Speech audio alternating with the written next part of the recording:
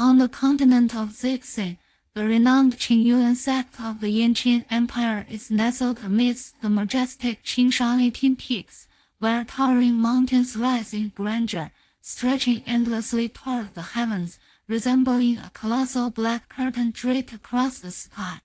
The sea of clouds swirls in the distance as the setting sun casts its fading light. Halfway up the mountain, there stands an unassuming wooden cabin. Within, the dim light reveals Huan sitting in solitude, his right hand firmly clasping a dagger that glints with a faint radiance, its blade pointed downward, while his left hand rests upon the table, fingers spread wide, revealing a glaringly vibrant butterfly tattoo on the back of his hand. At first glance, it appears as though a resplendent butterfly has alighted upon his skin. Upon closer inspection, it becomes evident that this is a birthmark resembling a butterfly. Ever since this peculiar butterfly manifested, Huan has toiled for a year in his cultivation, yet his abilities have shown no sign of advancement. Perhaps this strange butterfly is indeed the cause. I must access it, Huan muttered through clenched teeth, preparing to act. Suddenly, the door creaked open, and a slender girl with exquisite features timidly stepped inside. Lu Yu, why are you looking for me at this late hour? Huan quickly sheathed the dagger. I have come to request your assistance, senior brother, Lu Yu replied as she approached the table, carefully placing a crimson invitation card and a small blue and white porcelain bottle before him. She glanced nervously out the window, as if fearing someone might catch sight of her. Huan furrowed his brow, remaining silent. On the 5th of next month, my father will host a banquet at the Shizi Martial Arts Hall in Dongyuan City, where he will conduct the triennial disciple recruitment ceremony. He hopes to invite several prominent figures to attend. Senior brother, you are the most celebrated genius disciple of our Qingyuan Sect, and every cultivator in the realm takes pride in being able to invite you. My father is aware of our close relationship, so he specifically tasked me with inviting you. His reputation relies entirely upon you. You cannot refuse. Please accept this bottle of small Huan Yuan pills, which I saved up for a year to procure as your remuneration. Huan's heart sank abruptly. It appeared that Lu Yu was still unaware that earlier that very afternoon, more than half of the 10 elders of the Qingyuan Sect had voted to expel him, mandating that he leave by dawn the following day. Huan found himself in this predicament through sheer misfortune. When he first entered the sect leader Dao Yuanzi had expelled him, proclaiming him the most gifted and talented disciple in 3,000 years, and the only disciple in the sect's history to form an inner den after just 6 months of cultivation. Moreover, in less than 2 years, he had effortlessly broken through to the 3rd rank of the sage spirit level. It is worth noting that an ordinary mortal with spiritual potential, even with relentless effort, would require at least a decade to achieve inner den formation. This stark contrast highlights the difference between genius and the ordinary. As a result, the Qingyuan Sect invested significant resources in cultivating Huan, harboring hopes for his future success and glory. The Qingyuan Sect, the foremost sect in the Yanqing Empire, had not seen a genius like Huan emerge in millennia, and its status was increasingly threatened as the 2nd largest sect, the Tianhu Sect, drew closer, especially in recent years, reportedly having recruited 2 exceptionally talented disciples. The Qingyuan Sect's position was precarious, and Dao Yuanzi, alarmed, sought to expedite Huan's advancement by bestowing upon him numerous rare Yuan Yang spirit pills and granting him special permission to enter the sect's most sacred training ground, the Tianxin Cave. However, Despite a year of arduous training and reportedly depleting a significant amount of spiritual energy from the Tianxin kid, Huan's cultivation had not progressed even slightly. On the contrary, he had regressed by 2 ranks. This was unacceptable to all the elders. Dao Yuanzi, disheartened, nearly resigned from his position as sect leader. In their fury, the elders demanded that Huan, the fraudulent genius, be expelled immediately to uphold the sect's integrity. The light in the room dimmed, and Lu Yu, oblivious to Huan's changing expression, continued, "The son of the Nanyan sect's leader, Lu Xianlong, is both portly and foolish, often seen with snot dripping from his nose, making him utterly detestable. I can hardly bear to exchange a single word with him, yet his family has proposed marriage to my father 3 times this year. How vexing! Senior brother, when you come to my home for the banquet, could you pretend to court me? Oh, I must go now, or else those other brothers outside will start gossiping about us." Lu Ye's cheeks flushed pink as she rose to leave. "Lu Yu, wait!" Huan gritted his teeth, deciding it was best to reveal his expulsion from the sect to her, thereby cutting off her hopes. "Senior brother, I promised my father that I would definitely invite you, and he was overjoyed, immediately sending an invitation to the Lord of Qingyuan City. The city lord is not easily persuaded. My father has sought his audience 3 times before, but he never agreed. Yet this time, upon hearing that you would attend, he unhesitatingly accepted, declaring that sharing a drink with you, the Qingyuan Sect's foremost genius with boundless potential, would be the honor of his lifetime. Senior brother, do remember the date. If you fail to attend the banquet, my father will surely lose face. From that point on, he will be unable to recruit disciples in Dongyuan City and will be compelled to betroth me to that loathsome Lu Xianlong." This, Huan felt a bitter smile rise within him as he pondered how to decline the invitation without disappointing her, only to find Lu Yu had already dashed away. Watching her retreating figure, Huan felt increasingly helpless. She was indeed pressuring him. With less than 2 weeks until the 5th of next month, he had already been expelled from the sect. Unless he could quickly restore his cultivation and rejoin the Qingyuan Sect, how could he uphold Lu Ye's family's reputation? Among the 10 elders of the Qingyuan Sect, most believed Huan to be arrogant and complacent, thinking he had not diligently cultivated, but rather that he indulged in vanity, adorning himself with makeup and fragrances, even tattooing an irritating butterfly on the back of his hand. This behavior was entirely to win the favor of the beautiful junior sister Lu Yu. Upon reaching this conclusion, the elders were further incensed, wishing they could have torn Huan apart at that very moment.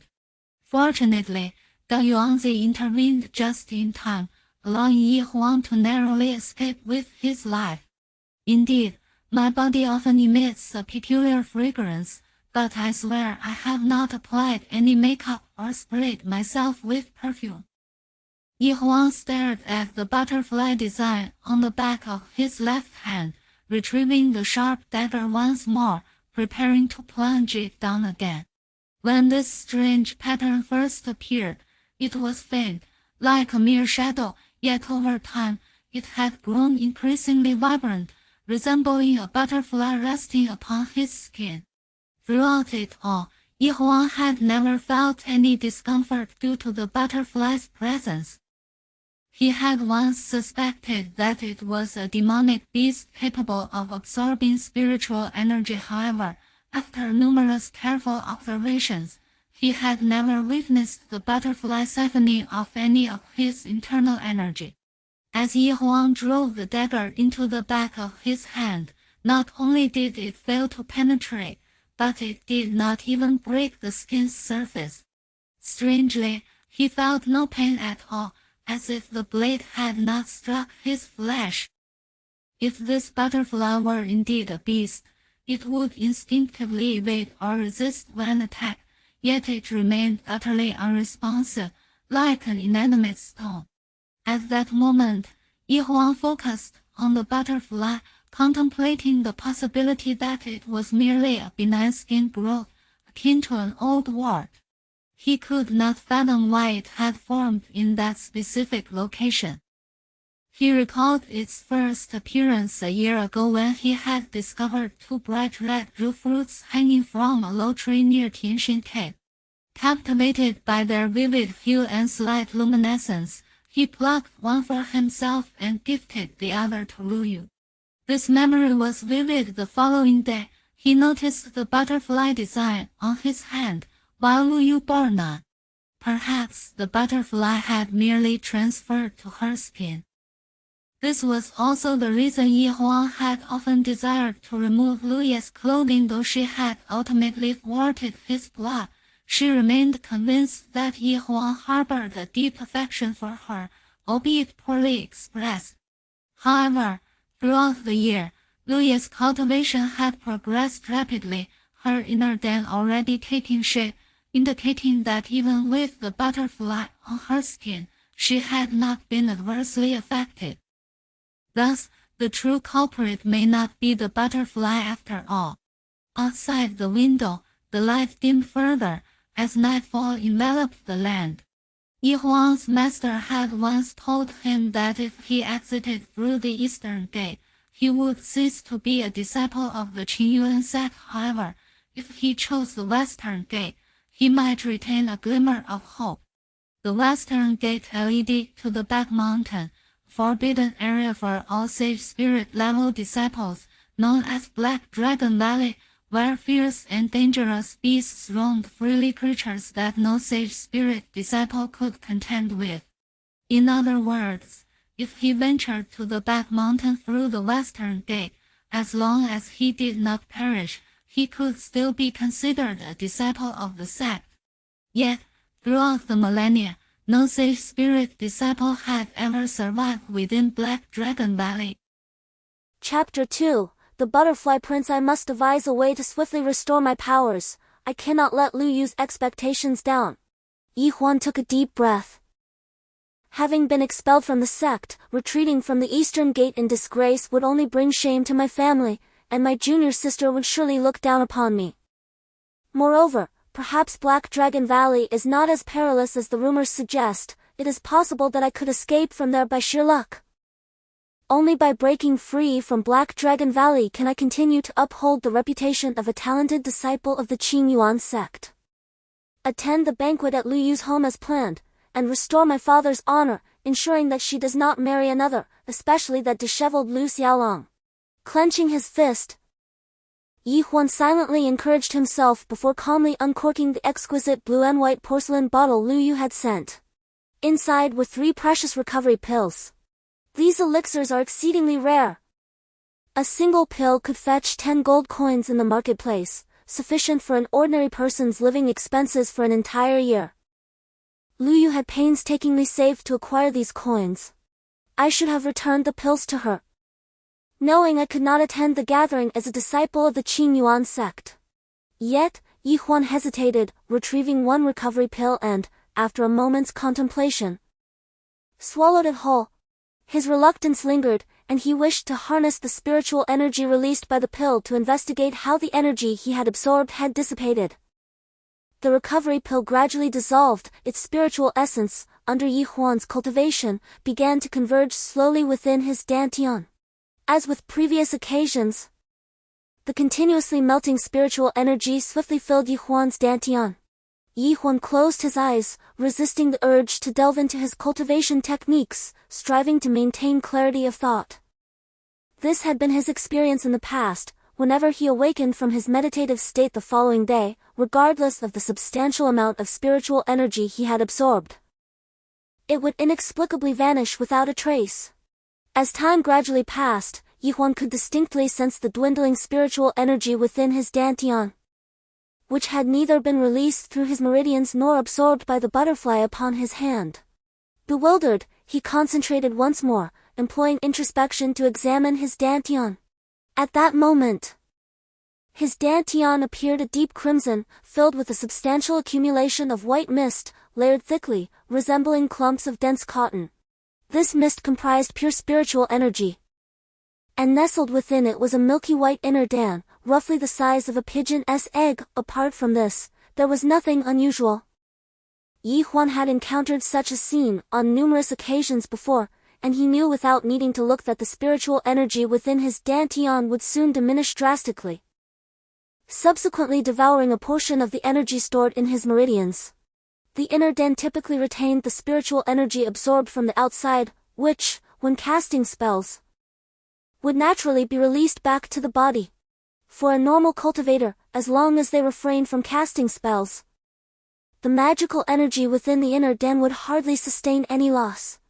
Yet, every time Huan cultivated and absorbed energy into his inner dan, it would mysteriously dissipate by the next day. Furthermore, the surface of the inner dan would wrinkle, resembling a deflated balloon. But where, indeed, did the absorbed spiritual energy vanish to? Huan focused intently on the inner dan at the center of the vortex, pondering deeply. Time seemed to stretch indefinitely, when suddenly, he was taken aback to observe a minute fissure in his inner elixir, from which emerged a small gray entity. Huan was astounded, and upon closer inspection, he discerned a creature no larger than a grain of rice. A jolt of realization coursed through him, yet just as he endeavored to scrutinize it further, the diminutive being vanished without a trace. He hastily employed his inner vision to scour every corner of his dantian, but the apparition was nowhere to be found. Could it be that a monstrous entity had infiltrated his inner elixir? This revelation was far from trivial. A thought sparked in Huan's mind. Perhaps a creature had indeed taken residence within his inner elixir, voraciously consuming the spiritual energy he had painstakingly gathered, thereby causing his decline in power. The eastern sky began to blush with the light of dawn, and Huan abruptly opened his eyes, clenching his fists in a surge of indignation. This creature had wreaked havoc upon him over the past year. It must be extracted and destroyed. Huan, come forth! Suddenly, an irate voice resonated from outside. Huan's gaze hardened. The one calling out was Guantong, the son of his fifth master uncle. This individual possessed a cultivation level comparable to Huan's current state. And previously, there had been no profound enmity between them. However, the entire Qingyuan peak was aware of Guantong's infatuation with the junior sister, Lu Yu. Though he had never dared to openly contest with Huan, the prodigy, Huan had always regarded him with disdain. In the past, Guantong had consistently exhibited a subservient demeanor in Huan's presence, but today, this fellow had audaciously raised his voice against him. It seemed the news of Huan's expulsion from the sect had reached his ears. It is hardly surprising that Master Guan's disdain for Huan has led him to inform Guantong. As Huan pushed open the door and stepped outside, he was met by Guantong, who stood menacingly with a group of followers, all disciples of Guan Bao. Upon spotting Huan, they immediately erupted into mocking laughter. Oh! Is this not the prodigious disciple from Qingyuan Sect, a talent that appears only once in 3,000 years? How remarkable that you were expelled by the elders! One of them jeered. This fellow carries an alluring fragrance, truly worthy of the title Butterfly Prince, attracting all manner of attention. Ha ha ha! Reduced to a state of despair, yet still dousing himself in perfume, perhaps hoping to leave a favorable impression on the oblivious Lu Yu before his descent into disgrace. Each taunt pierced Huan's heart like 1,000 needles, causing it to bleed. Clenching his teeth, he recalled just a day prior when these same miscreants had treated him with obsequiousness, fawning over him with insincere flattery. Now, their venomous words stung with unexpected cruelty. Not far off stood another group, his former brothers and sisters from the sect, who had once regarded him with pride and camaraderie. Yet now, most regarded him with indifference. Only a handful casting sympathetic glances in his direction. I, Huan, require no one's pity. Stand aside. The glimmer of determination flashed in Huan's eyes as he stepped forward, gripping the hilt of his sword, poised to draw. The youth nearby retreated in unison. While voices echoed, "Warning, this fellow's swordsmanship is formidable. Everyone, be cautious. Quickly draw your weapons." Guantang unsheathed his sword, directing it menacingly at Huan's chest. Gritting his teeth as he exclaimed, "You lured Liu to your room last night, didn't you? Speak. What did you do?" "Nothing of consequence. Merely a kiss between a solitary man and woman," Huan replied disdainfully, casting a glance at him. "You?" Guantang's expression soured, his fury palpable. "Brother Guan. We outnumber him, let us teach him a lesson," shouted a slender youth named Dudong, brandishing his longsword. "Before me, you are unworthy to wield a sword," Huan retorted, nonchalantly placing 2 fingers on the blade of Guantang's sword and pushing it aside. Guantang's hand trembled, his face contorting with rage. He knew that with the slightest exertion, the sharp edge could sever Huan's fingers, yet he lacked the courage to do so. A year prior, Huan had easily defeated Lu Jinlin, a senior 2 levels above him. Using only a basic technique of the carefree sword style during a martial arts competition for disciples of the sage spirit level. As Guantang's sword was pushed aside, he stumbled back in panic, shouting to the group of youths behind him, "Everyone, attack! He is no longer one of us in the Qingyuan Sect. Killing him is akin to slaying an outsider. I will take responsibility for any repercussions. For every strike upon him, I shall reward the assailant with 20 gold coins and 3 yuan pills." With the promise of substantial reward, over 20 youths in the arena spurred into action, unsheathed their swords and swiftly surrounded Huan. Chapter 3, Delivering Justice to the People in Truth. Everyone present understood that no matter how much Guantang promised, it would amount to nothing. Not a single one of the fellow disciples he brought could withstand a single move from Huan's sword in a one-on-one confrontation, let alone land a blow on him. Huan cast his gaze around. It was just dawn, with a light mist swirling about, enveloping everything in silence. Ordinarily, such a display of armed conflict among disciples would have drawn intervention. However, today there was none. The 10 elders resided on other peaks and typically did not concern themselves with such minor disputes among disciples. Huan's master, upon hearing the news of his expulsion from the sect the previous day, had stormed out of the mountain gate in anger. Huan had at least 15 fellow disciples, but none dared to step forward to mediate, they merely watched from a distance. After all, Guantang had brought over 20 individuals to make trouble for Huan. Yet Guanbao had not intervened, suggesting his tacit approval. Moreover, everyone knew that Huan had been expelled from the sect. Once he stepped out of the mountain gate, he would no longer be a member of the Qingyuan school. Anyone with a modicum of sense realized that helping Huan now would not only be inviting trouble but also be a futile gesture. A fierce glint flashed in Huan's eyes. As the crowd surged forward, he suddenly drew his sword and plunged into their midst like a tiger entering the forest. Clang! Clang! Clang! Bang! Bang! Bang! Most did not even see how Huan wielded his sword before they were knocked to the ground, their cries of agony rising and falling. However, there was not a trace of blood on the ground. It turned out that they had not been injured by Huan's sword but had instead had their arm and leg bones broken by his kicks. As I have stated, you are unworthy to wield a sword. Fortunately, he did not injure Guantang, otherwise, fifth uncle would have undoubtedly slain him. Huan is no fool. He is acutely aware of fifth uncle's formidable prowess. Perhaps someone mentioned his father, for Guantang promptly regained his swagger. He brazenly approached Huan, arrogantly taunting, "Huan, are you not so vainglorious? Have you the temerity to brandish your sword and strike me? Do you dare?" Huan remained impassive, deeming Guantang beneath the dignity of his blade. Although this fellow formed his inner core last year, it was merely the result of his father's incessant feeding of rare medicinal herbs. This scoundrel indulges in debauchery and villainy, having never earnestly practiced swordsmanship. You dare not! Do you? Then crawl between my legs, and kowtow thrice, and I shall spare you today. Guantang, presuming Huan to be afraid, gloated with increasing fervor. Crawl! You must crawl! The band of youths behind Guantong echoed in chorus, and even those prostrate on the ground contorted their faces into grotesque grins. This is an outrage! Yi Huan's fellow disciples clenched their fists in indignation, yet none dared to intervene. Will Yi Huan crawl? Someone whispered. To endure a moment's humiliation is to secure 100 days of peace. I pray Yi Huan does not act rashly, for life is paramount. Indeed. Fifth uncle is likely nearby. If he refuses to crawl, Yi Huan will surely not leave the mountain gate with all his limbs intact. Furthermore, you must pledge that henceforth you shall have no further dealings with junior sister Lu Yu.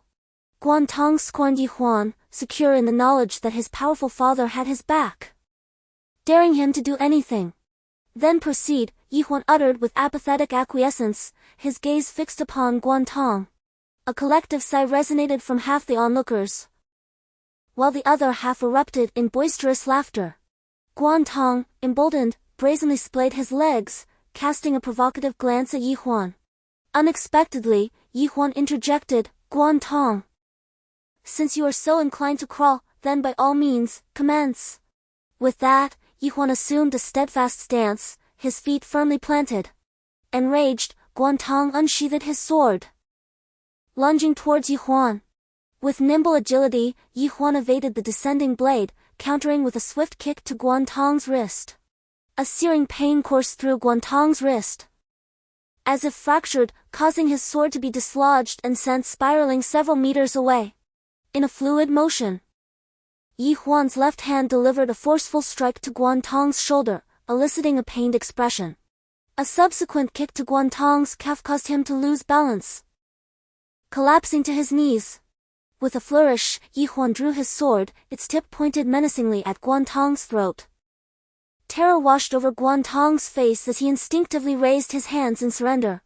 A hush fell over the arena, as the audience exchanged glances, anticipating the intervention of the fifth uncle. Seemingly realizing this, Guantong bellowed, Yi Huan, if you have the audacity, kill me. See how my father makes your life a living hell. Do not invoke your father's name, Yi Huan retorted with a chilling smile. Should he arrive, your demise will be swifter. Fear gradually consumed Guantong's eyes as the gravity of the situation dawned upon him. At that moment, Yi Huan could effortlessly end his life with a mere flick of the wrist, piercing his throat with a fatal wound. By that time, not even the deities could rescue him, let alone his father. Yi Huan, disciple Yi Huan, we bear no deep-seated enmity. I acted foolishly earlier, and I implore you to spare me, Guantong pleaded, trembling with fear. No, Yi Huan's voice was frigid, as the sword energy emanated from the tip of his blade, chillingly grazing Guantong's skin, causing him to shudder involuntarily. The air was suddenly filled with a cacophony of voices. Yi Huan is no fool. How could he dare kill the son of the fifth master? Indeed, after striking Guantong today, the fifth master would surely retaliate with vengeance. However, at that moment, Yi Huan delivered a sudden kick, striking Guantong squarely in the abdomen, sending him sprawling back to the ground. Yi Huan swiftly pursued him like a shadow, his long sword thrusting out with the speed of lightning. In an instant, 3 bloodied wounds appeared on Guantong's chest, glistening ominously. Terror gripped Guantong's face. His eyes widened in disbelief as blood oozed from the corner of his mouth. The onlookers were left in stunned silence. With a disdainful glance at Guantong, Yi Huan strode away, his powerful voice echoing behind him, Guantong, you are nothing but scum, bullying the weak. You have wronged many virtuous women in the valley, and no one has sought justice for them. I have long yearned to rid the world of your menace. As they watched Yi Huan's retreating figure, some of his fellow disciples were already moved to tears. Indeed, Yi Huan possesses great responsibility. It is no wonder he has captured the affection of Sister Lu Yu. Alas! Having slain Guantong today, the fifth master would undoubtedly seek his life. But wait, where is he headed? Towards the west gate? Did he genuinely believe there was any prospect of survival upon entering the Black Dragon Valley? Throughout history, No disciple of the sage spirit level had ever emerged alive from that place. Even the fifth martial uncle, a saint spirit of the second grade, dared not venture into it lightly. What a tragedy! Senior brother Huan would not even need to await the fifth martial uncle's hand, he would be devoured by wild beasts. Chapter 4, Relentless Pursuit. On the Purple Star Continent, the hierarchy of cultivators was distinguished by the realms of heaven, earth, sage, and spirit, each further divided into 9 grades. However, it was said that even earth spirit cultivators were exceedingly rare on this continent, and those of the heaven spirit level were merely legends, unseen by anyone. Huan hastened towards the western gate. Despite the momentary exhilaration of slaying Guantong, his mind remained lucid. Guantong's father would undoubtedly pursue him, and falling into the old man's clutches would surely result in a fate worse than death. Halt! Just as Huan scaled a cliff, he abruptly heard a familiar voice from ahead. Master! To Huan's astonishment, the bamboo profundity true man stood beside the iron cable that spanned the 2 precipitous cliffs, blocking his path. This arm-thick iron cable swayed in the air, stretching 300 meters in length, with a bottomless abyss below, shrouded in mist, eerie and unpredictable. It was said that even a stone thrown into it would not produce a sound upon landing, illustrating its unfathomable depth. No disciple of the Azure Origin Sect, including the 10 great elders, had ever traversed this passage. Beyond this chasm, accessible via the iron cable, lay the forbidden zone for sage spirit disciples of the Azure Origin Sect, the Black Dragon Valley. All ferocious beasts were kept at bay by this very iron cable. Huan, his master lamented, never in my wildest dreams did I imagine you would actually seek death at the western gate. As long as you, my disciple, refrain from descending the mountain through the east gate, you shall remain a disciple of the Azure Origin Sect. These were your very words to me, master. Huan gazed at Zhu with a myriad of emotions. It was he who had taken him in, and for the past 3 years, he had treated him as his own, showering him with meticulous care. What good will come of your journey to the Black Dragon Valley? Do you believe your fifth uncle will simply let it pass? Zhu looked at Huan with a sigh. Guantong may have been dissolute and wicked, deserving of death, indeed, but it was not for you to deliver that justice. Not only are you incapable, but even I dare not. Among the 10 elders, Huan's heart sank. No wonder Guantong was so arrogant, it turned out he had even greater backing within the Azure Origin Sect. However, from Zhu words, Huan discerned a hint of something more. Master, within the Black Dragon Valley, is there not a secret passage leading safely down the mountain? Farewell. Upon hearing Zhu utter these words, Huan hastily looked up, but he had already darted into the adjacent dense forest, vanishing in the blink of an eye. Perhaps Master was concerned about being seen, hence his fleeting visit. Huan approached the stone, bent down, and examined it, discovering a rolled-up piece of yellowed paper tucked beneath it. He had not treated Huan unkindly in the past, even presenting him with a millennium-old snow ginseng to aid in his cultivation. Huan, a life for a life, what good will your escape do? Wu Xian waved his hand, halting the 2 martial uncles who were about to step onto the iron cable, while winking at Huan. Huan immediately understood. He was being urged to flee into the Black Dragon Valley without delay.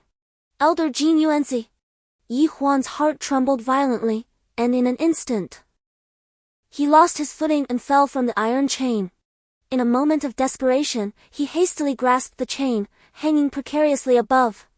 Having killed Guantong, I shall not allow you to die so easily. The voice of Elder Qingyuan was chillingly cold, as his palms twisted ominously. Boom! A powerful surge of energy struck Huan's dantian, causing him to feel as though an explosion had occurred within.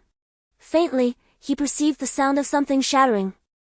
In the next moment, Qingyuan's palm struck again, unleashing a torrent of fierce energy that violently assaulted Huan's body. Huan painfully realized that his body seemed to lose sensation inch by inch. The situation suggested that Qingyuan intended to sever each of his meridians one by one. subjecting him to prolonged torment instead of delivering a swift death. Yi Huan, let go quickly. If you fall, there may still be a glimmer of hope. Uncle Nine shouted hoarsely. Qingyuan Sect, I shall not spare you even in death. In despair, Yi Huan relinquished his grip, plummeting into the abyss. The howling winds gradually obscured his consciousness, and faintly, he heard the sinister laughter of Qingyuan Sect. Time became indiscernible, and when Yi Huan regained consciousness, silence enveloped him. Yet, a faint rustling sound reached his ears, as if he had fallen into water, with something swimming nearby. He could no longer feel the presence of his limbs.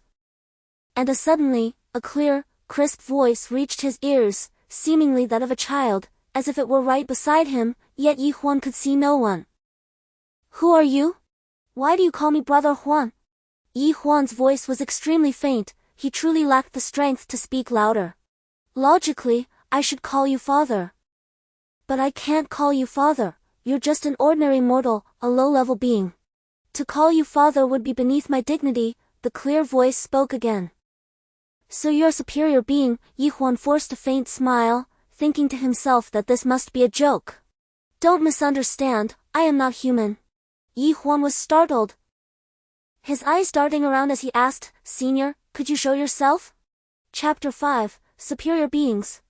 I am right in front of you, so close, yet you can't see me? Truly, human eyes are blind to the subtle. In front of me? Yi Huan was stunned again, his gaze narrowing until he finally saw a thin, grayish-white snake floating before him. It was incredibly slender, almost like an earthworm, yet it coiled its body like a king cobra.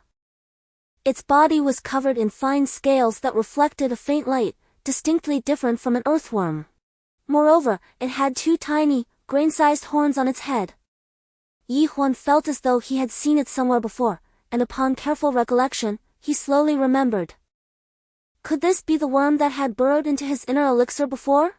Yes, no wonder it wanted to call him father and knew his name, it must be so. But how could a worm speak? Brother Huan, if it weren't for me today, you would have met a gruesome end. The voice indeed emanated from this worm. Had you not infiltrated my inner core and pilfered my spiritual energy, causing my powers to regress, how could I have fallen to such a state? Yi Huan sneered. I merely consumed a portion of your spiritual energy, how can you lay all the blame on me?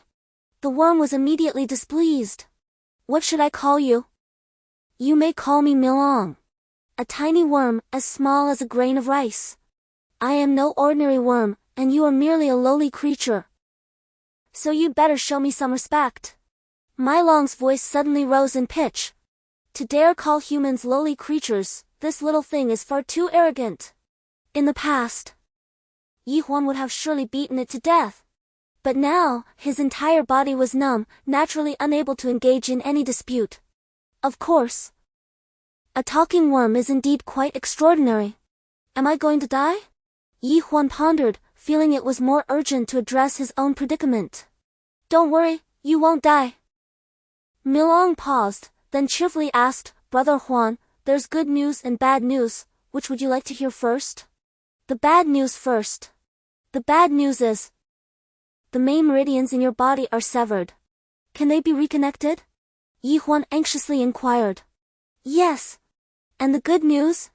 Although this rice worm might just be comforting him, Yi Huan inexplicably felt relieved. The good news? Haha, I've finally finished consuming your inner core. You've eaten my inner core? What the hell is this news? Yi Huan felt the world spinning around him, overwhelmed by a surge of panic and anger, and he fainted once again. When he regained consciousness, he opened his eyes and suddenly realized that he could move. He instinctively sat up. I can move! Yi Huan exclaimed in delight, bringing his hands before him, only to notice that his skin appeared more radiant and smooth than ever before. Overjoyed, he attempted to stand, but his feet slipped as if on a sheet of ice, causing him to tumble halfway and plunge into the water. Suddenly, to his horror, he discovered an enormous serpent floating beside him. Its blood-red eyes, as large as watermelons, exuded an eerie and terrifying aura. The serpent was colossal, with a flat top on its head resembling an irregular tabletop. Huan had been lying on the serpent's head moments ago. Never in his life had he encountered such a massive snake. It seemed capable of swallowing him whole in a single gulp. The serpent suddenly flicked its crimson forked tongue, extending it like a bloody slab of meat toward Huan. Its foul stench nearly making him vomit. Startled beyond measure, Huan leapt up, flailing like a frightened duck on the water's surface, and scrambled ashore. Good heavens! This is a sacred level serpent, at least of the 7th rank. Even the 10 great elders might struggle to defeat it. Such a colossal serpent! And Mi Chong had called it a little snake? Brother Huan, check if there's anything unusual with your meridians, Mi Long reminded him. Only then did Huan snap out of his daze and ask, weren't my meridians severed? What are you asking me to inspect? I've already connected everything for you, alas. It consumed the magic power I had painstakingly accumulated for half a year. Fortunately, I devoured your inner core, otherwise I surely wouldn't have been able to accomplish this arduous task. Couldn't you have just absorbed the magical power stored within my inner core? Why did you have to consume it whole? Huan was genuinely vexed. Because your inner core was rendered useless when you fell from the iron cable. That old scoundrel named Qingyuan Sect had already shattered it. With careful mending, perhaps it could still be of use. Huan sighed inwardly. This little glutton probably had an innate fondness for devouring others' inner cores and was merely concocting a pretext to coax him. Even repaired, it would be a second-rate item. Besides, only lower-level beings develop inner cores during cultivation. Have you ever seen deities with inner cores within them? The rice worm argued plausibly. Spouting nonsense. As if you've ever laid eyes on a deity? Huan looked at Mi Long with disdain. Why haven't I? I am one myself. You? Huan burst into laughter. What kind of deity are you? Of course, I'm a deity. I'm the illustrious immortal emperor. If you're an immortal emperor, then I'm the father of the immortal emperor. Huan was in high spirits, never having encountered a talking insect before, let alone one so prone to boasting. Today was truly an eye-opening experience. All right, I'll call you Father Huan. Mi Long seemed somewhat deflated. Communication between humans and insects is truly difficult. Huan shook his head, ignoring it, and sat down cross-legged. That insect's claim of mending my meridians was likely just boasting. Perhaps I inadvertently consumed some rare flora while unconscious, allowing my meridians to gradually heal themselves. Focusing my mind, I was surprised to find that my consciousness had become more potent than before, enabling me to introspect with greater ease. Eagerly, I turned my attention to my dantian, finding it indeed pristine, my inner core truly vanished without a trace. A prodigy such as myself can reform an inner core in 6 months, tops. Uttering these words to assuage his worry, Huan reassured himself that forming an inner core was not a momentous task. Chapter 6, Rebirth. Are these actually my meridians? They're all misaligned. Which scoundrel is responsible for this? Huan finally lost his composure and roared in anger. No good deed goes unpunished. I meticulously reconstructed these meridians based on that celestial genius. He was a supreme immortal cultivator, a golden immortal of such caliber that even I, an immortal emperor, was beneath his notice. Had I not been on amicable terms with him, he would never have permitted me to examine his rare 5 elements extinction meridian. Fortunately, my memory is exceptional. I only glanced at it once, and even after 10,000 years, I have not forgotten it. Ha ha ha, I truly take pride in myself. You ought to take pride in your talent for boasting. Huan wanted to mock it further, but considering that his meridians might genuinely have been haphazardly reconnected by it, he restrained himself. I am perpetually proud. Could you possibly help me reconfigure them? Restore them to their previous state. When one is under another's roof, one must lower one's head. Impossible. Do you think my precious magical power is free for the taking? Moreover, if one does not embark on such a path, how can one aspire to transcendence? Mi Long let out a huff, seemingly a bit displeased. Transcendence? Naturally, it is the lower tier beings who pursue cultivation, after expending immense effort. They ultimately face the tribulation of ascension to become immortal. Why such folly? Why not directly cultivate the methods of the immortals? Huan scoffed. You speak as if standing is without strain. I have never stood, I have always lain down, so I naturally feel no fatigue. Huan was left speechless. Foolish mortals often confine themselves within pleasant frameworks while cultivating, when in truth they are merely treading the rudimentary path of cultivation. Yet they insist on categorizing it into celestial, terrestrial, holy, and sage levels. Do you know what lies beyond the 9th tier of celestial level? I do not. Suddenly, Huan felt that this creature was indeed extraordinary. Its words shattered his previous understanding. Are not all cultivators in the Purple Star continent descending tier by tier? Furthermore, there has been no record of celestial level beings on the entire continent. Who knows what lies beyond the celestial tier? Allow me to enlighten you. Only after breaking through to what you call the 9th tier of celestial level can one face the tribulation with a life-or-death struggle. Do you possess the confidence to withstand it? Milong questioned unceremoniously. The 9th tier of celestial level? It feels too distant. Huan gazed upwards but only beheld the dense, cascading clouds. He could not glimpse the world beyond the cloud cover. I shall ask you once more, do you have confidence in overcoming the tribulation? Perhaps Huan hesitated, pondering that it seemed a mere fantasy. Not only had he never faced the tribulation himself, but he had also never witnessed another undergoing it. You harbor a profound lack of conviction. Transcendence of the heavenly tribulation is no facile undertaking. Are you cognizant of its formidable potency? A single bolt of celestial lightning could instantaneously obliterate the entirety of the verdant azure peak, leaving naught but desolation in its wake. Is such hyperbole truly warranted? Murmured sotto voce. Permit me to pose an additional query. Should an alternative avenue of cultivation present itself, one which obviates the necessity of enduring the heavenly tribulation, yet culminates in apotheosis, would you embrace it willingly? Were such a felicitous circumstance to materialize, I should, of course, accede with alacrity. Ergo, let us embark upon the path of immortal cultivation. How shall we proceed? Inquired, his enthusiasm burgeoning. As he entertained the notion that the pronouncements of the rice weevil held a semblance of verity, perhaps imbued with the essence of a celestial entity. Could it be that I am bereft of the capacity for true cultivation? Pondered apprehensively, his oculars tightly sealed as he commenced the exercise of his techniques. After a period of 30 minutes, beads of perspiration, prodigious in size, trickled down his brow. He opened his eyes in despair, gazing vacantly at the lifeless stone facade before him. Verily, did not deceive me. My meridians have undergone a complete metamorphosis, rendering the flow of true energy within my corporeal form erratic and aimless, devoid of any semblance of normalcy. Evidently, no such method exists. Notwithstanding, he resolved not to succumb to despondency, for he believed that paths are forged through perseverance.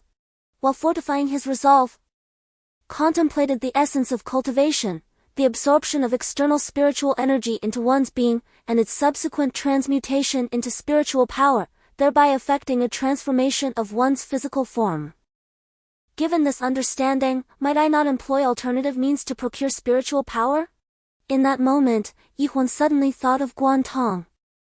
That fellow had never been willing to diligently cultivate, yet due to having a wealthy father, he was often able to consume various rare materials, which ultimately allowed him to successfully elevate his power and even cultivate an inner elixir. With this thought, Huan's eyes sparkled, and he hastily conveyed his idea to Milong. Upon hearing this, Milong became even more exhilarated. Yes, indeed. This is an excellent approach. Any material imbued with spiritual energy can be utilized by us. In fact, those spiritual beasts initially acquired their powers in a similar manner. But where shall we find such precious materials? Gradually, Huan calmed himself, reflecting that cultivators across the world were in pursuit of rare medicinal herbs. Even a modest century-old ginseng could fetch an exorbitant price of several dozen gold coins. I have a plan. Milong suddenly turned his gaze toward the water pool. His voice lowered significantly. At that moment, the tail of the massive python emerged. Huan was taken aback, and suddenly realized that within this great serpent lay an inner elixir rich in spiritual energy. Ordinary cultivators could hardly draw the energy directly from another's inner elixir. Typically, they would need to refine it into a pill and consume it before gradually absorbing the energy through practice. However, Milong was a creature of peculiar abilities. It could directly absorb the energy and channel it into its own dantian. Having grasped this notion, Huan felt a mix of anxiety and exhilaration, accompanied by a tinge of unease. When he turned to Milong, their eyes met, and both displayed a mischievous grin. However, Milong, I seem to recall that the python aided me when I fell from the sky. Huan whispered softly, indeed. Had it not been for its power below alleviating your descent, you would have been reduced to a mere pulp by now. Since it is my savior, we must not harbor ill intentions towards it. With a huff, Huan exhaled a heavy sigh, and the menacing visage of Qingyuan Sect suddenly flickered in his mind, causing him to grit his teeth in anger. We should only seek the inner cores of those vile individuals. Suddenly, Milong erupted into an odd, peculiar laughter, prompting Huan to inquire about the cause of its amusement. Chapter 7, Rewarding kindness with malice. It stifled its laughter, expressing a sense of resignation. That ancient black-spotted water python is not one we can easily vanquish, unless we resort to extreme measures.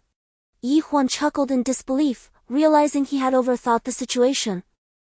Although Milong possessed the ability to transform others' inner cores into its own spiritual energy, it appeared to lack formidable prowess, struggling even to penetrate the bodies of spirit beasts. As Milong put it, the skin of spirit beasts is tough and their flesh thick. How could one possibly enter? Then how did you manage to enter my body? Huan queried, perplexed. Milong recounted that when Huan ingested that crimson fruit, it was conveniently concealed within. As it spoke, it stammered and hesitated, causing Huan to remain skeptical, hampered by a lack of evidence. Additionally, he grappled with another perplexing matter. The alterations within his meridians did not necessarily indicate that he was confined to the path of cultivation. If anything, it suggested that during his 10 days of unconsciousness, Milong might have meddled with him in some manner. Yet now, whether it be cultivation or ascension, Huan found himself incapable of either, for his current meridians were extraordinarily abnormal, rendering all the techniques he had once practiced utterly incompatible. It appears that we must commence our endeavors with the lesser spirit beasts. Huan glanced around, and the silence enveloped the area, seemingly devoid of any creatures save for the colossal python. However, the rear mountains of Qingyuan Peak harbored a multitude of spirit beasts. The thought of their inner cores stirred an insatiable desire within Huan. Having lost my inner core, my power must have diminished significantly. I fear I may not even be able to contend with the spirit beasts that have recently formed their cores. Why not test your strength to ascertain your abilities? Milong casually suggested. Very well. Huan approached a tree, robust enough to be embraced by both arms, and slowly raised his palm, silently channeling his magical energy into his hand before striking with all his might. Bang! Crack! The tree succumbed to Huan's forceful blow, snapping in half and crashing to the ground. Is this truly so? Huan's eyes sparkled with astonishment. Indeed. I distinctly recall when I first entered your body. You had effortlessly shattered a pine tree, while this one before us is made of iron acacia, evidently more resilient. Could it be? What exactly did you feed me while I was unconscious? Huan pondered, perplexed. Despite sustaining grave injuries, his power had not only remained intact but seemingly flourished, which defied all logic. All credit goes to that black-spotted water python. I sought its magical energy to save you, and it was remarkably generous in its response. You have saved me once more. Huan gazed gratefully at the massive python, vowing silently to repay its kindness whenever the opportunity arises. It lent its strength out of regard for my situation. There is no need for your gratitude. Gratitude is due to all. Standing at an altitude exceeding 10,000 zhang. Do you believe you possess the capability to ascend with your current prowess? Yi Huan was momentarily taken aback, gazing upward at the cliff obscured by mist and clouds. Feeling a twinge of discouragement. Is it truly that high? There is no need for doubt, I surveyed it yesterday. Regardless, you will find it impossible to soar aloft in your world without attaining at least the Holy Spirit level. Of course, as long as the celestial heart within you takes form, you too may ascend. Yi Huan furrowed his brow, unwilling to concede, casting his gaze into the distance. Surely, there must be spirit beasts nearby. Let us first excavate the resources at hand. Within this deep mountain gorge stretching several hundred li, aside from the black-spotted water python, no spirit beasts can be found. Perhaps there were once many, but I believe they have all been devoured by this creature. Alas! Yi Huan sighed. Mi Long's eyes suddenly sparkled with an unusual light as he glanced at the enormous python not far away, lowering his voice. If we consume its inner core, you could attain at least the Holy Spirit level, and then we could escape from here. You are tempting me. Yi Huan could not help but swallow hard. For someone so eager to become powerful, such temptation was indeed perilous. I will divert its attention while you swiftly drive your sword into its mouth. I will then seize the opportunity to slip inside, and we shall partake of its inner core. Mi Long's voice resonated with a magnetic quality, causing Yi Huan's forehead to flush with heat as he instinctively retrieved his sword from the storage ring. Just then, the black-spotted water python surged from the water, warily glancing toward the sky. Humph, a woman's mercy. At that moment, a shadow suddenly descended from the sky. Ha ha ha! It seems that fortune has favored you. Yi Huan, you have indeed survived. Qingyuan Sect. Yi Huan was taken aback. It had been 10 long days, and this old rascal was still in pursuit of him. How astute of you to hide 20 miles upstream. No wonder I searched for over 30 miles downstream from where you fell and found no trace of you. Yi Huan mused that it was likely Mi Long who orchestrated this. Qingyuan Sect stood arrogantly upon the water's surface, gazing down at Yi Huan, gesturing toward the recently severed iron locust tree nearby. Alas, had you not made a sound, how could I have discovered your hiding place? You intrigue me, boy. Despite having your meridians severed and your inner core shattered that day, you still stand here, vibrant and alive. It is merely my good fortune. Yi Huan's expression shifted subtly. Qingyuan Sect was a formidable master of the 5th tier of the Saint Spirit level, and now that he had been located, Yi Huan's life was undoubtedly in peril. Even if you had 9 lives, you would surely perish today. Qingyuan Sect sneered repeatedly. Fine, once I descend to the underworld, I shall drag Guantong out and give him a thorough beating. Yi Huan took a deep breath and cast a glance at Qingyuan Sect's feet.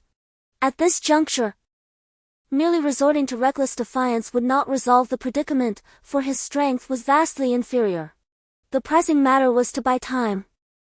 Hoping that the black-spotted Yi Huan's heart sank, if that were truly the case, then perishing at his hands today would be utterly futile. My family's Guantong is blessed with a long life and great fortune, and he shall certainly not perish. You can hardly fathom it. But his heart resides on the right side, haha. Once he recovers, I shall arrange for him to wed that girl, Lu Yu. Yi Huan, are you in great pain now? Seeing you suffer brings me immense joy. Qingyuan Sect's face twisted grotesquely, his laughter more akin to weeping. Chapter 8, Self-Sacrifice and Oblivion. Yi Huan's heart jolted. Indeed, Guantong had not succumbed, and Lu Yu would undoubtedly endure his torment in the future. He resolved to confront this old scoundrel. A fierce thought surged through Yi Huan's mind, and he swiftly drew a long sword into his grasp. You wish to resist? Do not harbor such delusions. Even if I were to stand here, eyes closed, inviting your strike, you would still fail to wound me. Qingyuan Sect's face was a mask of disdain. Brother Huan, you cannot perish. Even if but a trace of your essence remains, I can revive you. At that moment, a sudden consciousness from Mi Long pierced through Yi Huan's mind, invigorating his spirit. Without a moment's hesitation, Yi Huan charged forward, raising his sword to thrust at Qingyuan Sect's chest. Bang! Qingyuan Sect regarded Yi Huan with contempt, making no move at all, however. When Yi Huan's sword energy grazed the edge of Jin Yuanzai's garment, it could penetrate no further. Yi Huan despaired. For he had long heard of Jin Yuanzai's formidable protective energy, yet it appeared even more powerful than the rumors suggested. Boom! Jin Yuanzai's body trembled slightly, and a howling gust of energy erupted from him, sending Yi Huan, sword and all, hurtling backwards. Ha ha ha, you overestimate your abilities. Jin Yuanzai laughed heartily. The black-spotted water python, concealed beneath the surface, finally broke through the waves with a surge, its gaping maw snapping at the legs of Jin Yuanzai. Had Jin not been lost in his own triumph, the python would have found it challenging to seize him. Nevertheless, Jin's reflexes were remarkably swift, in that fleeting moment. He leapt upward, narrowly escaping being entirely engulfed by the serpent. As the python clamped down on his legs, a drastic change overtook Jin's expression. With a fierce roar, he raised his palm and struck down upon the python's head with great force. A powerful gust of energy collided with the serpent's skull, causing blood to spurt from its forehead, likely leaving it dazed and disoriented. Yet, the python stubbornly maintained its grip on Jin's legs, showing no intention of relenting. The creature was far from foolish. It utilized its massive form to swiftly descend into the water, evidently intent on dragging Jin beneath the surface. However, Jin was no ordinary individual. As a master of the sacred spirit level, he would not yield easily. He immediately spread his palms and struck the water's surface with all his might. Boom! Boom! Enormous waves surged skyward as he astonishingly lifted the black-spotted python into the air. Remarkably, it was within his grasp. Yi Huan's eyes widened in astonishment. The flying rainbow golden sword was one of the 8 treasured artifacts of the Qingyuan Sect.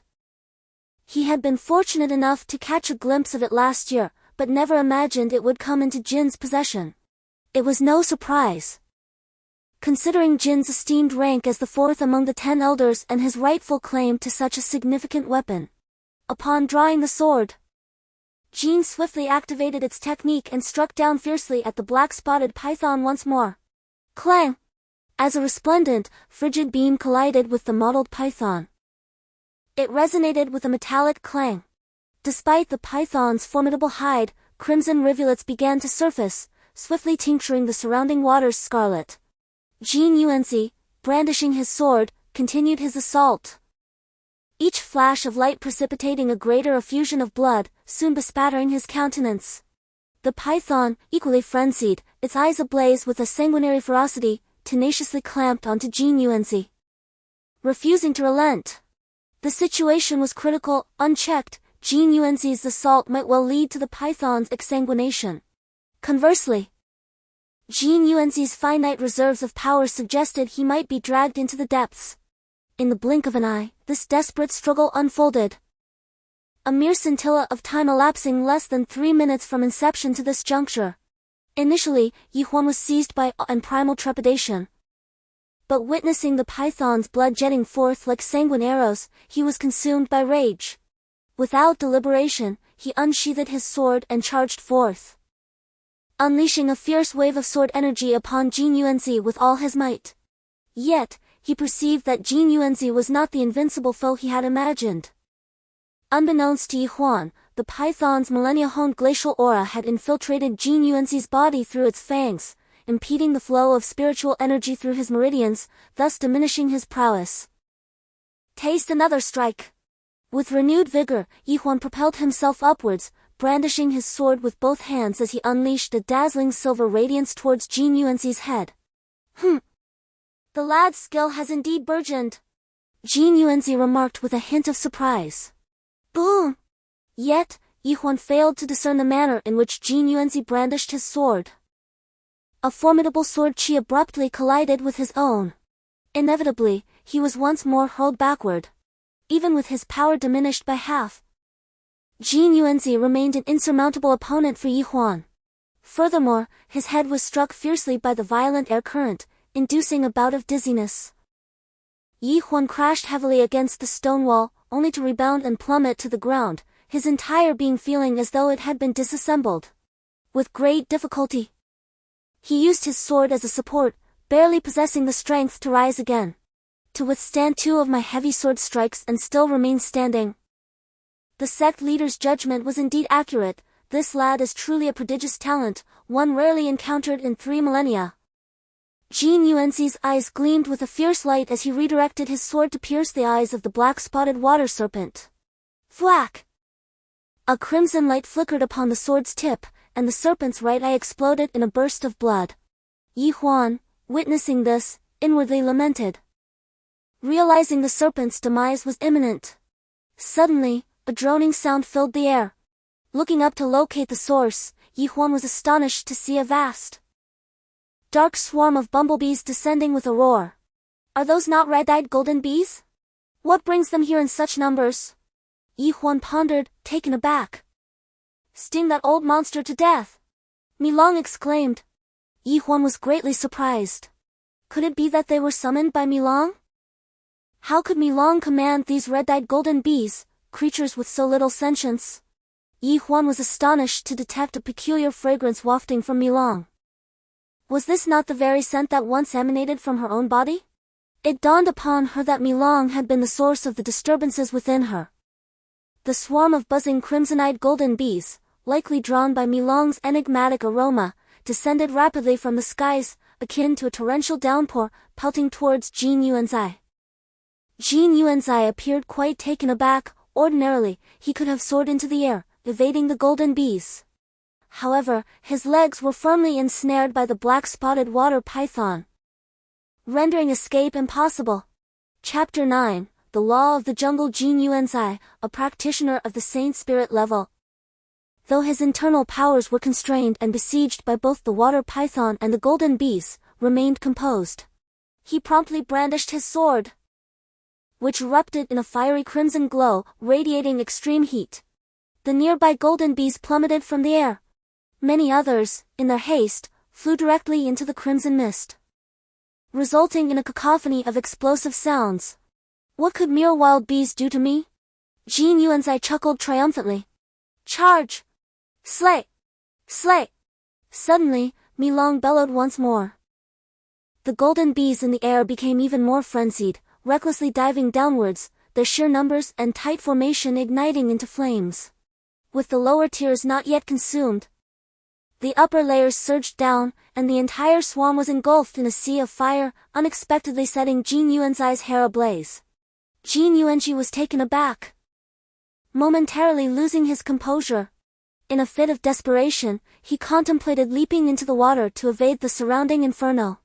At that precise moment of his misstep, the black-spotted water python seized the opportunity to take another fierce bite, its sharp fangs sinking into Qingyuan's waist with a sickening crunch.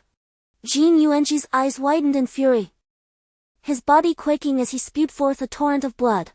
Though he brandished his sword, poised to strike again, he was swiftly dragged into the depths by the relentless grip of the black-spotted water python. Soon, torrents of crimson blood surged from the water, and Qingyuan's aged visage, now distorted, betrayed a look of sheer terror.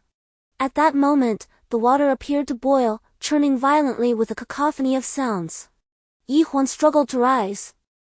The tumultuous surface littered with a thick layer of golden bees, obscuring any sight of Qingyuan. After what felt like an eternity, the blood-red waters gradually calmed, the cacophony fading into silence. The python's head emerged from the mass of lifeless bees, its mouth opening and closing in a futile manner, its gaze devoid of vitality and dimmed with exhaustion. Suddenly, Milong swooped in, shouting at the black-spotted water python, "I command you to regurgitate that old fellow immediately. You are forbidden from consuming his inner core. The only reason you managed to slay him is due to our relentless assistance, otherwise, your own life would be at stake." To his astonishment, Qingyuan had indeed been swallowed by the monstrous serpent.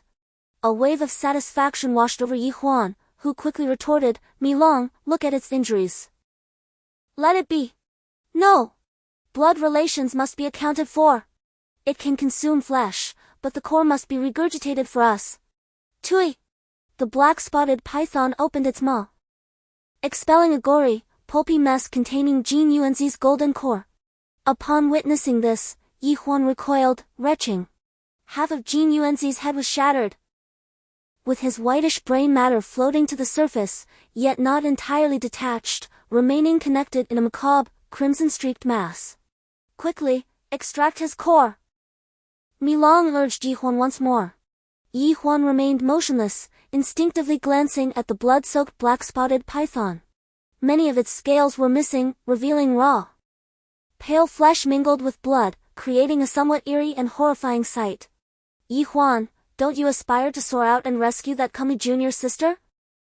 Milong promptly used Lu Yu to goad Yi Huan. Yi Huan's mind jolted, realizing, if I'm unable to escape from here, fifth uncle will undoubtedly force Lu Yu to marry that scoundrel, Guan Tong.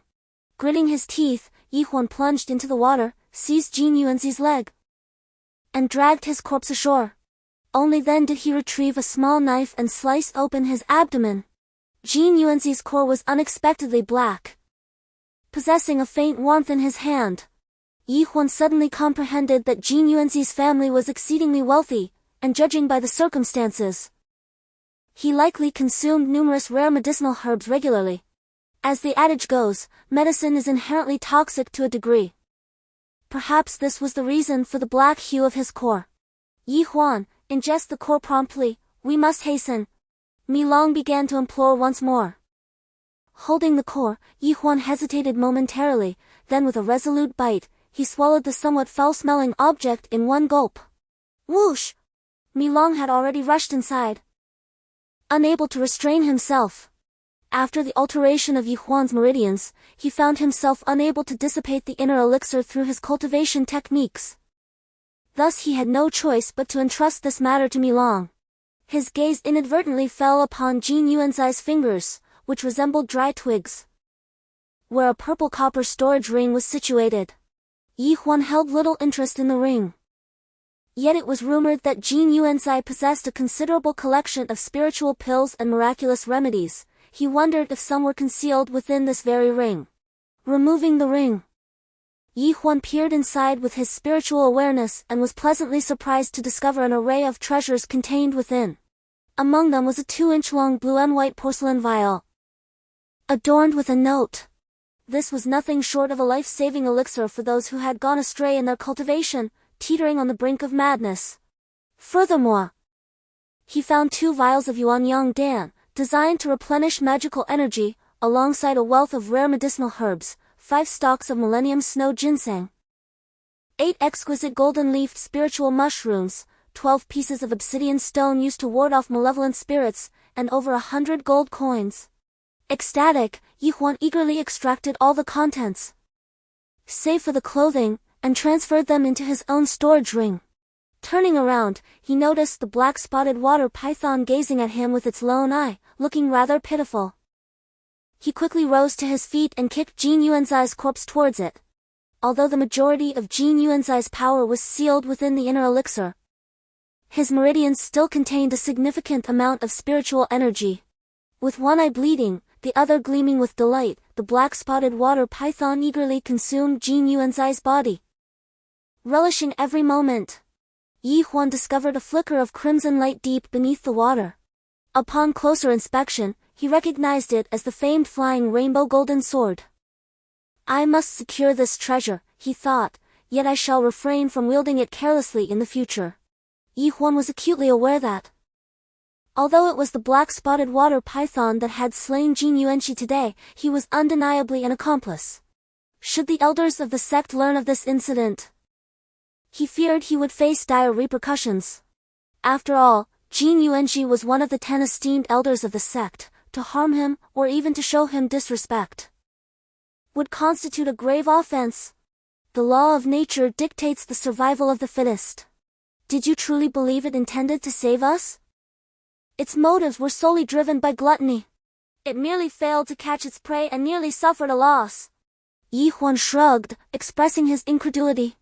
Milong scoffed, casting a disdainful glance at the pile of golden bee corpses on the water's surface. Inferior creatures, to die for me is your utmost honor. Chapter 10, The Deep Bond Between Master and Disciple. Master, Yi Huan exclaimed in astonishment as he recognized the figure before him. He could scarcely believe that the esteemed Zhu Xianzhen had found his way to this place. Yi Huan, you are still alive. Upon seeing Yi Huan, Zhu Xianzhen was overcome with emotion, tears streaming down his face as he rushed to embrace him. After a brief moment, he pulled away and scrutinized Yi Huan from head to toe. I knew you had a strong constitution and would survive. Haha, I am truly overjoyed. However, I did not anticipate that you would emerge unscathed after being struck down from the iron chains by Elder Qingyuan. Can it be that you possess the ability to fly? No, I cannot fly. I simply had the fortune of falling upon a large serpent that was engrossed in its cultivation, its magical essence radiating outward, providing me with a soft landing akin to falling onto a pile of cotton, thus granting me a second chance at life. Yi Huan explained this matter with a light touch, and to his surprise, Master Zhu Xian nodded repeatedly, seemingly convinced. That day, I was quite anxious, hastily descending to search for you, yet I followed the water's flow for many miles without discovering any trace of you. I even harbored the suspicion that you might have been devoured by that giant python lurking in the waters. I secretly shed a few tears over this cough. I digress. This blood belongs to the giant python. Before Yi Huan could finish his explanation, Master Zhu Xian exclaimed with joy. Could it be? Have you slain the giant python? Yi Huan chuckled awkwardly, saying, Master, how could I possibly have defeated it? Master Zhu Xian laughed heartily, quickly realizing his folly, and promptly slapped his forehead, ridiculing himself. In my excitement, my mind became muddled. That giant python is reputed to be a 7th-tier sacred spirit beast. Not only are you no match for it, but neither am I yet. Why does it bleed so profusely? Could it be the work of those crimsonite golden bees? No. That cannot be. The crimsonite golden bees possess such low intelligence and scarcely any magical power that they could not possibly harm it. Yi Huan contemplated revealing to Master Zhu Xian that Qingyuan Sect had been consumed by the black-spotted water python, but a sudden thought struck him. If he were to disclose this, the Qingyuan Sect would likely mobilize their forces to deal with the black-spotted water python, and at that point, the creature might not escape its fate. This was not what Yi Huan wished to witness, for that great serpent had once saved his life. Contemplating this, Yi Huan's eyes shifted, and he fabricated a small deception. Master, you may find this hard to believe, but just a moment ago, Elder Qingyuan Sect appeared here and engaged in combat with the enormous python in the water. Suddenly, a swarm of golden bees descended from nowhere, and to my astonishment, they came to aid the python. In the midst of this chaos, Elder Qingyuan Sect found himself overwhelmed and, possibly due to the considerable depletion of his spiritual energy, hastily retreated. Is that so? Exclaimed the bamboo Xianzhen, his face a picture of confusion. Yi Huan, of course, could not reveal the truth and continued to veil his words. Elder Qin harbors resentment toward me and likely sought to capture me. But the python refused to comply with his wishes. I believe I comprehend the situation. That creature might perceive Elder Qin as a threat to its sustenance. How peculiar. Why has it not consumed you during the past 10 days? I do not know. Yi Huan could only feign ignorance. A sense of relief washed over him. He nearly divulged the incident of Elder Qin being devoured by the black-spotted water python to bamboo Xianzhen. Yet he resisted the urge. As the words lingered on his lips, Yi Huan instead declared, Master, my powers have been restored. After such a severe fall and enduring the force of Elder Jin's strike, your body has recovered so swiftly? Bamboo Xianzhen regarded Yi Huan with skepticism, evidently doubting even his return to the first rank of the Xianling level, let alone that he had ascended to the 3rd rank. Yi Huan naturally comprehended the implications of Master Zhu Xian's words and could not help but secretly inquire within his heart. Am I now comparable to the 3rd rank of the sage spirit level? Mi Long responded, not even close. A wave of despondency washed over Yi Huan as he pondered whether his recent fortuitous interruption of the iron locust tree was merely a result of absorbing the spiritual energy of the black-spotted water python, leading to an unexpected surge of power. Come, let me examine your condition, Master Zhu Xian said, producing a translucent green jade stone and placing it upon Yi Huan's dantian. A fleeting glance revealed that it was a probing spirit stone, utilized to inspect the meridians and inner elixirs of others. Although this precious gem was costly, every practitioner of the Xuanqi generation within the Qingyuan Sect possessed one, for they bore the responsibility of seeking out exceptional disciples. Before being brought into the Qingyuan Sect by Master Zhu Xian, Yi Huan resided in a remote village with Chen Miao, who was 2 years his senior. Although she was not his biological sister, she was a servant of the Yi family who had accompanied him since childhood. Tragically, when Yi Huan was 12, a catastrophic event led to the untimely demise of his parents, resulting in the decline of the Yi family line, and at that moment, everyone abandoned him, save for Chen Miao, who remained steadfast by his side. Chapter 11, A heartfelt effort. Soon, the spirit stone flickered several times, but abruptly, Master Zhu Xian's countenance shifted dramatically as he exclaimed in shock, Yi Huan, where is your inner elixir? It was eaten by a worm. Nonsense! How could that be possible? My inner elixir has exploded. Yi Huan could not bear to meet Master Zhu Xian's gaze, fully aware that the probing spirit stone would likely fail to detect Mi Long. Prior to this, Master Zhu Xian had examined Yi Huan's body with the spiritual gem more than 10 times, and throughout an entire year, he had not detected a trace of Mi Long. Thus, if Yi Huan insisted that his inner Dan had been consumed by insects, Master Zhu Xian would inevitably regard him as dishonest. Alas, with your aptitude, the explosion of your inner Dan is not a cause for alarm, as long as your meridians remain intact. With diligent practice over a span of 6 months, you could once again cultivate a new inner Dan. However, the crux of the matter lies in the fact that your meridians have undergone significant alterations, rendering them chaotic. Henceforth, your path to cultivation will never be as smooth as it once was. Master Zhu Xian sighed heavily, his disappointment palpable. Upon hearing this, Yi Huan felt a chill in his heart and quickly inwardly questioned Mi Long. You wouldn't be betraying me, would you? Mi Long retorted with displeasure. Firstly, I would never harm you, our union is a mutually beneficial alliance. Secondly, I am not a pest, I exude a delightful fragrance, a charming insect among insects. Master, although my meridians have changed, with dedicated training, my abilities will surely improve. Yi Huan, you must confront reality. You are no longer the prodigy you once were, in fact. You may even be inferior to an ordinary mortal. Master Zhu Xian shook his head, appearing utterly despondent. Yet, Yi Huan felt an unexpected tranquility within. He gazed upwards at the sky. Master, what day is it today? The 4th? Then tomorrow will be the 5th, correct? Yi Huan expressed a hint of unease. For tomorrow was the day he had arranged to meet Liu Yu for the banquet. How could he possibly attend? After the 4th, it would indeed be the 5th. Zhu Xian, the master, furrowed his brow, seemingly questioning Yi Huan's mental faculties.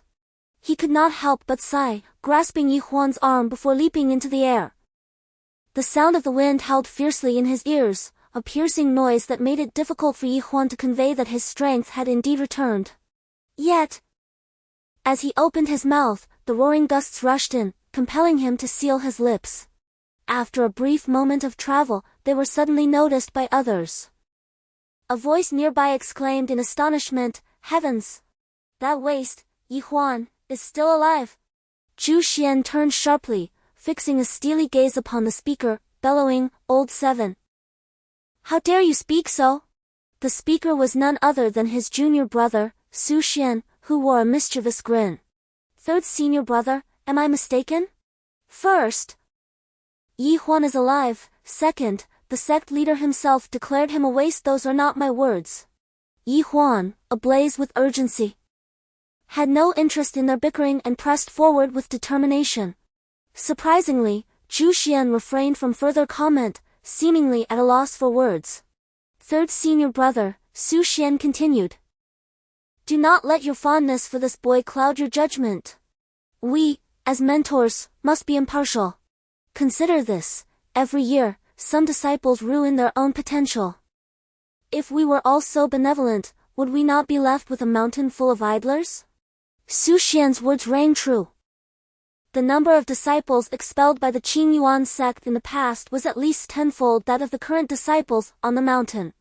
Zhu Xian's expression twitched. Yet he remained silent, his countenance cold as he advanced. Su Xian hurried to catch up. Third senior brother. Do not let a mere waste turn you against fifth senior brother. Moreover, you are well aware that elder Qingyuan is the cousin of the fifth senior brother. Do you truly think you can provoke him? In the east gate, a dozen disciples from the Qingyuan Sect gathered, each gazing in astonishment at Huan. However, out of respect for the presence of Master Zhu Xian, none dared to speak, rendering the atmosphere exceedingly peculiar.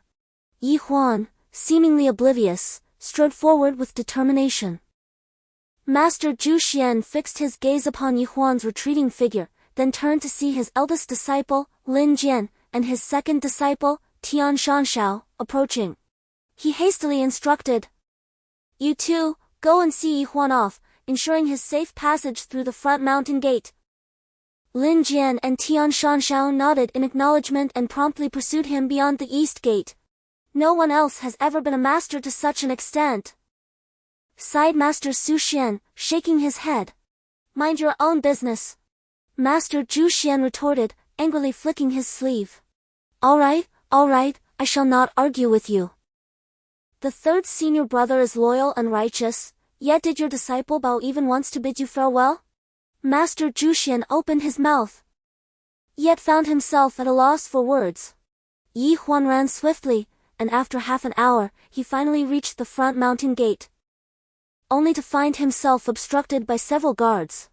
Huan, you truly possess remarkable luck. Having fallen into such a deep chasm, you surprisingly survived. It was none other than Su Tianzi, the second brother of Guantong and a disciple under the fifth master. Although his talent was mediocre, he was known for his diligence. Despite being somewhat older, having turned 35 this year, he had managed to break through to the second tier of the sage spirit level the previous year. Huan cast him a glance and coldly commanded, "Step aside. You harmed Guantong, nearly taking his life. Do you think we will allow you to leave unharmed?" Su Tianzi stood with his hands on his hips, exuding an air of arrogance. Du Dong, who had previously followed Guantong to stir up trouble, immediately chimed in with a sarcastic tone. Huan, do you not consider yourself quite capable? Dare you to challenge my senior brother Su in a contest of raw power? His words seemed to imply that while Huan's swordsmanship was swift, his abilities paled in comparison to Su Tianzi's. In a contest of sheer magic, Huan would surely be outmatched.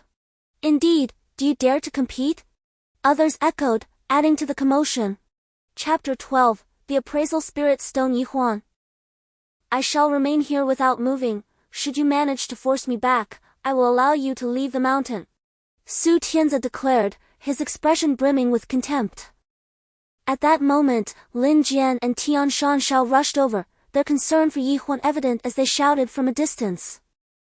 My master has decreed that you shall not impede junior brother Huan's descent from the mountain. However, Su Tianzi merely cast a glance in their direction, dismissing them entirely. Huan, his face set in a cold demeanor, huffed softly, and without further ado, he swung his fist forward, delivering a direct blow towards Su Tianzi. Bang! As Su Tianzi saw Huan's fist cut through the air with a fierce gust, he instinctively sensed danger. In a moment of panic, he attempted to raise his hand to block the strike, but his reaction was a fraction too slow. Just as his palm began to lift, Huan's fist struck his chest with force. Su Tianzi, driven by instinct, tried to evade, but it was too late. A wave of excruciating pain coursed through him as he was sent flying backward, landing a good 5 meters away. Du Dong and the others stood in stunned silence. And as Huan raised his hand, the realization dawned upon them, prompting a hurried retreat to the sides. Huan brought his palm before him, not intending to confront Du Dong and the others, but rather in disbelief that Su Tianzi, possessing the rank of a second-tier sage spirit, could be so easily vanquished. He turned and approached the mountain gate, suddenly striking it with a forceful palm. A resonant hum echoed as a number materialized on the stone, 5,350. This was inconceivable. How could he unleash such quintessence of power? Su Tianzi struggled to rise, staring in astonishment at Yi Huan. The onlookers, including Yi Huan himself, were left dumbfounded. 1 ding equated to 1,000 pounds, thus 5 dings represented 5,000 pounds. A practitioner at the sage spirit level could typically generate 1 ding of strength at the first tier, while only those at the 5th tier could wield 5 dings. Was it possible that he had inadvertently attained the prowess of a 5th tier sage spirit? Suddenly, Yi Huan heard Mi Long exclaiming in pain, "Brother Huan, do you think spiritual energy is free? You've recklessly bestowed it upon that wretched stone. When assessing one's capabilities, would automatically absorb the spiritual energy directed at it, gradually accumulating it into a liquid form within the stone. Elders of the sect would periodically come to collect this amassed energy. Thus, Mi Long's protest was not without merit." However, at that moment, Yi Huan felt nothing but delight, devoid of any sense of loss. This had stood at the mountain gate for many years without error. The sudden surge in his own power suggested that Mi Long had absorbed a considerable amount of spiritual energy from Qingyuan Sect's inner core and had shared some with him. Mi Long called out again, "Brother Huan, you must not continue to squander our precious spiritual energy." Zhu Xian gazed longingly towards the front mountain gate, still reluctant to part ways. What a stubborn mind! Even if he were a steed of 1,000 miles, what difference would it make? His legs are broken. Can he still run? Though he spoke thus, his heart remained unsatisfied. Su Xian cast a scornful glance but could not help but offer consolation. "Third senior brother, you must gather your spirits. Next time, I shall certainly assist you in selecting a more capable disciple." At that moment, Lin Jian rushed over, breathless and exclaiming, "Master, Master! Yi Huan, what about him? Has he been captured by your 5th martial uncle? Where are they?" Zhu Xian leaped up, interrupting Lin Jian before he could finish his sentence, ready to charge out. Su Xian reached out to restrain him. "Third senior brother. He has indeed been apprehended by 5th martial brother, that is merely his misfortune. Why must you risk everything for a discarded waste?" Zhu Xian shook him off and abruptly seated himself on a nearby stone. "Master, Yi Huan has not been caught by 5th martial uncle," Lin Jian clarified. Zhu Xian immediately sprang to his feet, his expression one of displeasure. "Lin Jian, do elucidate. What has happened to Yi Huan?" "Master, it is like this. Just now, as Yi Huan descended the mountain, he suddenly struck the essence refining stone with a palm." "Can you guess what happened?" Lin Jian teased with suspense. What could possibly have transpired? Did he unleash the power of 2 cauldrons? Su Xian scoffed. "Not only that, 7th martial uncle. Could it be he achieved the strength of 3 cauldrons?" The enigmatic master Su Xian widened his eyes in disbelief, shaking his head repeatedly. "Impossible! Just 10 days ago, we witnessed the sect leader assess his strength, and at that time, he could only muster 126 pounds. Lin Jian, cease your hesitations. How much power did Yi Huan truly exhibit?" Master Zhu Xian had grown increasingly agitated. Even if Yi Huan demonstrated the strength of 3 cauldrons, it would indicate that his prowess has indeed been restored. 350 pounds. Lin Jian pronounced emphatically. "It is true, Master. Not only did we witness it, but several disciples of 5th Master also observed it clearly. Reassess him." "Understood. I will capture him. You must immediately inform the sect leader along with Lin Jian and Tian Shanshao." Before Master Zhu Xian could finish his sentence, he dashed away like the wind. In the dense forest descending the mountain, a narrow path overgrown with weeds and tree roots lay ahead. Yi Huan moved swiftly, turning at every fork without a moment's hesitation.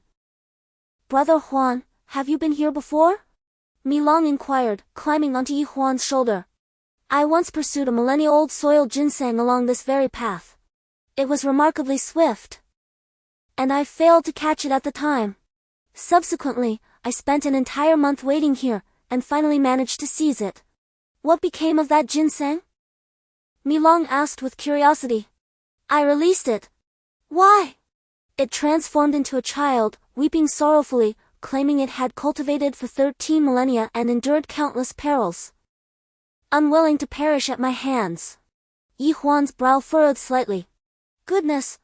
The earthbound spirit, capable of transforming into human form, is undoubtedly a rare gem among its kind on this continent. Yet, Brother Huan, how could you possibly let it go? Suddenly, Milong emitted a series of huffs. Seemingly quite agitated. Did I truly unleash the power of the 5 cauldrons just now? Indeed, you did, Milong replied without a moment's hesitation. So, does that mean you have absorbed all the spiritual energy from the Golden Yuanzi's inner core? Yi Huan inquired further. Yes. Humph. Yi Huan's expression darkened immediately. The Golden Yuanzi possesses a divine level of 5th-tier prowess. Surely, its inner core must contain a significant reservoir of spiritual energy. Even if we were to split it equally, my power should not merely increase by 1 tier, should it? Brother Huan, how could I possibly share it equally with you? After all, I am a revered celestial emperor, admired by immortals, while you are merely an ordinary mortal. Silence! Spare me your boasts. At present, you are nothing more than a wretched parasite residing within me, not a celestial emperor. The true celestial emperor exists. Milong felt unfairly treated. Yi Huan, with a stern demeanor, retorted, even if a celestial emperor were to descend to the mortal realm, residing within me, they would still be bound to follow my lead. You! Milong leapt from Yi Huan's shoulder, exclaiming, why should I heed your commands? If you refuse to listen, then I implore you to keep your distance. From this moment forth, let us maintain our own separate paths. Yi Huan unceremoniously issued an eviction order. He understood all too well that if Milong could indeed separate from him, it would have done so long ago. In other words, its continued presence was not without reason. Brother Huan, why must you be this way? Is our union not a win-win situation? Milong, with his small eyes rolling about, floated despondently before Yi Huan, writhing up and down. Faced with Yi Huan's resolute stance, Milong found himself at an impasse and had no choice but to relent. No way! Yi Huan firmly declined. How do you propose we divide it? Milong, suddenly incensed, began to screech. 80-20, you take 20, I take 80. Yi Huan raised 2 fingers and pointed at Milong. 2-2-2. You are the one with 2. Milong was infuriated. If you dislike 2, then 1-9 will suffice. Yi Huan seemed to have Milong at his mercy. Not only did he refuse to yield, but he also pressed further. Brother Huan, I have never endured such humiliation as I have today. You may not know this, but I was once the formidable emperor of the immortals. With but a stomp of my foot, the entire immortal realm would tremble. 1-9 or 80-20? Which do you prefer? Su Tianze, alarmed, cried out in panic. Master! Where are you taking me? I know Yi Huan is your most beloved disciple, but I truly have not harmed him. Lin Jian and Tian Shanshao can attest to it. It was I who was struck by him. Silence! Take your grievances to the sect leader. Before long, Master Zhu Xian brought Su Tianze to the Xianin Hall. Dao Yuanzi anxiously glanced behind Zhu Xian. I have not seen him, I pursued him all the way to the foot of the mountain. Zhu Xian appeared somewhat disheartened. Where could he have gone? Dao Yuanzi stroked his beard, his expression grim as he murmured. For now, let us not concern ourselves with his whereabouts. Brother sect leader, we must first verify whether Yi Huan truly unleashed the power of the 5 tripods just now. One of the elders, clad in a deep green robe, inquired with a stern expression. Indeed, Su Tianze was present at that time. The esteemed Zhu Xian pushed Su Tianze beside Lin Jian and Tian Shanshao. The 3 of them witnessed the event firsthand. It would be prudent to have them recount the circumstances. Dao Yuanzi nodded in agreement, prompting Su Tianze, Lin Jian, and Tian Shanshao to recount the scene in which Yi Huan unleashed the power of the 5 tripods with utmost sincerity and care. With such testimony, the matter could not be in doubt. Dao Yuanzi appeared quite exhilarated. He spread his robes and addressed the assembly of elders, inquiring about their sentiments. Surely, they would not speak falsehoods. I am convinced that Yi Huan indeed demonstrated the power of the 5 tripods. The elder in the green robe, known as Mu Yuanzai, was the first to respond, instructing, "You may retire for now." With a wave of his hand, Dao Yuanzi dismissed Su Tianzi, Lin Jian, and Tian Shanshao from the Xuanwu Hall. Feeling dejected, Su Tianzi muttered as he exited the hall, "They only have eyes for Yi Huan. We seem to be of no significance." Lin Jian cast him a sidelong glance, retorting, "Yi Huan is an extraordinary genius, how can we possibly compare?" Yet, prior to this, the 10 elders had unanimously deemed him a false genius and were adamant about expelling him from the sect. How can this be explained? Su Tianzi felt a sense of injustice. It is possible that the elders are intentionally staging this for our observation, testing our attitudes toward Yi Huan. I have heard that Yi Huan has long been designated as the successor to the next generation's leader. Tian Shanshao remarked with caution. Could it be? Tian Shanshao, had you mentioned this sooner, I would not have been foolish enough to offend him. Su Tianzi's face was filled with despair. In the grand hall of Xuanwu, Mu Yuanzai posed a perplexing question that left everyone in deep contemplation. Why, over the past year, had Yi Huan's prowess seemingly regressed with each test? The elders were engulfed in thought, 2 of them bearing complex expressions. Su Xian, with a flicker of his eyes, whispered, "This merely suggests that Yi Huan is deliberately concealing his power each time he channels his energy into the spirit stone. Could it be that Tianhu sect seeks to undermine us?"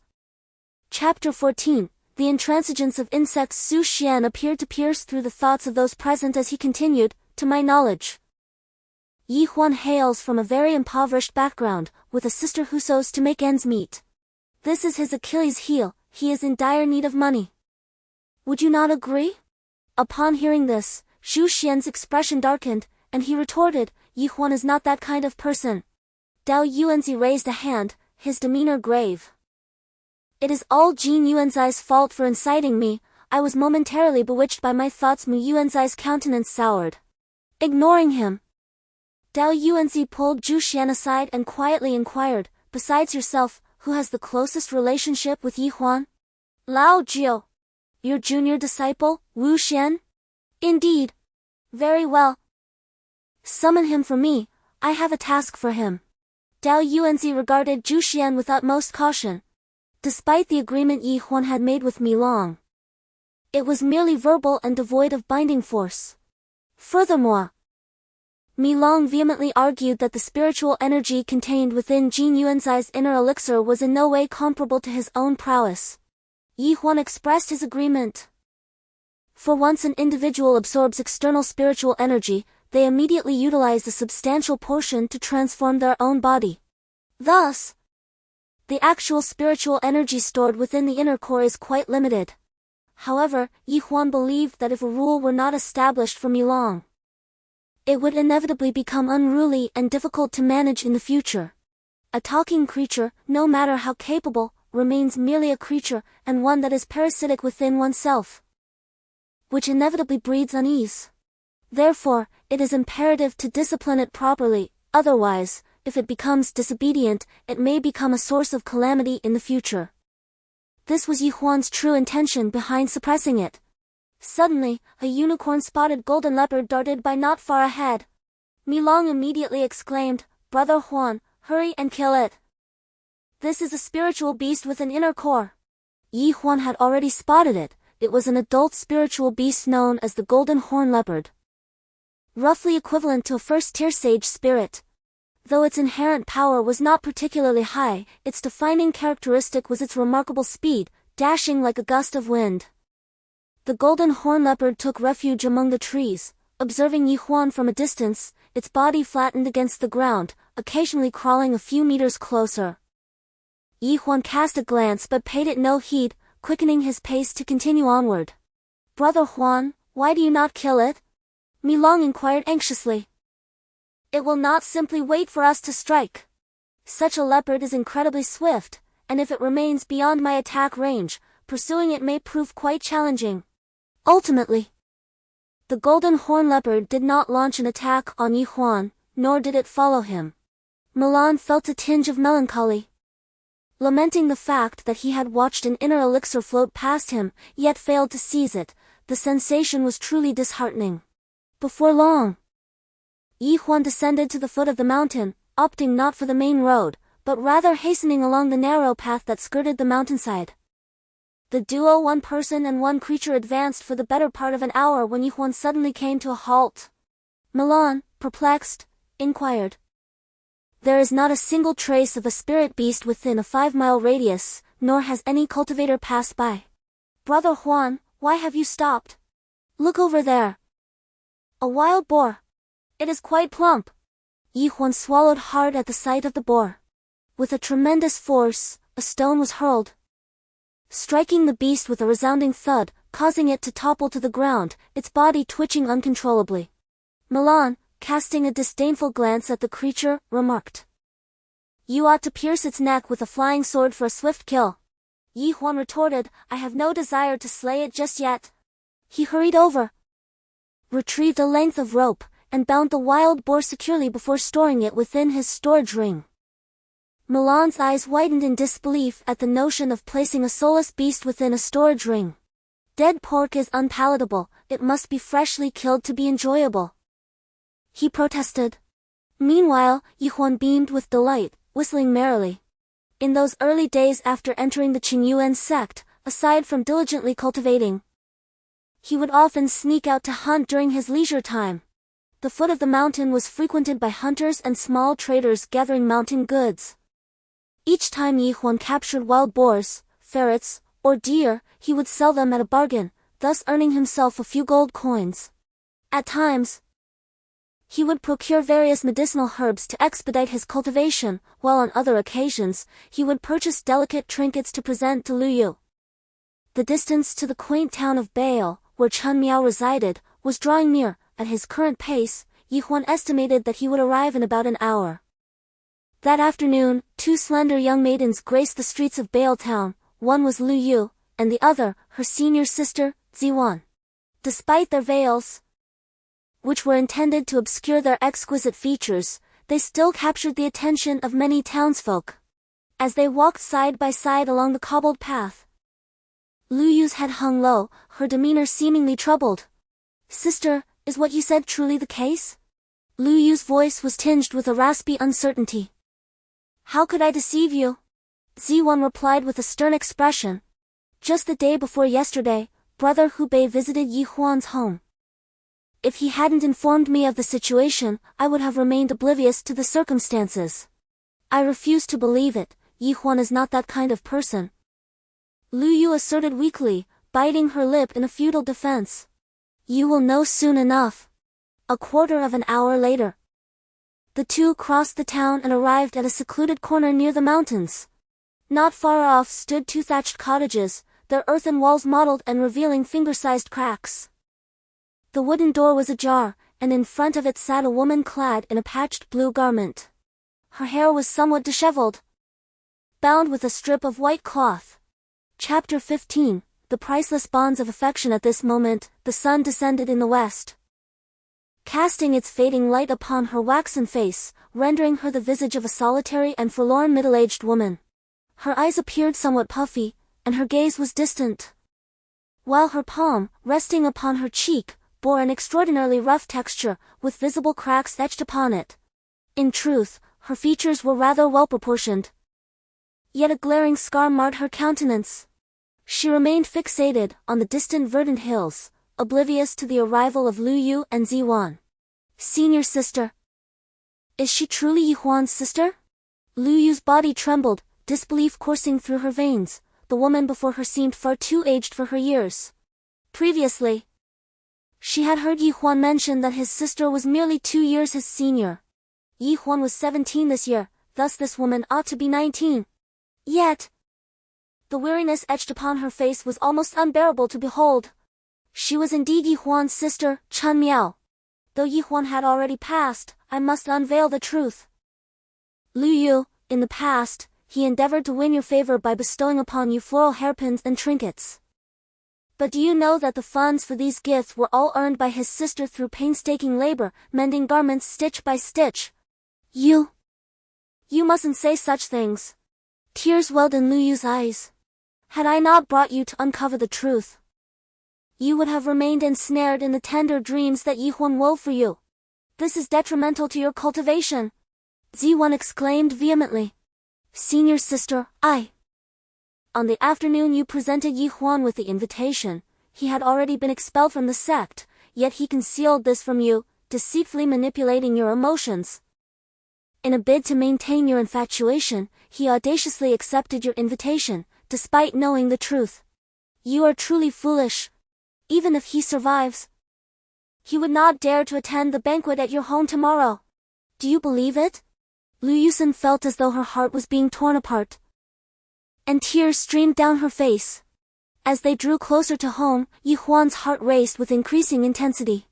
He had not spent much time hunting the wild boar, and had also caught 2 wild rabbits, intending to prepare a sumptuous dinner for Chunmiao that evening. Unexpectedly, at that moment, Milong exclaimed, "Ahead lies a beautiful white fawn." What a surprise! This fawn has actually manifested an inner elixir. Where is it? Yi Huan widened his eyes, equally bewildered. Under normal circumstances, herbivores like deer rarely produce inner elixirs due to their frail defensive capabilities. They often fall prey to other beasts before reaching maturity. The fawn appeared exhausted, panting heavily and constantly stretching its neck to survey its surroundings with caution. Indeed, it was stunning.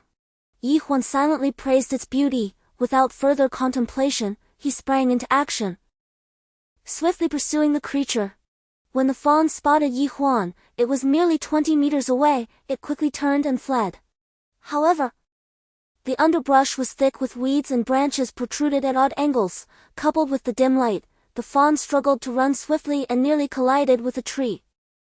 With a few agile leaps, Yi Huan effortlessly closed the distance, seizing the fawn by the neck and lifting it high. The fawn kicked in a desperate attempt to escape, but Yi Huan would not grant it such an opportunity. He promptly retrieved a rope and securely fastened it around the fawn's neck. Milong jumped up and exclaimed, "Brother Huan, there's no need for such elaborate efforts. Quickly, use your knife to extract its inner elixir." Milong, do not always think about consumption. Do you wish to bestow it upon your sister as well? You are correct. Such a spirit beast, if placed in the hands of your sister, an ordinary mortal, would inevitably bring her harm. Milong's words instantly alerted Yi Huan. He spoke the truth.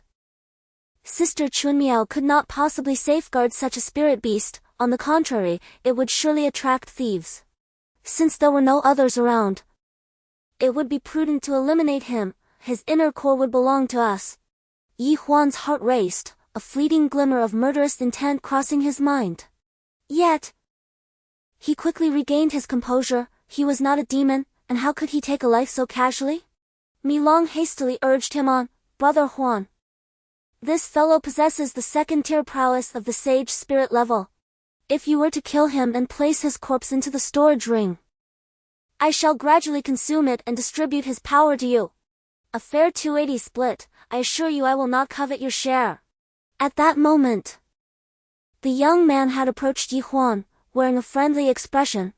Yi Huan swallowed hard. Milong's earlier suggestion had stirred his thoughts. "Brother, I am Lu Gang. May I inquire as to your name? Any guidance you could offer?" Yi Huan's eyes flickered, and he forced himself to remain composed. Refraining from revealing his identity, "I would not dare to presume to offer guidance. The matter is this. I have been pursuing this white deer for nearly an entire day, as it has been wandering aimlessly through these woods, exhausting me thoroughly." "Did you say you were the one pursuing this little deer?" Yi Huan interjected. "It cannot be claimed in such a manner. After all, it is a spirit beast without an owner. Logically, whoever captures it lays claim to it. However, I have a humble request. I hope you might consider selling it to me, as it holds immense significance for me." Lu Gang gazed earnestly at Yi Huan. Within Yi Huan, Milong was already cursing vehemently. "You scoundrel! Both you and it are of great significance to us. Today, we shall devour you together. Yet, Huan inquired, what do you intend to do with it? Lu Gang replied, my mother has been afflicted with a peculiar illness for the past year. The physician has stated that it is hoped to find a white deer, from which to draw a small amount of blood each day to serve as a medicinal catalyst. If she consumes it for 10 days or half a month, she will recover. In that case, take it, Huan responded almost without a second thought. Milong, infuriated, exclaimed, Brother Huan, you squanderer. After laboriously acquiring a treasure, you hand it over to someone else. Lu Gang, showing little courtesy, bowed to Huan and promptly produced a pouch of gold coins, offering them. This profound kindness from you shall be eternally etched in my memory. These mere coins are but a token of gratitude, I implore you to accept them. No need, Huan said, pushing away the coins he offered, and hastily departed. Chapter 16, Unspeakable intentions too inner Dan are gone. Milong lamented, his voice tinged with despair. Silence. My actions require no guidance from you. Huan retorted sharply, finding Milong excessively bothersome. Not only did he desire elixirs, but he also craved human flesh. What distinction did this bear from that of a demon? Upon arriving at Baal Town, the night had fully enveloped the sky. She truly believed Huan had perished. Sister, I am not dead, feel me, my body is warm. Huan hastily grasped her hand. Chun Miao trembled momentarily, astonished as she rose to her feet. She gazed at Huan, scrutinizing him for a considerable time before she extended her hand to touch his face. Soon, tears cascaded down her cheeks as she rushed forward, enveloping Huan in a tight embrace, weeping uncontrollably. Sister, please don't cry, I'm all right, aren't I? Huan's eyes inevitably began to glisten with moisture. After a prolonged moment of sorrow, Chun Miao managed to stifle her tears and hurriedly ushered Huan into the house.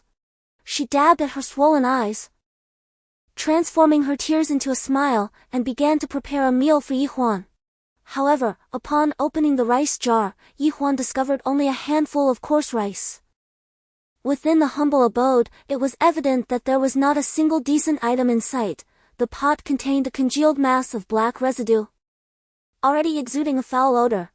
In the future, when you accompany me to the celestial realm, I shall gift you all of them, Chun Miao jested. You are becoming increasingly adept at nonsense. Huan retorted, if you don't believe me, then so be it. He retrieved the wild boar and rabbit, promptly draining their blood and skinning them, tossing the rabbit into the pot. In no time, an enticing aroma filled the air. To Huan's astonishment, Milong remarked that such soulless fare was nothing but putrid meat, foul to the nose and even worse to the palate. Huan's expression darkened. Yet Milong remained unrepentant. Seizing the moment when Chun Miao was distracted, it slipped outside, claiming it needed to clear its mind. Huan paid it no mind, dismissing it as a mere pest seeking to indulge in its nocturnal escapades. At just 14 years of age, Huan had entered the Qingyuan Gate. Previously, due to malnutrition, his physique had been quite frail. Although he had since grown considerably taller, in Chun Miao's eyes, he still appeared as a child. The dwelling contained only a rickety wooden bed, for Chun Miao had always shared her slumber with Huan since his infancy, a habit that had yet to be altered. However, since Huan entered the Qingyuan Sect, he has relentlessly devoted himself to his cultivation, even amidst the discomfort of this dilapidated bed. When lying together, aside from the slight awkwardness that arises when Chun Miao undresses, there is little else that feels out of place. Fortunately, Huan is quite understanding of her. Before they retire for the night, he always extinguishes the oil lamp. Yet now, Huan finds it increasingly difficult to focus on his training. Whenever he steals a glance at Chun Miao lying on the bed, his breathing becomes noticeably rapid. Brother, your breathing seems irregular, is it due to your injury? Chun Miao inquires, mistakenly believing that something has gone awry with Huan's cultivation. No, it's not that, I have been practicing a new technique. Sometimes, refraining from telling a lie complicates matters even further.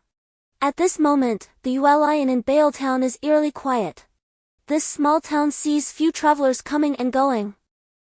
The inn, which faces the street in front and is nestled against the river at the back, boasts a pleasant environment but suffers from a lack of patrons. With only 2 guests residing there tonight, the innkeeper lounges awkwardly in a chair, appearing as if he might be asleep to an unsuspecting passerby. In truth, he has been unexpectedly knocked unconscious.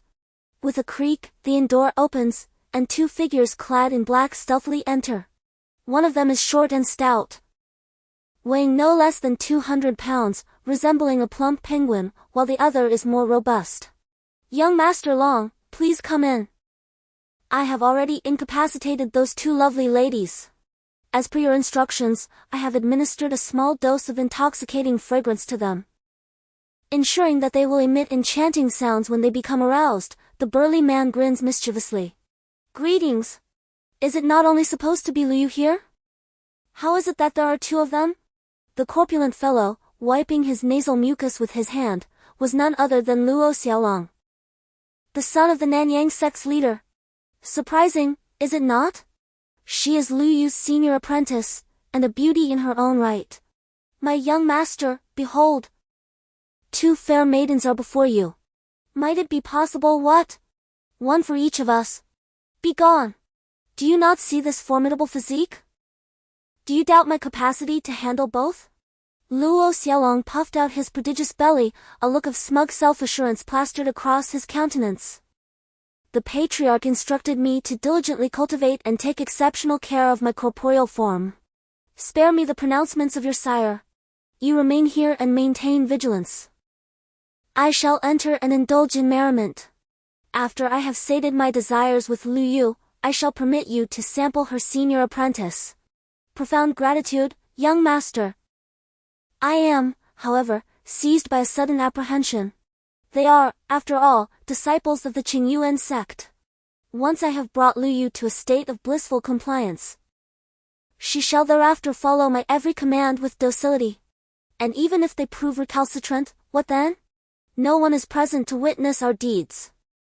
Even if the Qingyuan Sect were to later seek retribution, as long as we offer a denial, they would be utterly helpless against us. Luo Xiaolong lifted his chin, poised to enter, but Juan once more reached out and detained him. "Juan, what is it now?" Luo Xiaolong's patience was wearing thin. Chapter 17. Desperate to save a life. Young master, Lu Yu has a senior apprentice brother named Huan, who is exceedingly formidable. As far as I am aware, Lu Yu holds a special place in his heart. What if he were to discover this? Would he not seek to inflict trouble upon us? Juan gazed at Luo Xiaolong with an expression of utmost caution. "Huan? Has he not been cast into the abyss by Jin Yuanzi? This is a matter of paramount importance in the cultivation world. Who could be ignorant of it? Juan, how dare you use him to frighten me? What are your true intentions?" Luo Xiaolong's expression darkened as he forcefully pushed Juan away. "I am aware of this matter. Yet it is said that no one has discovered Huan's body." My heart suddenly raced with alarming intensity. Such a remarkable talent, his swordsmanship is exceedingly swift. If he is indeed alive, what shall we do? Juan gazed nervously at Luo Xiaolong, his body trembling slightly. "Do not worry. His abilities have significantly waned, reduced by an entire realm compared to your current prowess. What is there to fear? A little caution is always prudent. You deliberately mentioned Huan to intimidate me, didn't you?" Luo Xiaolong could not suppress another curse, prompting Juan to quickly shake his head. "Guard the door well, the night is fleeting, and I must seize this moment to indulge." Luo Xiaolong adjusted his trousers and staggered toward the guest room. The door was ajar, suggesting that Juan had just climbed through the window to unlock it from within. Inside, a solitary red candle flickered, illuminating the scene of 2 women reclining on the grand bed. Lu Yu and Ziwan, a thin cotton blanket draped over them. A mischievous grin spread across Luo Xiaolong's face as he approached the bedside, swallowing hard and gasping for breath uncontrollably. Both were so stunning, so alluring, my goodness. Their skin appeared almost dewy. Which one should I indulge in first? Yi Huan, unable to cultivate, could still discern the delicate form of Chun Miao, clad in scant attire. Despite the dim light of the room, at that moment, Chun Miao emitted a soft sound of breath. Yi Huan exhaled deeply, daring not to steal a second glance. Abruptly, My Long's small head emerged from the window crack. "Brother Huan, come out quickly, I need to speak with you." Yi Huan, who was at loose ends, promptly rose from his bed, cautiously opened the door, and tiptoed outside. "Speak," he said. "I am aware that you conduct yourself with principles. For instance, this evening when we encountered Liu Gang, you did not slay him because he is a filial individual, correct?" "Correct. If you were to encounter a villain, would you slay him and seize his elixir?" Yi Huan hesitated momentarily, then queried, "Do you comprehend the definition of a villain?" "No, am I not asking you?" "Just now, I observed a man surreptitiously blowing a type of white smoke into the abode of two women. After inhaling the smoke, the two women fell into a slumber akin to that of dead swine. The man stood by their bedsides, laughing gleefully, yet they did not awaken. Brother Huan, would you say that this man is a villain?" "That is a soporific smoke." Yi Huan frowned. "I wonder what he intends to do with those two women." Yi Huan frowned, not rushing out to rescue the women. After incapacitating the two women, that scoundrel made no further moves, instead exiting the room, as if awaiting someone. "If I am not mistaken, he is likely awaiting an accomplice." "Possibly. Brother Huan, these two deserve to be slain, no? If they genuinely violate those two women, then certainly they deserve to be slain. However, if they merely intend to carry out a kidnapping, perhaps the crime does not warrant death. After all, in the world of martial arts, one cannot judge right and wrong solely based on superficial appearances. Brother Huan, then we shall bide our time." "Await what?" "Await them to copulate with the two women, then you may proceed to slay them." "Ah, these two scoundrels both possess inner cores, we mustn't allow them to escape tonight." Milong chuckled rather slyly, yet Yi Huan sensed something amiss and couldn't resist inquiring, where did those two women come from? "Qingyuan Sect, I presume." "Qingyuan Sect? Aren't they my fellow disciples? Let's go." "Milong, do you know their names?" Yi Huan's expression underwent a drastic change, and he grew anxious at once. "You've already been expelled. What concern is it of yours what happens at Qingyuan Sect? Milong, tell me truthfully, what are my two fellow disciples called?" "One is Zijuan. I know her. She and Liu Yu are close. I must investigate." Yi Huan grew even more agitated, dashing out immediately. "Huan Ge, if I were to tell you the other woman's name, would you go mad?" Milong muttered softly. "Who is it?" Yi Huan felt a jolt in his heart, asking hastily. "Liu Yu." "Milong, I'll be damned!" Yi Huan roared. "Huan Ge, my great-uncle has 108 legs and reeks terribly. If you wish to confront him, I have no objections, but before you do, you must transform into a centipede and pry open each of his legs one by one." "To hell with you!" Yi Huan, like an enraged lion, charged into the Yue Lion with utmost haste. With a resounding crash, he kicked the door open. Zhuan, wearing a wicked grin, was lurking by the guest room door, preparing to eavesdrop. When Yi Huan burst in, he was taken aback and yelled, "Young master, someone's here. Who dares disturb my pleasure? Annihilate them!" Luo Xiaolong exclaimed in displeasure. "It appears to be Yi Huan."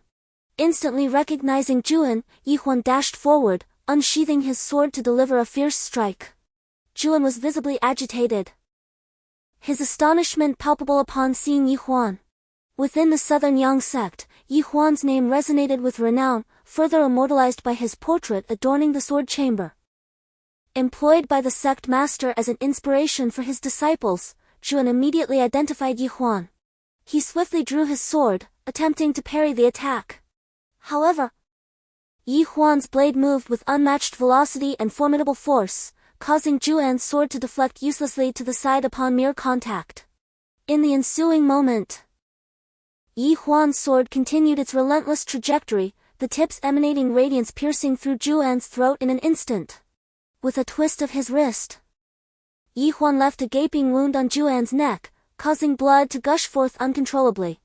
Juan stared at Huan in utter horror, his eyes quickly becoming lifeless.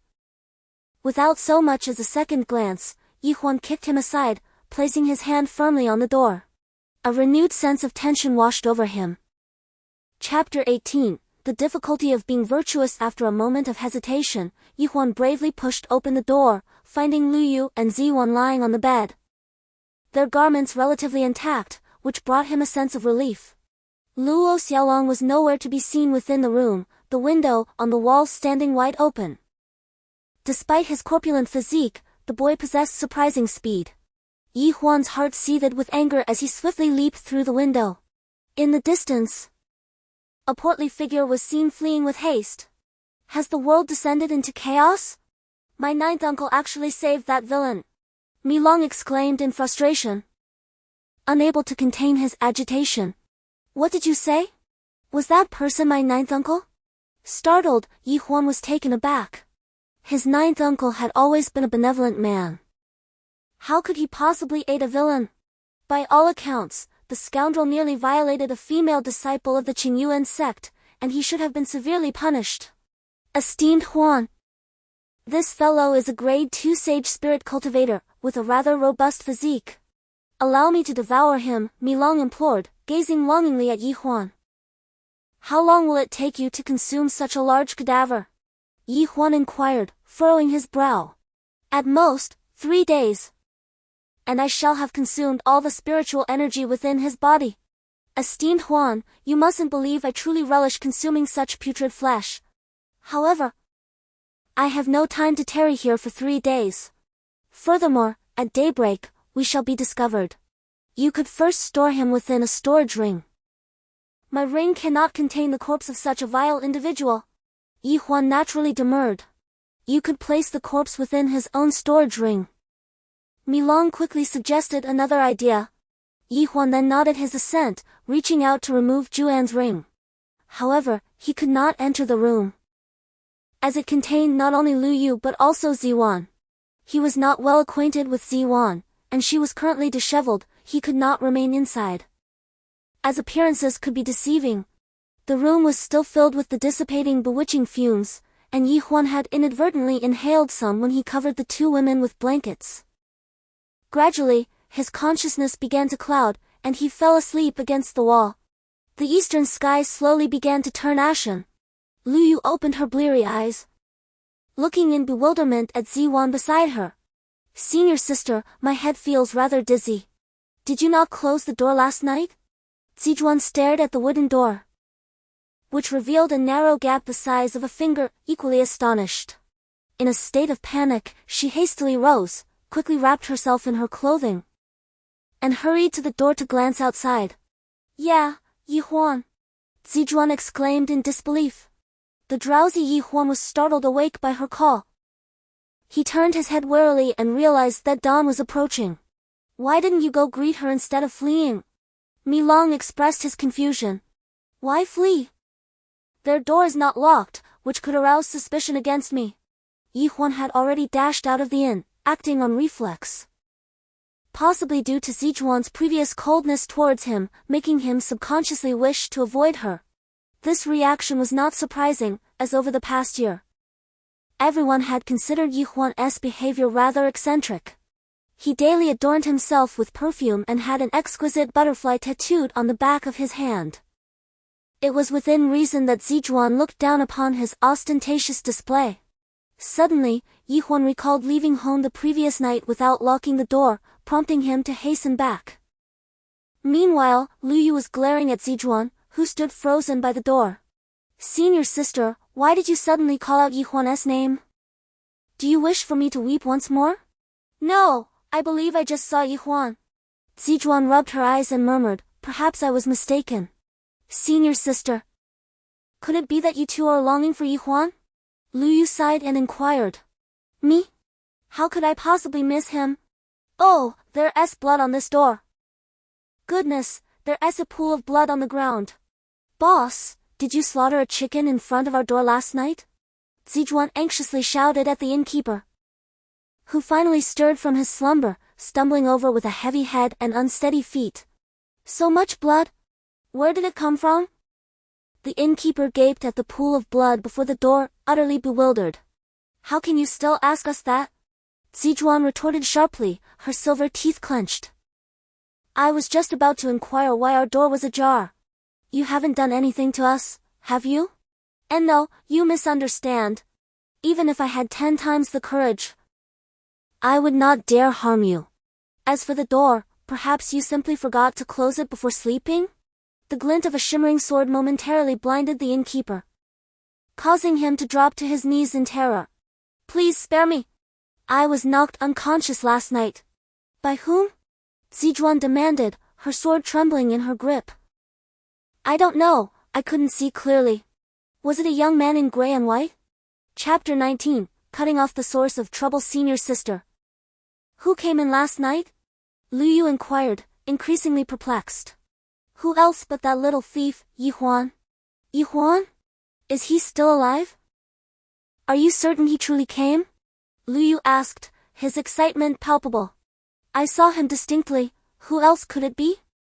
I never anticipated that this little rogue would follow us here. If not him, why would he sneak in while we were asleep? Oh dear, he must have seen everything. That little thief, when I encounter him today, I shall surely exact my vengeance to alleviate the hatred in my heart. Lu Yu's eyes sparkled with excitement as she eagerly inquired, Sister, do you know where he is headed today? Humph, of course I do. You have invited him to your home for a feast, and you expect him to come and propose as well. Her brother replied. I have already saved up 10 gold coins. If I manage to save 5 each year, in a few years, I will be able to help you find a lovely bride. Sister, do not exhaust yourself over this matter. As a cultivator, it may be a long time before I consider marrying and starting a family. Sighing, Chun Miao averted her gaze from Yi Huan's fervent stare and hastily went to gather firewood. Dongyuan City is a major city within the Yanqing Empire, boasting a population of over 1 million, and has been prosperous since ancient times. The Shizi Martial Arts School in the southern part of the city, established by the Liu family, serves as a small institution for cultivation, yet it is merely one among many private schools focused on cultivation, lacking in scale and prestige. Nonetheless, it remains a foundational institution for various sects, often attracting smaller sects seeking talented disciples. The Yanqing Empire venerates cultivation, recognizing that cultivators can aid the nation in repelling foreign invaders and vanquishing malevolent creatures, thus bestowing them with high status. Every 3 years on this day, the Shizi Martial Arts School selects disciples of potential and invites prominent figures to enhance its reputation, thereby attracting more qualified disciples and accruing greater wealth. Due to its limited influence, the school had previously been unable to secure an invitation from the Lord of Dongyuan City. However, this year proved to be an exception. Upon hearing that Yi Huan would be attending, Lord Xie Shoujing readily agreed with enthusiasm. Yet today, the school's head, Lu Xinpeng, was as restless as an ant on a hot pan, unable to find peace. Goner, come and tell your father, what should I do today? Father, when Lord Xie arrives, simply tell him the truth, that Yi Huan has encountered an unforeseen circumstance and cannot come. Standing beside him was the youth, Lu Gang, the son of Lu Xinpeng. No! Lord Xie will surely blame me for deceiving him. Yi Huan has fallen off a cliff and perished, his absence is inconsequential. The real issue lies in the fact that he is not the prodigious disciple as rumored, and furthermore, he was expelled from Qingyuan Sect merely 10 days ago. How shall I explain this to Lord Xie? Lu Xinpeng bore an expression of despair, incessantly sighing in lamentation. Father, we did not foresee such an unexpected turn of events. This is no mere misfortune, we must place the blame on that little rogue Yi Huan for his exceptional ability to disguise himself. He has deceived not only his own sect but also you, and consequently, we too have suffered. Alas, in the future, Lord Xie will likely make things difficult for me. How can I possibly continue running the Shizi Martial Arts School? Lu Xinpeng pounded his chest in frustration, nearly gasping for breath. Lu Gang hurried over to pat his back, yet was at a loss for words to comfort him. I have not only invited Lord Xie today but also several fellow masters. They will surely relish my humiliation. Where shall I hide my old face? Cough, cough. Wow! In a fit of anger and distress, Lu Xinpeng unexpectedly spat out a mouthful of blood, startling Lu Gang, who promptly called for the servants to fetch a doctor. Do not! Do you wish to summon yet another person to witness our family's disgrace? Lu Xinpeng coughed while raising a hand to stop them. At that moment, Lu Yu and Ziwan entered the room. What has happened to father? Lu Yu exclaimed, rushing over with urgency. It is not entirely your fault for provoking such a significant incident. You have been cultivating at the Qingyuan Sect for nearly 2 years. Have you not? Are you not aware of Huan's true nature? Although our Lu family is not particularly affluent, your decision to invite a good-for-nothing to our home for the disciple selection ceremony is nothing short of a deliberate affront to our father's honor. Lu Gang reprimanded with evident dissatisfaction. Brother, Huan was truly a genius in the past. If you continue to defend him, I fear you have lost your senses. Lu Yu, feeling helpless, turned to seek assistance from Zijuan, simultaneously introducing Lu Xinpeng and Lu Gang. Lu Yu, I have long warned you that Huan, the little rogue, excels in deception, merely to ensnare your innocent and kind heart. Yet, you chose to disregard my counsel. Who can you blame for that? Unexpectedly, Zijuan began to question him rather bluntly. Chapter 20. The infatuated young lady Zijuan continued mysteriously. Do you all believe that Huan, the little rogue, will indeed come here today? Is he truly coming? Lu Xinpeng's eyes widened. He has been deceiving our Lu Yu. And should he dare to show his face here, I shall break his legs. Lu Gang declared vehemently.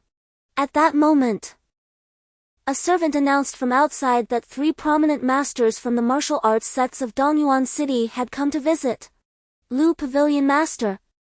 Might that prodigy named Huan from the Qingyuan Sect be gracing us with his presence today? The question was laced with a hint of mockery.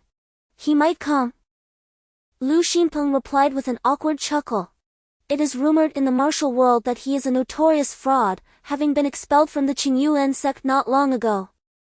Is there any truth to this? Bai Sulan inquired.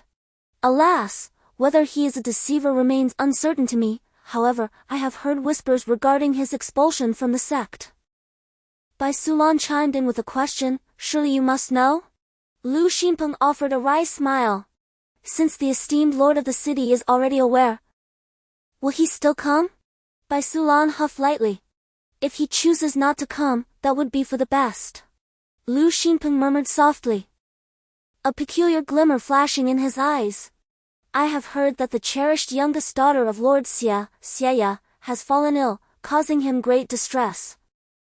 For over 10 days, he has remained indoors, sending out emissaries in search of renowned physicians, yet none have discerned the cause of her ailment.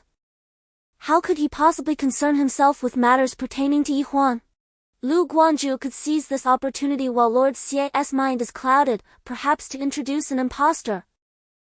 However, should Lord Xie discover this deception in the future, his wrath would surely result in the closure of your Shizi martial arts school. Ha ha! Lu Guanju must tread carefully. The rat-headed dragon asserted that a counterfeit Huan would indeed arrive today, tauntingly provoking Lu Xinpeng, whose face turned ashen, trembling with anger. My father has never engaged in deceiving the esteemed lord of the city. Cease your baseless accusations. Lu Gang bellowed, his expression grim. Lu Gang, do not presume that your affiliation with the Tianhu sect grants you the audacity to command me. I must inform you that your master, Su Maihong, is my own brother. The rat-headed dragon scoffed repeatedly, and Lu Gang glared at him with palpable hatred. Lu Xinpeng hastily intervened, preventing Lu Gang from further escalating the dispute. Just as the crowd was embroiled in heated debate over Huan, news arrived that the lord of the city had arrived. Upon hearing this, everyone hurriedly went out to greet him. Today, Lord Xie graced the banquet with his presence, accompanied by his ailing daughter, Xieya. At the tender age of 14, Xie, having matured early, appeared far from the sheltered young lady one might expect. Upon hearing that the prodigious youth, Huan, whom she had long admired, would be attending the gathering, her spirits lifted significantly. She eagerly implored her father to bring her forth to catch a glimpse of Huan's true visage. One can only hope that after this encounter, her peculiar ailment might find a remedy. Haha, forgive my levity, but has Huan arrived yet? Not yet? He should be here shortly. Lu Xinpeng wiped the perspiration from his brow, feeling a bit anxious. Very well, we shall wait. Others may be geniuses, destined for a bright future, while we, the older generation, find ourselves relying on them. However, those who can make me wait are indeed few. Lord Xie burst into hearty laughter, while the three innkeepers nearby exchanged glances of quiet satisfaction, adding to Lu Xinpeng's unease. He turned to summon Lu Yu, urging her to come and attend to Xie. Yes indeed, he was once a genius, Sister Lu. I do not appreciate that remark. Was he a genius once? But no longer? Xie pouted, as if feeling that Lu Yu had slighted her idol. Miss Xie, do you believe? Some geniuses are mere pretenders. Zizhuan interjected. I care not for the deceptions of others. I only wish for my brother Huan to be genuine. Xie declared defiantly, raising her chin. Lu Yu, feeling a tinge of anxiety, hesitantly asked, but what if Huan is also a pretender? There is no what if. I am well acquainted with brother Huan's deeds, and no one could feign his authenticity. Xie's words left Lu Yu somewhat at a loss for words, and she turned to look at Ziwan with a hint of dejection. Another young girl blinded by the halo of genius. Ziwan clenched her teeth. I have prepared a gift for brother Huan, hoping to receive his guidance in person. A glimmer of light flickered in Xie's weary eyes. What gift? Lu Yu queried listlessly. Sister Lu, please do not mock me. I spent an entire 10 days crafting a handkerchief for brother Huan. Xie shyly bowed her head.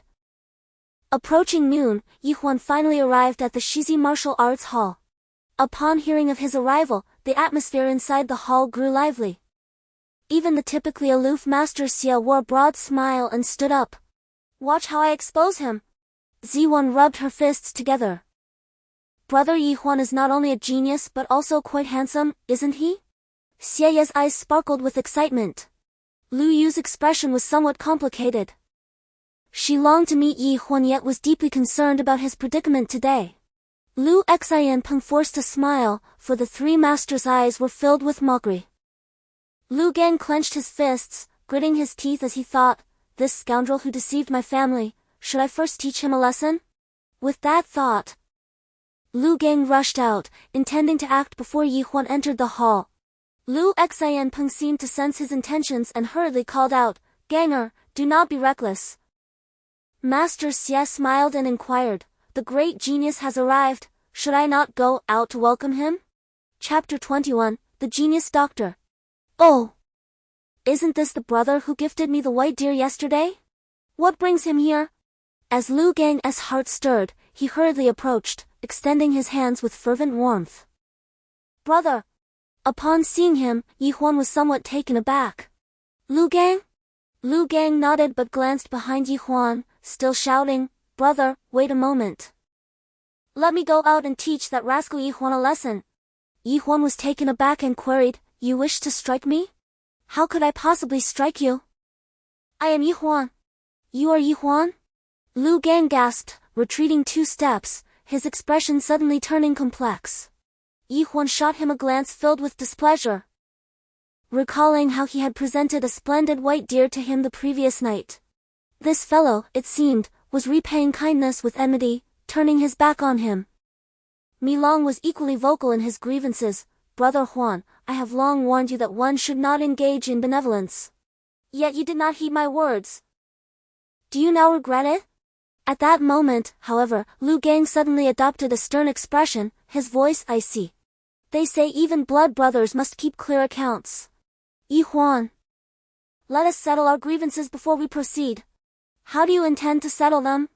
Huan replied, his countenance frosty, thinking to himself. I was just about to teach a lesson to scoundrels like you. Taste my palm first. Lu Gang showed no hesitation, immediately assuming the classic pose of the Qingyuan Sect's disciple saluting the Buddha.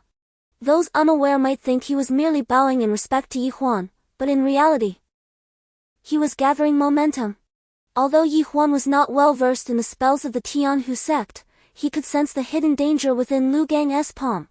Nonetheless, Huan furrowed his brow as Lu Gang revealed his aura, simultaneously showcasing his realm third tier of the sage spirit level. Huan slightly shook his head, realizing why Lu Gang dared to challenge him. If his skills had remained at the level of a year ago, even without any regression, they would have been evenly matched. It was rumored that Tian Hu Men had someone specifically studying Qingyuan Men, and Huan's cultivation level was likely well understood by Tian Hu Men. Brother, please stop. At that moment, Lu Yu hurriedly ran out, calling from a distance.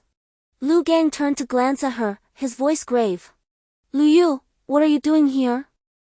Are you not tired of being deceived by him? Huan did not deceive me. Lu Yu resolutely positioned herself in front of Huan. Lu Yu, will you step aside? Lu Gang exclaimed in frustration. I will not. Lu Yu firmly declared. If you want to fight, then fight me as well, brother. Lu Yu's stance was unwavering. Lu Yu, please move aside. Huan reached out, attempting to pull Lu Yu to the side. Do you not know that my brother has already cultivated to the third rank of the sage spirit level? If you allow him to strike, he could seriously injure you. Lu Yu anxiously looked at Huan, fearful that he was unaware of Lu Gang's prowess. Her display of concern was deeply endearing, prompting Huan to instinctively pull her close and embrace her tightly. Instantly, Lu Yu's face flushed crimson, while Lu Gang, in a fit of fury, shouted, You, Huan, dare to bully my sister in front of me? I will break your legs today. Then come at me, Huan. Do not presume that my sister's protection grants you immunity. Your abilities are lacking, and your strikes lack finesse. You fear injuring Lu Yu, which is why you dare not lay a hand on me, am I correct?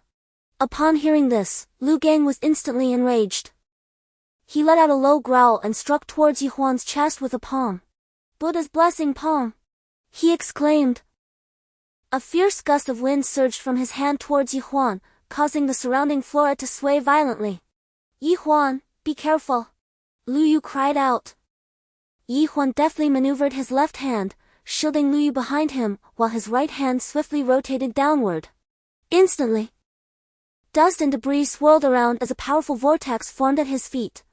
In the next moment, he flipped his palm and thrust it forward, sending the formidable gust of energy hurtling towards Lu Gang.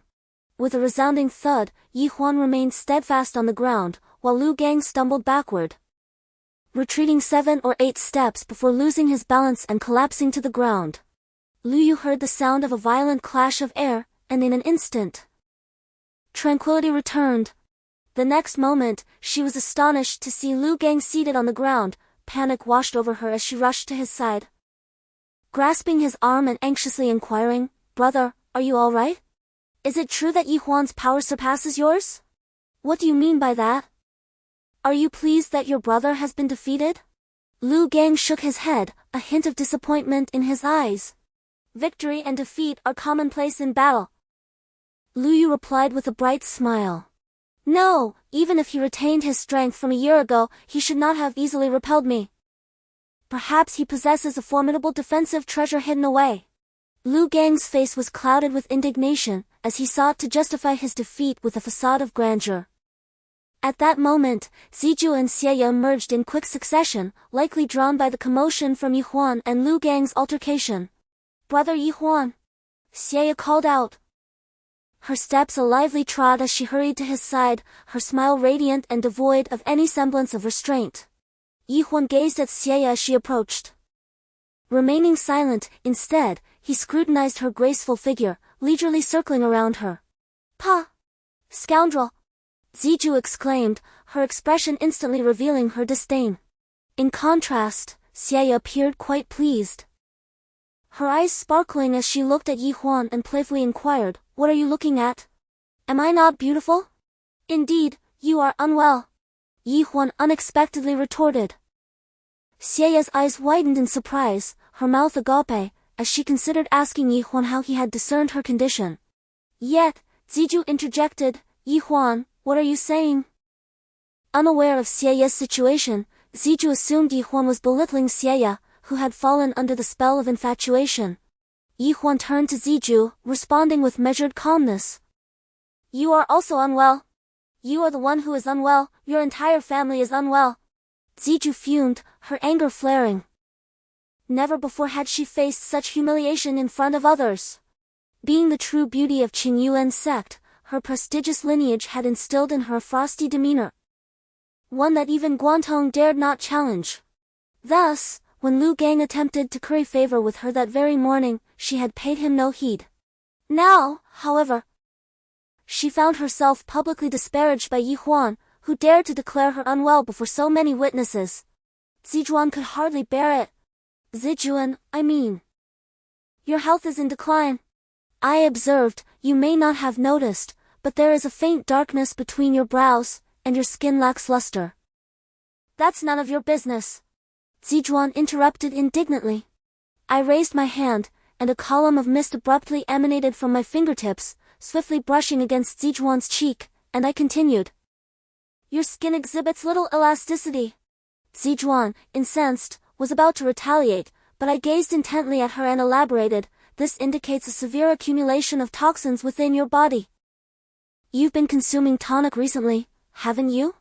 If I am not mistaken, you've ingested a considerable amount of tenacious cordyceps. However, this particular cordyceps is ill-suited for someone of your constitution. Overindulgence has scorched your meridians, and every evening, you find yourself irritable, parched. And despite drinking a large bowl of ice water, the thirst remains unbearable. All these insights were relayed to me by Milong, whose keen sense of smell is particularly adept at discerning issues related to such substances, capable of speaking on the matter for days on end." "How do you know I've been consuming tenacious cordyceps recently? How do you know about my condition?" Zijuan's hand halted midair, shock evident on her face. This was no ordinary tonic. Tenacious cordyceps originated from the fiery mountains of the western continent, not only exorbitantly priced but exceedingly rare. Had it not been for a distant relative residing in the region, she would never have procured such precious cordyceps. Moreover, her secret consumption of tenacious cordyceps was known to no one, not even her master, let alone me. This is also the reason why Ziwan's heart was in turmoil. She was eager to understand how Yi Huan had come to know of it. "Senior Sister Ziwan, do you wish to know how to alleviate the heat toxicity of the tenacious cordyceps?" Yi Huan inquired calmly. "Of course I do, how should I resolve it?" Ziwan, initially intent on exposing Yi Huan's secrets, suddenly cast aside her lingering thoughts. As if he had not heard, Yi Huan added, "Do you have an even better method?" After a moment of hesitation, Ziwan mustered her courage to ask. "There are too many people here, it is inconvenient to proceed." Yi Huan nodded in acknowledgement. Ziwan's face flushed red as she suddenly understood his intention. He meant to treat her privately, leaving her to ponder whether she should trust him. "Brother Yi Huan, please help me see what ailment I have," Xieya exclaimed anxiously, casting an eager glance in his direction. Chapter 22, A Private Rescue. Your cultivation method is too eclectic, and there are conflicting elements, causing the spiritual energy within you to swirl chaotically. You are on the brink of losing control. Yi Huan observed her for a moment before speaking slowly. "You are alarmist," she retorted. "She is the daughter of the city lord Xia. She has been under the care of renowned physicians daily. If she truly were on the verge of losing control, would those esteemed doctors not notice?" Lu Gang could no longer contain himself, raising his voice to intervene. "Indeed, you are merely speculating." Ziwan furrowed her brow, expressing her serious doubt. Yi Huan maintained a solemn expression, disregarding her skepticism, while Milong, having just recounted Xieya's condition, could not help but feel a sense of unease. "Miss Xie, your situation is rather peculiar. You have been excessively supplementing your body, indulging in both fire and water essence elixirs, which has led to a disharmony of spiritual energy within you. If not treated promptly, within 3 days, you will fall into a state of complete spiritual turmoil. At that point, even divine intervention may be futile. Xie felt a surge of panic and urgently implored, Brother Huan, you must save me. This place is unsuitable. Let us move to the adjacent room. Huan glanced around and pointed towards one of the nearby chambers, which Milong had already noted was unoccupied. Very well. Xie affirmed without hesitation. You cannot accompany him. Lu Gang exclaimed anxiously. Xie, are you not afraid he might deceive you? Brother Huan is not a bad person, he would never lie to me, Xie replied earnestly. Bad people do not wear their intentions on their faces. Ziwan expressed her doubts, noting that Huan always sought opportunities to be alone with both her and Xie, raising suspicions of ulterior motives. Xie hesitated momentarily. But Huan's demeanor turned grave as he insisted, Miss Xie, your condition is serious, we cannot afford to delay. All right, I trust you, Brother Huan. I will go with you, Xie resolutely nodded. Huan then led Xie briskly into the vacant room. I will not allow anyone to harm a young lady in my home. Lu Gang shouted in outrage. Brother, has Huan ever harmed anyone? Lu Yu interjected, cheeks flushed. As she grasped Lu Gang's arm and urged, Xie has no objections, you need not fret unnecessarily. I shall go inform Lord Xie immediately.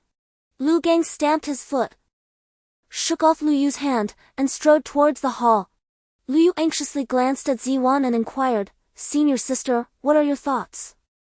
I have a feeling that Huan possesses some medical skills.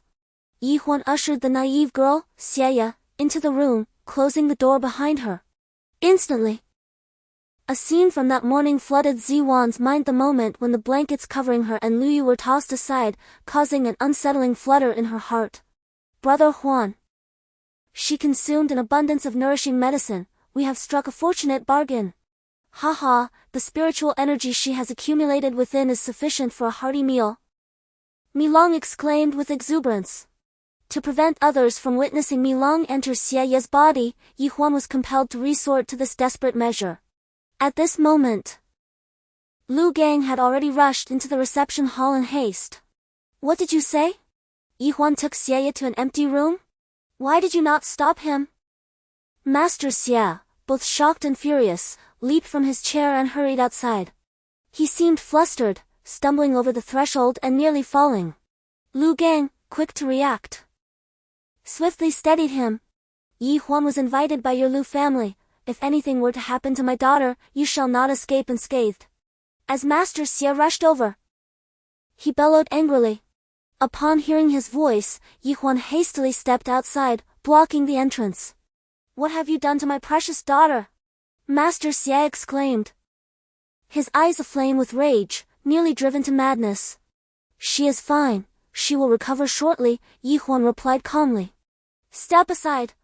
Let me in. Master Xie shouted, desperately trying to push his way inside. You cannot enter. With arms outstretched, Huan conjured a gust of wind, erecting a barrier before City Lord Xie. Momentum carried the City Lord forward, resulting in a resounding collision, as if he had run headfirst into a solid wall. A crimson welt, the size of a hen's egg, immediately swelled upon his forehead.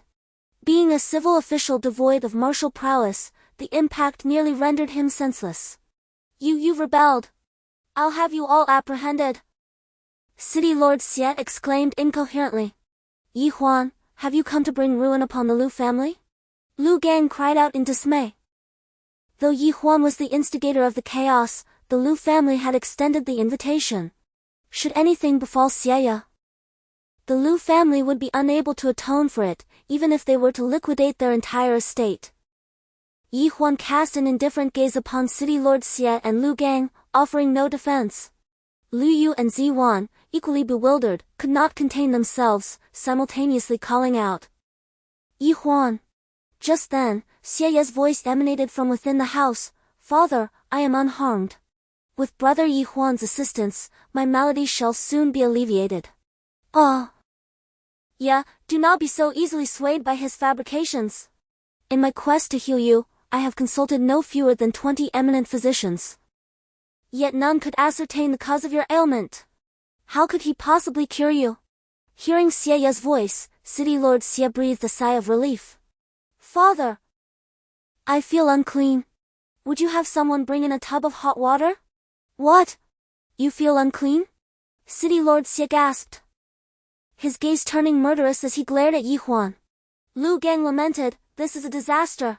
This fiend has brought misfortune upon my family. Zizhuan looked at Liu in astonishment, who blushed and asked, Senior sister, why are you looking at me? It's nothing, Zizhuan replied, her face also reddening as both women recalled the embarrassing scene of Huan and Xieya embracing. Father, where are your thoughts wandering? Xieya's voice came from within, playfully chiding. I merely took some medicine and broke into a sweat. Are you truly all right? Indeed. You all should hurry and ask someone to bring my daughter some hot water. Lord Xie shouted at Lu Gang. Half an hour later, Xieya emerged from her room. Adorned in a flowing long dress, her cheeks flushed and her damp hair glistening with droplets. Xieya! Lord Xie rushed forward, grasping her small hand and examining her anxiously. Given her appearance, no one could discern whether she had been violated by Huan. However, the crowd sensed a subtle change in Xieya. She seemed to have suddenly matured. Particularly noteworthy was her complexion, which had softened considerably compared to before. The stark transformation in such a brief period caused Lord Xie's hand to tremble as it caressed her face. Chapter 23, Guiding Light. Lu Xinpeng's heart raced uncontrollably. His fate was now beyond his control. If Xieya had merely been touched by Huan, the Lu family would find it impossible to maintain their standing in Dongyuan City. Miss Xie's remarkable aptitude had already altered her physique due to the accumulated spiritual energy within her, enabling her to form an inner elixir in such a short span of time. Huan smiled gently at Xieya and added, Congratulations. Xieya has refined an inner elixir? How is that even conceivable? I am well aware of her circumstances. After diligently cultivating for over 7 years, there were no signs of success whatsoever. Quickly, bring forth the spirit stone. Allow me to take a look. Lu Xinpeng eagerly volunteered, producing the spirit stone and stepping forward. Beads of sweat trickled down his forehead, as if he had danced perilously close to the gates of death. Among the crowd, apart from the serene Huan and the exuberant Xieya, everyone else bore expressions of complex emotions. The spirit stone in Lu Xinpeng's hand lingered momentarily over Xieya's dantian, and soon enough, an image of an inner elixir, the size of a pigeon's egg, manifested upon the stone surface. Although Xie Qingju was not a practitioner himself, he had witnessed such phenomena before. He couldn't contain his joy and exclaimed, Little Ya, you truly have refined an inner elixir. Thank the heavens, thank the divine for their blessings. Father, you should express your gratitude to brother Huan.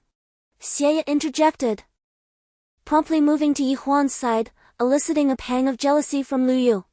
Huan had not advanced in his cultivation over the past year. Could it be that he devoted himself to the study of medicine? Zizhuang looked at Huan in confusion, musing silently. Such a perplexing ailment had eluded countless renowned physicians. Yet he managed to cure it.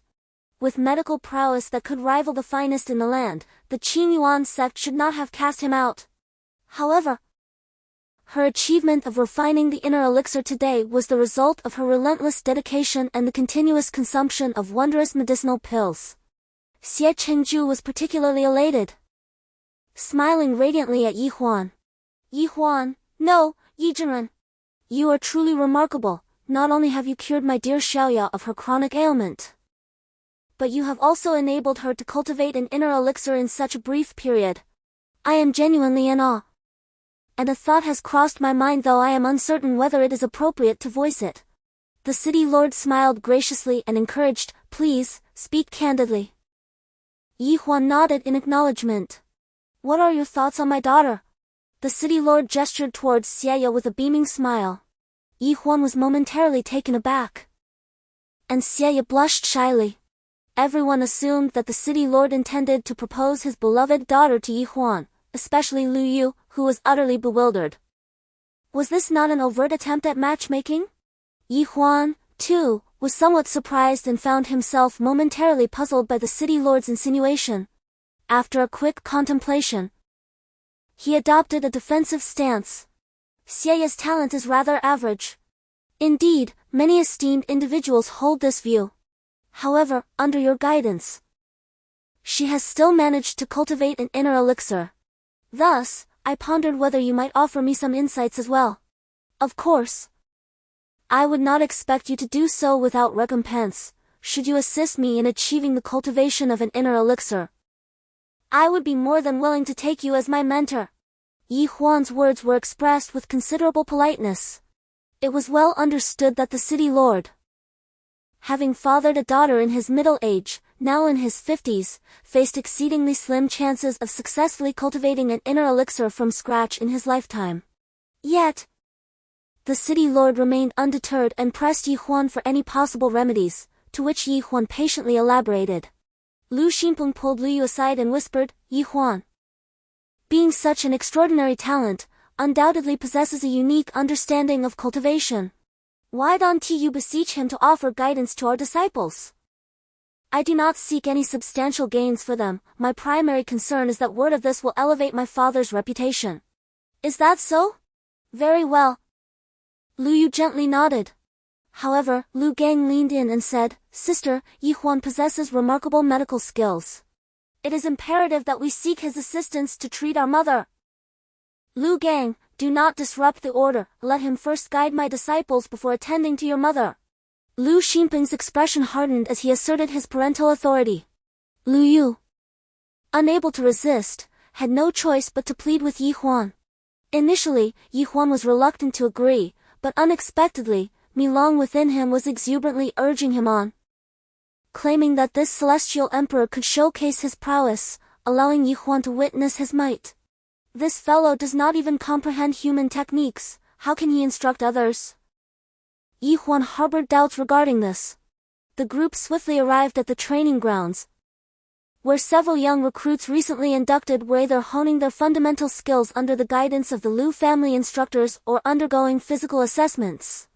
In previous years, upon hearing of Huan's arrival, the disciples were all abuzz with excitement, rushing over in a flurry to encircle him. Chao Kunping, step forward and allow Master Yi to assess your condition.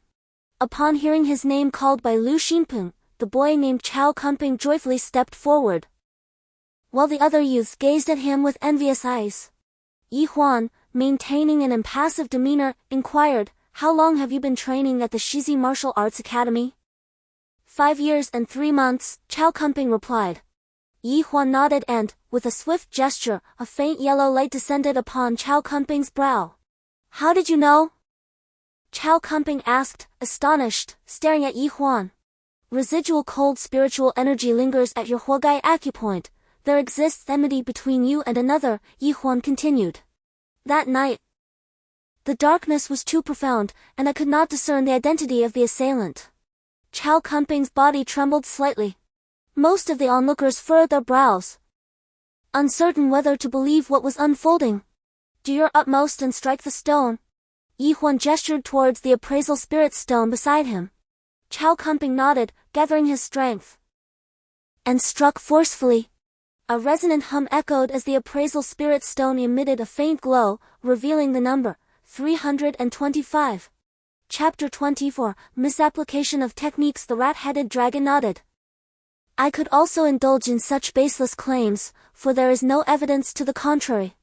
Observing this, Lu Xinpeng hurriedly urged Chao Kunping to step back, hoping to extricate Huan from the predicament.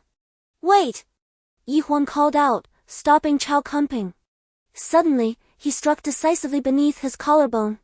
Chao Kunping swayed, instantly feeling a chill surge from within, leaving him remarkably revitalized. Try again, Huan instructed, pointing to the appraisal spirit stone. Chao Kunping nodded, took a deep breath, and struck once more. 665. The stone displayed this number, leaving everyone present in utter astonishment. Excitement surged within Chao Kunping as he exclaimed, Is this truly the result of my effort? I have helped you expel the lingering cold energy. your body has returned to its normal state. Your diligent practice over the past year has not been in vain, Huan replied calmly. Thank you, Brother Yi, for your assistance. Chao Kunping, overwhelmed with joy, bowed deeply to Huan. His prowess had seemingly doubled out of thin air. It appeared Huan's words were no mere fanciful claims, his medical skills were astonishingly profound. It was likely that no one else in the world possessed such expertise. The three masters murmured to themselves, their expressions far from pleasant. Master Lu, I have heard that this disciple possesses remarkable talent. He must be the most satisfactory disciple you have taken in the past decade, Bai Sulan remarked. Indeed. Lu Yu has only been with us for a mere 3 years, yet he already shows signs of forming his golden core, Lu Xinpeng replied. Stroking his beard and gesturing for Lu Yu to strike the skill-testing spirit stone. Without hesitation, Lu Yu leapt over 2 meters high and struck down. A score of 736. He is indeed very close to forming his golden core. For an ordinary person, achieving an inner core typically requires a decade or more, during which time they might not even glimpse the shadow of their core. It is astonishing that he has only practiced for 3 years, especially considering his tender age. Zhang Yi lavished praise, with Shudi Long joining in the commendation. Lu Xinpeng was in high spirits, yet feigned humility as he turned to Yi Huan, Master Yi. Could you assess whether Lu Yu has further room for improvement in such a short time? There are no issues, Yi Huan's countenance had returned to calm. The others sensed something amiss, suspecting that Yi Huan had discerned something but chose not to reveal it. Feel free to speak. It can only benefit Lu Yu and bring no harm, Lu Xinpeng said, a glimmer of pride in his eyes, for Lu Yu was indeed his most favored disciple. What? She is a girl? Lu Yu exclaimed in surprise, her voice rising. Realizing she may have spoken out of turn, she instinctively covered her mouth, causing her chopsticks to clatter onto the bowl with a sharp sound. The gathered crowd looked on in astonishment. Sister Lu Yu, what are you all discussing? Xie inquired with curiosity. Oh, it is nothing. I stained my clothes and went out to change. Lu Yusen, in a state of disarray, hurriedly stepped outside. Lu Xinpeng, a seasoned veteran, immediately sensed something amiss and signaled Lu Gang to follow him out and inquire. Upon exiting, Lu Gang caught up with Lu Yu. Sister, is there something you and Yi Huan are concealing from us? Brother, do you truly believe that? Lu Yu is a woman. Impossible. I personally received him when he joined our martial arts school. How could he possibly be a woman? Lu Gang shook his head repeatedly. I too find it hard to believe it was Yi Huan who informed me. Lu Yu's expression relaxed slightly. Lu Yu possesses extraordinary talent. Perhaps Yi Huan did not discern the truth at the time and might have said so out of embarrassment. Lu Gang speculated. Brother, whether Lu Yu is a woman or not can be verified easily. Does Yi Huan have any reason to fabricate such a tale? Indeed, you should investigate swiftly. 5 minutes later, Lu Yu emerged from Lu Yu's room. Did you find out? What is the verdict? Lu Gang asked, visibly anxious. She is indeed a woman. Father mistakenly provided her with the wrong martial arts technique. Lu Yu replied with a wry smile. What on earth is Lu Yu thinking? Why disguise herself as a man? Lu Gang exclaimed with indignation, she has deceived us all with her convincing facade. She has her own reasons, brother. We must ensure that this matter remains confidential, otherwise others will accuse the Lu family of leading our disciples astray. Will Yi Huan let this slip? Lu Gang asked, feeling somewhat discouraged. If he intended to disclose it, he would have done so by now. Did he not just preserve father's dignity? Lu Yu shot him a knowing glance. I am still somewhat curious as to how Yi Huan discerned the truth. Could it be that his eyes possessed the gift of X-ray vision? Lu Gang's gaze towards Lu Yu suddenly grew more intricate. If he truly had such powers, he would not have requested me to disrobe for his scrutiny. A surge of panic washed over Lu Yu, causing her to speak without thinking. Lu Gang was rendered speechless. Chapter 25, Framing and Deception. Fearing that Yi Huan might divulge the truth, he hastily made promises in an attempt to silence him. Lu Yu shyly exchanged a glance with Yi Huan, only to realize that he seemed oblivious to her signal. Frustration bubbled within her as she stomped her foot in irritation. This dense individual, whom she had implored to propose just days prior, could it be that she must plead with him again today? Ziwan tugged at Lu Yu's sleeve. Her teeth clenched as she whispered, "You haven't forgotten about last night's incident, have you?" He appears solemn, yet his heart may be tainted. He could have already trespassed upon us. Sister, could we be wronging him? The innkeeper's words were a direct confirmation. Could it be fabricated? Ziwan scoffed softly. Lu Yu found herself wavering, her heart in turmoil. Just then, the steward arrived with news that the leader of Nanyang, Luo Qingxian, had come to visit with his son. While Nanyang was not a prestigious sect, it nonetheless held a certain reputation within the Yanqing kingdom, far surpassing that of the modest Shizi martial arts school. Lu Xinpeng hurried out to greet them. Yi Huan's expression darkened. She had not anticipated that Luo Xiaolong would dare to visit today. Moments later, Luo Qingxian stomped into the dining hall with an air of menace, followed closely by Luo Xiaolong, who sniffled behind him. Upon spotting Lord Xia, Luo Qingxian clasped his fists in greeting, his demeanor icy. Since the lord was present, it was indeed an opportune moment for the elder to seek justice. The assembly was taken aback, while Lord Xia appeared somewhat puzzled. In the realm of cultivation, Lord Luo is indeed a formidable figure, within the city of Dongyuan. Who would dare to disregard your authority? Why would I need to intervene? Today, I shall speak plainly. Last night, Miss Lu and Miss Zijuan resided at the Uli Inn in Baletown. When Lord Luo posed this inquiry, both Lu Yu and Zijuan were taken aback. Uncle Luo, how do you know this? The crowd, with the exception of Yi Huan, was utterly bewildered. What transpired last night? Lu Xinpeng's expression was one of astonishment. My son and my rather unremarkable disciple, Juan, happened to pass by and inadvertently uncovered a lecherous scoundrel who had used an aphrodisiac to incapacitate the two young ladies. So, we fell victim to the aphrodisiac. No wonder we slept soundly until dawn, still feeling dazed. Zijuan trembled as she cast a furious glance at Yi Huan. Lord Xia, the city lord, cast a furtive look at Yi Huan. He was no fool and could easily deduce the truth. It was him. That infamous little thief. Lord Luo furiously pointed at Yi Huan, bellowing in outrage. The crowd erupted into chaos. Although most had already surmised that the lecherous scoundrel referred to by Lord Luo was Yi Huan, witnessing the explicit accusations still left them in shock. In front of the city lord, you shall reveal to everyone who the lecher was last night.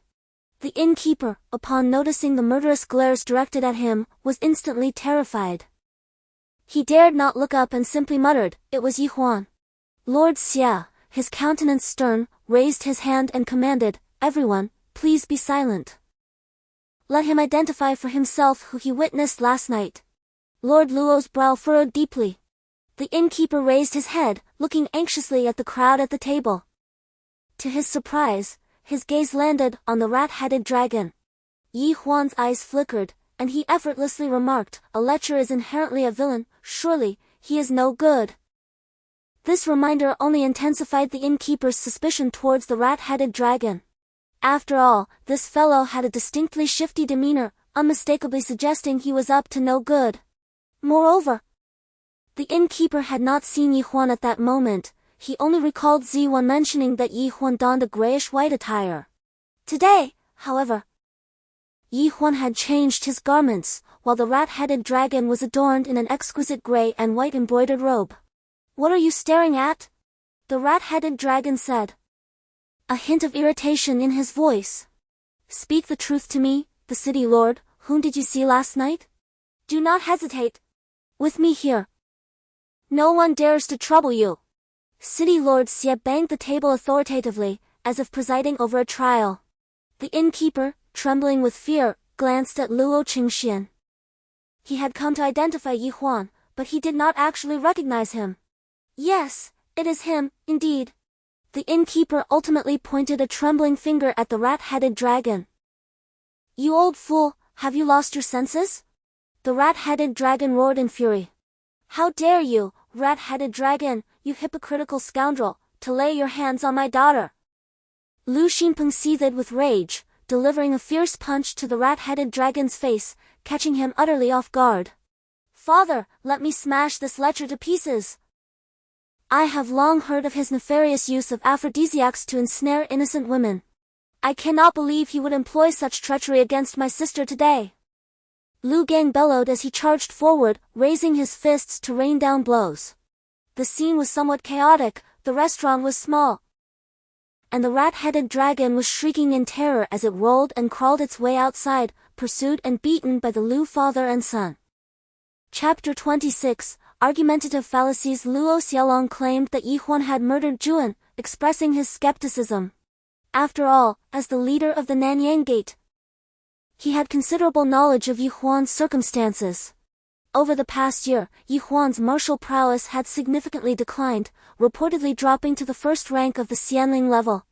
Logically, with his current abilities, he should have been incapable of defeating Juan. Moreover, Luo Xiaolong had not witnessed the incident himself. The audacity of this rat was truly remarkable.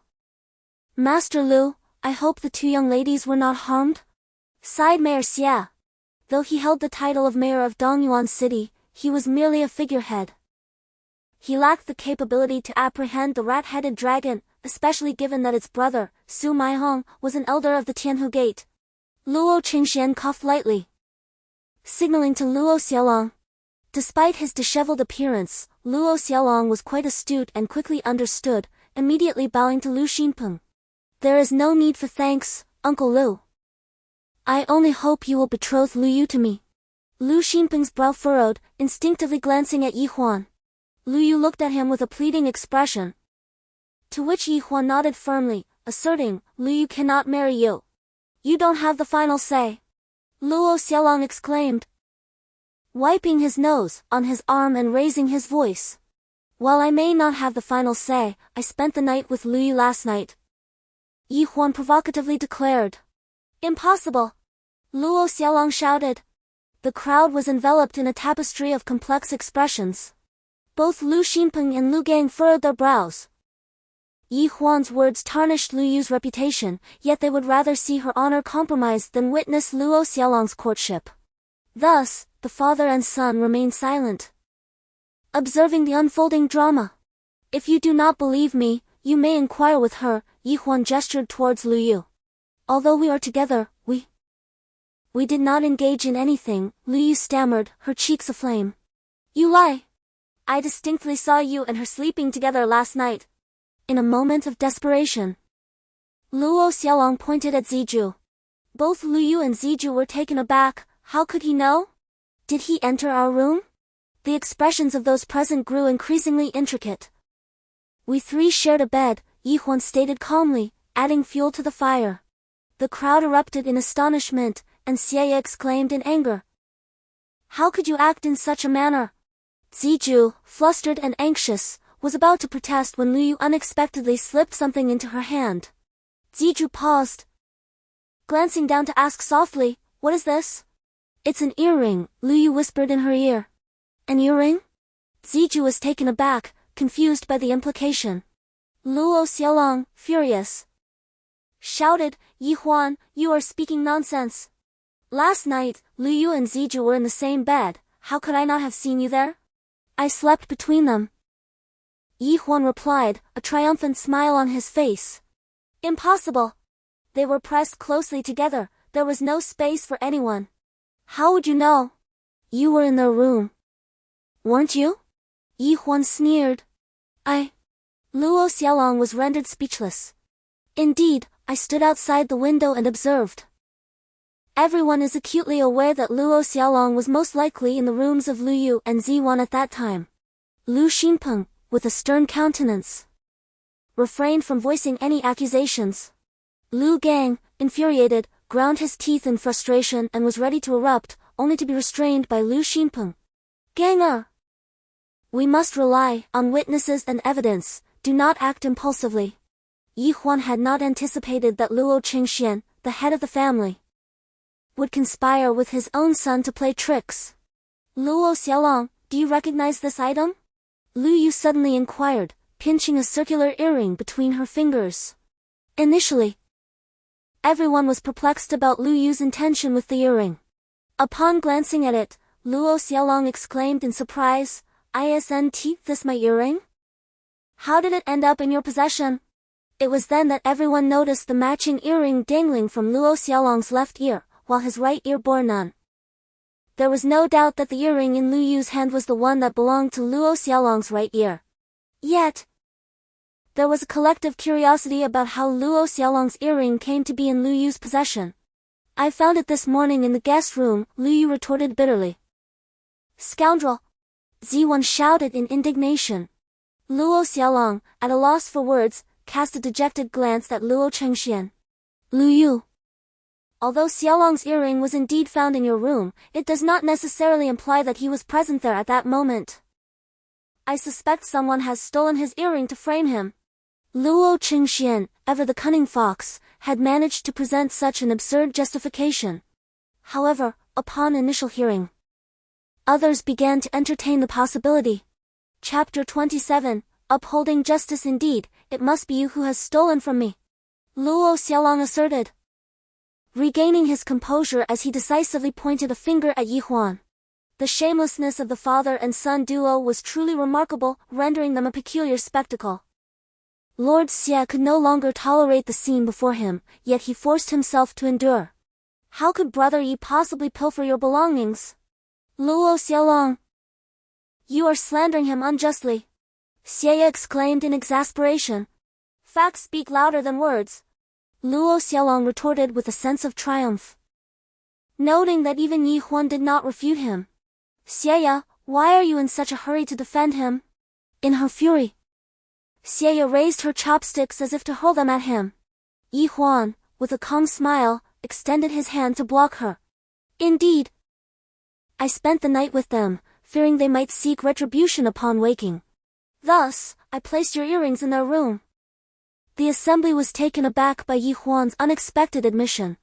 Luo Xiaolong had presumed he had cornered Yi Huan, only to find him turning the tables, leaving Luo Xiaolong at a loss for a response. Furthermore, he observed that Lu Yu and Ziwan were blushing and showed no inclination to reproach Yi Huan, which incensed him further. Surely everyone is now aware of last night's events? Yi Huan shrugged, laying the matter bare. Luo Qingxuan's face turned ashen, his eyes ablaze with fury. The situation had escalated to this point solely due to Luo Xiaolong's ineptitude. Lu Gang could no longer restrain himself. He drew his sword and pointed it menacingly at Luo Xiaolong, shouting, "You dare to bully my sister? I shall slay you right here. Father, save me!" Luo Xiaolong cried out in panic, hastily retreating behind Luo Chengxian. Luo Chengxian opened his arms, his expression stern, and declared, "Even if my son has been to Lu Yu's chamber, he was compelled. His sole intention was to protect them. On what grounds do you accuse him of ulterior motives? You are merely quibbling." With a swift flick of his wrist, Lu Gang brandished his sword, attempting to strike. In response, Luo Chengxian snapped his fingers, sending forth a brilliant column of energy that struck Lu Gang's sword with the swiftness of a flying blade. The sound resonated sharply, akin to metal clashing, causing Lu Gang's weapon to vibrate violently.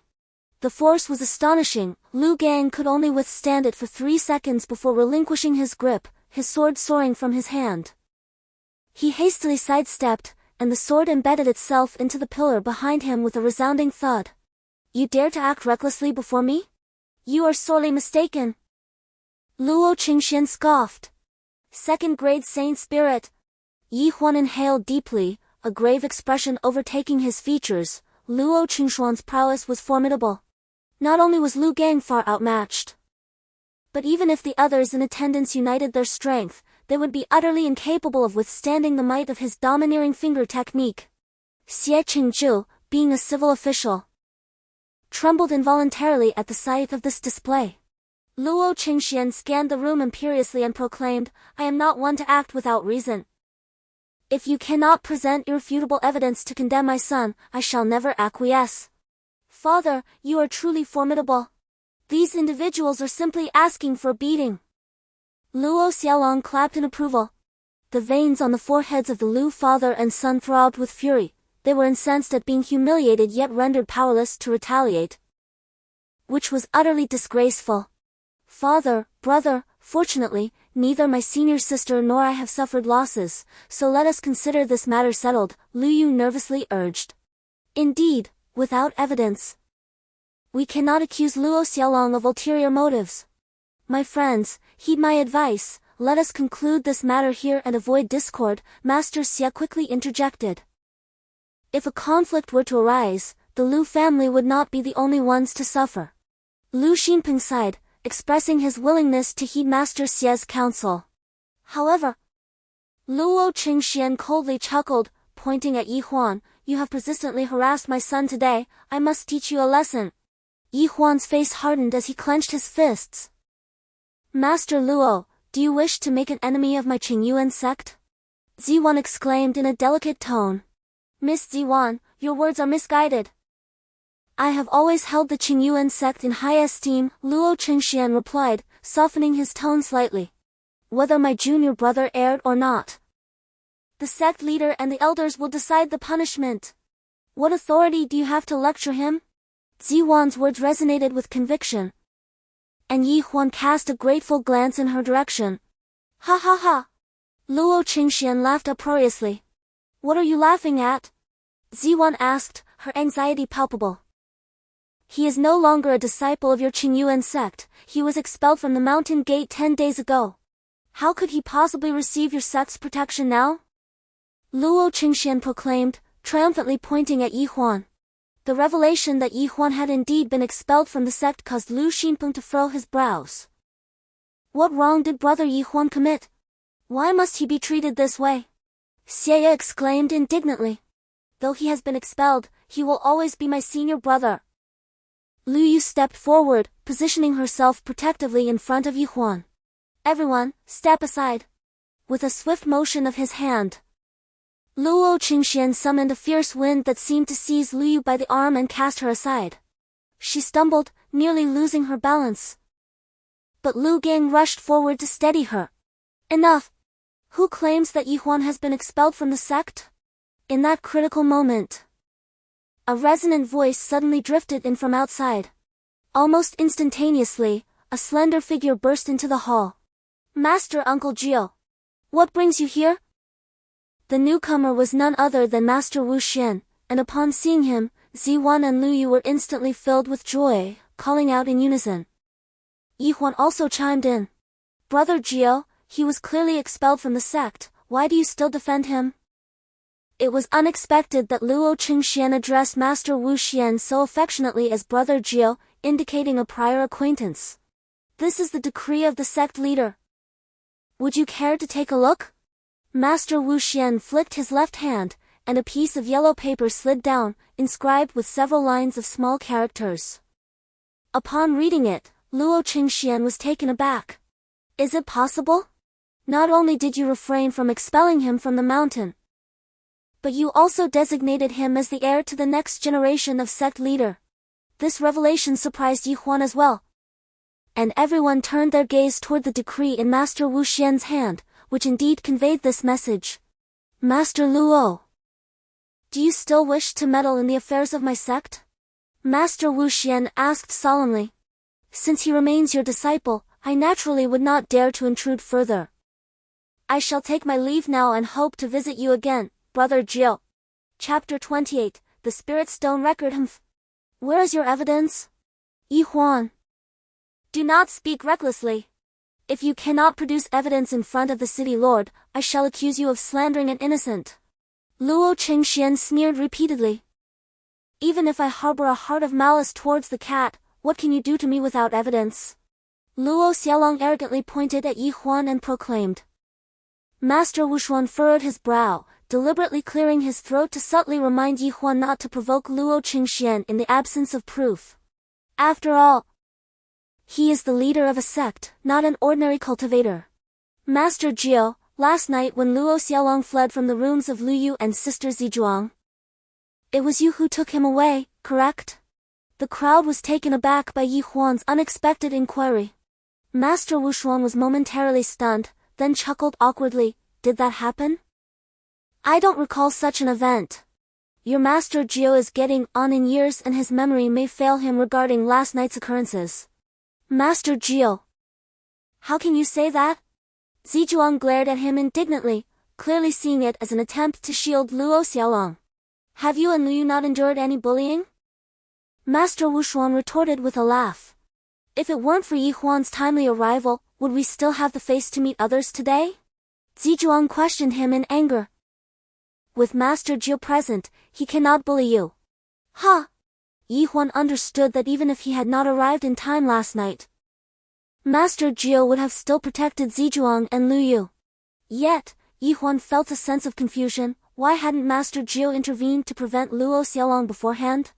Brother Gio, I owe you a favor now, and I shall repay it when the opportunity arises. Luo Qingxian laughed heartily.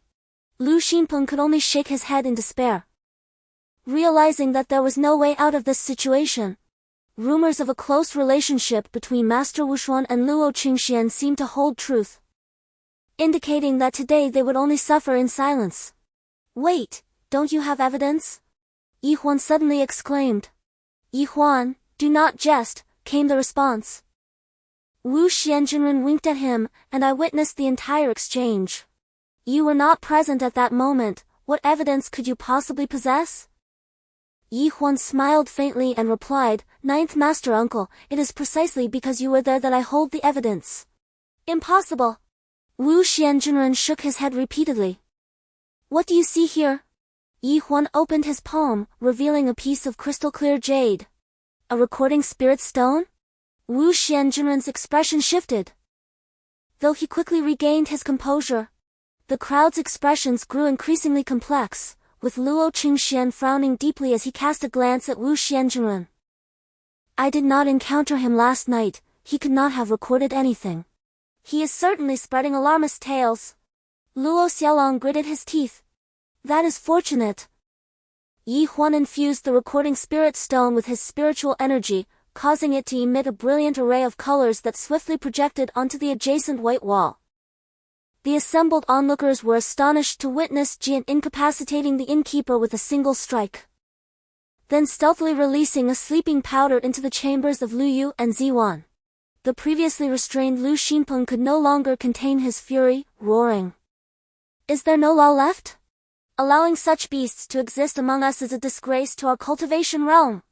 Beast, do you have anything to say? Luo Qingshuan's hands trembled as he struck Luo Xiaolong, who fell to the ground, his teeth shattered and his mouth filled with blood. Indeed, my son was momentarily bewitched. He must have ceased his actions at that moment. Before Luo Qingxian could finish, the scene shifted again. Luo Xiaolong pushed open the door, lighting the oil lamp, which illuminated the two sleeping beauties, Ziwan and Lu Yu. At this juncture, everyone present, save for Yi Huan, grew anxious. In particular, both Lu Yu and Ziwan appeared disconcerted. Wu Xian was rendered speechless, as he had been covertly observing Luo Xiaolong's entire progression from outside to inside the house. Consequently, he was perplexed, for the images appeared as though he himself had meticulously recorded them, given that no one else was present at the time. Ninth brother, I had assumed you were here to assist me. Luo Qingxian looked dejected. Now that matters have reached this point, proceed as you see fit. My son is at your disposal. I beseech the city lord to uphold justice and allow us to slaughter this beast. Lu Gang bellowed furiously. Luo Xiaolong indeed deserves to die. As the city lord uttered these words, he directed his gaze towards Wu Xian, for he dared not summarily pronounce Luo Xiaolong's death sentence. Father, you must save me. Last night, I merely pulled back their covers, I did nothing else. Luo Xiaolong knelt on the ground, clutching Luo Qingshuan's leg and wailing. Did you truly do nothing else? Luo Qingxian paused to catch his breath. Of course, it is true, I can attest to it. Wu Xian stated solemnly. I was outside the window at the time, witnessing everything clearly. Had Luo Xiaolong truly dared to act improperly, I would certainly have intervened. I do not believe he would have stopped at that point. Lu Xinpeng gritted his teeth. Because Yi Huan was on the verge of bursting in at the time. Wu Xian explained calmly. Ziwan and Lu Yu wiped away their tears, casting grateful glances at Yi Huan. In that case, I implore the pavilion master to grant me a modicum of respect. I am willing to offer compensation.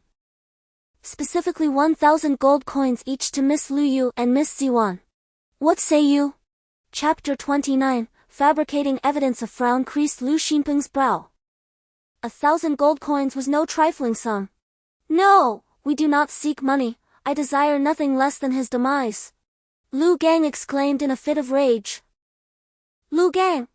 One must exercise restraint where mercy is warranted. Luo Qingxuan's expression turned grave. We all reside in the same city. It is best not to jeopardize our harmonious relations. Mayor Xie hastily intervened to mediate. Indeed, Master Luo possesses but a single heir.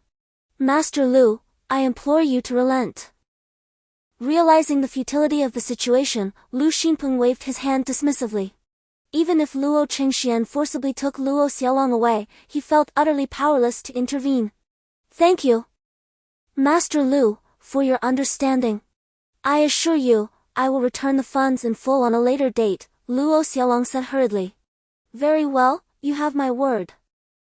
Yi Huan replied with a cold smirk, producing the recording spirit stone. Has it not been lost? Luo Qingxian asked, trembling slightly. I shall now leap from the window. Luo Xiaolong declared loudly. Are you still watching? Yi Huan turned to survey the crowd. The arena fell silent. Xie blushed, whispering, Brother Yi Huan, please continue. If I cannot bear to watch, I shall cover my eyes. Zijuan and Lu Yu were visibly anxious, their bodies trembling, unsure of how to react. Look! Lu Gang gritted his teeth. It seems to have vanished. Master Wushuan's brow furrowed deeply. Ninth brother, you recorded this personally, how could you be unaware? Luo Qingxian inquired darkly. No, I truly did not record it, came the reply. Is there still someone secretly protecting Yi Huan? Master Wu Xian appeared somewhat dazed. Yi Huan was the prized possession of the Qingyuan Sect, and it was not inconceivable for the sect leader Dao Yuanzi to personally intervene for his protection.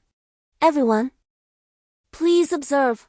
Yi Huan once again infused mana into the recording spirit stone. And the image was projected onto the wall. Luo Xiaolong wore a lewd grin as he grasped Zijun's arm with his left hand while his right hand caressed her flawless skin. Suddenly, the image vanished. Yi Huan inquired, is there no need to continue watching? I will kill you. Zijuan cried out in anguish, thrusting her sword forward. Luo Qingxian swiftly seized Luo Xiaolong and, with a whoosh, retreated into the distance, vanishing in an instant. Zijuan's strike missed its mark, and in a fit of despair, she hurled her sword into the air before collapsing to the ground in tears. Lu Yu slumped down, and Lu Gang hurriedly supported her, repeatedly offering comfort, Sister. That beast merely touched Zijuan, he did not lay a finger on you. He seemed to realize the inappropriateness of his words and promptly fell silent. How could I be unaware of this scene? Master Wu Xian murmured in disbelief. Uncle Gio, you are becoming muddled, Yi Huan spoke solemnly. Director Lu, Mayor Xie. I believe the situation is not as dire as it appears, perhaps we should prioritize harmony. Master Wu Xian urged. Lu Xinpeng wore a grim expression, remaining silent. While Mayor Xie frowned, and Lu Gang's teeth ground together audibly. Yet, they found themselves powerless against Luo Qingxian. Uncle Gio, your judgment is biased. Yi Huan shot a cold glare at Master Wu Xian. After all, he is the head of a sect, I must afford him some respect. Moreover, if he is truly intent on protecting his own, who among you could contend with him? Is this not your role? Yi Huan spoke expressionlessly. What can I do about it? Others possess the second tier of saint spirit level prowess, and I stand merely on equal footing with them. If he fights for his life, do I really wish to engage in a battle to the bitter end? When Master Wu Xian cautioned Yi Huan, he deliberately cast a glance at Lu Xinpeng, who could not suppress a long sigh and indignantly exclaimed, is there still a semblance of law in this world? Law! The one with the stronger fist establishes the law. Master Wu Xian's expression darkened as he further admonished Yi Huan, if you dare to deal with Luo Xiaolong, Luo Qingxian will undoubtedly ensure your demise. This master of Nanyang is no simple character. Several of his former disciples have already attained the saint spirit level. Among them, one is presently within my Qingyuan Sect. A faint, cold smile graced Yi Huan's lips. Mi Long, infuriated, shouted within him, Brother Huan, didn't you say you could easily overpower that brat? What now? Yi Huan gritted his teeth in response. He may escape today, but he cannot evade forever. No way! After expending so much spiritual energy to create this situation, they cannot simply walk away. With a stern countenance, Yi Huan swiftly approached Ziwan. Reaching out to grasp her hand, Ziwan shook off his grasp and suddenly drew a short sword, pressing it against her throat. Yi Huan was taken aback and hurriedly seized her wrist. You want me to die? I am already tainted. What meaning does life hold for me now? Ziwan's emotions became tumultuous. Sister, what has happened, do not dwell on it. At worst, we shall remain unmarried for life. Lu Yu stumbled out, tears streaming down her face. Ziwan gripped the sword tightly, seething, I will eventually slay him. At this moment, Yi Huan suddenly strode out without uttering a word.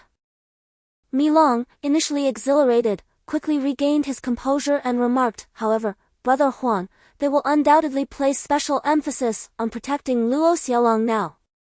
It would be prudent for you to remain calm. Luo Qingxian is not someone you can contend with. Even with just one hand, he could easily overpower you. I have my own methods. In Dongyuan City, at the Luo residence, the walls loomed high, and the gates were firmly shut. Luo Qingxian pointed an accusatory finger at Luo Xiaolong, bellowing, from this day forth, you are absolutely forbidden to step out of this house for an entire month. Father! Aren't you effectively sentencing me to confinement? Luo Xiaolong protested, feeling aggrieved. If you venture outside, your demise will be swifter. Have you not realized that Yi Huan, Lu Gang, and Ziwan all harbor intentions to kill you? With me here to protect you, they can entertain no such thoughts. Luo Xiaolong scoffed dismissively. Chapter 30, Who is the coward? I must promptly summon your second and third uncles, otherwise, I will truly be at my wit's end. You troublesome rascal. You have a knack for attracting disaster. Do you believe you can contend with Yi Huan? Look at that inscrutable gaze of his. He is far from a mere brute who relies on sheer force. Luo Qingxian paced restlessly within the room. Before long, a disciple rushed in, calling out from a distance, Master, we have located Brother Juan. Where is he? Luo Qingxian immediately sprang up from his armchair. He is dead, his body discarded beyond the walls of the Xuanwu pavilion. Mouse headlong! You scoundrel!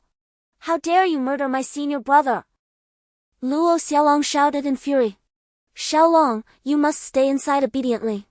I shall come to check on you now. Although Juan met his demise at the threshold of the rat-head dragon's abode, it does not necessarily imply his guilt. Luo Xiaolong was somewhat taken aback. Instinctively lifting his head, his eyes widening in astonishment. Yeah, Yi Huan. His voice was barely a whisper, as if it had been forced from his throat. The figure approaching was indeed Yi Huan, his sword moving with such swiftness that it was suddenly poised at Luo Xiaolong's throat, rendering him incapable of raising his voice. Kneel! Should you dare to utter another word, I shall sever your head. Yi Huan's tone was chillingly indifferent. Trembling, Luo Xiaolong knelt, careful not to do so too hastily. For the sword hovered perilously close to his neck. I may have intended to take advantage of them last night, but I ultimately did not succeed. Luo Xiaolong stammered in a panic, his eyes darting sideways. Within his home resided a multitude of gluttons, yet none seemed to notice as Yi Huan descended upon him. Yi Huan had no desire for further dialogue, contemplating whether he should dispose of Luo Xiaolong in a manner akin to that of Juan's remains. At that moment, Mi Long unexpectedly interjected, Brother Huan, this man is reeking of putrid flesh, he likely possesses little spiritual energy within him. After all this trouble, to gain merely this scant amount of energy is hardly worth it. A thought sparked in Yi Huan's mind. Had Luo Chengxian not mentioned that he would provide Ziju and Luyu with 1,000 gold coins each? It seemed the Luo family was affluent, possessing ample medicinal herbs. Seizing this opportunity, it would be prudent to pilfer a portion. With this in mind, Yi Huan flicked his sword and demanded of Luo Xiaolong, "Do you wish to live?" "Who the hell wants to die?" "No, I certainly wish to live." "Good, open your mouth." Luo Xiaolong was momentarily taken aback, unable to comprehend Yi Huan's intentions. Yet he obediently parted his lips. At that instant, Mi Long swiftly slithered into his mouth. Luo Xiaolong caught a glimpse of a centipede-like creature entering him, causing him to startle and hastily inquire what Yi Huan had fed him. "I have given you a highly venomous centipede, you will soon feel its effects," Yi Huan replied, instilling fear in him. Luo Xiaolong furrowed his brows, seemingly undaunted, likely due to his prior encounters with toxic substances such as dried centipedes. However, moments later, he was writhing in pain, gritting his teeth as beads of sweat began to form on his forehead. Panic washed over him, and he pleaded desperately, "Yi Huan, my family is wealthy, tell me how much you desire, and I shall provide it all." "Very well, now let us see how you perform. Perhaps if I am in a generous mood, I may release you," Yi Huan remarked, somewhat astounded that even a sect leader could be so unscrupulous. Mi Long interjected. "Luo Xiaolong possesses hardly any spiritual energy, his inner den is utterly vacant. It appears that any restorative elixirs he consumed have been squandered on women." He mused on the possibility of acquiring Luo Qingshuan's inner den instead. Meanwhile, the Lu siblings and Zijuan sat in the garden, their heads drooping in a despondent manner. Yi Huan has actually slipped away unnoticed. He must be concerned about Luo Chengxian seeking retribution. Lu Gang lamented. "Brother, I do not believe Yi Huan is that type of person," Lu Yu defended. "The reason he mustered the courage to expose Luo Xiaolong was precisely because your ninth master uncle was present. However, he did not anticipate that Uncle Jio would collude with Luo Chengxian. Thus, once he sensed something amiss, it was only natural for him to flee. After all, the instinct for self-preservation is inherent in all beings, wouldn't you agree?" "Brother, please, enough." Lu Yu felt a deep sense of frustration within. "Lu Yu, I believe your brother has a point. If Yi Huan were not afraid for his life, he would have proposed to you just now, yet, he did not. On the contrary, he stealthily slipped away, which is an undeniable fact," Ziwan remarked with a grave expression. "Alas! Could it be that I have truly misjudged him?" Lu Yu lamented, feeling despondent. "You must have misjudged. He had previously promised to tend to our mother's ailments, yet he has failed to uphold that commitment."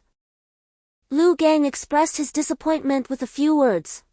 Inside the room, Master Wushuan had indulged a bit too much in drink, while Lu Xinpeng was equally disheartened, drowning his sorrows in alcohol. "Master Jio, I have heard that Yi Huan is not only a prodigy but also fearless. Just 10 days ago, he nearly killed the son of Master Guan. Why then, has he chosen to slip away quietly today? Lu Guanju, you may not be aware, but Yi Huan is merely a youth. He acted impulsively, forging a deep-seated enmity with Master Luo. You must understand that Luo Qingxian is narrow-minded, incapable of tolerating even the slightest offense. Do you think he will spare Yi Huan?" Master Wushuan continued. "Yi Huan is undoubtedly cognizant of this predicament. If he does not flee, would he remain here to await retribution?" Master Wushuan raised his cup once more, drinking deeply as he spoke. Chapter 31, A Life of Indulgence. "Is it not the case that you are here?" Lu Xinping inquired. "Though the sect leader has instructed me, I cannot be expected to provide personal protection for him." "Can I?" The esteemed Master Wushuan experienced a moment of discontent, for he was not merely a bodyguard for Yi Huan. This implied that Yi Huan was in considerable peril. A flicker of concern crossed Lu Xinping's eyes, for he held a genuine fondness for Yi Huan. Unexpectedly, Yi Huan entered at that moment. Lu Gang rose in astonishment, while Lu Yu joyfully approached him, inquiring, "Yi Huan, where have you been?" I went outside to arrange a banquet, Huan replied, striding past her and calling out. Uncle Gio, come up quickly. Lu Yu felt a tinge of disappointment, sensing that Huan's gaze seemed to overlook her entirely. Zijuan, somewhat taken aback, asked, What is the occasion for the banquet? The two women instinctively followed him inside, where Huan had already reached Master Wushuan's side. Without further ado, he grasped his arm and urged, Uncle Gio, let us go. I invite you for a drink. Drink? Is there not enough wine here? Master Wushuan gazed at Huan with a hazy demeanor. Let us drink here, I have ample wine at home, Lu Xinping interjected hastily. The drunken immortal tower has a special brew of aged daughter red that is exquisite, and not only is it quite costly, but it is also said to be unavailable elsewhere, is it not?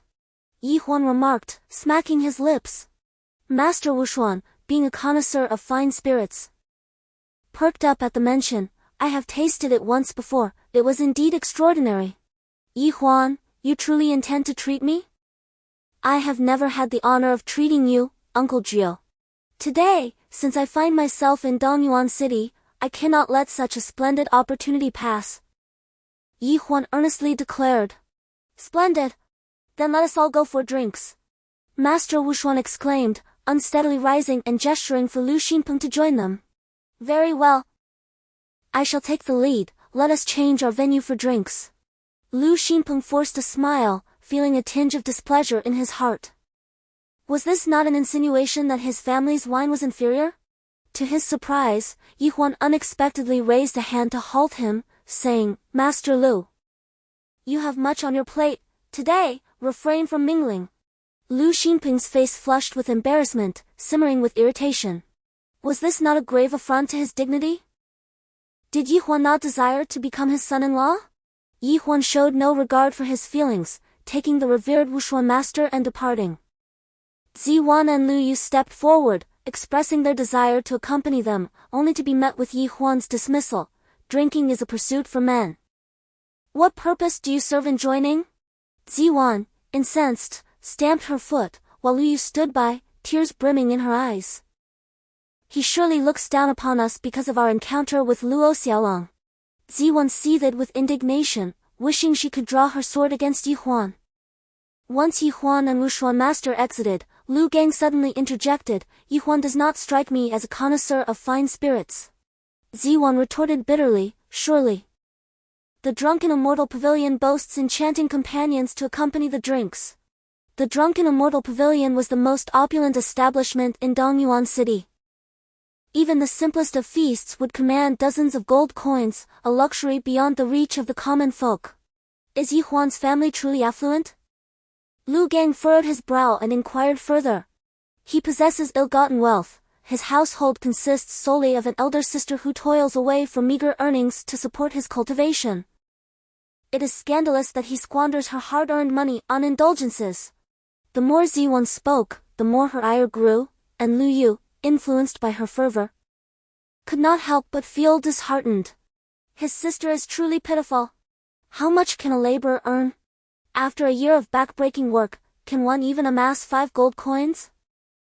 Lu Gang shook his head. Then where does he acquire such wealth? Suddenly, Ziqian came to a realization, her eyes darted, and she suggested, let us follow discreetly for the time being, without letting him notice. Lu Yu promptly agreed.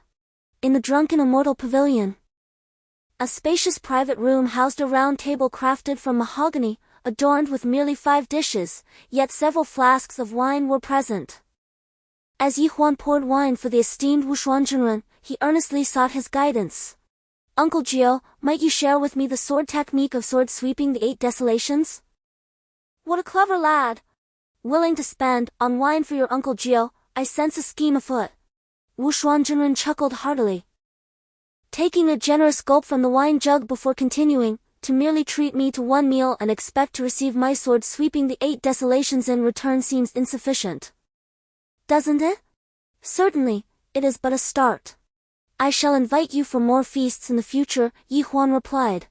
By the way, your flying water pursuing soul sword is exceedingly formidable. Might I have the pleasure of witnessing it? A glimmer of anticipation ignited in Yi Huan's eyes once more. Given your generous invitation, I shall grant you a glimpse. Wu Shuangzhenren, having indulged in ample drink, was in high spirits, his eyelids grew heavy, yet in his hand appeared a stunning emerald-hued longsword, shimmering with subtle waves of light. Yi Huan grasped the sword, his admiration flowing forth. What an exquisite blade! Truly magnificent! Uncle Gio, I have heard that with but a single incantation, this sword can soar on its own? Indeed, I have long achieved a harmonious union with it. With just a thought, it will take flight according to my will, Wu Shuangzhenren proclaimed with pride. Under Yi Huan's humble inquiry, Master Wu Xian stammered as he recited the incantation, causing the flying water-pursuing soul sword to indeed soar around the room. The Lu siblings and Ziwan sat in the hall of the tavern, quite close to the private room. Lu Gang, with keen ears, listened intently for a moment and remarked, Yi Huan is quite cunning. He took advantage of your ninth master uncle's inebriation to solicit his secrets. Brother, he is merely clever, Lu Yu corrected with a glance. There are surprisingly no beautiful women accompanying him. Ziwan sighed in relief. Senior sister, do you wish for him to have company of beautiful women or not? Lu Yu asked with a teasing smile. What does it matter to me whether he has beautiful women or not? Ziwan's cheeks flushed slightly as she hastily covered her embarrassment. Lu Gang suddenly expressed confusion. Your ninth master uncle has indulged a bit too much today. Even if Yi Huan were to consult him at my home, he would still share, so why waste money here? Indeed, I cannot fathom it. What a prodigal! His sister must bear a heavy burden. Ziwan scoffed, filled with dissatisfaction. I just inquired with the owner. This table of drinks costs no less than 50 gold coins. Lu Yu sighed deeply. Such a waste of money. I feel it is unjust for his sister. Ziwan was infuriated, exclaiming, I truly wish to storm in and slap him twice. Senior sister, do not act impulsively. After all, he is not spending our money. If you rush in to strike him, others might mistakenly think you are his wife throwing a tantrum. Lu Yu trailed off. Ziwan, both embarrassed and enraged, retorted, You insolent girl, if you continue your nonsense, I shall tear your mouth apart. Meanwhile, Luo Qingxian and Rat Head Dragon had a fierce argument. Yet Rat Head Dragon steadfastly denied that Juan was killed by him. Chapter 32, The Sword as a Means of Revenge. Upon entering, he was taken aback to find the Lu siblings and Zijuan present. The trio was equally astonished as he approached the elegant room where Yi Huan and Master Wushuan were partaking in libations. Lu Gang seethed with barely contained fury, internally cursing. Just moments ago, Yi Huan appeared to expose Luo Xiaolong, yet secretly he is consorting with Luo Qingxian. No wonder he can afford to treat Master Jiu to drinks. It seems he has received substantial benefits from Luo Qingxian. Indeed, I cannot believe Yi Huan could stoop so low. I must have been blind. Lu Yu lamented, her face a mask of despair. Suddenly, a peculiar sound echoed from within the room, startling the four outside. It seemed to emanate from Luo Xiaolong, who was surprisingly drinking alongside Yi Huan. In a fit of rage, Zijuan crushed a wine glass in her hand. Meanwhile, Luo Qingxian burst into the room with a ferocious intensity. At that moment, Lu Yu was astonished to see Yi Huan walk in from outside, with a broad smile adorning his face. Lu Yu, Sister Zijuan, let us continue our revelry, he exclaimed. Zijuan stood frozen in disbelief. When did he come out here? Xiaolong, wake up! Do not frighten your father! Suddenly, a heart-wrenching scream echoed from the elegant room, followed by Luo Qingshuan's furious shout, Old Jiu, you dare to kill my Xiaolong? I shall not let this go. With a thunderous crash, the doors and windows of the room were violently shaken by an overwhelming force, sending everyone outside scrambling for safety. The Lu siblings and Zijuan watched in astonishment as Luo Qingxian and Master Wushuan engaged in a fierce battle, their conflict escalating beyond containment. On the ground, a verdant longsword pierced through Luo Xiaolong's chest, impaling him firmly to the floor. Blood gushed from his chest like a spring, his eyes wide open in shock. and his body had ceased its convulsions, indicating that he had just been struck by the flying sword. However, the rapid loss of blood had evidently sealed his fate. The sword was none other than the renowned magical weapon of Master Wuxuan, the water-tracking soul sword. Your ninth master uncle has actually slain Luo Xiaolong. Lu Gang was ecstatic, nearly bursting into a shout. Brother, do you truly believe it was master uncle who did this? Lu Yu gestured towards Yi Huan. And Lu Gang suddenly realized, could it be his doing? You must leave at once. Do you intend to wait for Luo Qingxian to exact his vengeance? Yi Huan urged hastily. Within the shattered private room, Master Wuxuan defended himself while shouting, Old Luo, please remain calm, I did not kill Xiaolong. No matter how you try to wriggle out of this today, I shall end your life. Luo Qingxian, his eyes bloodshot, suddenly wielded a sleek black longsword and, with a swift motion, cleaved downwards. Boom! A large section of the wall collapsed instantly. Stop this! Do you intend to demolish my tavern? The owner of the drunken immortal pavilion bellowed. The Lu siblings and Z1 excitedly fled the tavern, while Yi Huan had mysteriously vanished. The news of Master Wuxuan's slaying of Luo Xiaolong swiftly spread throughout Dongyuan City. Lu Xinpeng laughed heartily. Master Ninth, I knew you would avenge me. My Lu family shall be eternally grateful to you. Father, you are mistaken. The one who killed Luo Xiaolong may not be Master Ninth. Lu Gang spoke with an air of mystery. Could it be true? Everyone is saying that Luo Xiaolong was slain by the 9 realms. Could it possibly be false? Lu Xinpeng inquired, bewildered. Father, have you forgotten who invited Uncle Jiu to the drunken immortal pavilion for a drink today? Lu Yumei said with a bright smile. Yi Huan? Are you suggesting that Yi Huan is the one who killed Luo Xiaolong? Lu Xinpeng's eyes widened in astonishment. Even if Yi Huan did not strike the blow himself, he certainly wielded Uncle Jiu's sword to carry out the deed. Zijuan asserted decisively. Where is Yi Huan? I wish to ask him directly. If it was indeed he who ended Luo Xiaolong's life, I must express my gratitude. Lu Xinpeng exclaimed joyfully. Father, when he left the tavern, the streets were crowded and chaotic. He suddenly vanished. Lu Yu felt a tinge of disappointment. Where could he have gone? Yi Huan had indeed slain Luo Xiaolong with Wuxuan Jinren's sword and then leaped out of the window. Although this ruse deceived Luo Qingxian, it could not fool Wuxuan Jinren. Once Luo Qingxian became aware, he would undoubtedly pursue him.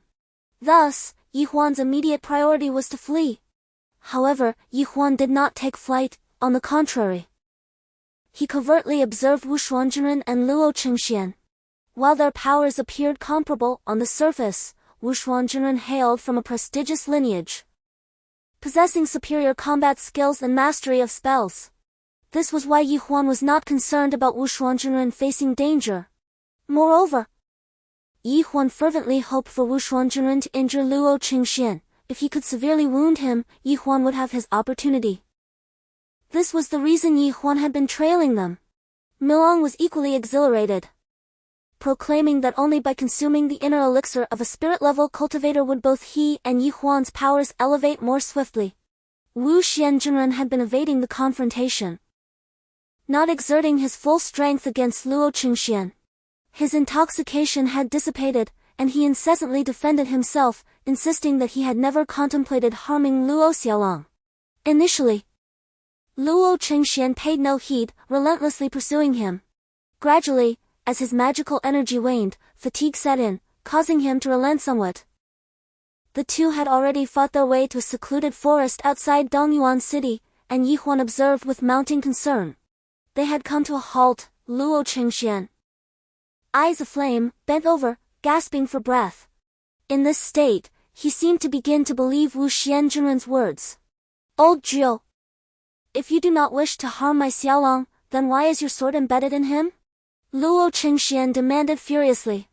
Was that not an accident? I was inebriated at the time, instructing Yi Huan on the use of flying swords, unaware that your Xiaolong would suddenly appear in the room. Wu Xian Jinren sighed. You must have intended it. Truly not. Witnessing the possibility of reconciliation between the two, Yi Huan rushed forward, exclaiming loudly, "Uncle Gio! I hold you in the highest regard." Yi Huan. Luo Qingxian glared at him, teeth clenched. "What do you admire about me?" Wu Xianjun inquired, perplexed. Previously, at the Lu household, when Lord Luo took Luo Xiaolong away, you informed me that Luo Xiaolong would not see the sun rise again. At that moment, I thought you were boasting, yet it appears you had already devised a plan. Old Gio, you wretched being, have been deceiving me all along. Upon hearing this, Luo Qingxian immediately raised his sword and struck fiercely. Old Luo, wait! I never said that. The real man Wushuan, flustered and in a hurry to defend himself, exclaimed. Yi Huan, what nonsense are you spouting? Master Uncle Gio, you have always harbored a deep-seated aversion to evil, particularly despising those lecherous scoundrels who exploit women. There was a time when you slammed the table in front of Master Uncle Wu, claiming that if it weren't for his son, you would have already sliced the vile tongue into 8 pieces. Pausing, Yi Huan pressed on with greater emphasis, I am not speaking out of turn, am I? These were your very words, were they not? Indeed, I did utter such words at that time, but before the real man Wushuan could complete his sentence, Luo Qingxian, in a fit of madness, lunged at him with unbridled fury. So, you old nine, you have long harbored intentions to deal with my son. Today, it shall be either your demise or mine. In a tempest of rage, Luo Qingxuan's sword energy surged violently, slicing through the air as it severed thick branches from the trees surrounding them. The force of his strikes left gaping holes the size of bowls in the trunks. The forest was alight with whirling leaves, resembling a gentle rain. The ground was a chaotic whirl of dust and stones, as debris flew and clattered against the tree trunks with thunderous sounds. The real man Wushuan lamented continuously. Although he wielded a knife, his proficiency lay with the sword, rendering him less effective. His power diminished significantly, and had it not been for the towering trees in the forest providing cover, he would have surely fallen victim to Luo Qingxuan's lethal sword energy long ago. As the 2 ethereal-level cultivators clashed, the atmosphere was charged with immense energy. Although Yi Huan stood at a considerable distance, he could still feel the menacing sword aura swirling around him. Yet, he did not flee, instead, he retrieved the Feishui Chuahan sword from his storage ring and shouted towards the beleaguered Wushuan Jinren. Ninth Master, I have brought your sword. Do not cower indefinitely, otherwise he will inevitably claim your life. My sword? Wushuan Jinren caught a glimpse of it from the corner of his eye, and his spirit soared. Under the relentless pressure from Luo Qingxian, he found himself struggling to defend. The sight of the Feishui Chuahan sword was akin to seeing reinforcements arrive. Quick! Hand me the sword! Wushuan Jinren charged forward with determination, and Yi Huan swiftly tossed the sword to him. Grasping it firmly, Wushuan Jinren immediately unleashed a powerful strike, his energy surging dramatically. With a resounding clang, Luo Qingxian was forced back several paces by the force of his sword's might. You shall perish, old ninth! Luo Qingxian roared in fury, hastily swallowing 2 medicinal pills before launching a fierce assault. In an instant, a sphere of crimson light erupted from his sword, hurtling towards Wushuan Jinren like a flaming projectile. Seemingly aware of the impending danger, Wushuan Jinren let out a cry, slicing through the air with his sword while retreating simultaneously. Boom! The fireball detonated with tremendous force, shattering over a dozen trees at the base. The sheer power was staggering. Yi Huan felt a tightening in his chest, silently grateful he had not recklessly intervened. However, Wushuan Jinren shouted in indignation, Old Luo, you dare to expend your life essence against me? It appears you truly wish to meet your end. My precious son was slain by you, what meaning does my existence hold now? Luo Qingxuan's eyes glowed a fiery crimson as he unleashed another fireball. Boom! The fireball erupted violently once more, toppling a multitude of trees. Mi Long cried out in anguish. Brother Huan, if he exhausts all his magical energy, even if we acquire his inner core, it will likely be of little significance. If he does not deplete his power, we shall have no opportunity for a surprise attack. At this juncture, Huan found himself at a loss, unless Master Wushuan could incapacitate Luo Qingxian with a single strike. The chances were exceedingly slim. In his desperate state, Luo Qingxian seemed to abandon all technique, knowing only to charge and strike fiercely. Amidst the chaotic pursuit through the forest, Master Wushuan finally seized an opportunity, skillfully rotating to swiftly maneuver behind Luo Qingxian, delivering a powerful palm strike to his back. Caught off guard, Luo Qingxian was unable to halt his momentum and collided violently with a tree. Uncle Gio, what are your orders? Huan feigned ignorance. Do you truly believe I was inebriated? At that moment, you sought my guidance on the technique of flying swords, only to use my own sword to slay Luo Xiaolong. Indeed, I wished to eliminate Luo Xiaolong, yet had he not intruded into our chamber, we would not have been able to kill him, would we? Huan deliberately emphasized their culpability, knowing full well that Master Wushuan must bear half of the responsibility for Luo Xiaolong's demise. Alas, Luo Xiaolong has perished. And I must admit that I bear a portion of the blame. Had I not indulged excessively, he might still be alive. At this moment, Master Wushuan gestured towards the still unconscious Luo Qingxian and inquired, but what shall become of him? Luo Xiaolong was his only son, as he had just lamented. He cannot endure this existence alone. Perhaps. Huan deliberately paused, casting a probing glance at Master Wushuan. Although you fear not his disciples, engaging them in combat could inadvertently harm many innocents should you falter. Master Wushuan wore an expression of helplessness, his arms crossed behind him, brows furrowed. Pacing in the clearing of the forest, clearly indecisive. A mischievous smile flickered in Huan's eyes. He was in no rush. On the contrary, he hoped Master Wushuan would continue to delay, for the dragon spirit was devouring Luo Qingxuan's spiritual energy within his dantian. However, after a brief interval, Luo Qingxian awoke. Struggling fiercely. Old Zhou, you dare to kill me. Old Luo, please calm yourself, continuing this conflict is futile, wouldn't you agree? Master Wushuan hastily urged. You have slain my son, how can I remain calm?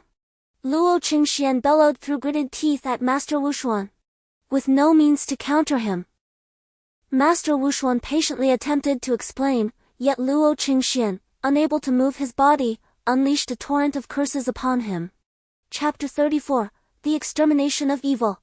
Master Wushuan, possessing a commendable temperament, bore the insults directed at his ancestors without retort.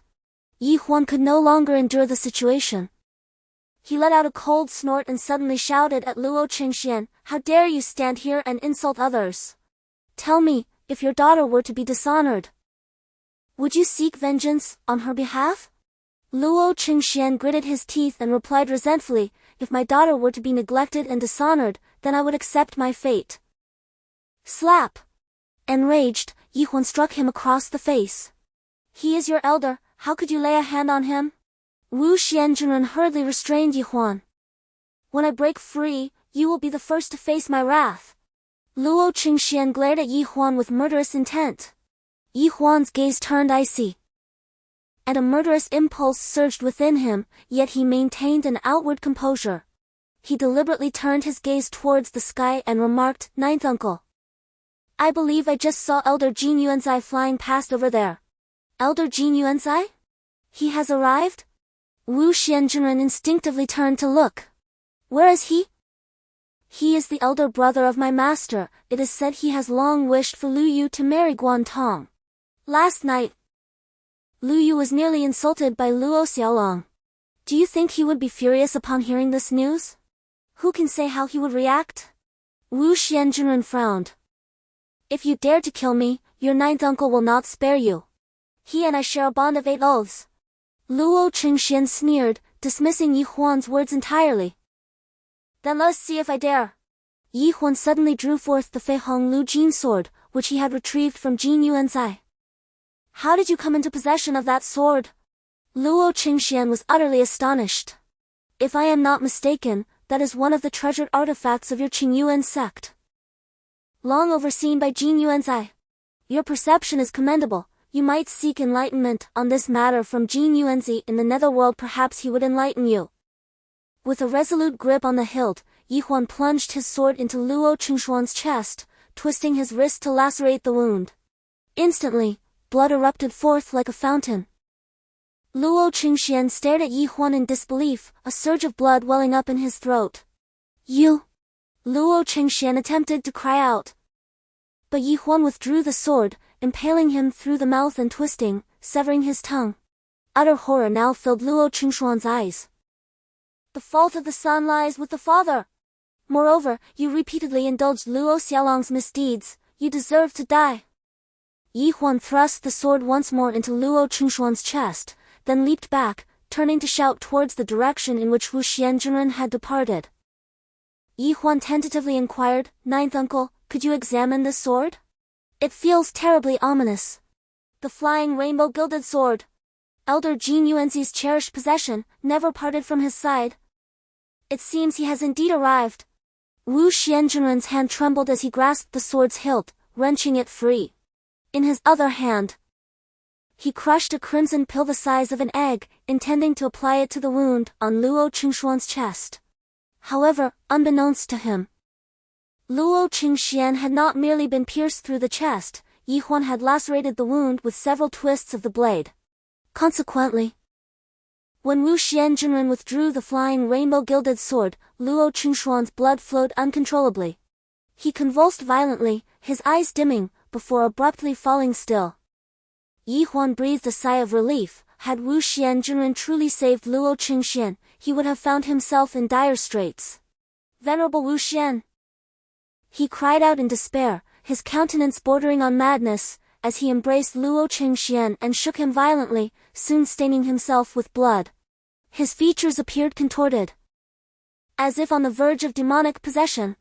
Huan, witnessing this, was taken aback and called out repeatedly, but Venerable Wu Xian, seemingly deranged, paid him no heed. "Well, it seems he's likely to lose his mind." Mi Long emerged from Luo Qingshuan's body, exclaiming gleefully, "Does this mean we can devour another core?" Seeing the perilous situation, Huan swiftly struck Venerable Wu Xian, knocking him unconscious. Mi Long, however, eyed the Venerable One with malicious intent, whispering, "Brother Huan, why not go all the way and eliminate this old fellow? He is my ninth uncle master, you are not permitted to harm him." Huan promptly intervened. Mi Long possessed no sentimentality towards anyone, and if left unchecked, it would undoubtedly consume Venerable Wu Xian's core. A sentimental fool like that will inevitably succumb to demonic possession sooner or later. It's better for him to die sooner. Mi Long grumbled before turning its avaricious gaze upon Luo Qingshuan's corpse, lamenting to Huan, "Brother Huan, this body contains a considerable amount of spiritual energy. But I cannot consume it all at once. What shall we do?" "I have a solution." Huan removed Luo Qingshuan's storage ring, swiftly stripped off his outer garments, and placed the corpse within. Then, clutching Luo Qingshuan's attire, Huan embraced a large rock and hurled it into a nearby stream with all his might.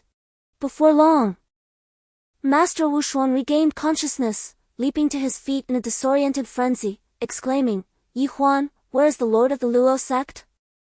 His gaze fell upon Huan with a desolate intensity, eyes colder than steel, as if a sharp blade were piercing through Huan's very soul. A chill ran through Huan, yet he endeavored to maintain his composure. "Master, why do you regard me so? I pursued him relentlessly. Yet I did not encounter the Lord's body. I know not where it lies. Do you suspect I have concealed it?" Huan replied, feigning innocence. "Is there any necessity for me to act thus? Pray tell, where is his body?" Master Wu Xuan seized Huan by the throat, his fury palpable. "Cough, cough. Master, please release me." Huan was taken aback by Master Wu Xuan's aggression over a mere corpse. Chapter 35, Encounter with the Bully. Milong conveyed his discontent through a mental message. "Had you heeded my counsel to eliminate him with a single strike, you would not be facing his threats now." "Master, perhaps a ferocious beast in the woods has carried off the Lord's body," Huan replied coolly. Master Wu Xuan relinquished his grip, his demeanor somewhat despondent. Master! I believe it is prudent for you to conceal yourself. Master Wushuan trembled slightly, a hint of anxiety creeping in. After all, Luo Qingxian was the leader of the Nanyang sect, not an ordinary individual. Should he perish, many would undoubtedly seek vengeance. Indeed. And let us not forget that many believe you have slain Luo Xiaolong. Huan reminded him. Then am I not beyond redemption? Even if I were to plunge into the Yellow River? Master Wushuan responded with a wry smile. The master of the Luo Gate was ultimately slain by Elder Jinyuan. Uncle Jusher, this is the Fei Hong Lu Jin sword, you may wield it to cleanse your name. Huan presented the Fei Hong Lu Jin sword to Master Wushuan. If Elder Jinyuan were to discover that I had revealed this, he would surely reproach me. Master Wushuan could not help but sigh in resignation. The city of Dongyuan had descended into chaos. The Nanyang sect had not only mobilized their entire force but had also enlisted numerous allies to scour the land for Luo Qingxian and Master Wushuan, issuing a proclamation that a substantial reward awaited anyone who could locate them. At the Shizi Martial Arts Academy, Lu Xinpeng initially felt a sense of elation. But that joy was swiftly extinguished, for a middle-aged man named Hu Biao from the Nanyang sect had stormed in with over 20 disciples. Hu Biao was the third disciple of Luo Qingxian, possessing formidable skills. He had already attained the 9th rank of the Sage Spirit level and was rumored to be on the verge of breaking through to the Holy Spirit level.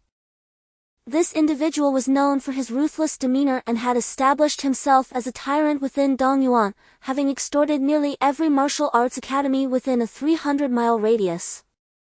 In the Yanqing Kingdom, those endowed with spiritual aptitude could only enter martial arts academies to hone their skills.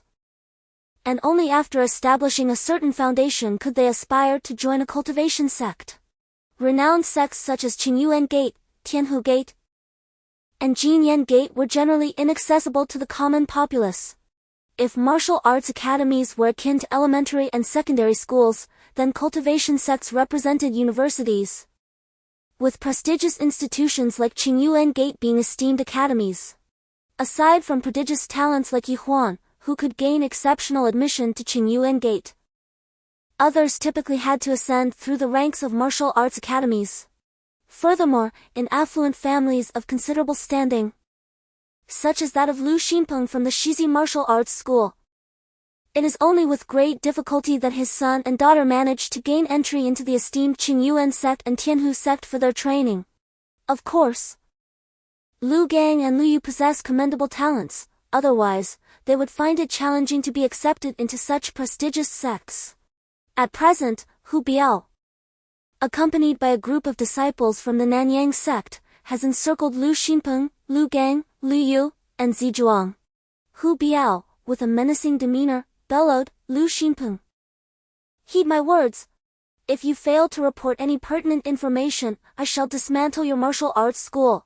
The likes of Hu Sanyi, the master of Luo sect, and Wu Xianzhenren, although once sworn brothers, have experienced a rift in their relationship. However, what concern is that for us outsiders? Lu Xinpeng, unable to confront Hu Biao's aggression, could only endure and attempt to explain. When Luo Xiaolong was slain by the 9th elder of Qingyuan, the 3 of them were present at the drunken immortal pavilion. Lu Xinpeng, do you dare assert that this is merely a coincidence? Hu Biao pointed an accusatory finger at the Lu siblings and Zizhuang, demanding answers. What are you all gathering to witness? Lu Xinpeng lamented internally. Being under suspicion was indeed a precarious position to defend. The drunken immortal pavilion is a place accessible to those with wealth. Why ought we to provide you with an explanation? Lu Gang retorted defiantly. Why should you? Because of this blade. Hu Biao sneered, drawing forth a long knife over 2 feet in length, menacingly directing it towards Lu Gang's face. Should you dare to lay a finger on me, neither my master nor the uncles of Tianhu sect will spare you. Before Lu Gang could finish his sentence, Hu Biao abruptly delivered a violent kick to his chest. With a resounding thud, Lu Gang was forcefully propelled backwards, stumbling several paces before managing to regain his footing. Humiliated in front of Ziwan, he could scarcely endure such affront. In a fit of rage, he unsheathed his sword, intent on charging forth to retaliate. Lu Xinpeng hastily intervened, fully aware that his own martial prowess paled in comparison to Hu Biao's. "Master Hu, please hold your hand," he implored. "The situation is as follows. Yi Huan invited Master Wu Xian to the drunken immortal pavilion, and the three of us merely followed out of curiosity, entirely unaware that such an incident would transpire." "Yi Huan? Is he not the worthless one expelled from the sect?" Hu Biao scoffed. "Indeed. He is the Yi Huan from Qingyuan Sect, however, it appears he was not actually expelled," Lu Xinpeng cautiously replied. "That brat is undoubtedly involved in this matter. Lu Guanzhu, you must tell me honestly, have you hidden him away?" Chapter 36, Walking into the Trap. "You cannot do this," Hu Biao exclaimed, reaching for Ziwan's arm. Startled, she recoiled, knowing well that Hu Biao's martial abilities far surpassed her own. With a wicked grin, he advanced menacingly. In a state of alarm, Ziwan cried out, "If you dare to touch me, my father will not spare you." "Who is your father?" Hu Biao halted, inquiring with curiosity. "He is someone you cannot provoke." Known for his brutality, Hu Biao was a notorious figure in Dongyuan City, where he committed various misdeeds without fear of retribution. No one dared to challenge him. Not even City Lord Xia, who merely turned a blind eye to his transgressions. Although Nanyang Sect was not particularly renowned, it maintained intricate connections with various major sects. Were it not for this, Hu Biao would not dare to act with such audacity. Lu Yu implored Lu Xinpeng in hushed tones, "Father, you must find a way to save my senior sister." "Shameless!" Zizhuang trembled with anger. "Of course, if you do not wish to bear children with my senior brother, you may follow me," Hu Biao guffawed. In a fit of rage, Zizhuang drew her sword and charged at Hu Biao. Clang! Hu Biao deftly blocked her strike with his broad blade, sending her sword flying with tremendous force. "Zizhuang, do not engage in futile resistance. When my senior brother arrives, he will torment you far worse. Oh, and Lu Yu, you too are a companion of Qingyuan Sect. None shall escape. Even if the 10 elders come, they must abide by reason." Hu Biao's face bore a sinister expression, yet his eyes gleamed with triumph. Zizhuang's hair fell disheveled, her gaze filled with despair. And Lu Yu was instantly thrown into a state of panic. Lu Xinpeng collapsed to his knees before Hu Biao. "Master Hu, I beseech you to spare my daughter. I am willing to serve you like a beast." "You old fool, get lost." Hu Biao kicked Lu Xinpeng, sending him tumbling backwards. Enraged, Lu Gang raised his sword to strike. Hu Biao chuckled coldly, swinging his blade down and forcefully driving Lu Gang's sword into the ground. His long knife then swiftly arced towards Lu Gang's throat. Lu Gang's face turned ashen, and he closed his eyes in despair.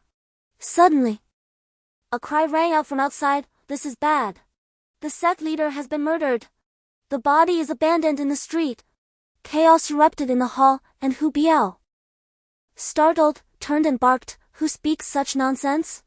"It's true, second master," another voice cried as they rushed in. Hu Biao's expression changed drastically as he hurriedly rushed outside, urgently instructing, "Everyone, keep a close watch, do not let them escape." Lu Gang quickly assisted Lu Xinpeng in getting up from the ground. "Father, could it really be true?" "What is true?" "The lord of the Luo sect has been killed." Lu Gang's expression was complex. "Impossible.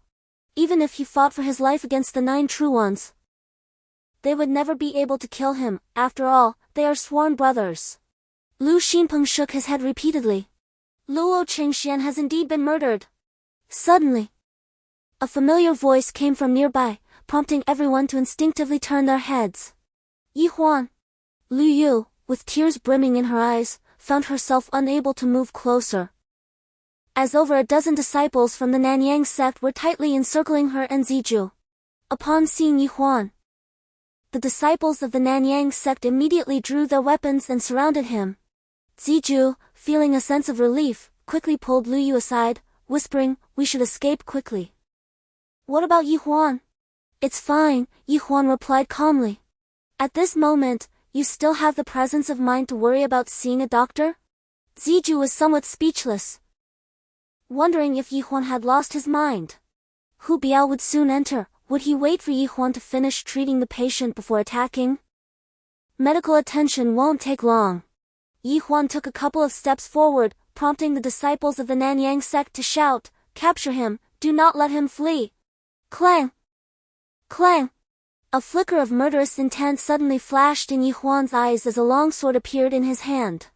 Following that, he dashed into the midst of the Qingyuan Sect's disciples. The gleam of the sword flickered, and strands of sword energy descended upon the crowd like beautiful rainbows, instantly erupting in a chorus of screams. So swift! It seemed as though merely half a minute had passed when the disciples of Nanyangmen lay sprawled on the ground, blood saturating the earth. Lu Xinpeng was rendered speechless, while Lu Gang stammered, "Such swift swordplay." No wonder the rumors in the martial world claim that Yi Huan's swordsmanship exceeds his actual prowess by 2 ranks. It is indeed true.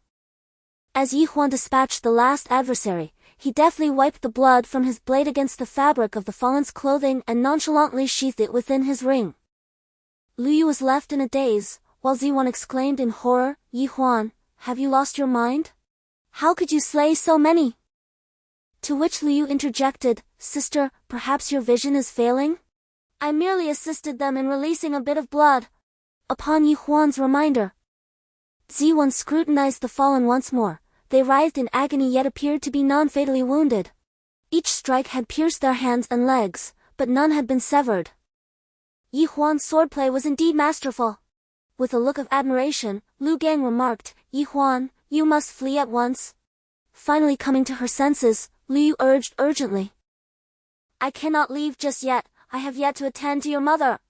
Yi Huan shrugged, taking a step deeper into the premises. "Yi Huan, do not linger. Hu Biao will soon arrive to kill you." Lu Yu warned anxiously. "Hu Biao? No, he is presently too occupied to pursue me," Yi Huan replied. Waving to Lu Xinpeng and Lu Gang, "Quickly, lead the way, my time is precious." How could Hu Biao be too preoccupied to hunt you down? Has the 9th master arrived, and are they all hastening to confront him? Ziwan inquired with curiosity. "The 9th master has not come." After a brief pause, Yi Huan casually added, "Hu Biao has committed numerous atrocities and is nearing his end." Such deceit! Just moments ago, Hu Biao stood here, fierce and menacing. How could such a bully perish so swiftly?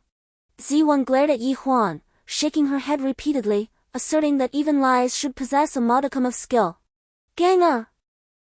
I shall escort Yi Huan inside, you quickly check outside to see if anything else transpires," ordered Lu Xinpeng. "Understood."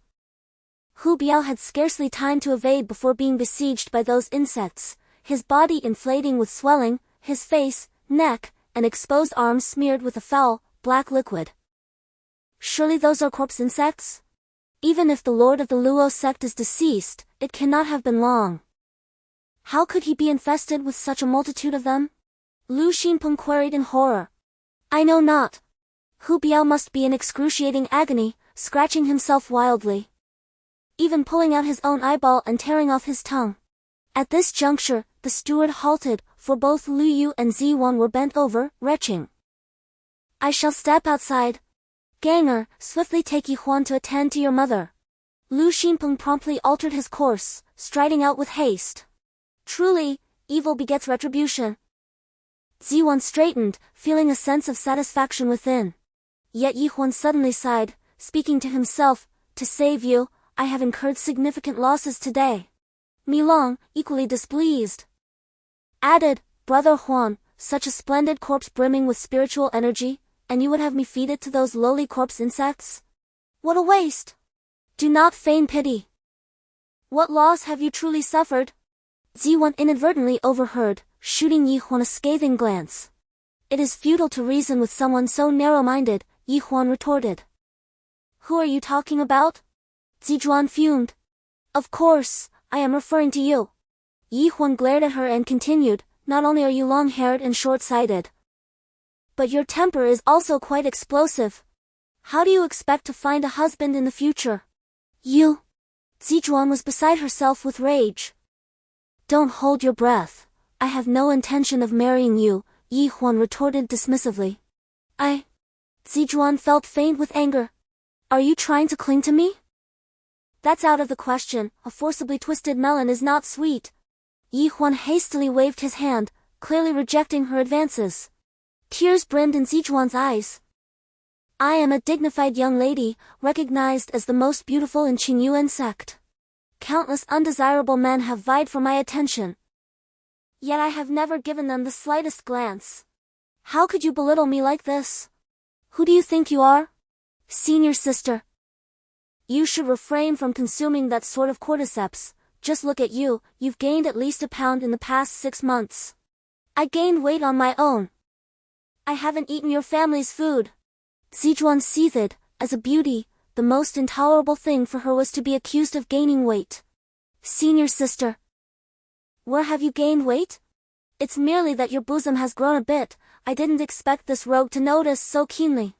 Lu Yu chimed in. Unable to hold back. Zijuan's face flushed crimson, and she felt tears welling up again. Huan, following Lu Gang, swiftly entered the backyard, while Lu Yu hurried after him. Zijuan, witnessing the disciples of Nanyang Sect rolling on the ground, felt anxious and rushed inside. In his current state, he could not enhance his power through cultivation and could only seek to consume inner elixirs. According to Mirong, the inner elixir of the monsters is particularly nourishing. Especially those that have attained sentience through plant life, such as the 1,000-year ginseng and the 10,000-year Hishowu. Once these entities assume human form, even a single root on their body can be deemed a miraculous medicine. Mirong, being a worm, possesses a natural affinity as a nemesis to such spirits. However, it must now quietly conceal itself within Huan's body to prevent alarming the creature within. Soon, the group arrived at the inner courtyard. Huan beheld a frail elderly woman seated upon a bed, who was none other than the mother of Lu Gang and Lu Yu. Lu Yu hastily introduced, Mother. This is Huan, who possesses some medical knowledge. I do not want him to examine me, tell him to leave. To everyone's surprise, upon seeing Huan, Madame Lu appeared quite irate. Mother, why do you dislike him? Huan is not a bad person. Lu Yu quickly defended. I believe he is indeed a villain. Your mother's instincts are not mistaken. Zijuang remarked with a satisfied smile. My mother has been ill for a long time, her mind may no longer be clear. Lu Yu explained helplessly to Huan. Lu Gang also hurried to plead on behalf of their mother, mentioning how Huan had saved Lu Yu the previous day and had assisted Master Wu Xian in avenging Lu Yu against her tormentors today. Yet, Madame Lu remained unyielding, impatiently gesturing for the siblings to expel Huan at once. With no alternative, the Lu siblings considered asking Huan to depart. Lu Yu suggested, Huan, my mother may be in a foul mood today, perhaps you could return another time. Huan appeared oblivious to his surroundings, meandering through the room, occasionally caressing the nearby flower pots and wooden pillars, while wielding his sword to inscribe peculiar symbols upon the floor. Lu Gang furrowed his brow, a hint of displeasure evident. Although Huan was a benefactor to his family, it was hardly appropriate to cause a ruckus in his mother's chamber. Yet, out of respect, Lu Gang refrained from intervening, instead signaling to Lu Yu, urging her to speak with Huan. Lu Yu felt somewhat conflicted, casting a pleading glance towards Ziwan, senior sister. What do you think of Huan's behavior? Ziwan, however, was not inclined to exhibit such patience. With a huff, she swiftly approached Huan. Huan, you seem quite at home here, don't you? Cease this at once, you are damaging Lu Yu's precious rosewood floor. Though Lu Yu remained silent, it was inappropriate for an outsider to be so heated. Huan retorted without reservation, infuriating Ziwan, who seized his arm. I am your senior sister. You must heed my words today. Senior sister, engaging in such a scuffle in someone else's home will surely invite ridicule, Huan remarked, causing Ziwan's cheeks to flush as she hastily released his arm. Huan then produced a piece of obsidian, inquiring of Milong, if placed here, will that creature truly escape? Trust my experience, I have employed this formation to capture numerous monsters before, including 3 demon kings and 7 demon generals. Milong. There's a limit to boasting. Yi Huan interrupted. Brother Huan, you've misdrawn that symbol. Yes, you need to add another stroke. Furthermore, don't you have a dagger within your ring? Just plant it in the ground. With a sharp sound, Yi Huan unsheathed his short knife and plunged it into the precious mahogany floor. The wood was exceedingly valuable. Lu Gang, feeling a twinge of pain, could no longer suppress his discontent and exclaimed, Yi Huan, can you refrain from causing destruction? Is saving your mother more important? Or is the wooden floor? Straightening up, Yi Huan clapped his hands, successfully arranging the peculiar formation. How could this possibly save my mother? Lu Gang's face contorted with anger.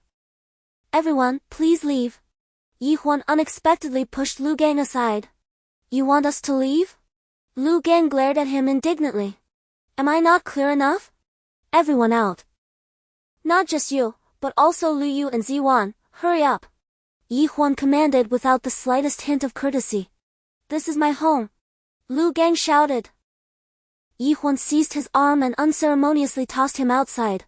Lu Gang, infuriated, retorted, Yi Huan, what on earth are you trying to do? Of course. I am here to treat your mother. Is this how you heal someone? Ziwan immediately defended Lu Gang. Aren't you all leaving?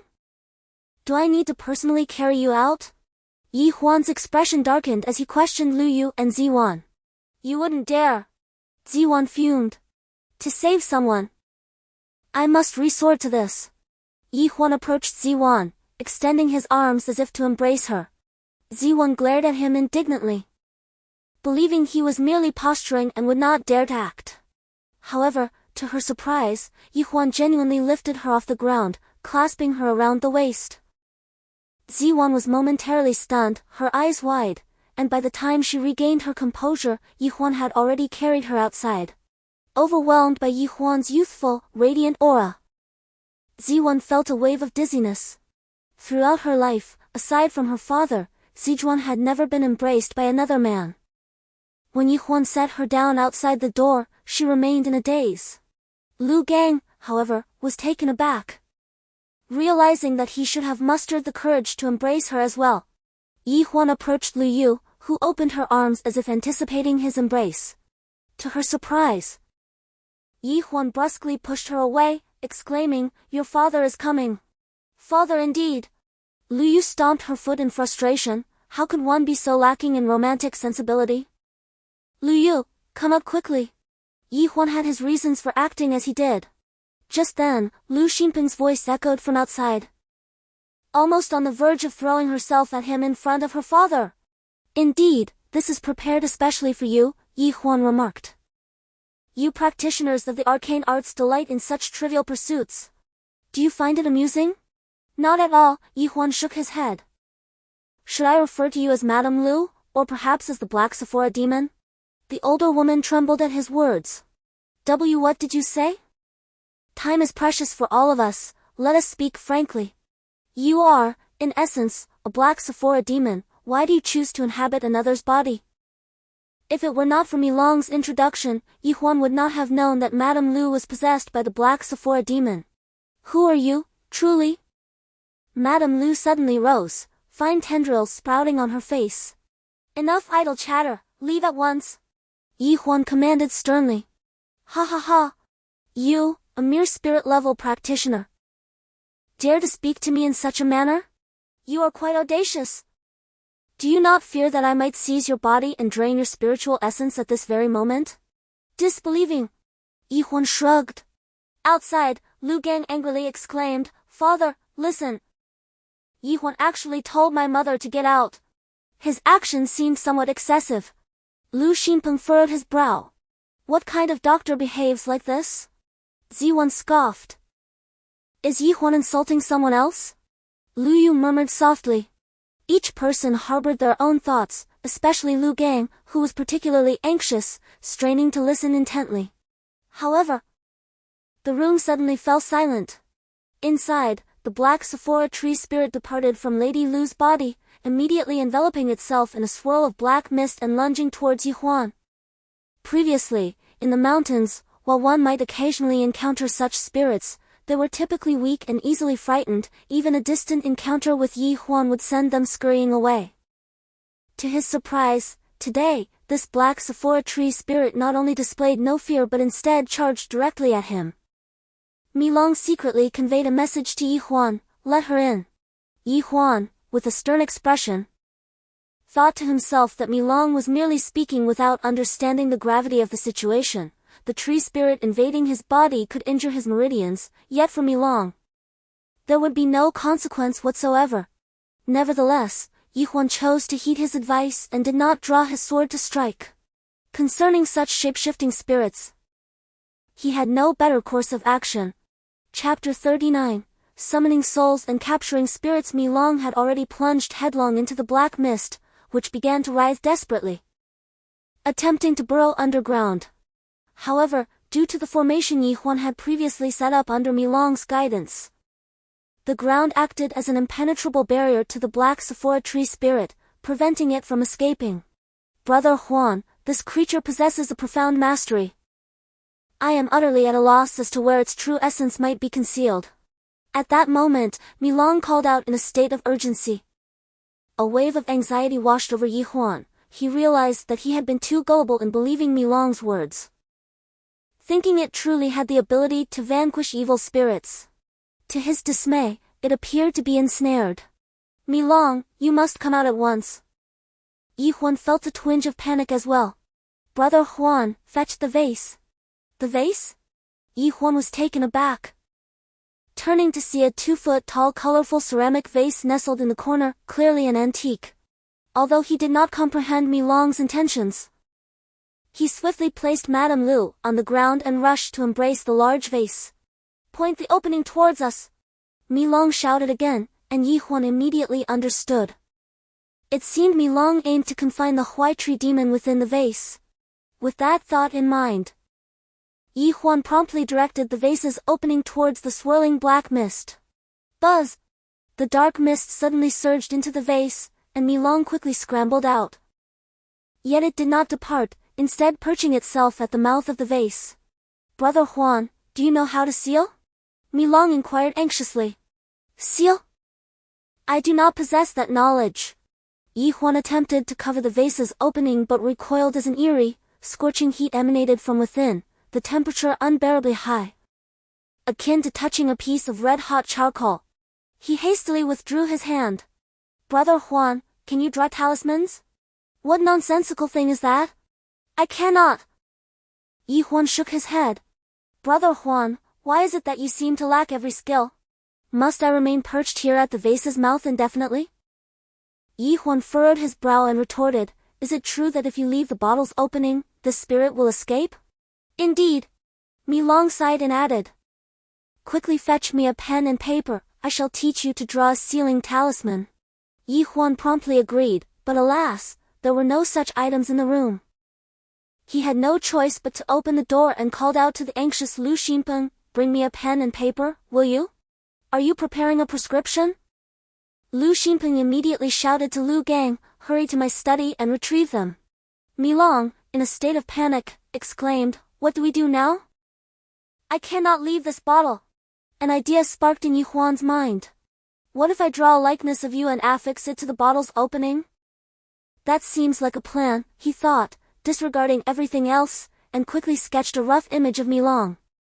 It was only now that Huan truly observed Milong's visage. The creature's head resembled that of the legendary dragon, yet its body bore a striking resemblance to a centipede, albeit adorned with a layer of black scales. The sight of its 2 rows of claw-like legs sent a shiver down Huan's spine. Gritting his teeth, he hastily completed a rough representation and placed it at the bottle's mouth. "What do you think? Is it effective? It looks dreadful. How could the mighty Milong Emperor be depicted as a mere centipede?" Milong expressed his dissatisfaction. Huan shot him a glare and retorted, "You are, in fact, a centipede. Have you ever seen scales on a centipede? Does a centipede boast dragon horns?" As they spoke, Mi Long suddenly exhaled a few puffs of white mist onto the drawing. Yi Huan was suddenly astonished to discover that the creature in the painting sprang to life, as if it were about to emerge from the canvas. To his surprise, a bug indeed crawled out from the artwork and flew into the bottle. At last, he had it under control. Mi Long let out a sigh of relief, stating that once he drained its spiritual energy, he would set it ablaze. The black locust tree spirit immediately began to weep, its sorrow palpable. Cry all you want. Did you not consider your fate when you harmed others? Yi Huan retorted. Can you summon spirits? Mi Long inquired. No, Yi Huan replied. I can teach you, but you'll have to provide the magical energy yourself. What a miser! You summon it for me. Whatever energy is needed, I shall deduct from the tree spirit. After negotiating the terms, Mi Long released a series of white bubbles that swiftly converged upon Lady Lu's brow, gradually settling into place. Noticing she was on the verge of awakening, Yi Huan hastily opened the door. Lu Xinpeng, Lu Gang, and Lu Yu quickly gathered around. Yi Huan, how is my mother? She will be fine once she regains consciousness.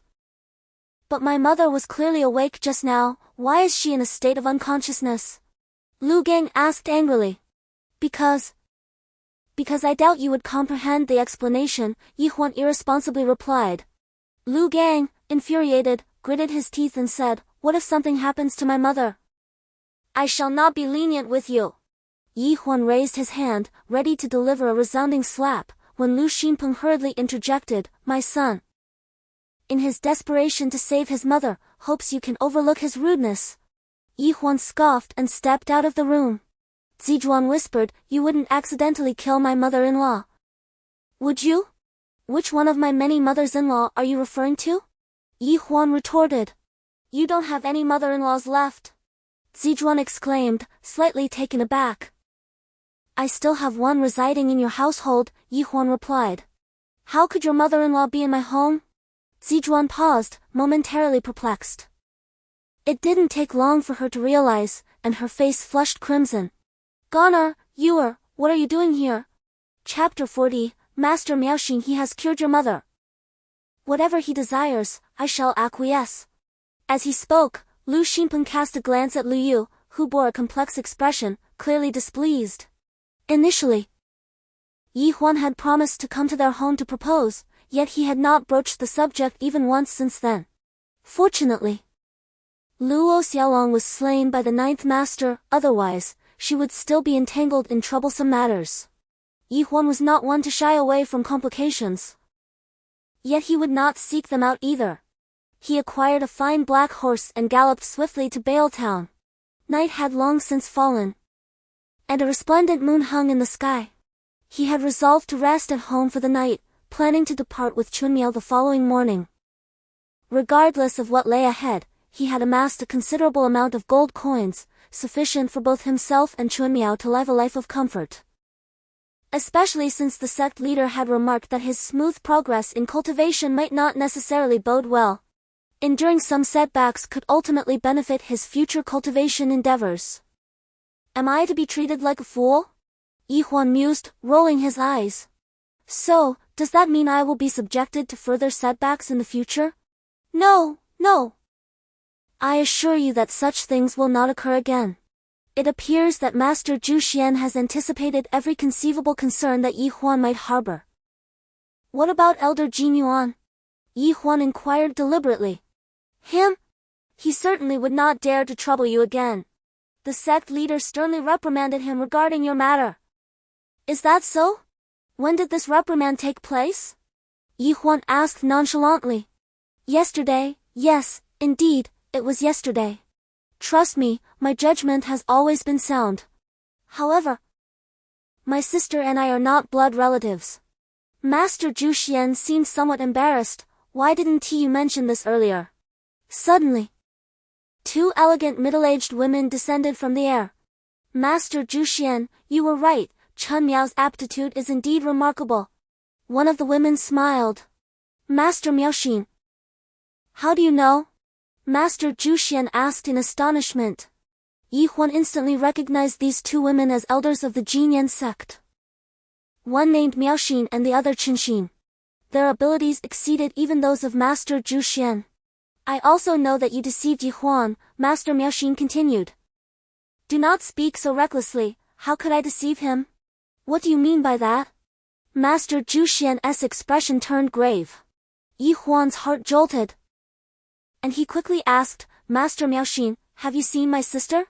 Where has she gone? Chen Miao's aptitude is commendable, I have already taken her as my disciple. You are snatching her away. Why would you do such a thing? Master Zhu Xian exclaimed in indignation. The two matrons exchanged amused glances, seemingly delighted to witness Master Zhu Xian's ire. Yi Huan's emotions were rather complex. In this world, there is no love without reason, nor hatred without cause. Chen Miao's aptitude, in truth, is not all that exceptional. This point, Yi Huan is more aware than anyone else. If Chen Miao were truly suited for cultivation, Yi Huan would have long taken her to the mountain. The world is inherently ruthless. With Chen Miao's mediocre aptitude, if she were to join the Qingyuan Sect, she would likely only become a menial disciple responsible for mundane tasks. While such work is not disgraceful, it offers little prospect. And it would be far better to lead a carefree life in the town below the mountain. Hence, a question arises, given Chen Miao's average talent, why would the Qingyuan Sect accept her? Moreover, the esteemed Master Miao Xian personally took her as a disciple, which is perplexing. An unwarranted display of affection often conceals ulterior motives. The real person Zhu Xian cast a cold gaze at Master Miao Xian, as if he had begun to sense something amiss. Yi Huan, I have heard that you have been expelled from their sect? Master Miao Xian disregarded real person Zhu Xian, her expression softening as she turned to Yi Huan. What hearsay? Such a thing is entirely unfounded. Real person Zhu Xian quickly countered. We not only did not expel Yi Huan from our sect, but we also intend to offer him even more favorable treatment. Master Miao Xian merely shot a glance at real person Zhu Xian, continuing to ignore him. Yi Huan, you only have Chen Miao as your family in this world. Do consider this. If you and she were to come to my Qingyuan Sect for cultivation, I believe it would be a splendid affair. The Qingyuan Sect is comprised entirely of women. How could Yi Huan, a man, possibly cultivate among you? Real person Zhu Xian exclaimed, his anger rising. Indeed, my Qingyuan Sect is blessed with an abundance of beautiful women. Yi Huan, my lovely little disciple, by he has always held you in high regard. The eyes of Master Miaoxin sparkled with brilliance. You. Zhulian was on the verge of exploding with rage. Yet he could not bring himself to chastise Master Miaoxin. Yi Huan maintained a stern expression, uttering not a single word. At that moment, Master Miaoxin continued, Yi Huan, if you cannot come to accompany Chun Miao in her cultivation, I fear she may fall into a state of obsession. After all, she cannot let go of you. This is a threat! Zhulian exclaimed in fury. Yi Huan could easily discern the implication. Should he refuse to comply, Chun Miao would undoubtedly face difficulties at their hands. If you perceive it as a threat, then indeed, it is one. Master Miaoxin chuckled, seemingly pleased to hear Zhulian's accusation. Yi Huan, you must understand. For thousands of years, the Qingyuan Sect has been comprised solely of women. Their cultivation methods are entirely unsuitable for a man like you. Zhulian, concerned that Yi Huan might be swayed by Master Miaoxin, quickly pointed out what he deemed the most critical issue. Yi Huan's expression remained unchanged. For him, the cultivation methods had lost their significance, as his meridians had been altered by Milong, rendering him incapable of drawing spiritual energy from cultivation. Zhulian, it seems you have grown forgetful, Yi Huan remarked. He had long mastered the technique of inhaling and refining essence, so there was no need for him to relearn it. Given his current circumstances, he merely needed to find a cultivation environment more suited to his needs, and that would suffice. Is the spiritual energy on my Qingmia peak truly inferior to that of your Qingyuan Sect? Zhulian scoffed. Recently, we discovered a remarkable spiritual cave in Jinsha Mountain, where the ethereal energy is exceedingly rare. If Yi Huan consents to join our Qingyuan Sect, we shall grant him exclusive access to this treasure trove. Master Miaoxin, brimming with confidence, continued to escalate the stakes. Now, Qingyuan Sect has presented enchanting maidens, the finest spiritual cave, and with Chunmiao present, these offerings have become considerably substantial. Zhu Xianjunren wore a sullen expression. Aside from his mentor-student bond with Yi Huan, he possessed little leverage. Disheartened, he found himself on the brink of conceding. Master Miaoxin, why must you compete with me? Zhu Xianjunren inquired. Do not feign ignorance, Zhu Xianjunren.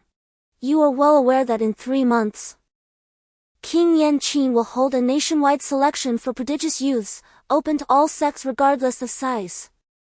Should any disciple from your sect secure a position in the top 3, the rewards will be exceedingly generous.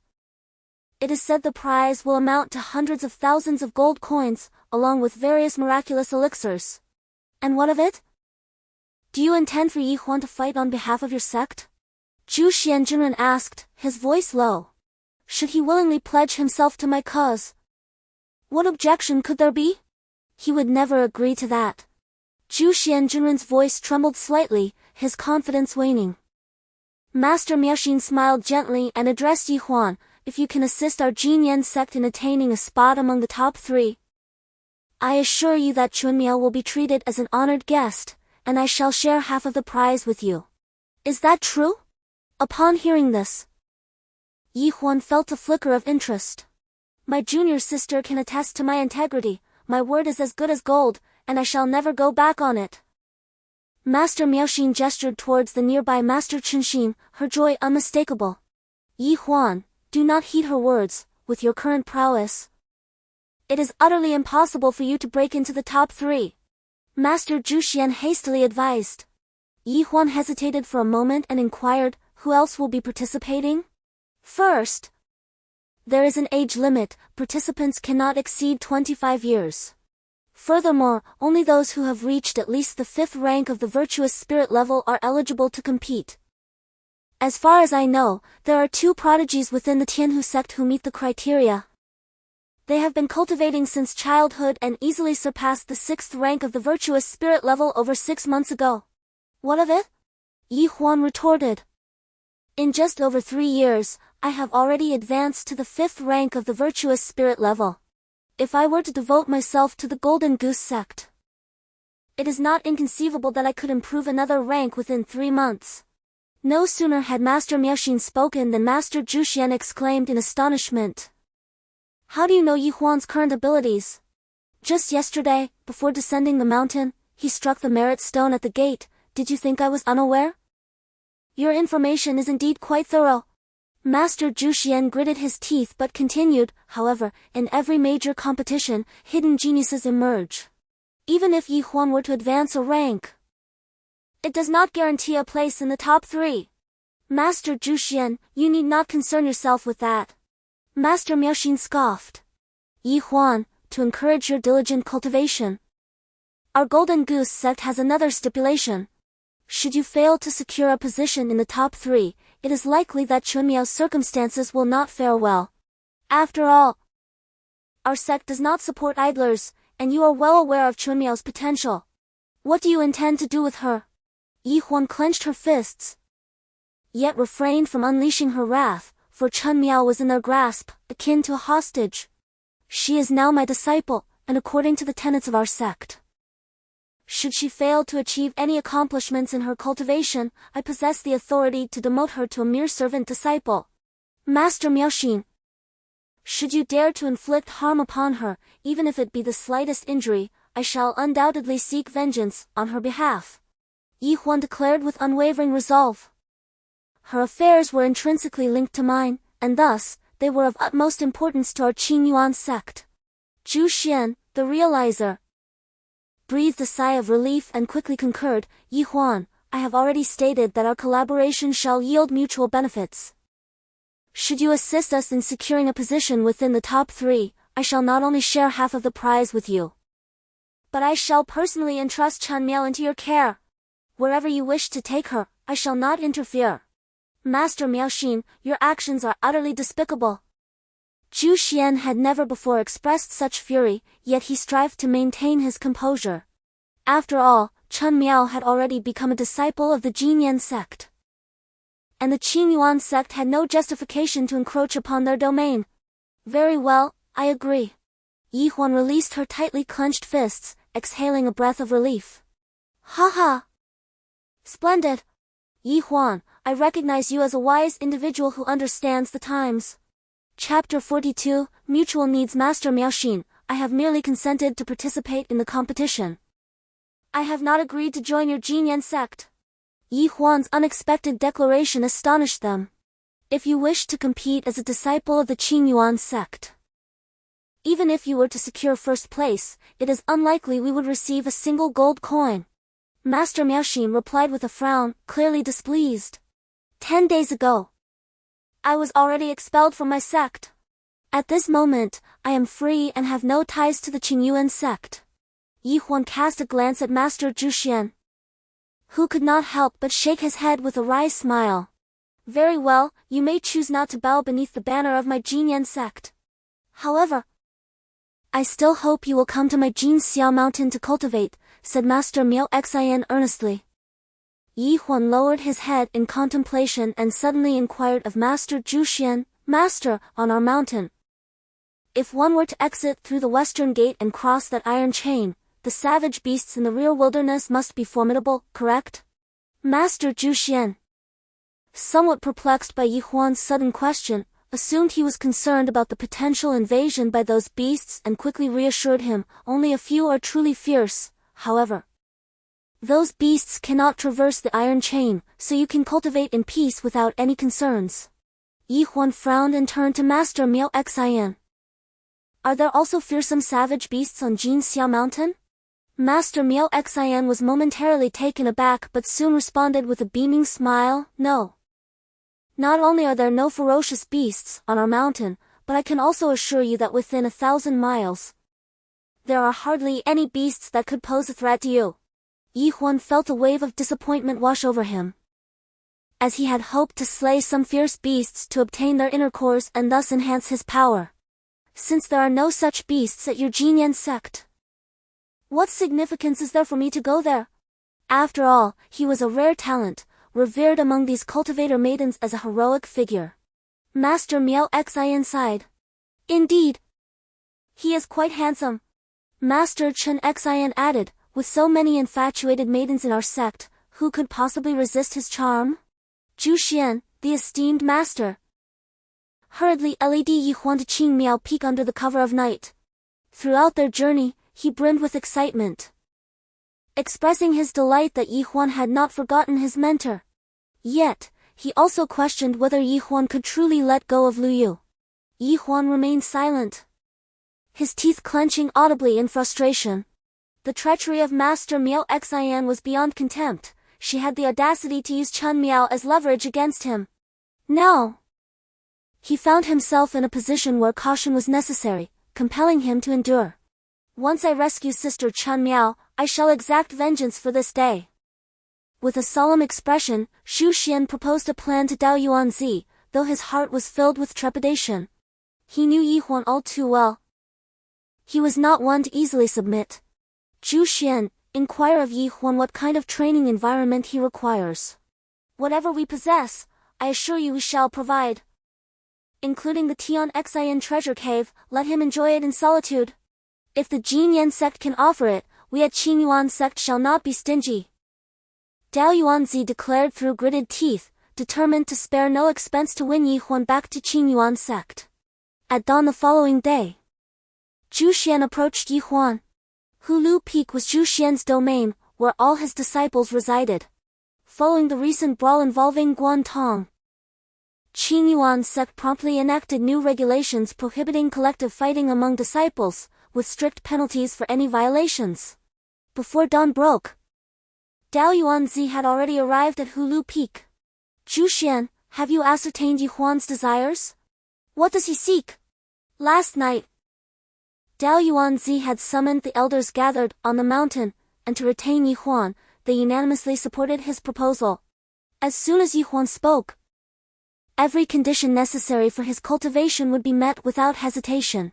Even if they were asked to provide 100 Yuan Yang spirit pills each month, they would not refuse as long as Huan could digest and absorb them. However, when Master Zhu Xian entered the room, he wore a gloomy expression, sighing deeply without uttering a word. What condition had Huan proposed? Zhu Xian, do speak up, Dao Yuanzi urged anxiously. Huan declared that he would no longer cultivate in the Heavenly Heart Treasure Cave. How could he refuse the finest cultivation ground of our Qingyuan Sect? I refuse to believe it. He must be sulking. Zhu Xian, what other demands does he have? Dao Yuanzi questioned with frustration. He made only one request. Master Zhu Xian replied with a complex expression. One. Dao Yuanzi felt a twinge of anxiety. The fewer the demands, the heavier their significance. Could this rascal be deliberately making things difficult, hoping I would relinquish the position of sect leader to him? Master, you are overthinking. Master Zhu Xian retorted. His request is quite peculiar. He wishes to cultivate on the back mountain and hopes we do not impede him. The back mountain? Which back mountain? Dao Yuanzi inquired. Exit through the west gate and cross the iron chain bridge. Did Huan truly make such a demand? Has he lost his senses? Crossing the bridge leads to a territory rife with ferocious beasts. For someone at the 5th rank of the Xianling realm, venturing there would be tantamount to seeking death. Does he not realize this? Typically composed, Dao Yuanzi was unable to maintain his calm today. Master, Huan is not insane. I once provided him with a map of the back mountain, indicating the locations frequented by various wild beasts. Perhaps he intends to sneak down the mountain from there. Humph! Order someone to block the exit at the base of the mountain. If he wishes to descend, he must do so through the main gate. Dao Yuanzi was infuriated. Was Huan not intent on making things difficult for himself? Chapter 43, Guardian Spirit Beasts. The master of the teachings considered the matter thoroughly, and Zhu Xian expressed gratitude on Huan's behalf. Master Zhu Xian promptly bowed and clasped his hands in respect. Alas, if only Huan understood to thank me. Dao Yuanzi sighed. At that moment, Huan sat within his chamber, studying the map provided by Master Zhu Xian. While the mountain's rear harbored numerous ferocious beasts, many were unsuitable for him to hunt. Some possessed inferior ranks and qualities. Even with considerable effort, extracting their inner cores would yield little significance, as the spiritual energy contained within such cores was minimal. Others were far beyond Huan's current capabilities, making them perilous to confront. The risks were daunting. A single misstep could result in a mere bite or, in a dire situation, even being devoured. Huan could have proposed conditions to Dao Yuanzi, requesting a plethora of spiritual elixirs. However, these elixirs typically contained limited spiritual energy, which, while beneficial for lower-tier cultivators, held little value for someone of Huan's rank. At most, they could replenish the spiritual energy he rapidly consumed when casting spells, and they seldom provided substantial improvement to his physique. Milong chose to act at night for good reason, as it was, after all, a worm, instinctively fearing birds, particularly in its current weakened state. Moreover, birds generally refrained from nighttime activity, which was also a significant factor. Upon reaching the mountain's rear, one would proceed straight for 5 miles and then turn right to find a gorge, where the fierce golden-eyed red tiger roamed. Although this crimson tiger possesses a formidable size, it typically does not hunt in packs. More importantly, the map indicates that the tiger in the valley has likely attained a cultivation level equivalent to the 6th rank of the Xianling tier. If I exercise caution, I should be able to slay it. Just as Huan finished analyzing this, Milong flew in through the window. Brother Huan, I almost became its meal. You fly quite swiftly, and your size is so diminutive, who could possibly devour you? Huan expressed his disbelief. It's true. There is a terrifying large bird in the back mountain, known as the flame golden eagle. Not only is it incredibly fast, but it can also breathe fire. It is exceedingly formidable. The flame golden eagle? Yi Huan was somewhat taken aback. He unfolded the map and searched again, finding no mention of such a bird. Furthermore, eagles typically inhabit grasslands and are not known to conceal themselves within forests. You guessed correctly, it has flown over from another region. There is only this solitary bird in that area. Does it possess a core? Yi Huan was solely concerned with this inquiry. Of course, it does. Its power is considerable. At least equivalent to the second rank of the Holy Spirit tier. The third rank of the Holy Spirit tier? Yi Huan's eyes widened in astonishment. Such an extraordinary bird, and you managed to escape from beneath its very gaze. You must have ancestors watching over you. Indeed. If it weren't for its poor vision at night, today could very well have been my memorial day. Mi Long spoke with a hint of trepidation. However, Yi Huan remained skeptical. Do not deceive me. Even if it had consumed you, I doubt you would meet your end. Perhaps you could simply carve an escape route from its belly. Brother Huan, it is not an ordinary spiritual bird. Moreover, it is our insect tribe's nemesis. If it truly captures me, it would first tear me into pieces. I would hardly have any chance to escape. Well, where is it? Once we reach the back mountain, let us keep our distance from it. However, upon hearing this, Mi Long shook his head repeatedly. The proud creature seemed somewhat dispirited today, as if frightened. Sulking alone at the table in a fit of petulance. Mi Long, what troubles you? Brother Huan, could you devise a plan to help me eliminate that golden eagle? If you succeed, the entirety of its inner core shall belong to you. I assure you, I shall not take a single fragment. Yi Huan gazed at Mi Long in astonishment, finding its behavior quite peculiar. Normally, upon encountering an inner core, Mi Long would leap to great heights in excitement. Just the other day, when he gifted a white deer that had recently produced its inner core to Lu Gang, Mi Long had sulked and berated himself for being wasteful. Yet now, it seemed indifferent to even the inner core of a third-grade spirit beast. Any rational being would recognize that something was amiss with Mi Long's demeanor today. Yi Huan scrutinized him and asked, Mi Long, we are friends, are we not? Of course, Brother Huan, why do you ask such a thing? Since we are friends, why do you not tell me the truth? Yi Huan feigned displeasure. Very well, I shall tell you. After a moment of hesitation, Mi Long disclosed to Yi Huan that the fiery golden eagle had not arrived at this place without reason. It was guarding a rare celestial herb known as the heart-settling immortal grass. Clearly, that herb did not simply appear on the stone wall. It was likely that the golden eagle had inadvertently acquired a seedling and then brought it here to cultivate. In other words, the fiery golden eagle was the guardian spirit beast of that celestial herb. Is the heart-calming herb truly an elixir? Yi Huan found it quite astonishing that such celestial entities could exist in the mortal realm. Indeed, for a creature like me, the heart-calming herb is nothing short of a supreme tonic. If I consume the root of the 7 stars herb it produces, my powers will surge dramatically. Mi Long's eyes sparkled with anticipation. What if I were to consume the heart-calming herb? Yi Huan inquired mischievously. There would undoubtedly be immense benefits. No, Brother Huan. That herb is far too small, it is only sufficient for me. Then go ahead and partake, no one will stop you. Yi Huan shrugged, adopting a nonchalant demeanor. Since you wish to indulge in solitary consumption, be my guest. Brother Huan, am I not requesting your assistance? Mi Long said somewhat aggrieved. We shall split it evenly. If we manage to defeat that golden eagle, I shall also share half of its inner core with you. Yi Huan waved his hand, resolutely standing his ground. Chapter 44. Social hierarchy. Mi Long fell silent, contemplating. In truth, you could have deceived me earlier, claiming that it was not an herb of celestial origin at all.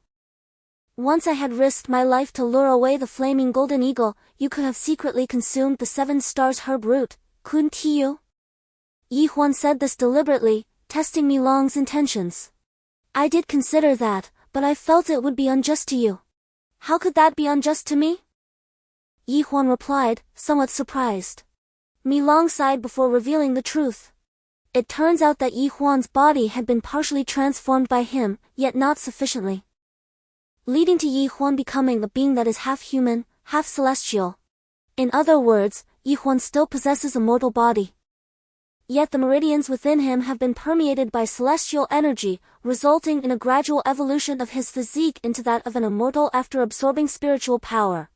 However, in the absence of divine spiritual energy in the mortal realm, his transformation through mere ordinary spiritual energy is inherently slow. It is estimated that 1 part of celestial spiritual energy can be derived from 100 parts of mortal spiritual energy. Thus, Yi Huan must ingest a substantial quantity of spiritual energy to slowly metamorphose into an immortal form. This explains why, despite Mi Long's absorption of the inner elixirs from Juan and Luo Qingxian, as well as a portion of their contained spiritual energy, and subsequently sharing most of it with Yi Huan, the latter's cultivation has shown no signs of advancement. Yi Huan listened, somewhat skeptical, feeling that the situation was rather peculiar. Mi Long, if I understand correctly, you are saying that my power will not increase until I become an immortal, is that right? Indeed. It is akin to an infant. If it never grows, how can it gain strength?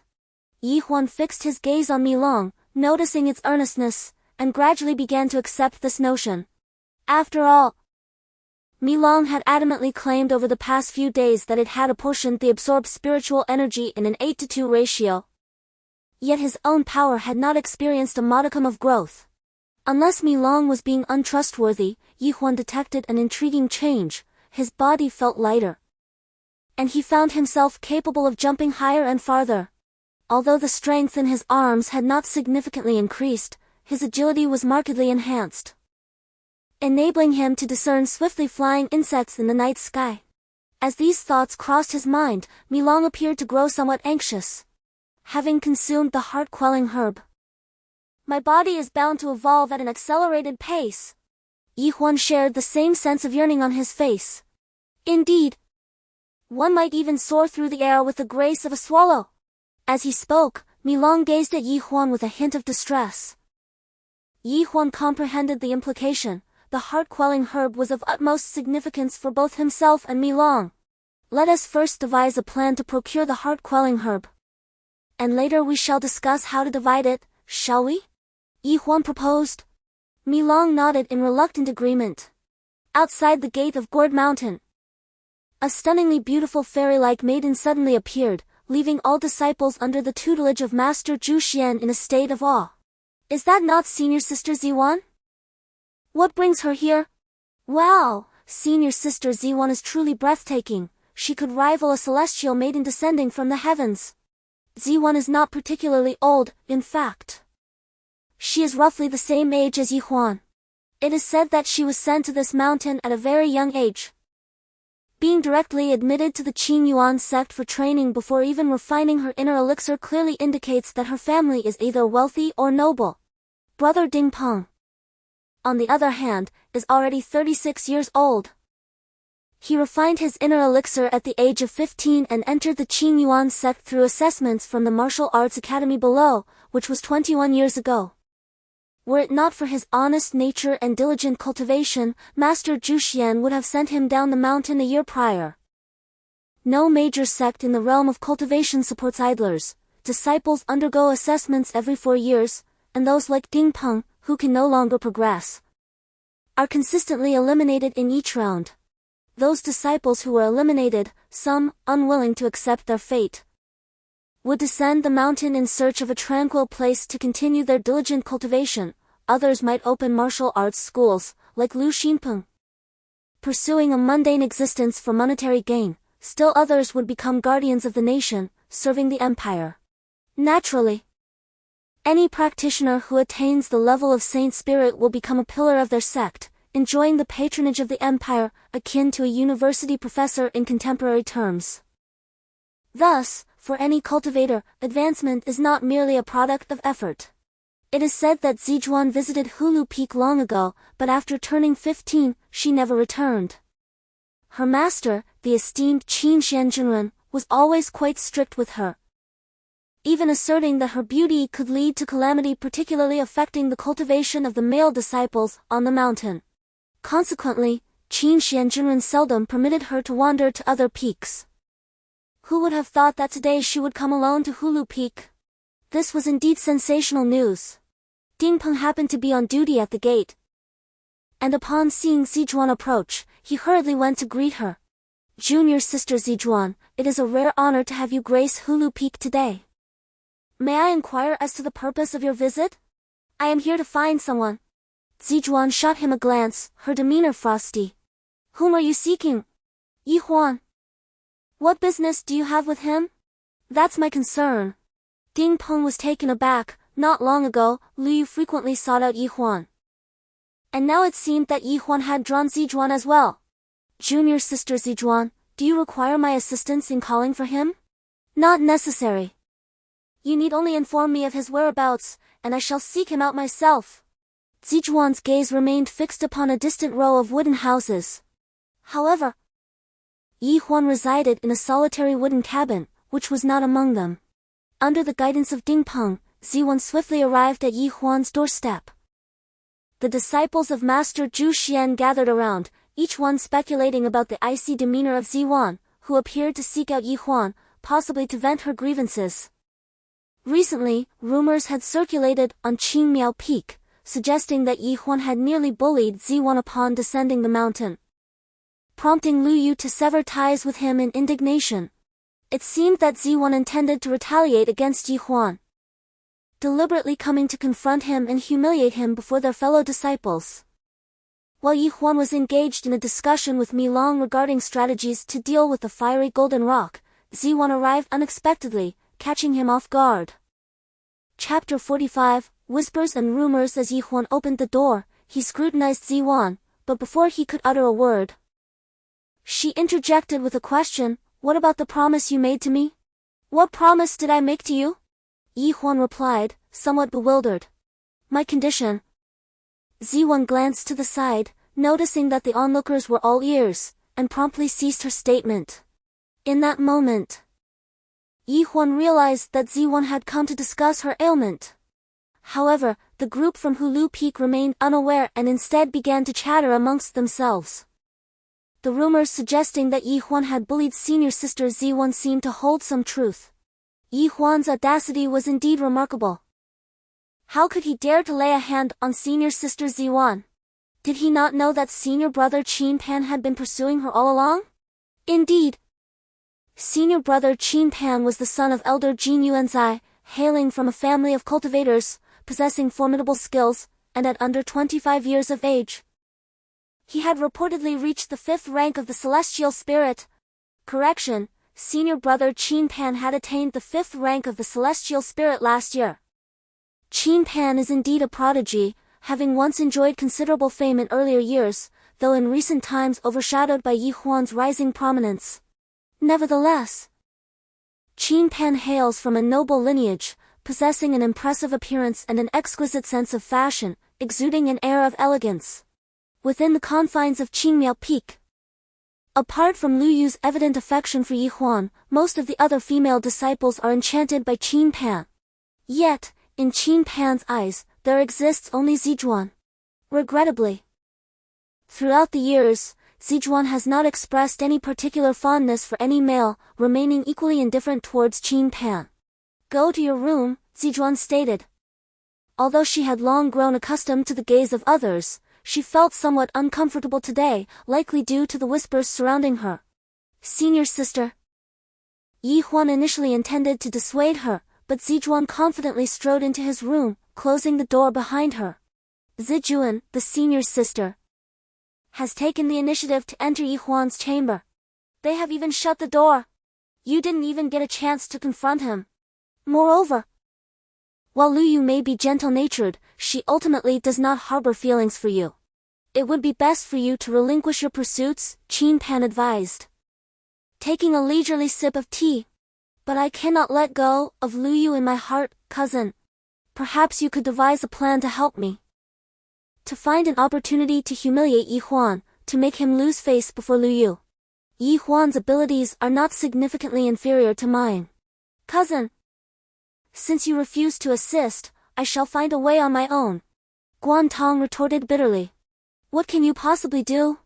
Unless you resort to poisoning his food.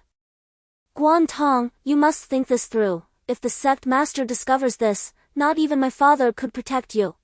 Poisoning Yi Huan is undoubtedly no simple task. Cousin, is there any way for me to rapidly enhance my skills in a short period? The righteous path is impossible unless one resorts to demonic cultivation. Qin Pan pondered for a moment and spoke. Demonic cultivation? A flicker of elusive light flashed in Guan Tong's eyes. At that moment, a disciple rushed in, panting heavily. Qin Shixiang, Guan Shao, Yi Huan he. What about him?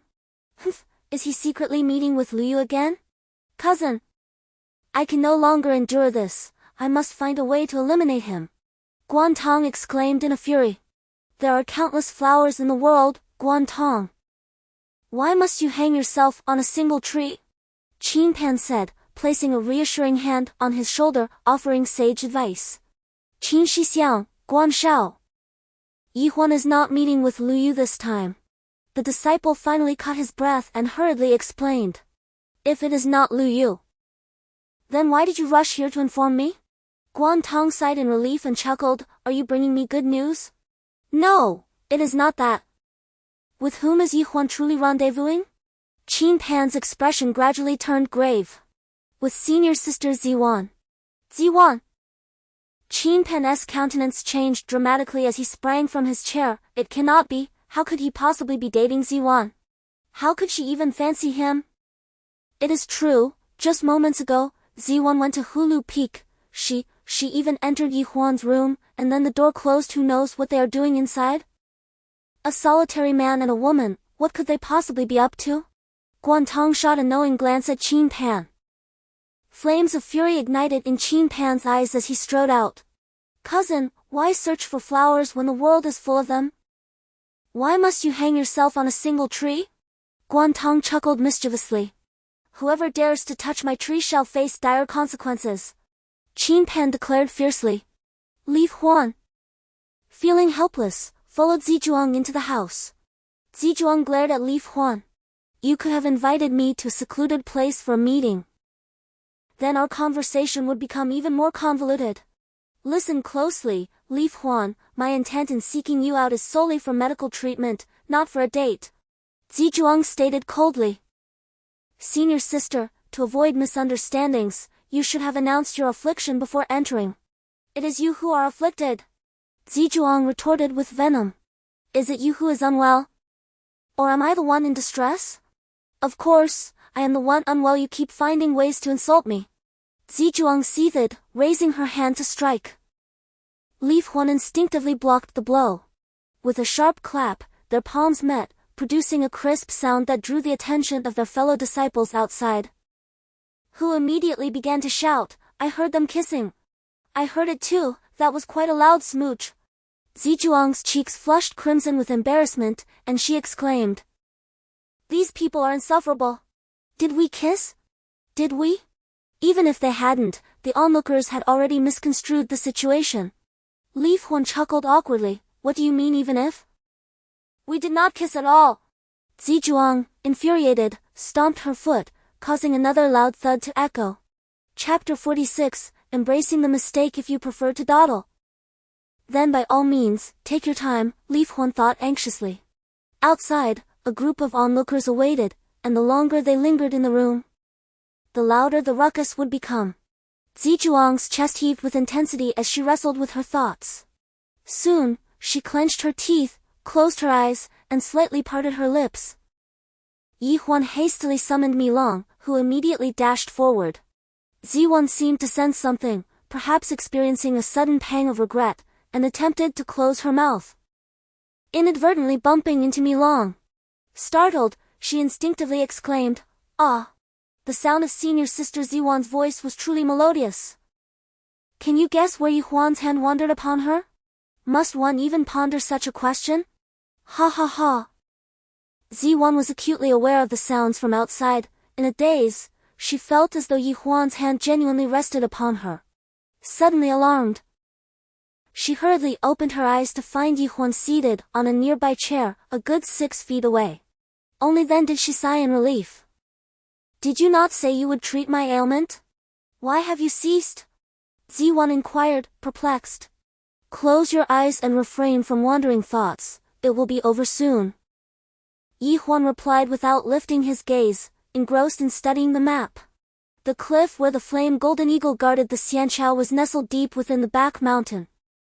And to reach it, they first needed to traverse the gorge inhabited by the suspended-eyed red tiger. It was no easy feat to deal with the flame golden eagle, let alone to pass through that treacherous gorge unscathed. "What kind of potion has this rogue given me?" Huan muttered quietly, closing her eyes once more. A quarter of an hour later, Qin Pan stormed furiously to the entrance of Hulu Peak. Being the son of elder Qingyuan Sect and possessing considerable strength, the disciples guarding the gate felt a twinge of anxiety at his imposing presence. Ding Peng braced himself and extended his arm, making a gesture to block him. "Qin Pan, my master has instructed that those who are not disciples of this peak are forbidden to intrude without permission." Before Ding Peng could finish his sentence, Qin Pan had already hurled a punch at him. Bang! In a moment of urgency, Ding Peng quickly raised his hand to defend himself, yet to his astonishment, Qin Pan's strike sent him flying. "Whoa!" Ding Peng spat out a mouthful of blood, watching in disbelief as Qin Pan swaggered up the mountain.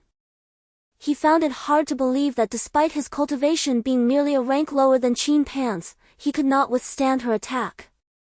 It seemed she had grown even stronger.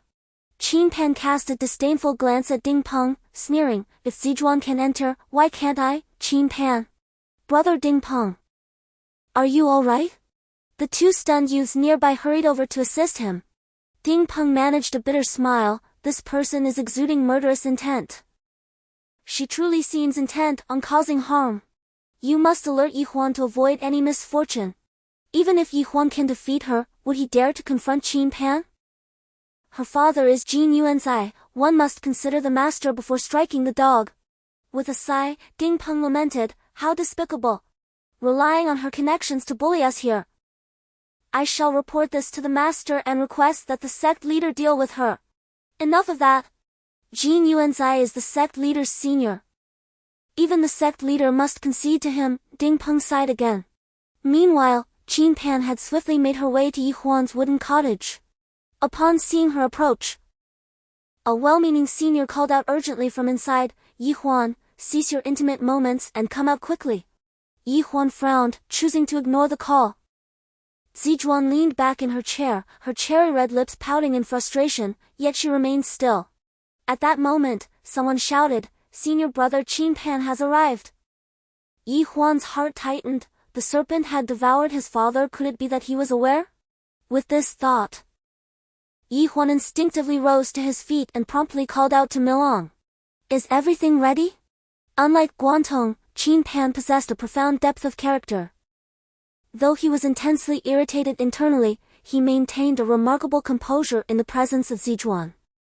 He understood that the most effective way to embarrass Huan before her was to provoke him first, rather than losing his dignity by causing a scene in front of others, which would only invite Zijuan's disdain. Another reason for Qin Pan's restraint could be his belief that, with so many onlookers present, Huan and Zijuan would refrain from engaging in any inappropriate behavior. Zijuan flung open the door, striding out with an air of indignation. "What did you just say, Qin Pan? I merely remarked that you and Huan were hiding in the room, indulging in intimacy, which is rather inappropriate. One must consider the impact, especially since there are younger disciples present." To his surprise, a smile adorned Qin Pan's face. "Which of your eyes witnessed such intimacy?" Zijuan retorted, her voice laced with anger. At this moment, she became the focal point of all gazes, with the disciples keenly scrutinizing her features and figure. They speculated that if they had indeed kissed, some of senior sister Zijuan's crimson lipstick would surely have smudged. If Huan had touched her, there would undoubtedly be imprints on her attire. "You clearly lack experience. Does Huan not have the audacity to reach beneath senior sister Zijuan's garments?" The speaker of this remark is clearly seeking to provoke a reaction, perhaps aiming to incite anger in Qin Pan for their own amusement. Ziwan's face flushed crimson in an instant, while Qin Pan gritted her teeth, yet refrained from exploding in outrage. Look! Huan is still hiding away and refusing to show himself. Surely, he feels guilty as a thief. Another voice chimed in with a wicked smile. Unable to contain herself any longer, Ziwan turned and shouted into the room, Huan, come out! Huan, having tucked away his map, stepped outside. His mind preoccupied with how to deal with the fiery golden eagle. His thoughts were entirely detached from Ziwan, and he paid little heed to Qin Pan's approach. Considering their lack of acquaintance, over the past 3 years since ascending the mountain, he had barely exchanged a word with her. Previously, Huan had regarded Qin Pan with a sense of awe, for she hailed from a noble lineage, possessed formidable skills, and donned resplendent attire. Her perpetually stern demeanor and tendency to overlook the likes of impoverished youth like him contributed to an air of haughty intimidation. This sentiment was not unique to Huan. The majority of young disciples had also felt Qin Pan's disdain, particularly those unfortunate enough to cross her path. She would often berate them with scathing remarks, country bumpkin, worthless wretch, get lost, don't sully my eyes. Such words were painfully sharp, leaving the recipients with no choice but to bow their heads in apology. Many disciples harbored a deep-seated resentment towards Qin Pan, yet dared not express it openly, aware that her prowess surpassed theirs, and that her father was the esteemed elder Qingyuan Sect, someone no one wished to offend. However, today was different. Everyone recognized that Huan's strength had reached parity with Qin Pan's, instilling a palpable hope among the onlookers that Huan might teach her a lesson. Even if one cannot decisively bring Qin Pan to the ground, it is essential to ensure he tastes the bitterness of defeat, to temper his arrogance and hubris. This is also the reason why the onlookers occasionally engage in heated exchanges. Huan cast a cold glance at Qin Pan, only to find Qin Pan returning the gaze. A subtle and inscrutable smirk playing at the corners of his mouth. Something about this fellow's demeanor is off. Mi Long suddenly interjected. Chapter 47, The Ignorant Young Girl. Bah! Ziwan spat, her face nearly flushed to her ears. She glared at Huan and demanded, you tell everyone what we were doing just now.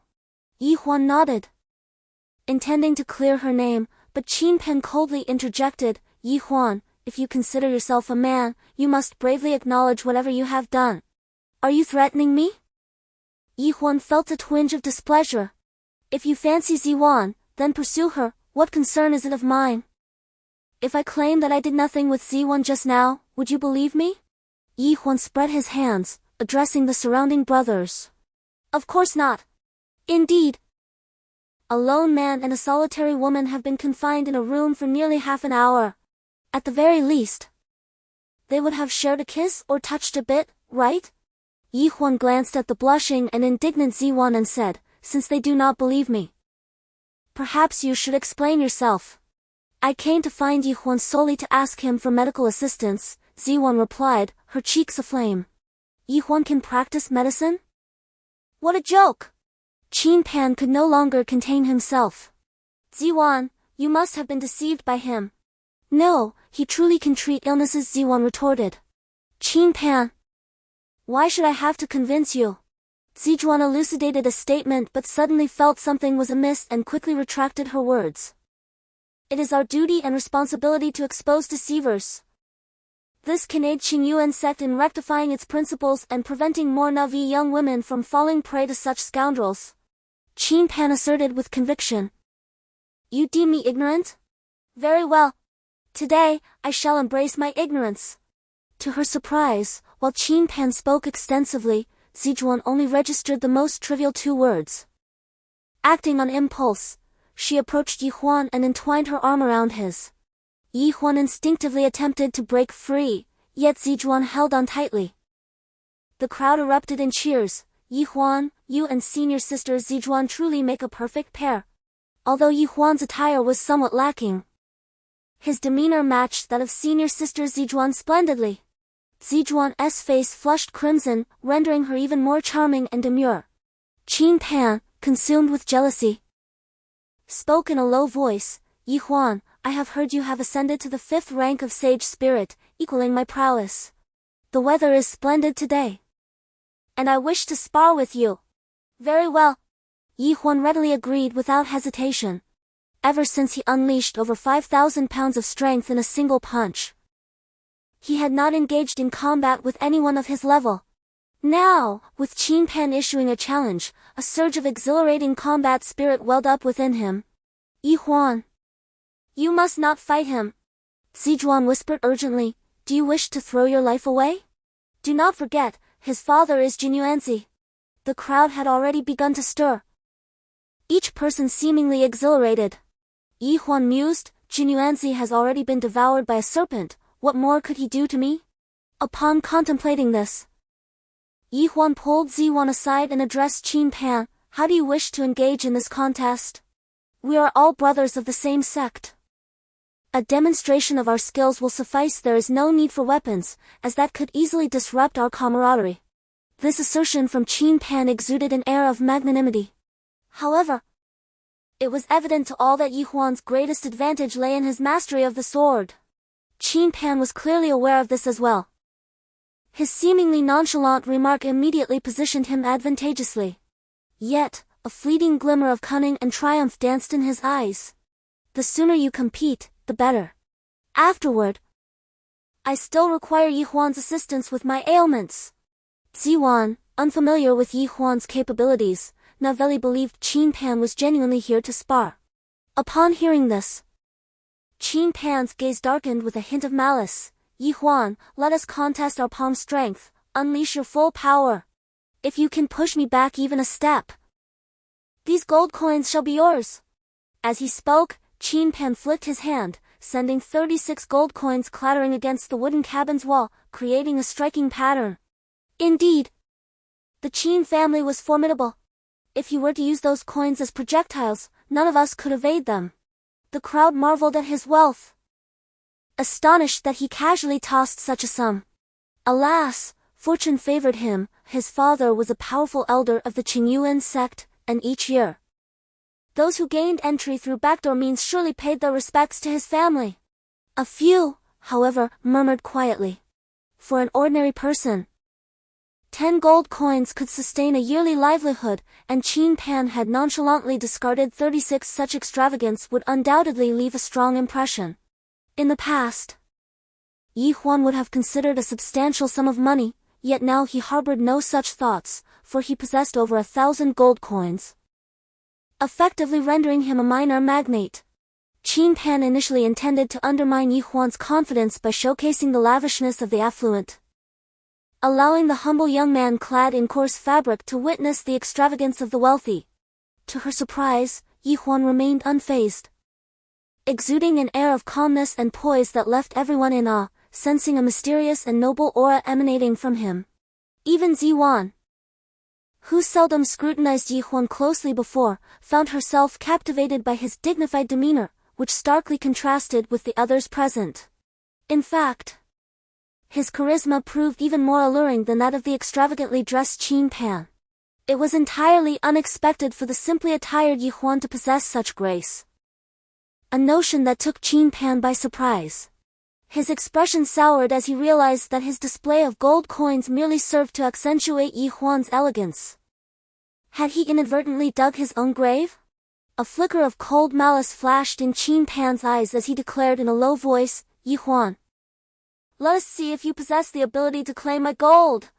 Yi Huan remained silent, palm facing downwards, and suddenly executed a gesture that sent a whirlwind of dust and debris spiraling around him, as if his very hand conjured a tempest. The strength he demonstrated, having once unleashed over 5,000 pounds, was no mere stroke of luck. Unbeknownst to them, he had grown remarkably powerful in an instant. Zijuan stepped back, her eyes gleaming with intrigue.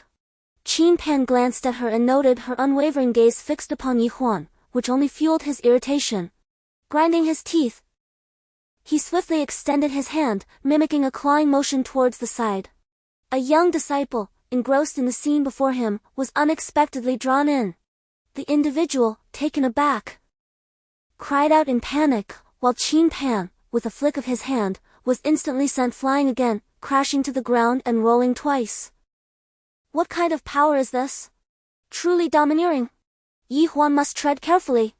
At this moment, Yi Huan wore a stern expression, inwardly contemplating, although Qin Pan's technique was peculiar. Their strengths were comparable. Even if he could not repel him, he believed he would not suffer any losses. With this thought in mind, Yi Huan resolved to end the confrontation swiftly. He forcefully pushed off the ground with his foot and took a decisive step towards Qin Pan, unleashing a powerful palm strike. With a resonant hum, Yi Huan surged forward with remarkable speed, resembling a tiger unleashed from its cage, exuding an overwhelming aura. Particularly, the force he wielded in his palm was accompanied by a howling sound, subtly laced with a dragon's roar. Qin Pan, not one to be caught off guard, met Yi Huan with a palm of his own. The two forces collided instantaneously, producing a thunderous boom. In that fleeting moment when Qin Pan struck, Yi Huan noticed a faint azure light darting from Qin Pan's palm, piercing through the violent air currents and striking his own palm. Zing! It felt as if a sharp blade had pierced him. A chilling cold instantly invaded his body, causing Yi Huan to stagger backward several steps before he could barely regain his balance. At that moment, his palm throbbed with excruciating pain. What was that azure light? Chapter 48, a sudden counter-strike. In contrast, Qin Pan had only retreated 3 steps. However, the crowd erupted in cheers. Qin Pan could not withstand it and was forced back several paces. This should be considered a victory for Yi Huan. Qin Pan nodded gracefully and declared, Yi Huan, all these gold coins belong to you. Yi Huan cast a cold glance at Qin Pan, blood dripping from his palm. He lifted his hand to inspect it, revealing a dark bruise as if he had been poisoned. Brother Huan, he plotted against you. Mi Long exclaimed indignantly. Yet, I did not see any concealed weapons in his hands. Yi Huan expressed his confusion. He emanated sword energy from his palm. Yi Huan focused intently on Qin Pan's hand, struggling to comprehend how a practitioner of the sage spirit level could project sword energy from mere flesh.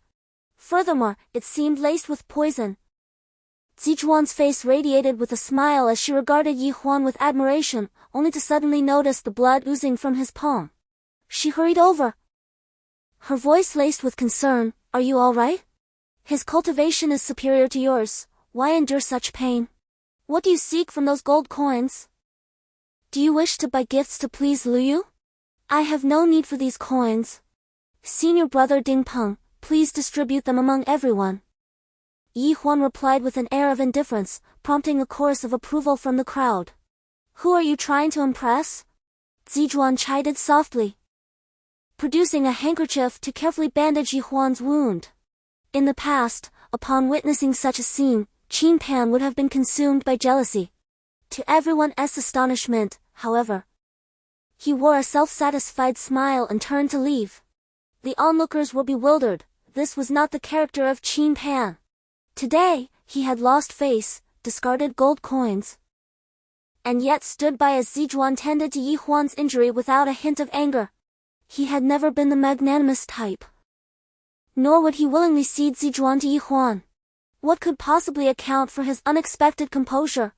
Moreover, he appeared exceedingly pleased, as if he had stumbled upon an extraordinary bargain. At that moment, Yi Huan suddenly called out, Qin Pan, do not depart just yet. We have yet to determine a victor. I cannot unjustly claim your gold coins. With a swift motion of his left hand, a series of crackling sounds erupted from the opposite wall.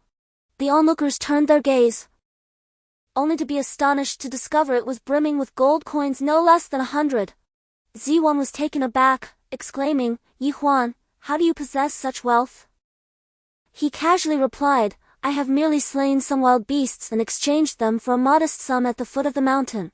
Without further ado, he gestured toward the coins and challenged Qin Pan, let us engage in another contest. Should I be pushed back even a single step, all these coins shall be yours.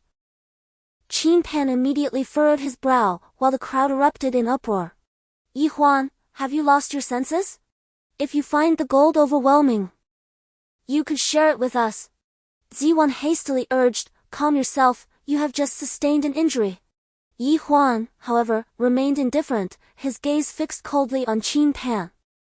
If you lack the courage to face me, you are but a coward. From this day forth, senior sister Ziwan shall be mine. You shall not lay a hand on her. Ziwan stared in astonishment at the audacious Yi Huan, scarcely believing her ears. Since you wish for an early demise, I shall grant you that wish today. Qin Pan retorted with a cold smirk, raising his palm.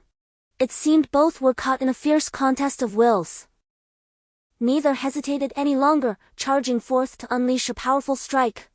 Boom! A tempestuous surge of energy erupted from the ground, soaring to heights of several dozen feet. Both individuals staggered slightly yet stood their ground, unwavering in their positions. In that fleeting moment, a beam of golden light shot through Yi Huan's palm and struck Qin Pan's hand. The golden glow vanished in an instant, and Qin Pan's eyes widened in astonishment. He suddenly let out a bizarre scream, his face turning an ominous shade of dark, his features contorting grotesquely. With a cry, he collapsed to the ground, writhing like an eel in a pot of boiling oil, thrashing violently against the hard rocky surface, producing a cacophony of thuds. The onlookers stood in stunned silence. And at that moment, a trickle of black blood oozed from the corner of Yi Huan's mouth, his body teetering on the brink of collapse. Zijuan rushed to support him, inquiring, "Are you all right?" "I'm fine," Yi Huan replied, a faint smile gracing his lips. Meanwhile, Qin Pan lay on his back, finally motionless, wisps of dark vapor escaping from his nostrils. "You've been injured like this, how can I leave?" Zijuan exclaimed anxiously. "Senior sister, if you do not depart, when the sect master and my master arrive, they will assume that Qin Pan and I fought to draw over your affections," Yi Huan quickly explained. "Isn't that the case?" Zijuan shot him a disapproving glance. Yi Huan had intended to articulate that Qin Pan had first plotted against him, and thus he had retaliated. Bearing no relation to her, however, the words caught in his throat, as he did not wish to undermine Zijuan's dignity. Reluctantly, under Yi Huan's insistence, Zijuan hurriedly took her leave. As she departed, she cast a grateful glance back at Yi Huan, whispering, "I will fetch you some superior healing ointment." Yi Huan was taken aback. Before he could decline, she had already vanished. It was inconceivable. Their powers were evenly matched, had it merely been a clash of palms. Yi Huan could never have inflicted such grievous harm upon Qin Pan. "Yi Huan, please be honest with me. Have you used your sword?" "The sect leader can inspect both parties' wounds, it would be evident at a glance whether we wielded swords," Yi Huan replied in a deep voice. Dao Yuanzi furrowed his brow and turned to Qin Pan. "Sect leader, his pulse is quite chaotic. Although I administered the Holy Origin pill to him, there seems to be no improvement whatsoever. Moreover, look at his complexion, it's a mottled mix of blue and black, something is amiss." Master Zhu Xian spoke gravely regarding Qin Pan's condition. "Let me take a look." Dao Yuanzi extended his hand to feel Qin Pan's pulse, then lifted his eyelids. "Sect leader, what is the situation?" Master Zhu Xian asked anxiously, sighing repeatedly. If anything were to happen to Qin Pan, how could Elder Jin Yuanzi possibly spare Yi Huan? Suddenly, an expression of sheer astonishment appeared in Dao Yuanzi's eyes, and he exclaimed, "How is this possible?" "Sect leader, what is impossible?" "It seems that Qin Pan has been afflicted by demonic energy." "How strange, from where could such energy arise on this mountain?" "Wait! I must check Yi Huan's condition to reach a conclusion." "Demonic energy?" Master Zhu Xian hastily released Qin Pan and felt a wave of anxiety. If there were wounds on his body, the demonic energy could invade at any moment. Even if one reacted swiftly to expel it, it would be a laborious endeavor. However, it is quite difficult for ordinary demonic energy to penetrate the body of a saintly level cultivator. Yet, what type of demonic energy resides within Qin Pan? Upon seeing the sword wound in Yi Huan's right palm, Dao Yuanzi was taken aback. How did this sword wound come to be? Moreover, how did your palm become enveloped in such a dark mass? When engaging in hand technique with brother Qin Pan, I was inexplicably pricked, and thereafter, it transformed into this. Fortunately, Yi Huan's meridians are unlike those of ordinary individuals, hence, the demonic energy failed to penetrate his heart. Otherwise, he would have undoubtedly succumbed to madness. Upon hearing Mi Long's analysis, Yi Huan was instantly engulfed in fury. Qin Pan clearly intended to bring about his demise. No wonder he appeared so smug. Indifferent even as Z1 tended to his wounds. This revelation ignited a murderous intent within Yi Huan, while Mi Long expressed his indignation, asserting that it was intolerable to let such a treacherous individual as Qin Pan remain unscathed. Mi Long then infused a strand of celestial energy into Yi Huan's palm, swiftly channeling it into Qin Pan's body during their hand technique exchange. Celestial energy is inherently the nemesis of demonic energy. Upon entering Qin Pan, the two forces clashed violently, resulting in ruptures within his meridians, ultimately rendering him unconscious. Despite Mi Long's repeated insistence, Yi Huan found it difficult to believe that a heart demon resided within Qin Pan. Therefore, without concrete evidence, Yi Huan could not attribute such an explanation to Dao Yuanzi. After all, Qingyuan Sect is the foremost cultivation sect in the Yan-Qin Empire. If word spread that disciples were secretly practicing demonic arts, how could they maintain their standing in the empire? Dao Yuanzi summoned Master Zhu Xian to his side. His expression stern as he inquired, "What do you believe should be done about this matter?" "Master, although Qin Pan is gravely injured, he was the one who initiated the provocation. You must not show bias simply because of Elder Jinyuan's influence." Master Zhu Xian replied, wearing a pained expression. "I did not intend that. Based on my observations, it appears that Qin Pan has been infected by demonic energy. This matter must remain confidential, even from Yi Huan. Yi Huan, you have caused a great disturbance today. Even with my protection, Elder Jin Yuanji is unlikely to let you off easily. Especially now, when you stubbornly refuse to acknowledge your status as a disciple of our sect. How can I justifiably shield you?" Dao Yuanji's voice was stern, and Yi Huan understood his intent to coerce him into joining the sect. If Jin Yuanji were still alive, Yi Huan might have considered it. However, at present, he would unequivocally decline, as Chen Miao had fallen into the hands of the Qingyuan Sect. Should he fail to represent the Qingyuan Sect in the imperial competition 3 months hence, Chen Miao would endure endless torment. "Master, I implore you to discern right from wrong. There is a significant accumulation of demonic energy within Qin Pan. Do not speak such nonsense." Dao Yuanji was greatly astonished and hastily interrupted Yi Huan. "Regardless of the circumstances, Elder Jin Yuanji would only perceive that you have grievously harmed him." "No, Master. I am attempting to save him." Yi Huan spoke solemnly. "What nonsense is this? If Qin Pan has truly succumbed to the heart demon, not only would you be unable to save him, but I would be powerless as well. Even with the combined strength of the 10 elders, it would not be easy to expel the heart demon from him. Ahem, I am merely speculating. It is not certain that Qin Pan has been possessed by a demon." Yi Huan silently smirked. Dao Yuanji valued the reputation of the Qingyuan Sect more than his own life. "Master, rest assured. I shall not divulge the matter of Qin Pan being afflicted by the heart demon." Are you threatening me?" Dao Yuanzi had never felt such urgency as he did now. A young disciple like Yi Huan had actually struck at his Achilles' heel. Could it be that Qin Pan had truly succumbed to inner demons? A faint, enigmatic smile graced Yi Huan's lips. Mi Long had toiled within him all day yet still could not fully expel the malevolent energy lurking inside.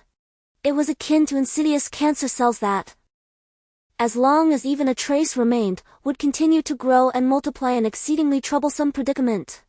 "Brother Huan, I have tried my utmost, what should we do?" Chapter 50, Chronicles of Nurturing Malevolence. With such vastness in this world, why not each practice our own paths without interference? Yi Huan shrugged, displaying indifference. "Seems feasible." Mi Long hesitated briefly before leaping onto the back of Yi Huan's left hand. "Once I find my next host, you must sever this hand from me." "You want my hand?" Absolutely not. Yi Huan's expression darkened. Milong's demand was utterly outrageous. I'm not asking for your hand, I seek the butterfly on your hand's back. It dawned on Yi Huan that the butterfly design on his hand was indeed a gift from Milong. Initially, it was merely meant to be a temporary resting place. Yet it had ultimately fused with his hand, rendering it inseparable. What exactly is this butterfly? Milong resolutely refused to divulge. Yi Huan understood then that this entity must hold immense significance for Milong. Naturally, he would never part with his hand. But it seemed that Milong was determined to remain bonded with this butterfly. Now, the question arises, this is a conundrum, an impasse with no apparent solution. The human and the insect, embroiled in this matter, found themselves in a state of discontent. Yi Huan, having taken a step back, proposed to seek the guidance of his master and the sect leader, suggesting they cast him into the purification furnace in hopes of expelling the demonic energy within him. However, Milong vehemently opposed this idea, warning that should the furnace's temperature rise excessively, it might rouse the slumbering butterfly, thereby alarming celestial beings and summoning its deadly adversaries, ultimately leading to certain doom. The debate between the human and the insect persisted well into the night, yet no solution materialized, leaving them both disheartened. It was not until the following morning that Milong finally conceived a strategy. The celestial heart herb, naturally adept at countering demonic forces, could potentially neutralize the malevolent energy if Brother Huan could consume it in time. As for dealing with the flame golden eagle, the only recourse was to eliminate it. This formidable beast possessed a prowess equivalent to a third-tier Holy Spirit level, making its defeat a daunting challenge. Moreover, given Yi Huan's precarious condition, it was imperative to vanquish the creature during the daylight hours to procure the celestial heart herb, otherwise, as night fell, the demonic energy would undoubtedly surge once more. At that point, Milong feared he would be unable to contain the malevolent forces any longer. Dejected, Milong lamented that within a mere day, especially under the bright light of day, the prospect of slaying the flame golden eagle seemed utterly unattainable. Yet, where there is a will, a way often emerges. Yi Huan seated himself cross-legged upon the bed, closing his eyes in deep contemplation. Meanwhile, the 9 elders had placed Qin Pan within the purification furnace, which contained the clear heart bright eye herb, the pure spirit red goji, and obsidian. 4 elders ignited the true fire of samadhi beneath the furnace, while another 4, led by Dao Yuanzi, recited the Heart Sutra for exorcising evil in unison. Ultimately, the fiend, despite its formidable power, emerged from Qin Pan's body and was severed from its demonic soul by Mu Yuanzi wielding the demonic erosion spirit sword.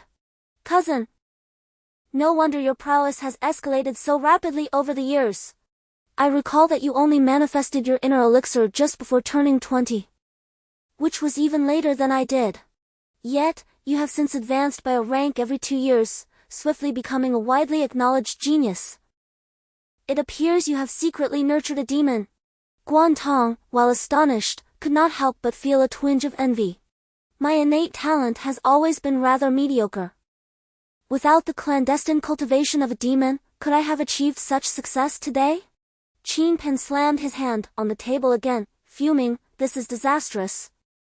Yi Huan has caused me to lose my heart demon. Cousin, you can always cultivate another one. It's easier said than done, cultivating a demon is no simple feat. First, you must locate a newborn demon pet and raise it in secret. Only once it has fully become your companion can you integrate it into your body. A well-raised demon pet is referred to as a familiar demon, while an untrained one is known as a wild demon. How long does it take to properly raise a demon pet? Guan Tong inquired hastily. No less than 5 years, and as short as 3. So long? Cousin, can we not directly cultivate a wild demon? Wild demons are difficult to control, they may very well turn the tables and control you instead. At that point, you could truly fall into demonic possession. The day had already dawned, and Yi Huan made his way to the back mountain, near the iron chains, where a wooden cabin stood. At that moment, the door was shut, and Yi Huan approached it, knocking and calling out, Ninth Master Uncle, are you inside? The door was unlocked, so feel free to enter, Wu Xian said, somewhat irritably. Upon stepping inside, Yi Huan observed the gaunt figure of Wu Xian, who sat upon a wooden bed like a statue, eyes closed, seemingly in a foul mood. Sensing the tension, Yi Huan inquired, Uncle Jiushi, are you sulking with someone? With you. Wu Xian opened his eyes, seething, if it weren't for you, would I be relegated here to endure this cold wind by the sect master? Me? Yi Huan chuckled, Uncle Jiushi, you cannot blame me for that. Luo Xiaolong clearly perished at your hands. And what of it? Wu Xian retorted. Do you think I am unaware that you meddled in the matter? He glared at Yi Huan, you have framed me. And you still have the audacity to show your face here. Uncle Jiushi, please do not be angry. How about I treat you to a drink another day? No! I swear I shall never drink your wine again. Wu Xian exclaimed, fixing Yi Huan with a fierce gaze. Really? You won't drink even the finest wine? Absolutely not. You certainly have ulterior motives. Wu Xian adopted a posture of firm resistance, as if he had been bitten by a snake once and feared the grass robe for years. Uncle Jiushi, if you refuse my invitation for a drink, will you also reject my offer of money? Yi Huan asked with a grin. Money? How much could you possibly have? Wu Xian scoffed, if you had any wealth, wouldn't you first buy yourself some fine clothes? I truly possess wealth. Yi Huan reached out and scattered a handful of gold coins upon the table, intentionally creating a clinking sound. Wu Xian was taken aback, staring at the 50 gold coins. How could you have amassed such a fortune? This was given to me by someone who asked for assistance in capturing a bird. In a moment of impulsiveness, I accepted the task, only to later realize that birds can fly, whereas I cannot. How could I possibly catch one? Perhaps this, Master Jiushi. You could help me bring that bird down, and all these gold coins shall belong to you. Yi Huan cunningly tempted. Really? How could I dare deceive you, Master Jiushi? Pray tell, what kind of bird is it? The esteemed Wu Xian had already been stirred with interest and promptly leaped from his bed. The fiery golden eagle resides on the back mountain. I have encountered it, its prowess is comparable to mine, making it a formidable foe. Alas, you are quite greedy. Old man, very well, I shall give you everything, plus an additional 20 gold coins. However, I have a condition. Yi Huan once again produced 20 gold coins, feigning reluctance as he clutched them tightly in his palm. Present them all, as long as the conditions are not excessive, I shall acquiesce. Wu Xian declared without hesitation, forcibly prying open Yi Huan's hand to seize the coins. The merchant below is in urgent need, he must see the goods today. Master Jiushi, is that agreeable? Certainly. It is not a problem. I shall set forth to capture that bird at once. Without further ado, Wu Xian opened the door and prepared to depart. Wait! Yi Huan hastily restrained him. What other matters do you have? Take me with you, I wish to witness it with my own eyes. Otherwise, what if you merely catch some wild beast and present its inner core to deceive me? Yi Huan feigned a serious demeanor. Am I the sort of person to act in such a manner, Master Jiushi? Wu Xian rolled his eyes in annoyance. I am merely being responsible to others. Should this business deal go awry, it would sever my source of income in the future. Yi Huan's demeanor was resolute. All right, I shall lead you there at once. However, that golden eagle is exceedingly formidable. When the time comes for me to engage with it, you had best conceal yourself, otherwise, should it peck out your eyes, I shall bear no responsibility. No problem. Milong whispered to Yi Huan, Brother Huan, you are indeed cunning. I must remain vigilant around you, lest one day you sell me out. Yi Huan replied, I would never betray you. Skeptical, Milong retorted, do you truly care for me that much? Yi Huan quipped. Who would want such an unsightly creature? Milong was instantly incensed, boasting of his own handsome visage, claiming to have captivated 8 beautiful ladies to the point of delirium. Only a fool would believe that. Being able to fly is indeed advantageous. In a mere moment, we have arrived, Yi Huan remarked enviously. Lower your voice. I visited this place not long ago and discovered that fiery golden eagle right here. This beast is exceedingly powerful, capable of breathing fire that is intensely fierce, scorching the rocks to near molten states. Before Wu Xianjunren could finish his words, a piercing bird call echoed from the cliff ahead. Suddenly, a large golden bird swooped down with a rush, sparks flickering at the corners of its beak. Even in broad daylight, the brilliance was blinding. The fiery golden eagle! Yi Huan's heart trembled, thinking how immense this creature was. Its outstretched wings spanned over 3 meters, descending from the heights and stirring up a tempestuous wind. Behold! The beast comes! Wu Xianjunren, perhaps concerned that the fiery golden eagle's flames might harm Yi Huan, immediately soared forward to meet it. Meanwhile, he found himself wielding a gleaming longsword, the very blade known as the flying water-pursuing soul sword.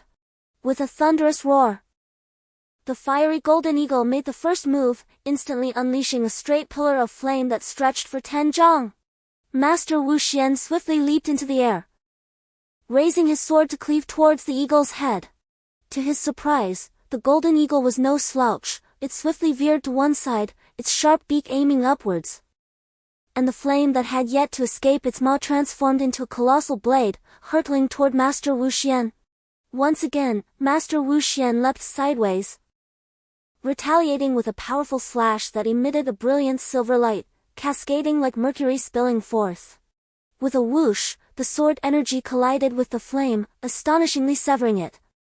The fragmented portion plummeted to the ground with a thunderous crash, igniting 2 towering trees beside Yi Huan in an instant. Yi Huan quickly fled the scene, chiding me long. You brought me here to battle such a ferocious beast, are you not sending me to my doom? We could outsmart it. Yi Huan mused, outsmart my foot. With such a vast disparity in strength, the golden eagle in the sky could simply rain down flames upon me, and I would likely find myself thoroughly overwhelmed. He glanced upwards once more, observing that Master Wu Xian was not engaging the golden eagle directly but rather maneuvering in the air, seemingly cautious of being struck by the eagle's flames. Chapter 52, None are good-natured. The golden eagle soared higher than him, appearing to have mastered its tactics. It ceased spewing fire swords and instead occasionally unleashed fireballs that crashed down upon Master Wu Xian like cannonballs, resounding as they struck the treetops. Yi Huan gazed for a while as a man and his eagle swiftly soared away, vanishing into the distance.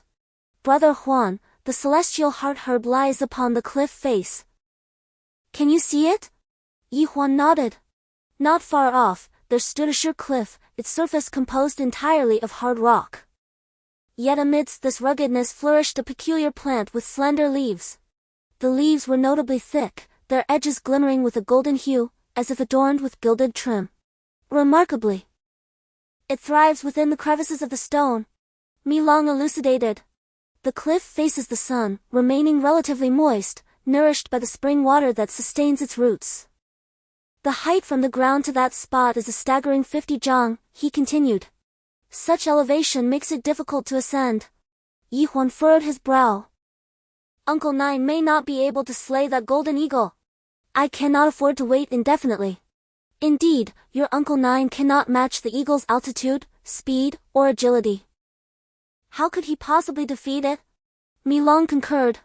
In light of this, I shall retrieve the herb myself. Yi Huan promptly resolved to climb the cliff. However, the wall was too steep, he could only step upon the slightly protruding stones and perhaps drive his dagger into the crevices to aid his ascent.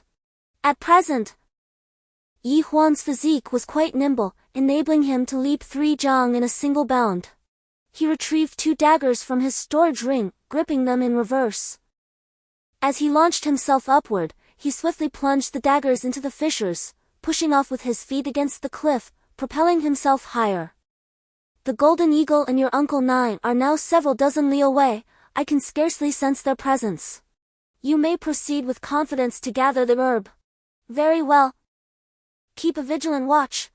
Yi Huan leaped once more, drawing ever closer to the elusive Xian Chao. Now, he could almost grasp the mystical herb within his reach. Brother Huan, you cannot simply pluck it, you must carefully excavate its roots with a blade.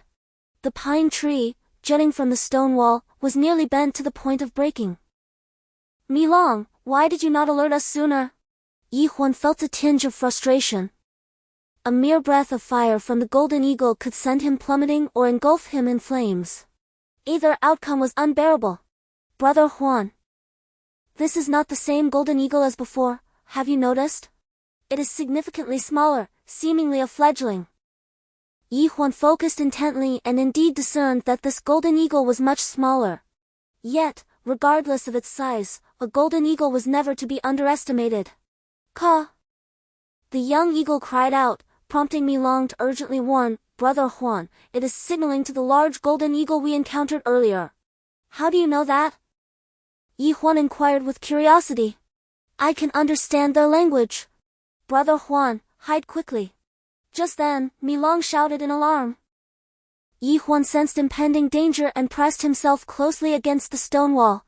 In a heartbeat, a fireball hurtled towards him, grazing his body as it zipped past along the wall. Boom! Not far away, the fireball collided with a protruding rock, exploding violently and leaving a gaping hole a foot wide in the stone wall. Yi Huan's heart raced, and suddenly, he heard the distant voice of Master Wu Xian echoing. Yi Huan, what are you doing up there? Turning his head, Yi Huan saw the previous golden eagle charging ferociously towards him. It had just unleashed a fireball, seemingly harboring some hesitation, perhaps fearing the potential incineration of the celestial herb, thus failing to strike Yi Huan directly. Yi Huan's gaze sharpened, without a moment's contemplation. He seized the dagger in his hand and hurled it forth. The golden eagle's advance faltered slightly, its claws extending to swiftly knock the dagger away. In a moment of desperation, Yi Huan instinctively reached for another weapon, only to grasp the large vase containing the black locust tree spirit.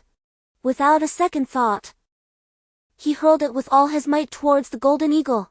With a resounding crash, the eagle blocked with its claw, shattering the vase instantly.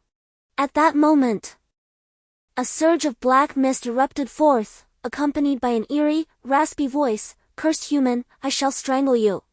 To Yi Huan's astonishment, a multitude of roots emerged from the mist, densely entwining around the eagle's claws, swiftly climbing up its neck. The black locust tree spirit, having been confined, was already in a state of disarray. Upon regaining its freedom, it sought vengeance, mistakenly believing Yi Huan was nearby, and immediately began to lash out in a frenzied manner. The golden eagle, ensnared by the roots, appeared alarmed, struggling desperately, pecking fiercely at the roots with its beak while flapping its wings with all its might. A tempest arose, rendering Yi Huan nearly unable to open his eyes. His body pressed against the stone wall, nearly losing his balance. By instinct, he flailed his hands, inadvertently grasping the celestial herb. At that moment, Yi Huan, suspended in midair, felt as though he had seized a lifeline. He dared not relinquish his grip. With a forceful tug, he inadvertently uprooted the herb. Just as he laid hold of the celestial herb, the golden eagle suddenly freed one of its claws, lunging forward to capture his body with a fierce grip. Yi Huan felt an intense grip, as if constrained by iron bars. A wave of excruciating pain surged into his mind, leaving him gasping for breath. Suddenly, a brilliant light flashed before his eyes, accompanied by the sound of metal striking. His body jolted violently, and to his astonishment, the talons of the bird released their hold. The sword of the 9 realms had arrived just in time.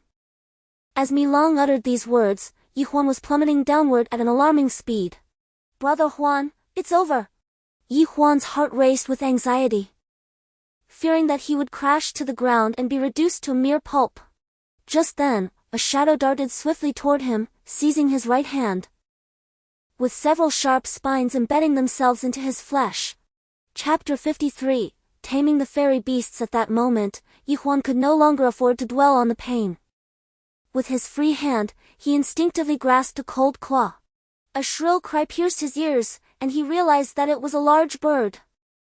This creature flapped its wings vigorously, seemingly desperate to escape his grasp, and it lowered its head to peck at Yi Huan's skull. Bang! Bang! Bang! Each peck struck him with a force that left him slightly dazed, igniting his fury. He promptly stored the calming herb into his storage ring and reached out to seize the bird's head. However, the bird recoiled, and all he managed to grasp was its beak. The creature appeared equally alarmed, and both its claws lunged toward him. Entangled in a frantic struggle, they continued to plunge downward. At last, Huan discerned that this was not just any bird, but the smaller golden eagle. It seems that it is not yet capable of breathing fire, otherwise, Huan would have already been engulfed in flames.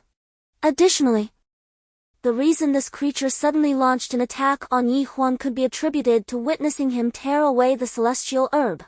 In a moment of desperation, it rushed towards him without hesitation. Had it not been for its eagerness to assault Huan, he might have already been rendered into a mere pulp.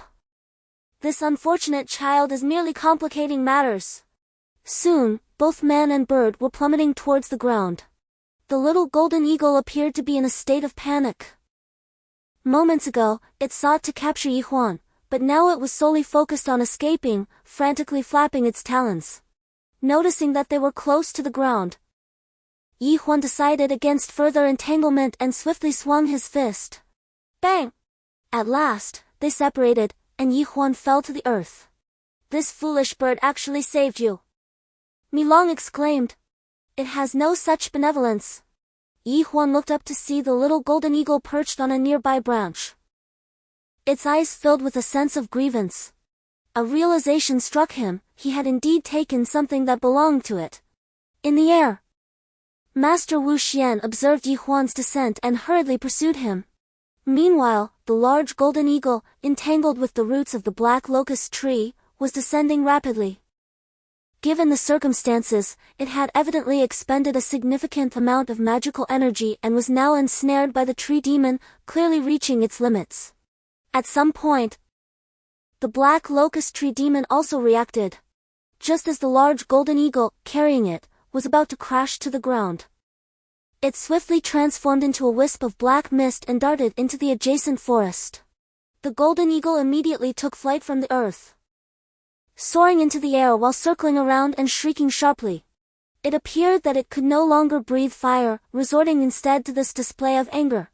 Huan, this venture of yours is fraught with difficulties.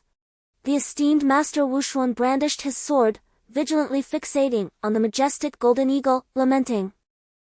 I have just consumed 10 yuan young pills in quick succession, barely managing to achieve a stalemate with this beast. To slay it seems almost an impossibility. Huan offered a subtle smile, replying, Uncle Jaish, I shall replenish your yuan young pills in double measure. What about the gold coins? Master Wushuan inquired anxiously. Having failed to complete the transaction, do you still desire gold coins? Uncle Jaish, do you still have any shame? Huan retorted playfully. The day is still young. Wait a moment. I shall muster my strength again, perhaps I can still vanquish this golden eagle. Before Master Wushuan could finish his sentence, the grand eagle unexpectedly spread its wings and took flight.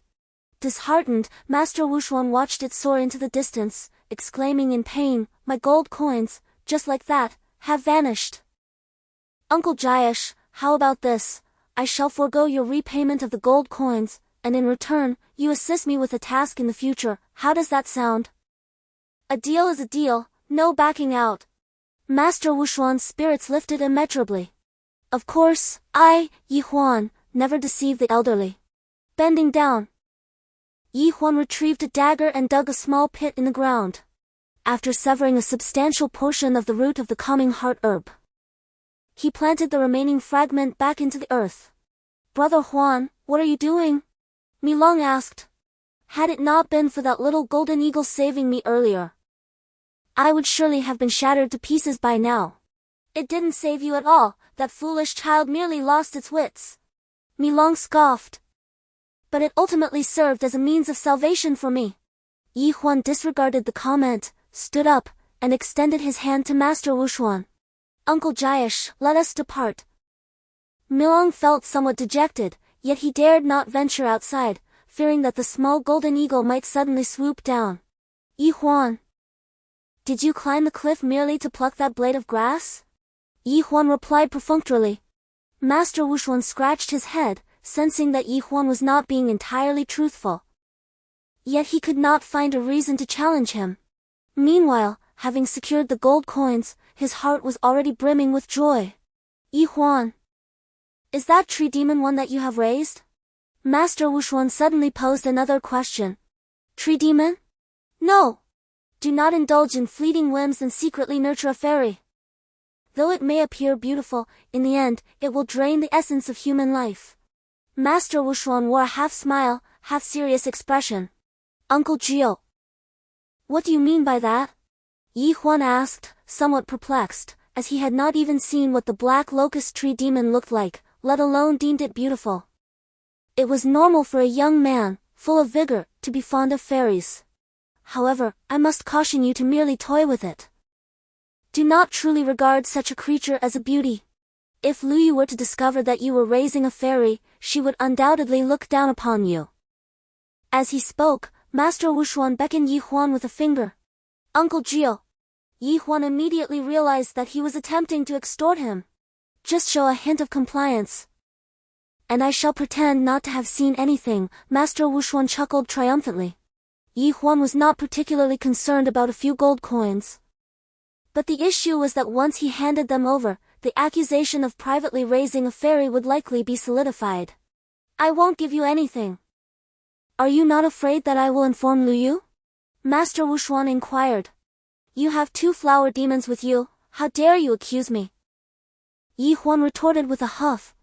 Nonsense! Where would I have flower demons? The expression on Master Wushuan's face subtly shifted. A rose spirit and a daffodil spirit, both rather aged. Particularly the rose spirit, who bore an uncanny resemblance to Master Qin Xian. 9th Master, are you secretly infatuated with her? Master Wushuan was taken aback, stammering. How do you know? If one wishes to keep a secret, one must refrain from wrongdoing. Speak the truth. Master Wushuan seized Yi Huan by the front of his garment, lifting him off the ground. Let go, or I shall inform Master Qin Xian that you spent the night embracing a flower spirit who looks exactly like her. My little ancestor. Do lower your voice. Master Wushuan panicked, hastily releasing Yi Huan. A bribe. Yi Huan mimicked Wushuan's previous demeanor, extending his palm for a few moments. Chapter 54, The Idle Wanderer You.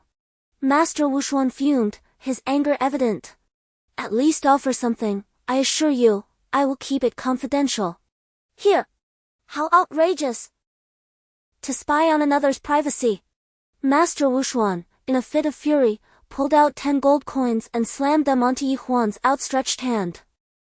Yi Huan glanced at the coins, disdainful. That daffodil spirit, in human form, bears little difference from the esteemed Mrs. Zhangjiao, does she not? Good heavens, spare me the details. Whatever the amount of gold you desire, I will provide it all. Have you informed Lu Yu about my adoption of the black locust tree spirit? Yi Huan asked with a grin. Inform? Not on your life. Master Wushuan glared at Yi Huan through gritted teeth. 9th Master, you are truly kind. Thank you for keeping my secret, this is your reward for your troubles. Yi Huan tossed 2 gold coins to him and bowed respectfully before striding away with an air of confidence. It was only then that he discerned the peculiar grass roots. Resembling chopsticks in size yet somewhat akin to ginseng in shape. Mi Long, unable to contain his excitement, swiftly emerged and leapt onto one of the grass roots, unceremoniously biting into it. Ah, the flavor! Delightful! Truly delightful! Mi Long's eyes sparkled with rapture. Yi Huan, unable to resist, grasped a root and brought it to his mouth, attempting to take a bite and slowly began to chew. Wow! How bitter! Indeed, bitter medicine is beneficial for ailments, sincere advice is often unwelcome. The bitterness is a sign. It indicates that your body is suffering, hence the taste of bitterness. Unlike me, my celestial body is unburdened, thus the flavor is sweet. Can it be that we consume the same grass root yet experience 2 distinct flavors? Surely not. Once the demonic energy within you is expelled, perhaps you shall comprehend that anything is possible. Mi Long's voice took on an odd tone, evoking a sense of profound mystery. What should I do now? Yi Huan inquired. The celestial energy contained within the celestial heart herb will soon overflow, you should eat and drink as needed. However, your body remains fragile. So do not indulge excessively at once, lest you become a corpulent figure. In such a case, you would be more flesh than bone, which would be unappetizing. No, I mean lacking in strength. Mi Chong, you wouldn't wish to fatten me up only to devour me yourself, would you? Mi Long glared at him. A look of suspicion etched on his face. Nurturing a worm within one's body is akin to harboring a demon, with the slightest lapse in vigilance. Retaliation is entirely possible. Rest assured, I harbor no intentions of consuming you. Although I, the great Emperor Milong, once delighted in devouring immortals, I have since altered my perspective. I find the act of feasting upon immortals rather unappealing, both tasteless and likely to offend. It is far more gratifying to indulge in the delights of flower spirits and tree spirits. Oh, little demon! You are quite the braggart. Following Milong's counsel, Yi Huan has taken to consuming merely a small segment of the heart-descending immortal herb root each day. Though modest in size and quantity, this herb has precipitated notable transformations within his physique. Particularly after his initial consumption, that very night, Yi Huan expelled a considerable quantity of dark refuse from his body, while his skin gradually took on a fairer and more delicate hue. A month later, Dao Yuanzi summoned Master Zhu Xian, donning a stern expression, and remarked, I have heard that Yi Huan has not been practicing diligently of late, instead idling away his time. Is this true? Indeed, I am quite anxious about this. Yet I cannot chastise him. Master, you are aware that he is as stubborn as a mule. Should I press him too hard, he may well flee down the mountain in displeasure. Master Zhu Xian sighed. Did you not mention that he had a prior agreement with the esteemed Miaoxin of the Golden Goose Sect? Is it possible that Yi Huan has no intention of rescuing his sister? That is indeed the case. He has been living rather comfortably of late. After injuring Qin Pan, all our disciples have been eager to follow his lead, nearly waiting upon him hand and foot. Moreover, Ziju and Luyu frequently seek his company. Perhaps he has become so enamored with his current situation that he has forgotten about his sister. Dao Yuanzi let out a huff, expressing his dissatisfaction. I see that he has truly changed, lacking ambition and reveling in indulgence. When that time comes, I shall gradually enlighten him. Master Zhu Xian spoke solemnly. It can only be this way. Keep a close watch on him and ensure he does not create further troubles akin to those caused by Qin Pan. That incident cannot be blamed on Yi Huan. It was Qin Pan's narrow-mindedness that led her to seek him out. I understand. But the issue lies with Jin Yuanzai. It is difficult to account to him. Dao Yuanzai's expression turned stern. You may leave for now. Master! There is another matter that requires your attention. Zhu Xian did not depart. Speak quickly. Dao Yuanzai waved his hand impatiently. I have received information indicating that Nanyang Sect has been investigating the cause of Luo Xiaolong's death. It was reported that someone inadvertently witnessed Yi Huan scaling the wall into the Luo residence on the day of the incident. Although no one saw him carry Luo Xiaolong away, the new leader of Nanyang Sect, Hao Lianshan, suspects that Yi Huan may have rendered Luo Xiaolong unconscious, concealed him in a storage ring, and subsequently brought him to Zui Xianlu, where he was ultimately slain by Lao Jiu with a single sword strike. Why did you not mention this sooner? Dao Yuanzai's gaze turned icy. Quickly fetch Lao Jiu, I wish to interrogate him personally. Before long, Wu Xian and Yi Huan arrived at the Xuanwu Hall. In their presence, Zhu Xian recounted the rumor. As he spoke, Dao Yuanzai's cold stare was fixed on Yi Huan. Wu Xian, however, directed his ire towards Yi Huan. You little rascal, confess honestly, it was you who brought Luo Xiaolong to Zui Xianlu, was it not? Do you truly believe in hearsay? Uncle Jiu, they seek to frame me and will naturally concoct lies. Yi Huan remained unfazed, resolutely denying the accusations, asserting that no one had caught him in the act at that time. Chapter 55, The Reluctant Scapegoat. Old 9, think back. When you killed Luo Xiaolong with your flying sword, What unforeseen circumstance occurred? Dao Yuanzi exchanged a knowing glance with Wu Shuanzhenren, having resolved to frame Yi Huan for the deed, thus ensuring that Yi Huan would remain ensnared within his grasp.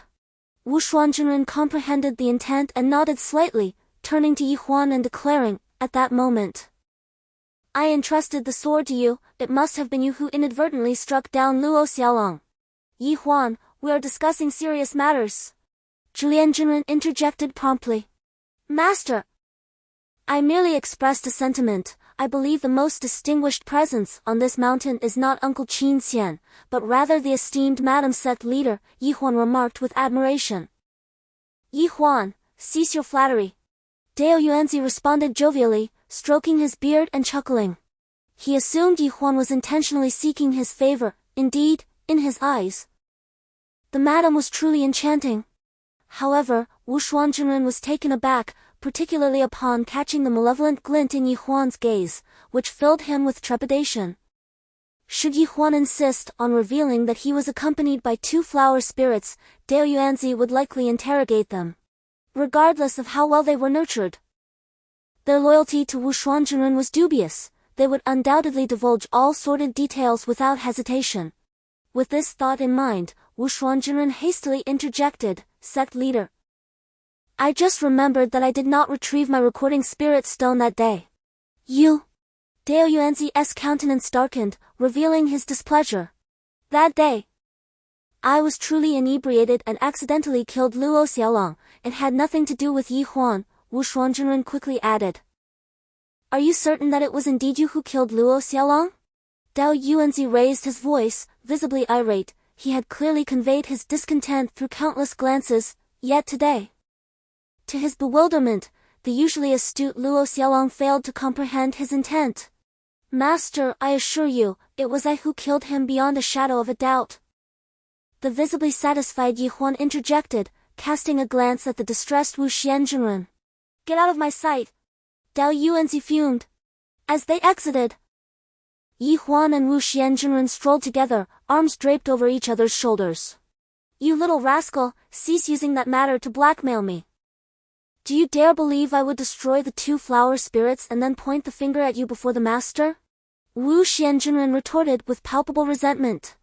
Uncle Gio, is it truly easy to raise a single flower spirit, let alone 2?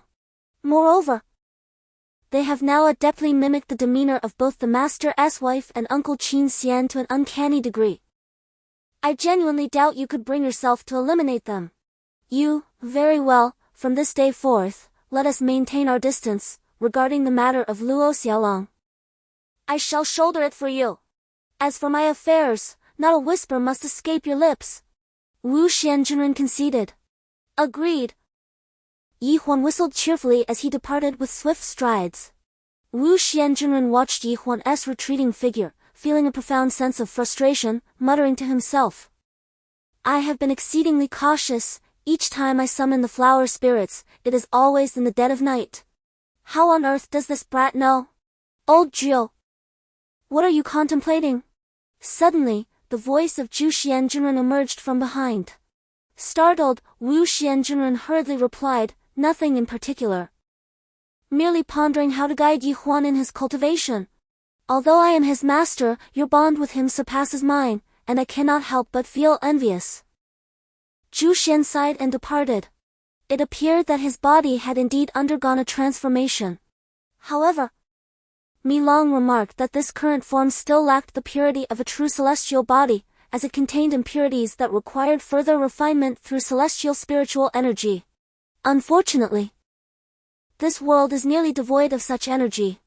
Even the falling heart immortal herb, while capable of converting earthly spiritual energy into celestial spiritual energy, does so with great difficulty and over an extended period, yielding minimal results in a year. The fire golden rock had initially planted the falling heart immortal herb in that location, likely sensing the abundant spiritual essence present there. Furthermore, the herb had absorbed most of the essence from that area. Should it be replanted now, it would be improbable for it to sprout celestial roots again. Yi Huan lacked any celestial cultivation techniques, making it impossible for him to convert earthly spiritual energy into celestial spiritual energy. Mi Long, being rather indolent, had developed a detrimental habit of consuming the inner cores of spiritual creatures, thus lacking the ability to transform spiritual energy. Having offended the fire golden eagle in the back mountains, that fiend harbored a deep-seated animosity towards Huan, should he attempt to hunt spiritual beasts for their cores again. It would undoubtedly seize the opportunity to strike. Not only was there a vast disparity in strength between Huan and the beast, but even if Master Wu Xian were to intervene personally, he would struggle to contend with the fire golden eagle. In other words, Huan was on the verge of breaking through to the 6th rank of the sage spirit level within a mere month.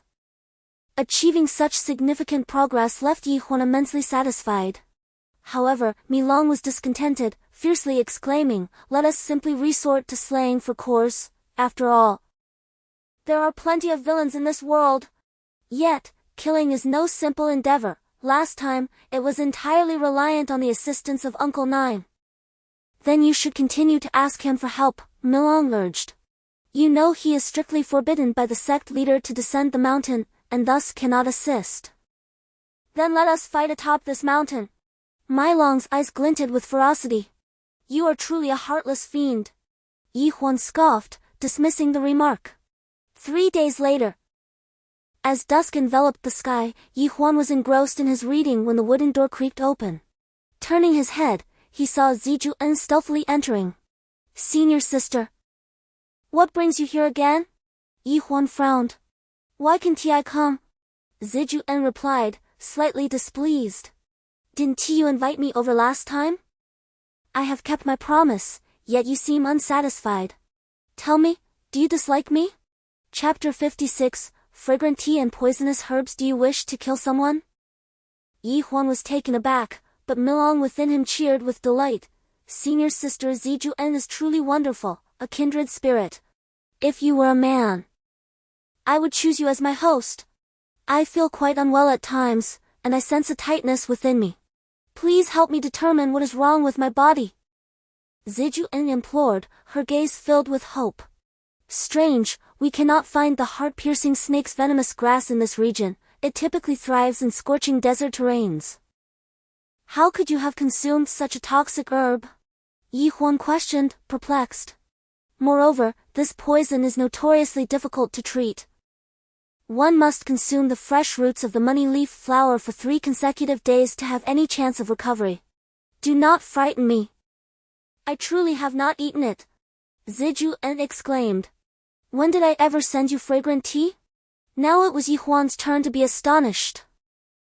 "You had a junior brother bring it to you." Zijuan cast a sidelong glance at Huan and remarked, "If you wish to curry favor with me, you should come directly to me, you coward." "Which junior brother are you referring to?" Huan was at a loss for words. He had never contemplated the idea of flattering her. "I cannot recall his name, he is a stranger to me. I presumed he was a new disciple taken in by Master Zhu Xian." Zijuan pondered for a moment and proceeded to describe the man's height and appearance to Huan. However, Huan had no recollection of such a person. Furthermore, it was worth noting that Master Zhu Xian had not accepted any disciples in the past 6 months. So, who could this individual be that brought Zijuan fragrant tea? Upon hearing Huan's deduction, Zijuan was suddenly taken aback. "It is likely that the tea is problematic. The eyes of the public are sharp, a fraud." Zijuan shot Huan an exasperated glance. "I am unjustly accused while healing others. Who have I offended?" Huan felt a tinge of frustration. "Do not act all innocent after gaining an advantage. If it were someone else, I would not allow them to treat me." The two, akin to thieves, stealthily made their way into the peaks of Huan Mountain under the cover of night. Huan Mountain is not far from Hulu Peak. Yet it is secured by a closed mountain gate, which is locked from the inside once night falls. When Zijuan had ventured out, she had specifically requested a junior sister to assist in keeping the door open, enabling her to bring Huan inside without incident. This junior sister, named Qingyuan, was quite demure and obedient to Zijuan's commands. However, upon seeing Zijuan enter with Huan, she was taken aback. "If master finds out, it may not be a concern." But if Lu Yu learns of this, it could pose a problem. Qingju surprisingly chimed in. You troublesome girl, you better get as far away from me as possible. Soon after, the two stealthily slipped into Zijuan's chamber. It is this bag of fragrant tea, do take a look and see what is amiss. Zijuang produced a cloth bag filled with tea leaves and handed it over. As Huan grasped it, Milong exclaimed, Brother Huan. This is indeed the heart-piercing snake's tongue herb. Sister, it seems someone intends to harm you. Huan inhaled deeply, his expression grave. I have not wronged anyone, he stated. Zijuang, both furious and vexed, replied, How can someone wish to harm a benign person like me? This defies fate. Find someone to investigate who visited this mountain in the past couple of days, Huan suggested calmly. Many have come to this mountain. Especially the servant disciples who come daily to work, not to mention the farmers from below who frequently bring grains and vegetables. It will be challenging to trace. Zijuang complained. Then fixed Huan with a suspicious gaze, inquiring, Are you certain the person who delivered this bag of fragrant tea was not acting under your instruction? Why would I gift you something for no reason? Huan thought, bemused. Isn't it common sense? If someone wishes to pursue me, they would naturally present gifts. You did the same to win over Lu Yu, did you not? I just considered another possibility, perhaps I am not poisoned. And you are merely trying to frighten me. Do you truly think I am so petty? Huan replied, somewhat exasperated. You have been idling about for the past month. Even my master specifically mentioned you, warning us not to become arrogant like you. Huan frowned. Reflecting on how he had been diligently absorbing the celestial energy contained within the roots of the heart-calming immortal grass, far from idle. However, he could not provide an explanation. For others would hardly believe his words. Regardless, it was imperative to locate the money leaf flower to counteract the venom of the heart-piercing snake grass. Huan insisted. I must seek another physician to ascertain whether I am truly poisoned. You had better not deceive me, or else. Ziwan threatened, raising her delicate fist in a gesture of impending confrontation. Huan ignored her, silently inquiring of Milong about the whereabouts of the money leaf flower. Milong replied that he had previously encountered the flower at Funyo Peak, approximately 300 miles from here. Isn't the Qingyuan Sect situated atop Funyo Peak? Huan remarked in surprise. At that moment, a woman's voice suddenly called from outside, Ziwan, whom are you speaking with? It's quite late. Have you completed your assignments for today? Chapter 57, My Heart Still Pities. The elders will patrol the mountain, and if they catch any disobedient disciples, they shall be dealt with according to the doctrine of demonic conduct. Ziwan, did you hear that clearly? I heard clearly, Ziwan replied. Her expression turning blank as she anxiously asked, What will you do? What else can I do? I can only hide here for the night, Huan lamented. Feeling somewhat dejected, as if he were inviting trouble upon himself. We cannot stay together, Ziwan exclaimed, suddenly alarmed, hastily covering her mouth to prevent being overheard. Very well. Once your master departs, I shall quietly slip away, Huan conceded with resignation. That one tea work, my master will surely be patrolling outside. And the moment you step out, she will catch you. As she spoke, Zijuan peered through the crack of the door, only to feel a wave of despondency wash over her. Torches flared around the square, and her master perched atop the watchtower. Even the slightest flutter of a bird would be crystal clear to her keen gaze. The two exchanged glances, an awkward tension lingering in the air. Huan quietly disrupted the stillness. If you're tired, you can go to bed, I'll sit on the stool practicing. With you here. How could I possibly sleep? Huan, I must warn you, do not harbor any improper thoughts about me. Zijuan retorted, her eyes narrowed in suspicion. I already have someone I care for, you'd best abandon any notions. I assure you, I've never harbored any feelings for you, Huan replied softly. You don't like me? How is that possible? Am I not beautiful? Is there something wrong with your mind? Zijuan exclaimed, disappointment etched on her face. You're the one with the problem. You already have someone you admire, yet you still expect others to adore you. Huan shot her a sidelong glance but refrained from voicing his thoughts.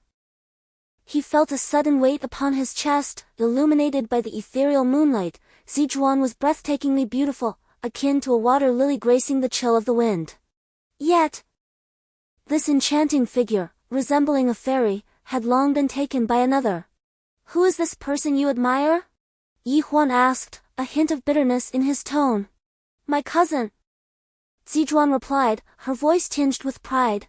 He cultivates at Tianhu Gate, hailing from noble lineage, the son of the chancellor of our Yanqing Empire. He is strikingly handsome and an unparalleled genius. My cousin is the true embodiment of a favored child of heaven. When you meet him, you will undoubtedly feel inferior. Zhuan gazed out the window, her eyes sparkling like stars. Huan furrowed his brow, thinking to himself how fortunate it was that he had not yet developed feelings for her, otherwise, he would have been left utterly heartbroken. I apologize. I did not intend to hurt you. Zhuan assumed she had wounded Huan's pride and quickly offered her apology. Huan cast a glance at her, seated himself cross-legged, and closed his eyes. What a tedious evening it was. He had come with good intentions to assist her in discovering the cause of her poisoning, yet found himself trapped within this room. Zhuan murmured softly, oh dear, if my cousin were to learn that I am cohabiting with you, would he think I am frivolous? But I am truly not that kind of person. Cousin, please do not blame me, I am compelled. Milong interjected, Brother Huan. I have long warned you that no woman is trustworthy, yet you refuse to heed my advice. Now you find yourself in a predicament. Huan retorted, Milong. Cease your nonsensical chatter. Just because she does not fancy me does not mean she is unworthy. Indeed, in the realm of immortals, all whom I desired were mine. But what if the creature you fancied does not return your affections? Milong replied fiercely, I would unceremoniously devour them. You Brother Huan, I believe you now face two choices. What are those? Either eliminate your senior sister or dispose of her cousin. Huan scolded, little demon, what else can you do besides kill? Without hesitation, Milong answered. I can also eat. Everything I find distasteful, I shall consume. Including those mountains, those trees, and all those peculiar weapons, I shall devour them all. Engaging in conversation with such a troubled mind proved to be quite challenging for Huan, who shook his head, choosing to disregard Milong further. Zhuan began to harbor some wariness towards Huan, however, observing him seated with an air of tranquility, she could not help but feel a surge of gratitude.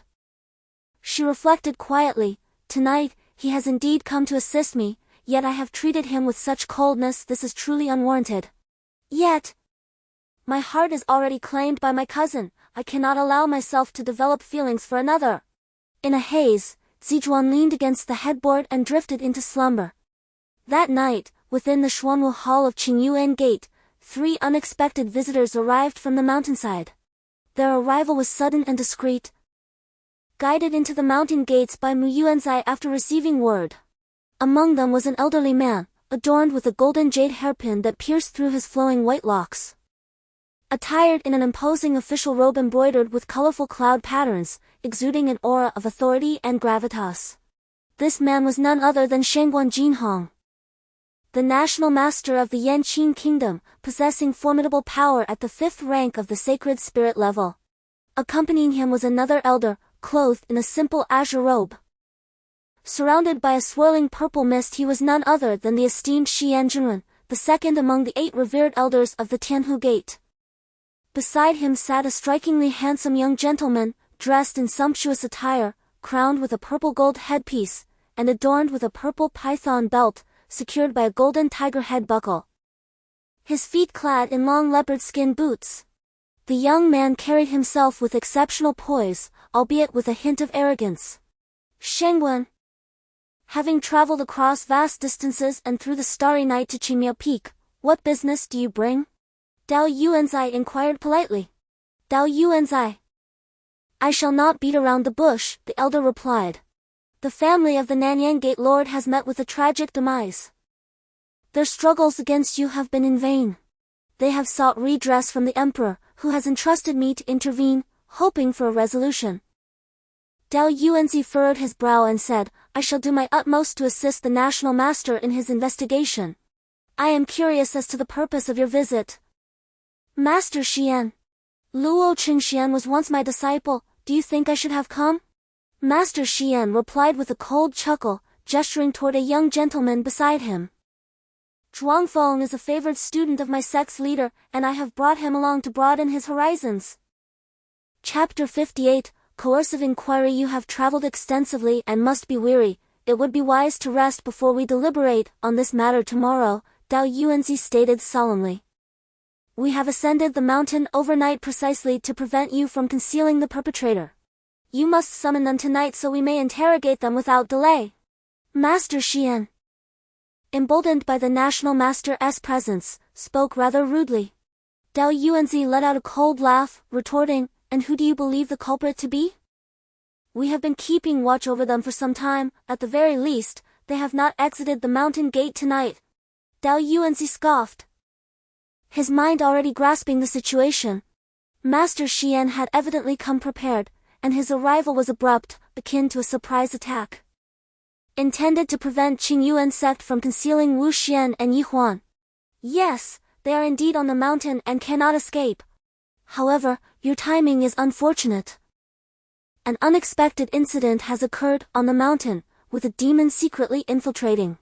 Until the situation is clarified, I must ask you not to wander about. Are you merely making excuses? If you doubt my words and insist on pursuing them, should you encounter the demon, do not blame me for failing to forewarn you. Dao Yuanzi remarked coolly. What can a mere demon do to me? Dao Yuanzi, it seems you are deliberately engaging in alarmism, seeking to exonerate the perpetrator, are you not? Whether they are guilty or not is not for you to decide. Dao Yuanzi abruptly rose, his robes rustling in agitation. Upon noticing Dao Yuanzi's fury, Master Shengguan hastily intervened. Dao Yuanzi, esteemed leader, Elder Xian, please take your seats. We shall investigate this matter thoroughly, there is no need for haste. I report to you. Esteemed leader, that old Jew is neither in the chamber nor on guard at the back mountain, his whereabouts remain unknown. Perhaps he has flown to the mountain to hide. Elder Xian scoffed. And Yi Huan? Dao Yuanzi inquired. He is also absent. I have heard that he departed from Hulu Peak just as night fell. And his location is uncertain, Mu Yuanzi replied hesitantly. Yi Huan is absent too? Impossible. He has been on the mountain all day, and he cannot fly. How can you claim he is not here, unless you have concealed him? Elder Xian snapped, his countenance darkening. If you do not believe me, I shall dismantle the formation on the mountain right now. You are welcome to unleash your consciousness to search. How could we possibly hide such a living being? This formation possesses formidable power, enveloping the entirety of Qingmia Peak and its surroundings for 100 miles, preventing any outside cultivators from daring to fly in. For triggering the Grand Array would invite immediate retaliation. Furthermore, the elders stationed at the gate would swiftly rush out to confront any intruders.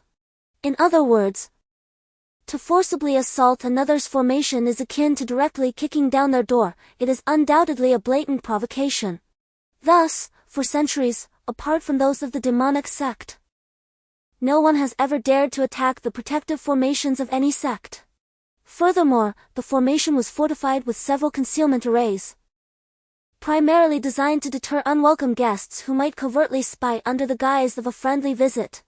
Friendly exchanges among sects are common, hence, the establishment of such protective measures is entirely warranted. Nevertheless, due to the formidable strength of practitioners at the Holy Spirit level, especially elders like Xian, who have ascended to the 5th tier of the Holy Spirit, the range of their spiritual perception has significantly broadened. However, the deployment of one's spiritual sense incurs considerable expenditure of both magical and mental energy, thus, practitioners typically refrain from its indiscriminate use. Xian arrived well prepared, clearly unfazed by the potential depletion of some of his magical energy. You cannot observe the residences of the female disciples on the mountain. As Huan Mountain houses numerous female disciples, you are also forbidden from probing there. Dao Yuanzi declared sternly, his face cold and authoritative. I will not lift the concealment arrays in these areas, I ask for your understanding. Xian fixed a piercing gaze upon Dao Yuanzi, his brows furrowed in tension. At that moment, Zhuangfeng, who had remained unusually quiet, suddenly interjected, Second Master Uncle, there's no need for you to search. Why is that? Xian inquired, bemused. Most likely, they will conceal Yi Huan in locations beyond your search capabilities. Zhuangfeng responded with a slight smile, exuding confidence. Indeed, Zhuangfeng, you truly are the most astute disciple of our new generation.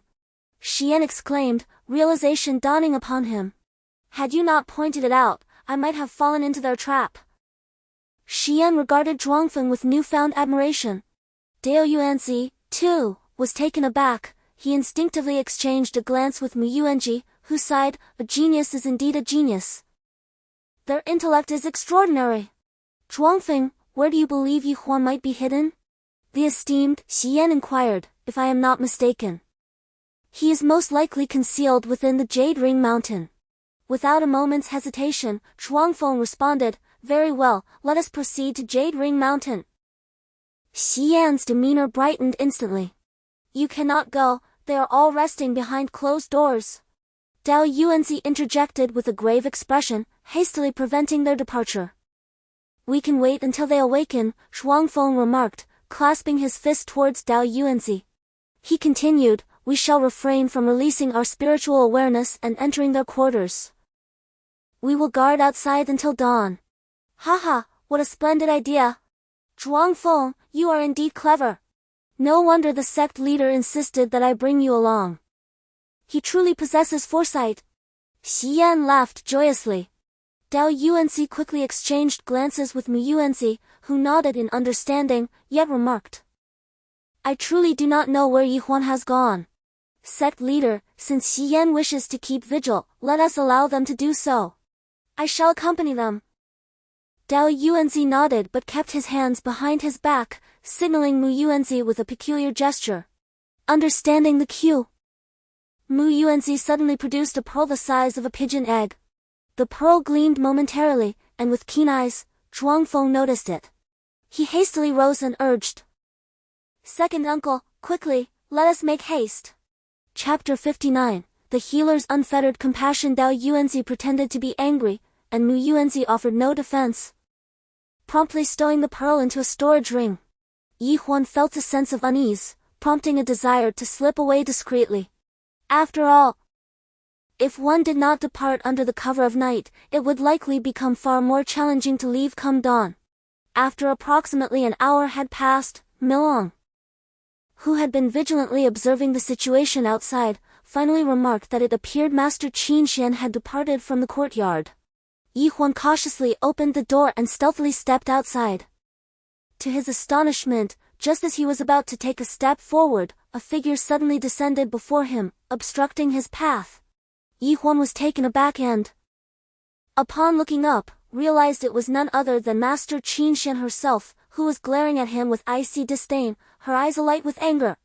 However, she remained silent, her body trembling, seemingly on the verge of an explosive rage. Yi Huan, you truly have been hiding in my Huan Mountain. Master Qingyuan, please allow me to explain. There is nothing to discuss. If it weren't for Elder Mu Yuanji sending a message, I would never have believed that you would sneak here. I certainly never anticipated that you would coax Zijuan into her chamber. Master Qingyuan unsheathed her sword with a swift motion, gritting her teeth as she pointed it at Yi Huan. If it weren't for the fact that the sect leader regards you as a cherished treasure, I would have slain you by now. Master Qingyuan, I truly came in search of you. Though Yi Huan was undeniably anxious, he remained composed, for he had committed no wrongdoing and felt no guilt. His eyes darted about for a moment before he quickly fabricated an excuse. Humph! You intend to concoct a falsehood to absolve yourself of blame. Very well, go ahead and weave your tale. Let us see how you attempt to deceive me. Master Qingyuan scoffed. You, how did you come to know? Did Zizhuan inform you? Master Qingyuan inquired, astonished. Not entirely, she merely mentioned that your health seemed compromised. But she was unaware of the specifics of your condition. I arrived tonight, deliberately concealing myself within her chamber, thus seizing the opportunity to quietly observe your condition. Master Qingyuan once again exhibited an expression of astonishment, seemingly swayed by my words. I, Huan, secretly breathed a sigh of relief. Had it not been for Milong informing me of her situation, I would undoubtedly have faced a severe reprimand this evening. You dare to secretly probe into my state using your spiritual sense? Were it not for my ailment, I would have surely detected your presence long ago. Master Qingyuan mistakenly believed that I had discerned her condition through my spiritual perception. Master Qingyuan, your current predicament is actually a consequence of improper cultivation, I stated. Do not presume that your genius grants you the right to instruct me. Let me tell you, your understanding of the techniques pales in comparison to mine. Upon hearing me assert my capability to heal, she could not suppress her curiosity regarding my insights. Master Qingyuan, do you possess any 3-inch silver needles? I inquired. Yes. Do you wish for them? What purpose do you have for such? To assist you with acupuncture treatment. You truly know how to perform acupuncture? Master Qingyuan regarded me with skepticism. I possess some knowledge. If you trust me, I can administer the treatment right away. Very well, follow me. No. Wait in Zizhuan's room, I shall fetch the silver needles at once. Master Qingyuan initially intended to lead me into her own quarters. But a sudden thought crossed her mind, it was the dead of night, and should any disciples discover her bringing me into her chamber? How could she possibly explain such an occurrence? Zizhuan abruptly sat up from her bed. No need, I quickly declined. Regardless of the circumstances, you have aided me. Especially since I sought you out this evening. Ah, do not be polite, go to bed. By the way, remove your outer garments. So as not to soil my quilt. As she spoke, Zizhuan nudged Huan. At that moment, the wooden door swung open, and Qingyuan entered. What is happening here? Qingyuan felt a twinge of embarrassment, harboring the misconception that Huan and Zizhuan had just embraced. Master? Zizhuan was instantly horrified. Her legs trembling as she immediately knelt, repeatedly exclaiming, Master, I was wrong. What mistake have you made? Qingyuan forced a smile. I should not have summoned Huan to my room. Zizhuan, flustered, admitted her fault. Before she could finish her sentence, Huan interjected, saying, Indeed. You ought to have taken me directly to your uncle's quarters. Zizhuan was taken aback, her mind racing. Huan's audacity is astonishing, surely. Master believes we are engaging in an affair. Yet he seems unafraid. Could it be that he perceives our relationship as romantic, thus choosing not to investigate further? Chapter 60. The enigmatic room. Although Milong provided clandestine guidance, Huan still felt a twinge of anxiety, as this was his inaugural experience administering acupuncture. Questions loomed regarding the technique, how to insert the needle, the appropriate depth, and how to manipulate the silver needle's trajectory. These were indeed formidable challenges. Nevertheless, retreat was not an option. Huan steeled himself for action, reassured by Milong's assertion that he was well versed in such matters, deeming them not particularly difficult. Master Qingyuan sat opposite Huan, observing him lost in thought. Suddenly, a notion struck her. She rose and moved behind him, whispering to Zizhuan. Please fetch one of your dresses for me to wear, something a bit more loose-fitting. As she spoke, she gestured towards her own fitted green robe. Zizhuan understood that Huan intended to administer an injection to her leg, and the long robe she wore, with its narrow hem and small neckline, could only be removed from the bottom up. Is this coarse cloth robe truly valuable? Milong murmured, perplexed by the complexities of women and their thoughts. In no time, Master Qingyuan swiftly removed her robe, and Zizhuan presented her with a white skirt adorned with lotus embroidery. However, upon donning the garment, Master Qingyuan realized it was rather snug, constricting her movements uncomfortably. She quickly took it off and reproached Ziwan. Did I not ask you for something more spacious?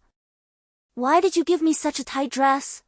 Master, this is the largest size I have. There are no looser options available, Ziwan replied, covering her mouth to stifle a laugh, her expression somewhat comical.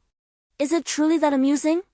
Master Qingyuan shot her a glare, prompting Ziwan to hastily shake her head. Master, perhaps you could wrap yourself in a bedsheet instead. My clothing is ill-suited for you due to, well, your... Master Qingyuan's expression darkened. Due to my what? Due to your ample figure, Ziwan said, her cheeks flushed. Impudent girl, daring to tease your master. Do you seek to court disaster? Master Qingyuan's face turned a deep crimson in response. At last, Master Qingyuan, left with no alternative, wrapped himself in Jiwan's bedsheet, covering his upper body. Huan, noticing the fiery glare emanating from Master Qingyuan, whose eyes seemed to burn with murderous intent, hurriedly clarified, my cultivation is insufficient, and my spiritual awareness is weak. I cannot discern the meridians in your legs through your attire. Only then did Master Qingyuan exhale in relief, gritting his teeth as he warned, Huan, should you dare to deceive me tonight, I shall ensure you do not exit this room. Master, have you forgotten? This room belongs to me. Jiwan interjected, her face a mask of grievance. If you confine him here, what will my fellow disciples think? Step aside. Master Qingyuan shot her a venomous glance and resumed his fierce address to Huan. If you fail to cure my ailment, I will strangle you here, lest you divulge tonight's events and bring me disgrace. Is there truly such a tyrannical woman? Milong exclaimed, hurry, stab him, and put an end to this shrew. Stab your own head. Huan retorted, Milong, focus. She is my master. If anything goes awry now, do you believe I can survive to walk out? Ah, fine, I shall follow your lead. Huan took a deep breath, steeling himself before proceeding with the needle. He executed the maneuver with precision, though perhaps a tad too deeply. He retracted slightly. You must utilize the suction technique. Do not withdraw with your fingers, or others will perceive your skills as lacking. Yes, precisely, you have struck the acupoint. Now control the silver needle and rotate it. Initially, Huan was drenched in sweat from the exertion, but gradually, he realized, under Milong's meticulous guidance, that inserting the silver needle was not as daunting as it seemed. Moreover, Milong possesses a profound understanding of the intricate conditions within Qingyuan's meridians, accurately discerning the precise locations and extents of any stagnation. Chapter 61, The Intent of the Drunken Elder. As he spoke, Xianzhenren let out a grunt, expressing his relief at having seen through their ruse, otherwise he would have undoubtedly fallen victim to their deceit. Second uncle, why must we relentlessly pursue Huan? Asked Zhuangfeng in a hushed tone. You are aware that in merely 2 months, the emperor will host a grand competition for gifted youths. If we allow Huan to participate, it is likely you will not secure the first place. Is securing first place truly of such great benefit to our Tianhu sect? A mere few 100,000 gold coins hardly seems significant, Zhuangfeng pondered, struggling to comprehend the elder's fervent emphasis on this contest. The gold is secondary. The paramount prize is that artifact of spiritual significance, rumored to be an ancient relic inadvertently lost to the mortal realm by a celestial being 3 millennia ago. An artifact? Zhuangfeng instinctively widened his eyes, astonished by the revelation. Isn't that merely a legend? The national master has subtly hinted at its authenticity, likely suggesting there is truth to it. If that artifact is indeed real, we must secure it. But why? We are merely ordinary cultivators, even if we obtain the artifact. How could we possibly utilize it? You fail to grasp its significance. It is a wondrous artifact that gathers spiritual energy, once activated. It can attract the spiritual essence from a vast expanse of thousands of miles. Consider this, if it falls into the hands of other sects, they would seize the opportunity to claim the spiritual energy that rightfully belongs to us, especially since we are all within the range of the artifact's energy absorption. Ah! I see now. It seems that none can afford to lose in this contest. Zhuangfang's expression gradually turned grave. Indeed. The Qingyuan Sect is also harboring intentions towards Huan. As far as I know, Huan remains unaware of which sect he will represent. Regardless of whether he stands for Qingyuan or Qingyuan, it bodes ill for us. The voice of Master Xian was icy, imbued with a palpable aura of menace. I understand now, second uncle. Our presence here under the pretense of aiding the Nanyang sect in capturing the culprit is but a facade. The true aim is to undermine Huan. Is it not? Zhuangfeng inquired. Astute. Your upbringing in a family of officials indeed lends you a clearer perspective than the average person. Outside the Yuhuan mountain gate, Dao Yuanzi cast indifferent glance at Master Xian seated on the observation platform and suddenly remarked, Master Shangguan. You have wronged us. I act with impartiality, how can you unjustly accuse me? Shangguan Jinlong blinked, questioning. Do not presume we are unaware. The old rogue Xian has come here tonight with ulterior motives. Dao Yuanzi sneered. What do you mean? Shangguan Jinlong asked, half closing his eyes. Do not feign ignorance, it is evident that he is here for Huan. Huan? Indeed, his involvement in this incident is difficult to dismiss. Someone from the Nanyang sect witnessed him stealthily leaping over the wall, coinciding with the mysterious disappearance of Luo Xiaolong. There are indeed grounds for suspicion against Huan. Shangguan Jinlong maintained his composure, responding with impeccable precision. Spare me the frivolous talk, do you have any evidence?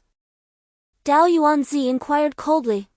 I possess none, but that does not imply others do not. Shangguan Jinlong replied sternly. Dao Yuanzi's face darkened, and he immediately exchanged a knowing glance with Mu Yuanzi, prompting both to step aside. Rest assured, Master, I have already instructed Lao Jiu to conceal himself, Mu Yuanzi whispered. Good. Have you informed Sister Qin Shen? I am unsure, she might be worried that old rogue Xian has discovered something, Mu Yuanzi hesitated. We can only hope that Qin Shen possesses some ingenuity this time. It is imperative that she keeps Huan hidden, ensuring that old rogue Xian does not find him. Mu Yuanzi, you should be aware of his character. He is exceedingly cunning, particularly adept at persuasion. It is said that even the living can be rendered half dead by a mere utterance from him. Master, could it be that during the sacred sect competition, a celestial artifact truly emerges? Mu Yuanzi inquired. Regardless of its existence, we must prepare in advance. We cannot allow that celestial artifact to fall into the hands of other sects. Dao Yuanzi declared resolutely. Inside the small room, Huan collected the majority of the silver needles, leaving only 2 behind. Master Uncle, the stagnation of the yin energy within your meridians has persisted for too long. It cannot be cleared away in an instant. Please cultivate and regulate your breath first, expelling a portion of it, and I shall assist you with the needles thereafter. I feel much better. I did not expect you to possess such medical skills. Qin Shenjun sat on the bed, a smile adorning her face, yet her eyes had already closed. And soon she sank into her practice. Huan, how did my master come to suffer from this ailment? Zijuan asked curiously. Well, must I disclose it? Huan chuckled awkwardly. You must. I am your senior sister, and you cannot conceal anything from me. Moreover, even if my master temporarily recovers, if the root cause of her illness remains unidentified, she may relapse. Zijuan pressed Huan onto the chair, glaring down at him from her elevated position. Huan hesitated for a moment before reluctantly stating, the constitution of our master is rather rare, belonging to the realm of extreme yin water. If my observations are correct, she likely practices a form of cultivation that emphasizes pure yin attributes, often dedicating herself to rigorous training during the full moon to absorb the essence of the bright moon, which has led to this peculiar ailment. What does that mean? Please clarify. Zijuan inquired, a hint of confusion in her voice. Ahem. It pertains to the imbalance between yin and yang. Do you grasp that? No, I do not. In essence, she continuously nourishes her yin without any yang to counterbalance it. Over time, this results in bodily discord, laying the foundation for her illness. Huan averted his gaze from Zijuan's penetrating stare, striving to articulate his thoughts with greater subtlety and grace. I see. Are you suggesting that our master should find a man? Zijuan finally comprehended, nodding in enlightenment. Where did your thoughts wander? Huan turned his head in surprise, his expression somewhat awkward. All that is needed is for our master to adopt a different cultivation method and embrace the sunlight more frequently. Her body will gradually recover. Chapter 62, Capturing the Delicate One. Is that so? Zijuan's face flushed, and she felt a tinge of embarrassment. Before dawn breaks and our sisters awaken, you should leave quickly. With that, she moved to the door and quietly peered through the crack. Ah, it's foggy. There are actually 2 people on the observation platform? What could they possibly be doing? Zijuan murmured, her confusion returning. Who are they? Huan asked, equally surprised. I cannot discern clearly, my spiritual perception is lacking. Zijuan furrowed her delicate brows. Let me take a look. Huan leaned closer, straining his eyes for a clearer view. The 2 individuals before him were unfamiliar. They did not belong to the mountain. The man with his back turned appeared rather handsome. Huan found himself puzzled. Huan Mountain was predominantly inhabited by female disciples, and even the elders of Qingyuan Sect rarely ventured this way at night due to certain inconveniences. Why, then, had 2 strange men suddenly appeared? Particularly the elder, whose formidable skills reached the 5th rank of the saint spirit level. Could it be that they were summoned by the sect leader to exorcise demons? Huan muttered to himself. A month prior, Qin Pan had ambushed him with a heart demon, indicating that he had secretly nurtured a demonic pet. However, Qingmiao Peak was a sacred ground for cultivation, and no demon dared to visit lightly. Thus, the question arose, where had Qin Pan acquired such a demonic spawn? Was it possible that someone on the mountain had stealthily brought demons into their midst? Huan, do you think they are here to exorcise demons or to spy on us? Zijuan inquired. It is hard to say, this mountain is becoming increasingly peculiar. We should exercise caution and wait until dawn for Master Qinxian to awaken, Huan replied sternly. All right, but you must not look around recklessly, Master is dressed very minimally. At last, dawn broke. Huan stole glances outside, noticing that the 2 figures on the observation platform showed no signs of leaving. Master, you have finally awakened. How do you feel? Zijuan asked with concern. Much better. Oh, it's already bright outside. Huan, why have you not left yet? Master Qinxian inquired, visibly displeased. Hey, Brother Huan, we exhausted ourselves to treat her ailment, yet she turned her back on us for the sake of her reputation. Had I known this would occur, we should never have treated her. Master Qinxian expressed his impatience. It would take nearly another half an hour. Huan calculated the time and remarked, Master, soon my sisters will awaken. How will I manage to leave then? Zijuan inquired anxiously. That is easily resolved. I can summon them all together at the back of the mountain, he replied. Splendid. Zijuan clapped her hands in delight. Lower your voice, lest others overhear. Master Qinxian admonished, his expression stern. Understood. Just then, Huan, who had been watching the door, suddenly exclaimed, the sect leader and elder Muyuan have arrived. And there is another person I do not recognize. Let me take a look. Zijuan pushed past Huan to peer closer. It's the national master. What brings him here? Is this elderly gentleman in splendid official robes truly the national master? Huan pondered with surprise, realizing Zijuan possessed greater insight than himself. What are you talking about? The sect leader has brought the national master? Master Qinxian's demeanor shifted to one of alarm. This is terrible. They must be here for me. What are we to do? Master, you should leave first. They are unaware that Huan is hidden in this room, and I trust they will not come in to search. After a pause, he called out loudly, Sister Qinxian, please come out immediately to welcome our esteemed guests. Dao Yuanzi's tone was firm, perhaps irritated, as so many had barged in. Yet Master Qin Xian had not yet stepped forward to greet them. Her vigilance seemed woefully inadequate. Master Qin Xian was thrown into a state of panic, akin to a novice thief caught at the threshold. There could be no further delay. Huan, quickly remove the needle from me. Uncle Master, it truly cannot be removed, it must be removed, regardless. In a fit of anger, Master Qin Xian hastily removed the silver needles herself. Ah! A sudden chill coursed through her legs, causing her to falter as she attempted to rise from the bed to dress. In her moment of weakness, she collapsed. Huan, positioned nearby, instinctively reached out to catch her. Clad in a thin nightgown, Master Qin Xian collided directly into Huan's arms.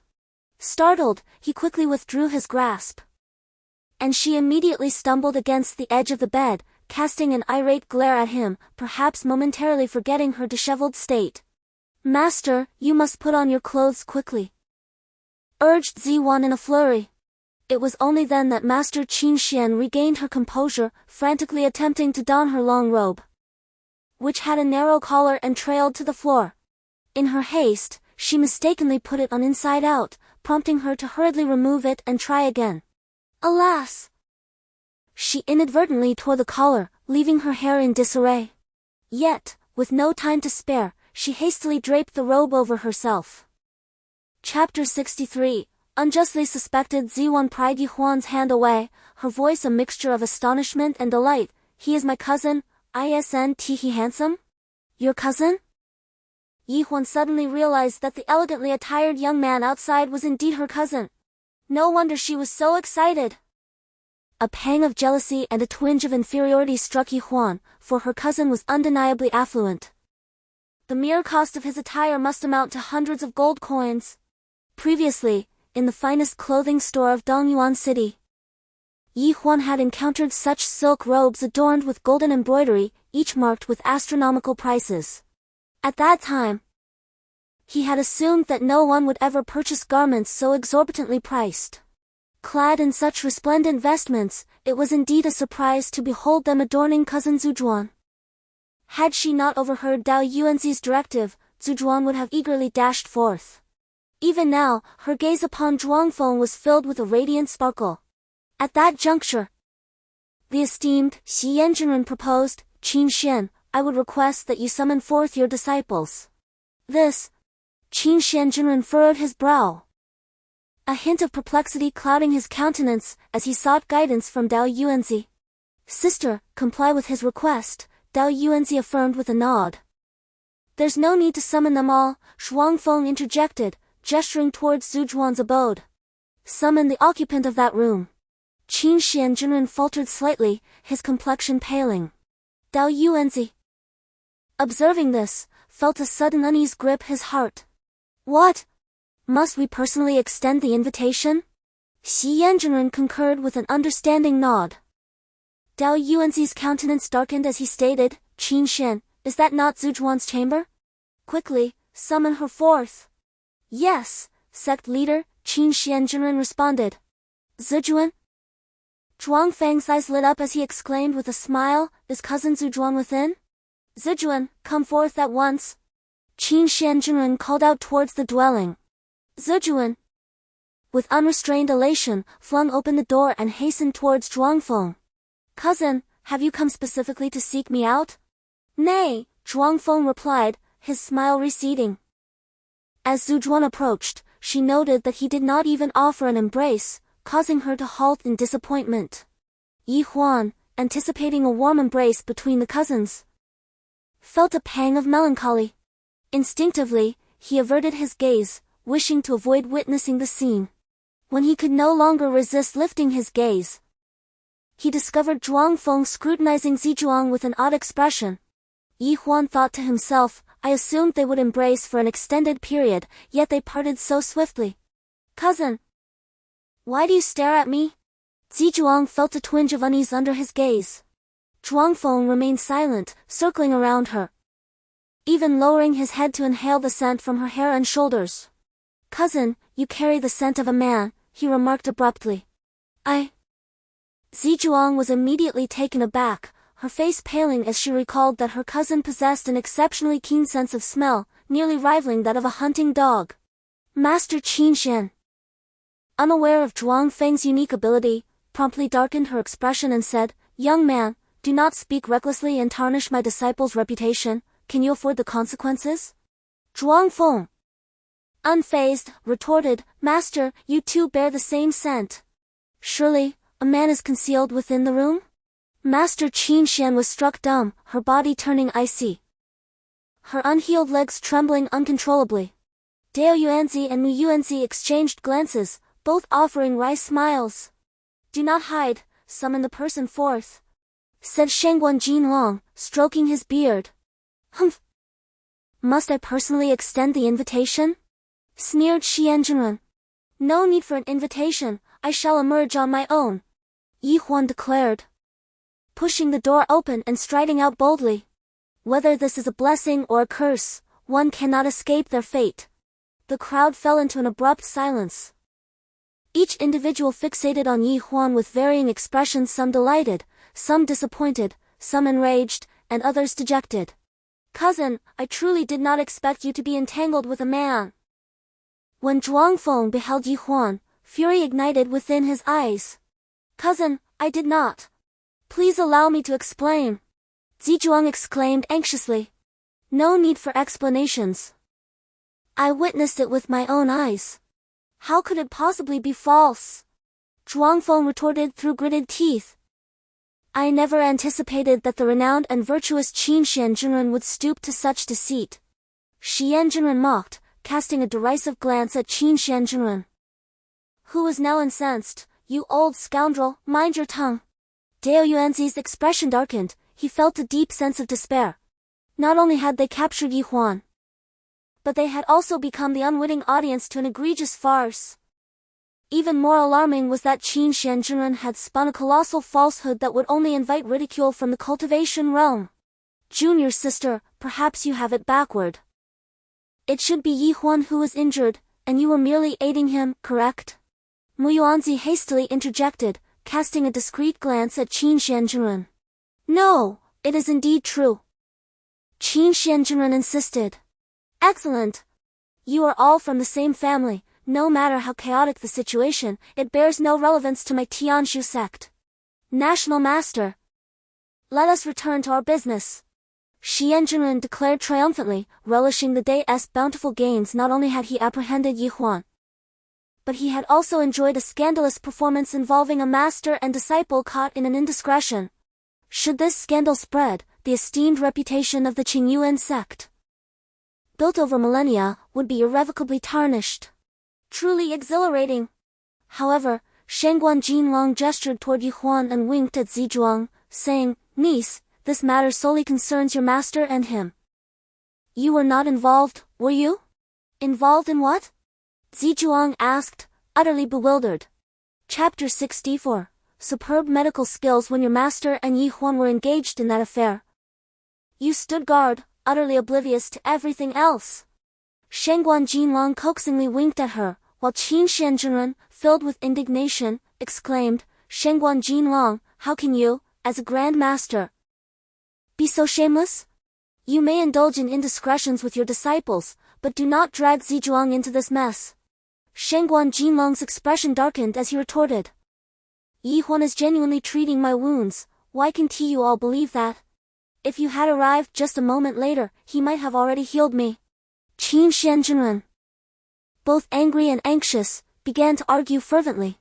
"Since you insist that he is treating you, I wish to inquire what ailment you are suffering from." Xianzhenren interjected with a sneer. "You are not a physician, I have no obligation to inform you." Qin Xianzhenren tossed her hair back, casting a disdainful glance in his direction. "Though I am not a doctor, there exists an eminent physician among us." "Who?" Qin Xianzhenren asked, slightly taken aback. "Of course. It is our Grand Master." Xianzhenren pointed at the smug Shangguan Jinlong, adding, "The Grand Master is the most renowned physician in our Yanqin Empire. How could you be unaware? Truly, you are woefully ignorant." "Very well, then. Do enlighten me on how to remedy my ailment." Qingyuan Sect promptly extended her hand towards Shengguan Jinlong, who, with a slight smile, elegantly placed his fingers upon her wrist. Indeed, you are unwell. Your energy channels are in disarray, with a surging influx of yin energy wreaking havoc within you, utterly devoid of any semblance of order. Qingyuan, your condition is quite troublesome. Upon hearing this, the elderly gentlemen were immediately moved. Dao Yuanzi expressed concern, saying, I did not realize you were suffering from a hidden ailment. Why did you not mention it sooner? I privately sought out some renowned physicians, all of whom said there was no remedy, so I did not inform Master Shixiong. Replied Qingyuan Sect with a look of helplessness, letting out a soft sigh. You should have spoken up earlier, we could have all collaborated to find a solution. Mu Yuanzi chided. It truly is beyond remedy, even the most esteemed Master Baopu of the Cultivation realm could not alleviate my condition, Qingyuan Sect said with a bitter smile.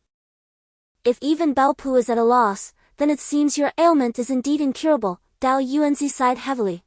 Your condition is not beyond healing, suddenly interjected Shengguan Jinlong. But the poison has permeated too deeply. Even with my 8 qi golden needles, it would likely require 5 treatment cycles before any improvement could be expected. How long is one treatment cycle? Dao Yuanzi inquired with curiosity. Half a month constitutes a cycle, with 8 needles administered morning and evening. Shengguan Jinlong declared with an air of pride, aside from myself, it is unlikely anyone else in the Yanqing Empire could cure you. National Master. Please assist my junior sister at once, Dao Yuanzi implored urgently. I have many commitments, it is impossible for me to stay here for several months. Shengguan Jinlong waved his sleeve dismissively. National Master, your method seems flawed, it need not take so long, Qingyuan Sect challenged. How could it be flawed? Tell me. Who could possibly treat her more swiftly than I? Shengguan Jinlong retorted, visibly displeased. Huan nearly cured me in just one night. Qingyuan Sect began, but was quickly interrupted by Shengguan Jinlong's reprimand. Nonsense! He is merely a brash youth, how could he possibly possess the ability to heal? Even if he has a modicum of skill, it is inconceivable that he could cure me overnight. Yet, he was indeed on the verge of alleviating my affliction. Master Qingyuan turned to glance at Huan with gratitude. Shengguan Jinlong scoffed. Perhaps believing that Master Qingyuan spoke thusly to cleanse the stains of the previous night's events and to undermine him. Qingyuan Sect, discerning the undertones, interjected. There is no need for the National Master to be incensed, her words are spoken so lightly, why not allow Huan to demonstrate his healing abilities here and now? Very well. I am eager to witness the extent of your deceit. Shengguan Jinlong glared at Master Qingyuan. Let him heal you before us all. Whether he succeeds or fails, I shall discern the truth. This is not a suitable place for treatment, Master Qingyuan furrowed her brow, smacked her thigh. Her complexion tinged with red. Sister, was your injury to your leg?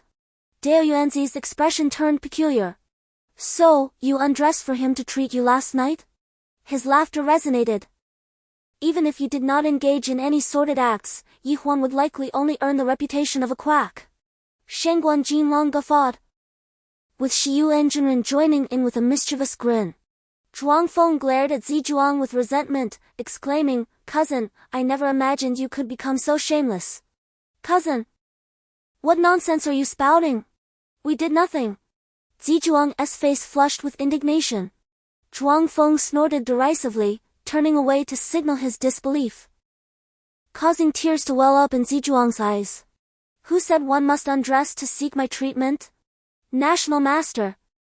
Do not presume to judge my character based on the petty thoughts of a scoundrel. At that moment, Huan could no longer restrain himself and stepped forward. You accuse me of being petty? Shengguan Jinlong exclaimed, visibly enraged, as he turned to Dao Yuanzi and admonished, how do you discipline your disciples? They show such disrespect. Huan, addressing the National Master, interjected, please be mindful of your words. In his heart, Dao Yuanzi scoffed, thinking to himself that Huan was justified in his criticism. Shengguan Jinlong seized upon a trivial matter, showing no regard for his dignity, perhaps having accepted a substantial sum from the Tianhu sect in private. Huan nodded and then turned to Master Qingyuan, saying, "Uncle Master, I shall assist you in healing your injuries right away." "Now?" Master Qingyuan replied, somewhat taken aback. "My robe is rather thick, can you discern my meridians?" "Not a problem," Huan responded, raising his hand, with 2 silver needles poised between his fingers. Abruptly, he formed an unusual gesture. "Such pretentiousness," Master Xian remarked with disdain. However, Shengguan Jinlong's eyes widened in surprise. With a swift motion, Huan flung the 2 silver needles into Master Qingyuan's thighs, leaving half an inch protruding from his robe. These were no ordinary needles. They were adorned with red silk threads at their ends, making them quite conspicuous. Then, with a few deft twists of his fingers, the needles began to spin incessantly. At times rotating clockwise, at other moments counterclockwise, sometimes completing 3 full circles, and other times less than 1, all in an erratic manner. The once gleaming silver needles had now transformed into a deep, ominous black. Could this be the toxin that lay dormant within her legs? The onlookers held their breath, staring in rapt attention at Huan, who, unperturbed, retrieved a handkerchief to gently wipe away the poison from the needles, restoring their brilliant sheen. Indeed, Huan possesses remarkable medical skills. Dao Yuanzi and Mu Yuanzi, while taken aback, also felt a sense of delight. Chapter 65, The 9 Meridians Divine Needle. Initially, he made no progress in his cultivation over the course of a year, perhaps due to his devoted study of medicine. Eventually, as his medical prowess flourished, he likely harnessed the golden needle to swiftly elevate his abilities. However, I am somewhat puzzled, from whom did he acquire such medical expertise? It seems that none of the elders in the Qingyuan sect practiced the technique of needle insertion from a distance, does it? Mu Yuanzi quietly speculated. In contrast, Zither, the true person, exhaled deeply, her complexion unexpectedly becoming rosy. Could this be the legendary 9 Meridians Divine Needle? Suddenly, Shengguan Jinlong exclaimed. The 9 Meridians Divine Needle? That name rings a bell. Dao Yuanzi's eyes sparkled as he concurred. The 9 Meridians Divine Needle is said to be a technique of the celestial beings, having been lost in the Purple Star continent over a millennium ago, with no one capable of wielding it. Yet, this technique of manipulating flying needles has a general description in texts, particularly when wielded with magical power, mirroring the descriptions almost perfectly. Shengguan Jinlong gazed at Huan in astonishment, incredulously stating, "Master Gusher, you must be mistaken. How could he possibly possess such extraordinary medical skills?" Zither, please allow me to hold your hand. Shengguan Jinlong disregarded him and firmly grasped Zither's wrist. Initially, he bore a grave expression, his brow furrowed. After a while, when he released Zither's hand, he appeared utterly astonished. "Master Gusher, how is her condition?" Dao Yuanzi inquired anxiously. "It's resolved. Unbelievable. It's nothing short of a miracle." Shengguan Jinlong gasped in astonishment, fixing his gaze on Huan and inquiring, "Where did you acquire such exquisite medical skills?" "In the scripture repository of the Elder's Court. There exists a book," Huan replied nonchalantly. Who would have thought that the Qingyuan sect harbored such a remarkable tome? Shengguan Jinlong promptly turned to Dao Yuanzi, asking, "Could you lend it to me for a glance? This is a confidential matter of our sect." "How could it be so easily revealed?" Dao Yuanzi resolutely declined. Yet turned to Mu Yuanzi and whispered, "Is there truly such a medical classic in the scripture repository?" "I am unaware, I have never seen it," Mu Yuanzi responded, looking utterly bewildered. Zizhuan gazed at Huan with admiration, exclaiming, "I never imagined you possessed such formidable medical prowess, junior brother." Huan smiled faintly, thinking to himself, "Were it not for the covert guidance of Milong, how could I have mastered it in such a short span?" After all, controlling the silver needles required meticulous attention to both force and speed. A mere fraction off could have rendered Master Qingyuan's leg irreparably harmed. Noticing Zizhuan's infatuation with Huan, Zhuang Feng was instantly consumed by jealousy. His teeth clenched and fists tightened, yet he could not unleash his frustration, his expression turning ashen. Who is it that claimed even he could not heal? How then could Huan succeed? Master Qin Xian interjected coldly. Have I misjudged? Shangguan Jinlong felt a sudden embarrassment. Master, it is of no consequence if you misjudge, after all, you are advancing in years. However, one must not jest with another's integrity, must one? Master Qin Xian retorted. I too believe that you were diligently attending to your injuries last night, entirely devoid of romantic entanglements. As Shangguan Jinlong wiped the sweat from his forehead, he chuckled awkwardly. No, how could that be? Qin Xian Zhenren unexpectedly corrected him loudly. The usually eloquent Shangguan Jinlong found himself momentarily speechless, stammering, Is there? Where? My disciples, Zizhuang and Huan.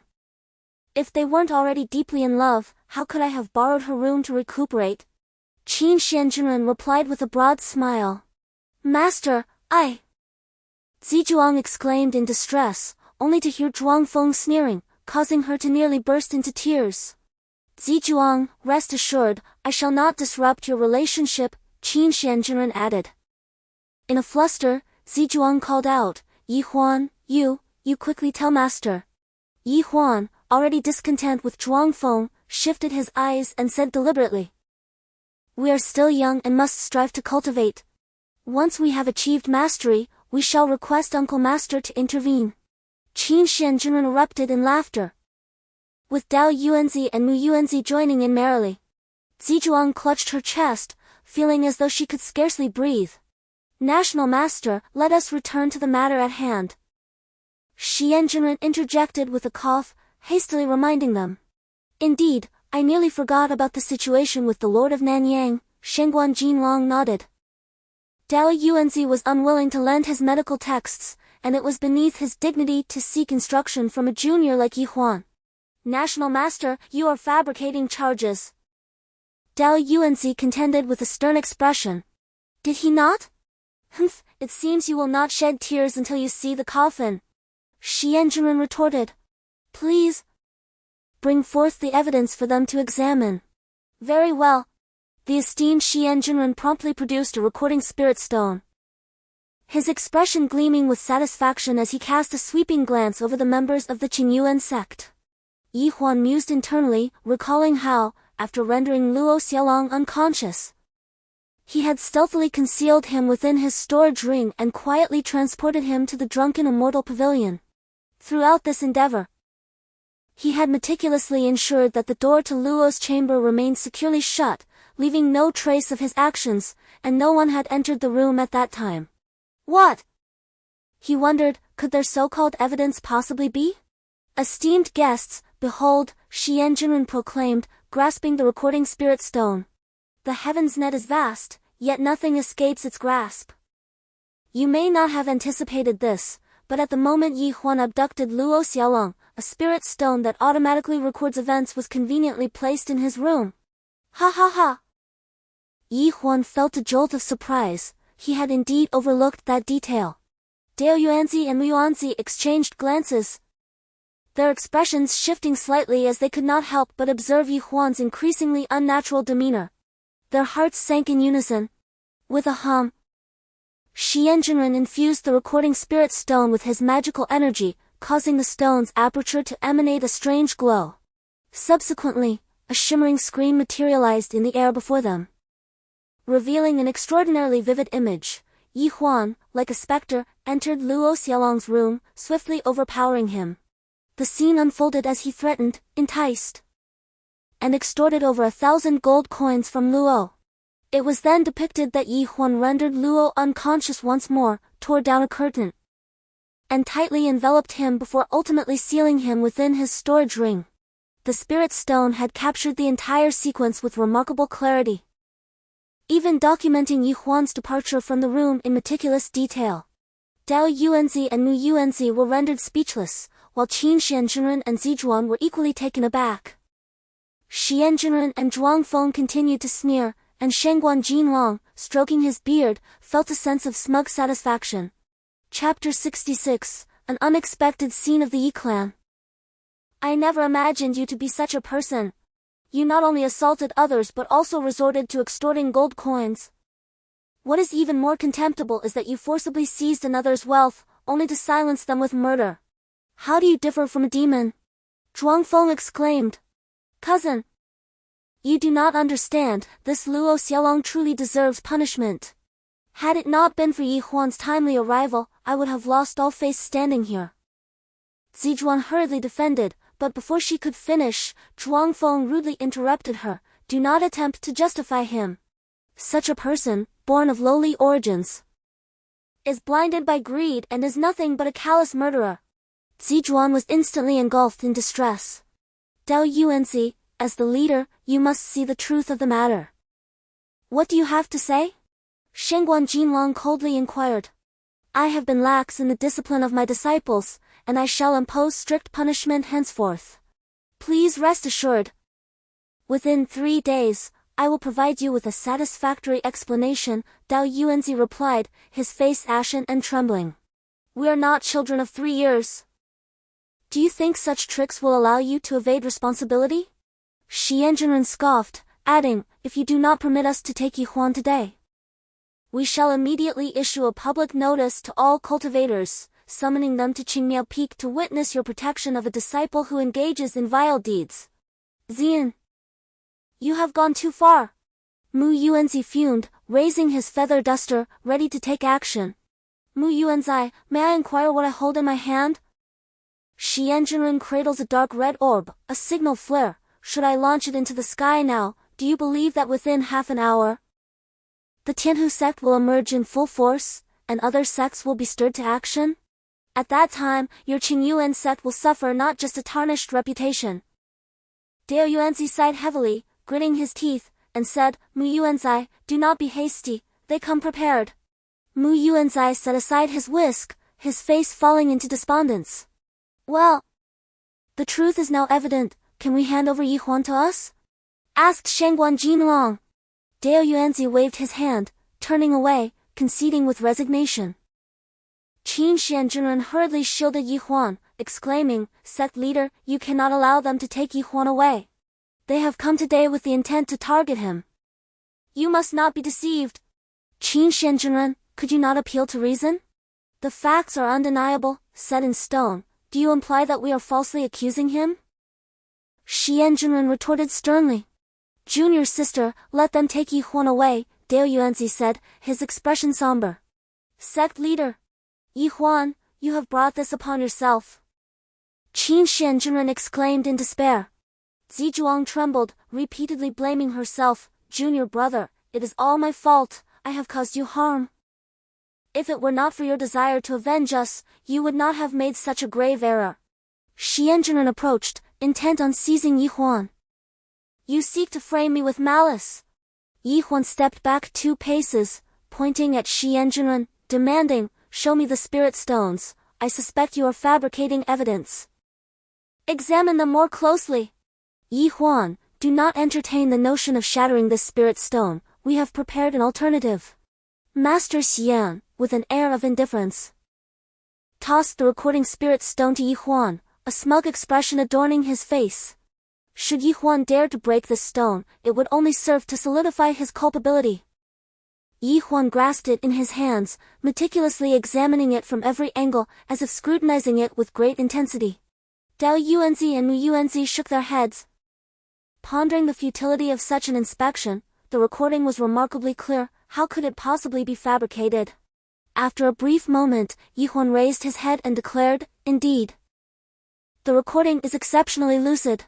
Since you have admitted it, you shall accompany us. What do you mean? The crowd was bewildered by Yi Huan's statement. And upon seeing his nonchalant demeanor, their expressions grew increasingly complex. Yet, within the hearts of the Qingyuan Sect members, hope ignited. Second uncle, fret not. He cannot conjure any tricks. Zhuang Feng's expression remained composed. Master Xian nodded gravely, though unease lingered. Yi Huan regarded the two with disdain. Idly toying with the spirit stone before calmly channeling some of his spiritual energy into the recording stone. With a hum, a peculiar brilliance emanated from the stone's aperture, conjuring an ethereal screen in the air. The onlookers gazed in astonishment. Initially, the screen displayed darkness, but gradually, an image emerged. The first scene that met their eyes was that of Luo Xiaolong's abode, yet it was devoid of any occupants. "What are you showing us?" Master Xian, growing impatient, inquired. "Please, Master Xian, exercise patience and observe further." Huan gestured for silence, his countenance shrouded in mystery. He exclaimed in dismay. Huan retorted with a slap across his face, sternly demanding, "Do you wish to meet your demise, or do you desire to live?" "I wish to live, of course." Luo Xiaolong responded, panic-stricken.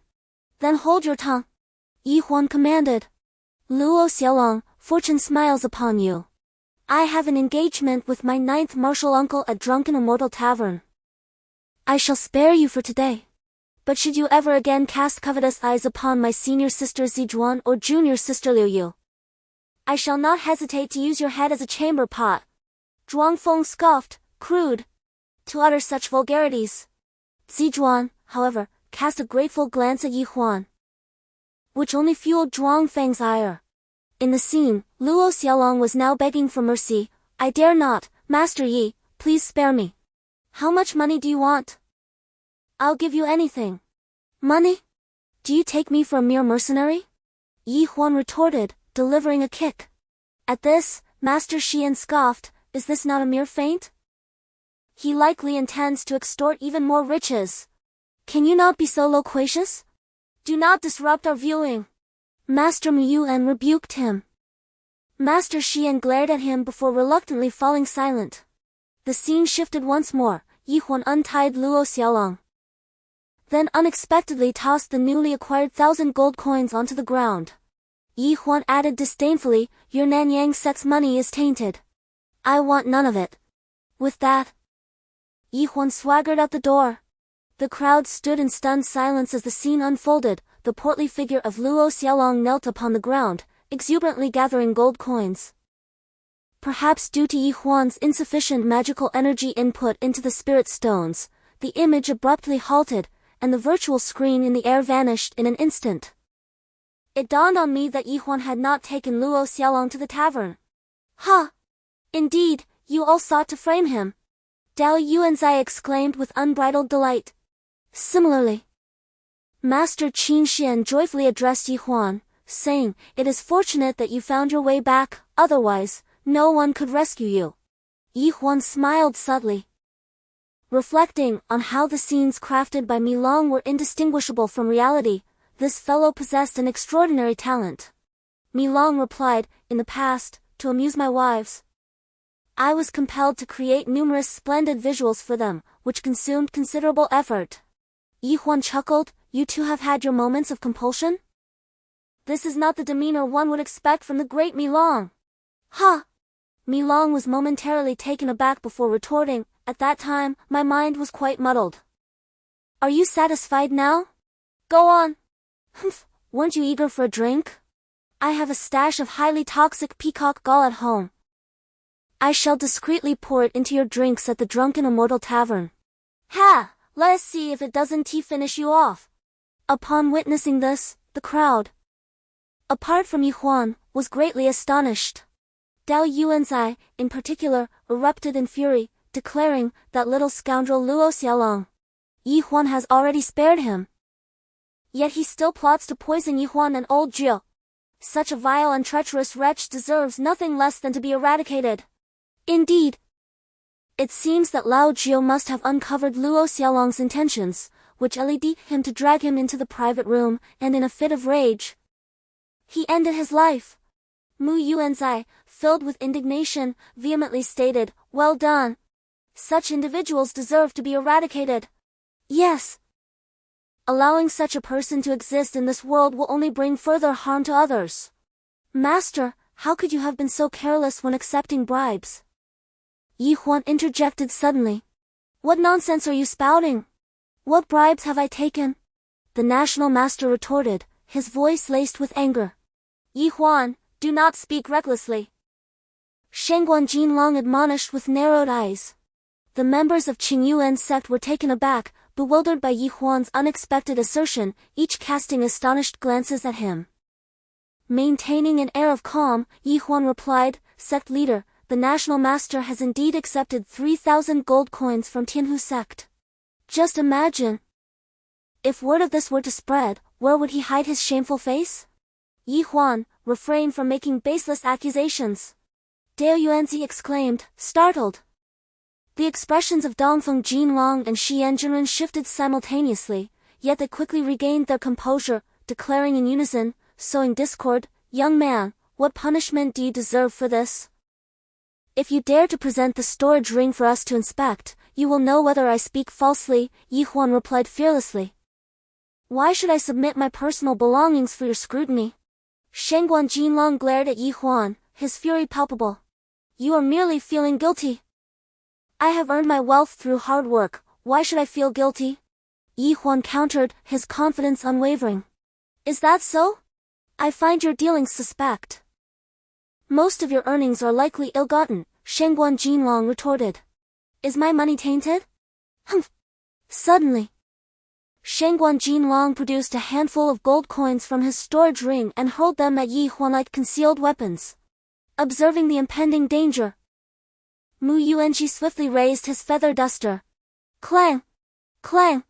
Clang! A total of 20 gold coins were deftly knocked down to the ground, not a single one escaping his grasp. The force with which Shangguan Jinlong had thrown the coins was considerable. Upon striking the hard stone floor, they embedded themselves deeply, leaving only a tiny portion visible above the surface. Such excessive force! Mu Yuanqi felt a surge of indignation. Had he hesitated even a moment longer, Yi Huan might have been grievously harmed by Shangguan Jinlong. It seemed that today they were intent on incapacitating Yi Huan. Having reached a point where they no longer cared about appearances, Zizhuang was utterly terrified as the coins flew past her. She feared that even a single one could mar her exquisite beauty. "Shangguan Jinlong, what on earth are you trying to achieve?" Mu Yuanji bellowed in a fit of rage. "Ah, I acted impulsively," Shangguan Jinlong replied, his expression darkening. "He falsely accused me first. A mere child, an unknown entity, dares to show me disrespect. For this alone, I am entitled to punish him first. Otherwise, as a respected general of a nation, where would my authority lie?" "Humph!" Mu Yuanji furrowed his brow. Feeling unable to counter this argument, Yi Huan stepped forward, crouched down, and picked up 2 coins, weighing them in his hand before slamming them back onto the ground. The spectators were puzzled, unsure of his intentions. Yi Huan then looked up and inquired of the Western Yan real person. "I have heard that your Tianhu sect possesses a unique elixir, something like the 100 gourd spirit pill?" "100 gourd? It is the golden gourd spirit pill." The cold-faced Master Xian remarked, "Indeed, this spiritual elixir is exceedingly rare. It is said that you seldom sell it to outsiders, is this true?" Yi Huan replied with a serene smile, "Of course. Across the realm, the golden gourd elixir is a proprietary treasure of my Tianhu sect. While it may not be extraordinarily precious, we hardly sell it, for it is a supreme elixir reserved solely for the prodigies and venerable elders of our sect." Master Xian beamed with pride. Chapter 68, A Fortuitous Acquisition. Haha, Yi Huan, you have quite an eye for value. Master Xian exclaimed, his expression brightening. "How much do you sell this golden gourd elixir for?" Yi Huan inquired. 200 gold coins per pill." Before Master Xian could finish his sentence, both Dao Yuanzi and Mu Yuanzi interjected simultaneously, "So expensive. Why not just steal it? It's not for sale," Master Xian arrogantly declared. "The golden gourd elixir contains 1,000-year-old ginseng. Just this single ingredient is worth its weight in gold." Dao Yuanzi frowned, seemingly pained by the price. Yet Yi Huan remained unfazed. "Very well, I shall cover the cost. Bring me 2 pills." The crowd stared at Yi Huan in surprise, especially Zhuangfeng, who soon burst into laughter. "With your meager means, do you truly possess such wealth? This is my affair, there is no need for your concern." Yi Huan turned back to Master Xian and asked, money is not an issue, but I must inquire this elixir, it is genuine, is it not? Let us see it first. How could it be counterfeit? Your baseless insinuations merely seek to lower the price. Xian Jinren retrieved 2 pills of elixir, resting them in the palm of his hand. Each enveloped in a delicate layer of earthy brown paper, immediately releasing a captivating fragrance. This elixir is flawed. Yi Huan suddenly interjected. What do you mean? Xian Jinren inquired. His displeasure evident. The crowd exchanged puzzled glances as Yi Huan, with a serious demeanor, proclaimed, this elixir contains no aged ginseng. It is merely a substitute made from ginseng that has only matured for a decade. Xian Jinren appeared taken aback, and Yi Huan continued. Aged ginseng possesses a sweet yet slightly bitter essence that cannot be concealed, no matter how it is refined into pill form. Xian Jinren's expression soured. A flicker of uncertainty crossing his eyes.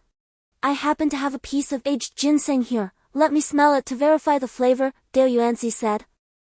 Producing a half-foot-long ginseng root and inhaling deeply before gesturing for Xian Jinren to pass him the elixir for comparison. Xian Jinren, they clearly have no intention to purchase. Why then do you insist on selling? Shengguan Jinlong remarked sternly. Indeed, I shall no longer sell it, Xian Jinren swiftly replied, stowing the elixir away into his ring. Your trepidation is palpable. You dare to deceive us with counterfeit medicine. Dao Yuanzi expressed his indignation. Do not speak recklessly, do you possess any evidence? Xian Jinren retorted defiantly. Let Master Baopu conduct an appraisal, the findings will reveal who is lying, Xian Jinren suggested promptly. Yes, he is an expert in pharmacology and will undoubtedly discern authenticity. Dao Yuanzi and Mu Yuanzai concurred. Why should I allow you to take it for appraisal? If you do not wish to buy, so be it. The esteemed Master Xian let out a soft grunt, and his arrogance seemed to diminish significantly.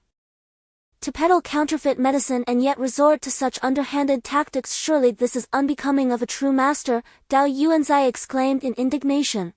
However, regardless of his complaints, Master Xian feigned ignorance, pretending not to hear. On the side of Qingyuan Sect, despite their mounting frustration, they found themselves powerless against him. In contrast, Shengguan Jinlong furrowed his brow, fixating on Master Xian, seemingly displeased, yet perhaps due to the multitude of onlookers, he refrained from acting out. Yi Huan picked up 2 gold coins from the ground and remarked to Master Xian. I am rather curious as to how these coins bear the scent of your inferior elixirs. Upon hearing this, a flicker of panic crossed the eyes of both Shengguan Jinlong and Master Xian. I acquired 2 pills from Master Xian and stored them alongside the coins. Is that not permissible? Shengguan Jinlong retorted sharply, his expression tightening. You certainly have a wide reach for a mere boy. Master Xian replied, irritation evident in his voice. Yi Huan approached Shengguan Jinlong, scrutinizing him from head to toe, causing Shengguan Jinlong to feel increasingly uneasy. Clenching his teeth, he barked, keep your distance, or I shall cleave you in 2. Clink! Clink! Unexpectedly, Yi Huan produced a bag from his possession, shaking it vigorously, which resulted in a melodious sound of metal clinking. Esteemed National Master, within this bag lie precisely 3,000 gold coins, Yi Huan said with a sly glance at Shengguan Jinlong. The latter's expression shifted, and he instinctively took a step back, glancing nervously at Master Xian, and questioned anxiously, what do you mean by this? These funds were a gift from Master Xian to you, were they not? Yi Huan pressed on. No, it cannot be. Shengguan Jinlong exclaimed, a hint of panic evident in his voice. The members of Qingyuan Sect displayed expressions of astonishment and indignation. Could it be that Jinhuman had indeed bribed Shengguan Jinlong? No wonder they came to create trouble. It seems they had conspired long before. Suddenly, Xian Jinren interjected, National Master, the money is in Yi Huan's possession. It is evidently his premeditated scheme. He is brazenly attempting to bribe you, you must not make a mistake. Upon hearing this, Shengguan Jinlong immediately shouted, Yi Huan, What do you intend to accomplish by bribing me? Dao Yuanzi and Mu Yuanzi were equally perplexed, indeed. The money was clearly in Yi Huan's hands. How could it be asserted that Xian Jinren had given it to Shengguan Jinlong? Was it possible that Yi Huan had taken a bag of worthless coins with the intent to ensnare Shengguan Jinlong? Yi Huan's eyes glinted with mischief as he chuckled. National Master, I should not have attempted to win your favor with money. I shall return it at once. He then raised the money bag, shaking it playfully to produce a clinking sound, and with a satisfied expression, he stored it away in his spatial ring. Suddenly, Shengguan Jinlong realized the implications, and darkness clouded his vision, feeling as if he had been dealt a severe blow. Such a substantial sum had been taken from him in such a dignified manner by Yi Huan. He was also bewildered. How could the money that was clearly within his own spatial ring suddenly appear in Yi Huan's possession? There were tales of extraordinary individuals in the Zixing continent, said to possess formidable mental prowess and remarkable abilities, capable of stealthily pilfering from others' spatial rings. Could Yi Huan be one such person? Shengguan Jinlong and Xian Jinren stared intently at Yi Huan with complex expressions. Despite his youthful inexperience, even if he had mastered that peculiar spell, it was inconceivable that he possessed such formidable spiritual power. As Yi Huan reveled in his thoughts, he inquired of Milong, "How is this accomplished?" Milong replied, "This ordinary storage ring from the mortal realm is not difficult to unlock. However, my current abilities are lacking, so you must first disrupt Shengguan Jinlong's mind. And I need to be in close proximity to seize the opportunity." Chapter 69. The cultivation thief. Yi Huan had initially intended for Milong to assist in stealthily procuring the bag of gold coins to expose their collusion. But the situation unfolded unexpectedly. Embracing the turn of events, Yi Huan gladly tucked the coins into his own pouch. After all, forcibly revealing Shengguan Jinlong and Xian Jinren's conspiracy would not yield any repercussions from the Qingyuan Sect. Moreover, if he insisted that the gold coins were extracted from Shengguan Jinlong's storage ring, the matter would become significantly more complicated. Although the Purple Star continent boasts a plethora of cultivation sects, each one prides itself on being righteous, and no one has ever regarded such extraordinary individuals, capable of pilfering from others' rings with formidable spiritual power, as heroes. Those who consider themselves noble within their sects might even deem such extraordinary figures as mere cultivation thieves. Yi Huan was reluctant to pursue this path, yet Milong was different. It was not human and adhered to a singular principle: whatever belongs to others should rightfully become its own, while its possessions remain indisputable. As long as it could acquire something, the means of acquisition mattered little. Yi Huan absconded with 3,000 gold coins, leaving Shengguan Jinlong at a disadvantage. The esteemed Master Xian refrained from voicing his thoughts, as even those from the Qingyuan Sect were skeptical regarding the contents of the bag, believing it merely to be a test of whether Shengguan Jinlong had indeed received any favors from Master Xian. However, Shuangfeng was not so composed. He was no fool and could easily discern from the expressions of Shengguan Jinlong and Master Xian that the bag of gold coins in Yi Huan's possession was most likely a gift from Master Xian to Shengguan Jinlong. Yet, Shuangfeng was perplexed as to when Yi Huan had managed to acquire this treasure. Was it last night or the night before? Regardless, Shuangfeng felt a compelling obligation to defend Shengguan Jinlong's honor. Thus, he could no longer contain himself and assumed a combative stance, declaring, "Yi Huan, I believe you are nothing but a petty thief." Yi Huan cast a glance at him and retorted, "That is far more commendable than your treacherous nature. Do not utter such nonsense." Zhuang Feng's voice escalated, his eyes ablaze with fury. "Yi Huan, do not engage in verbal sparring." Dao Yunzizi hastily cleared his throat, cautioning Yi Huan that Zhuangfeng was the son of the Chancellor of the Yanqing Empire, and possessed an imposing demeanor. How could one dare to label another as a rogue? Yi Huan appeared to disregard the warning, sauntering over to Zhuangfeng, inhaling sharply a few times before stating, "I speak no falsehood, he carries 2 identical love letters." Oh, wait, are they not 2 letters with the same content? Utter nonsense. I possess no such letters.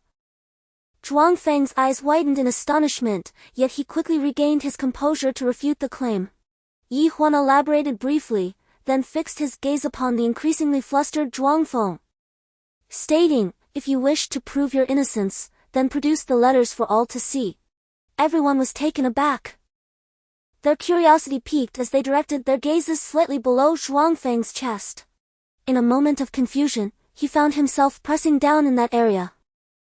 Ziwan looked at Zhuangfeng with skepticism and inquired, "Is what Yi Huan said true?" "No, of course not," Zhuangfeng replied, his eyes darting furtively, revealing the lie he was weaving.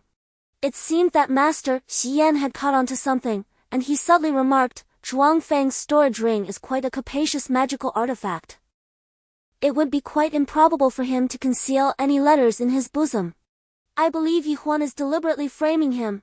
The crowd easily discerned his insinuation, urging Zhuangfeng to swiftly transfer the letters into his storage ring. Understanding the hint, Zhuangfeng nodded slightly, narrowing his eyes as he attempted to use his thoughts to store the letters within the ring. However, at that moment, Yi Huan suddenly pointed at the ground beneath him, exclaiming, "Your letter has fallen."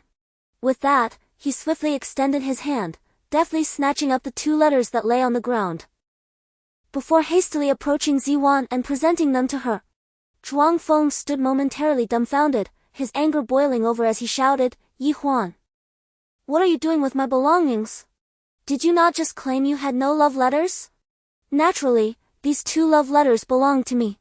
After a brief pause, Yi Huan urged Ziwan, "Senior sister, this is a love letter I wrote for you, do open it and take a look."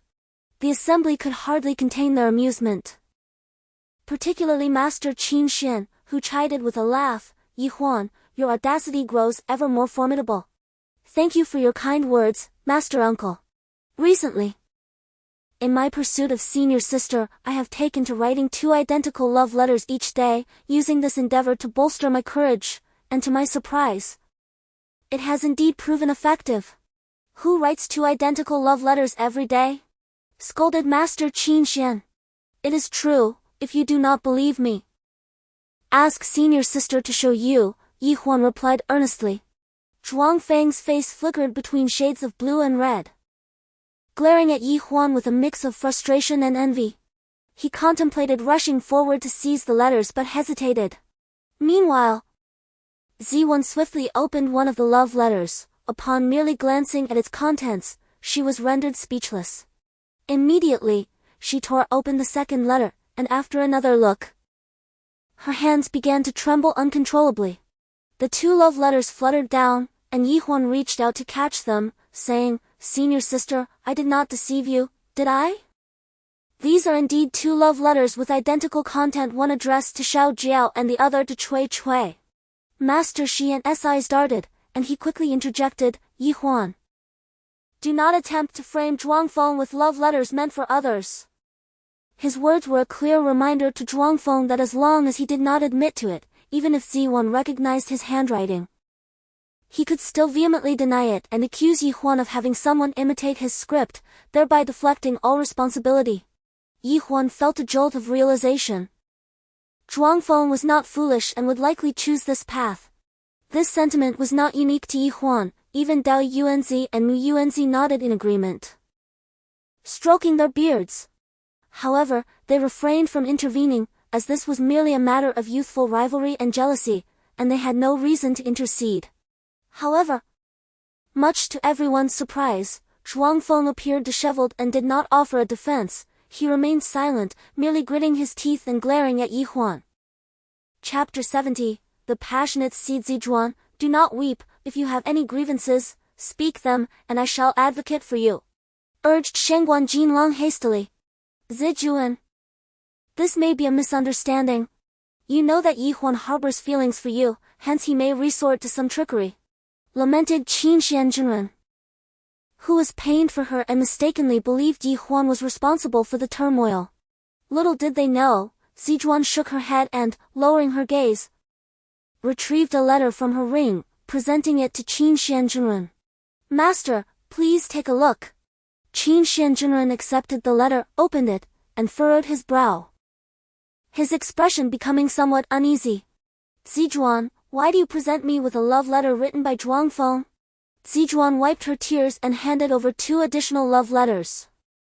With suspicion, Qingyuan Sect received them, and upon reading, he was momentarily taken aback.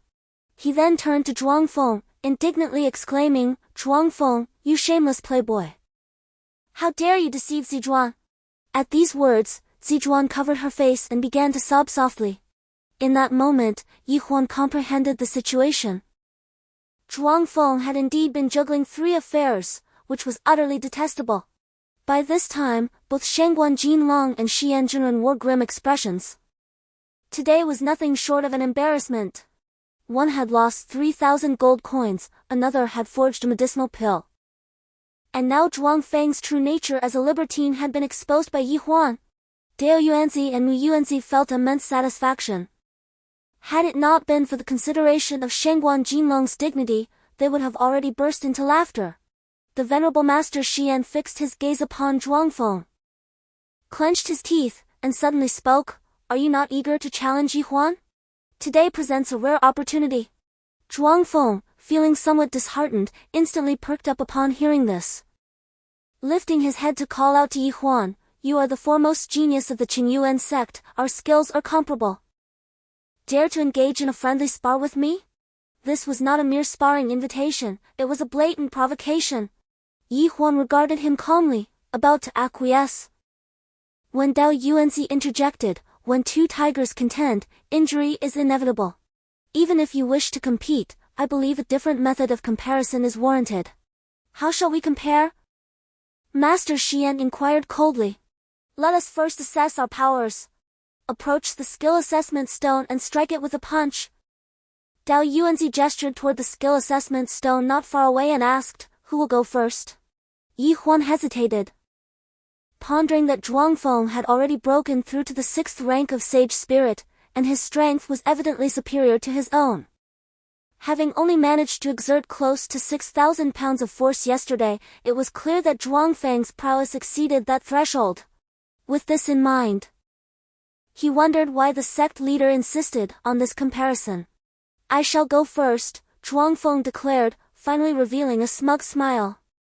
Master Xian and Shangguan Jinlong exhaled a sigh of relief, as if they had already foreseen the outcome. Dao Yuanzi leaned toward Yi Huan and whispered, "One must leave room for others, it will serve you well in future encounters. If you do not allow him some advantage today, how will Master Shangguan save face?" Mu Yuanzi echoed, "Yi Huan, even if you give it your all, you cannot defeat Zhuangfeng.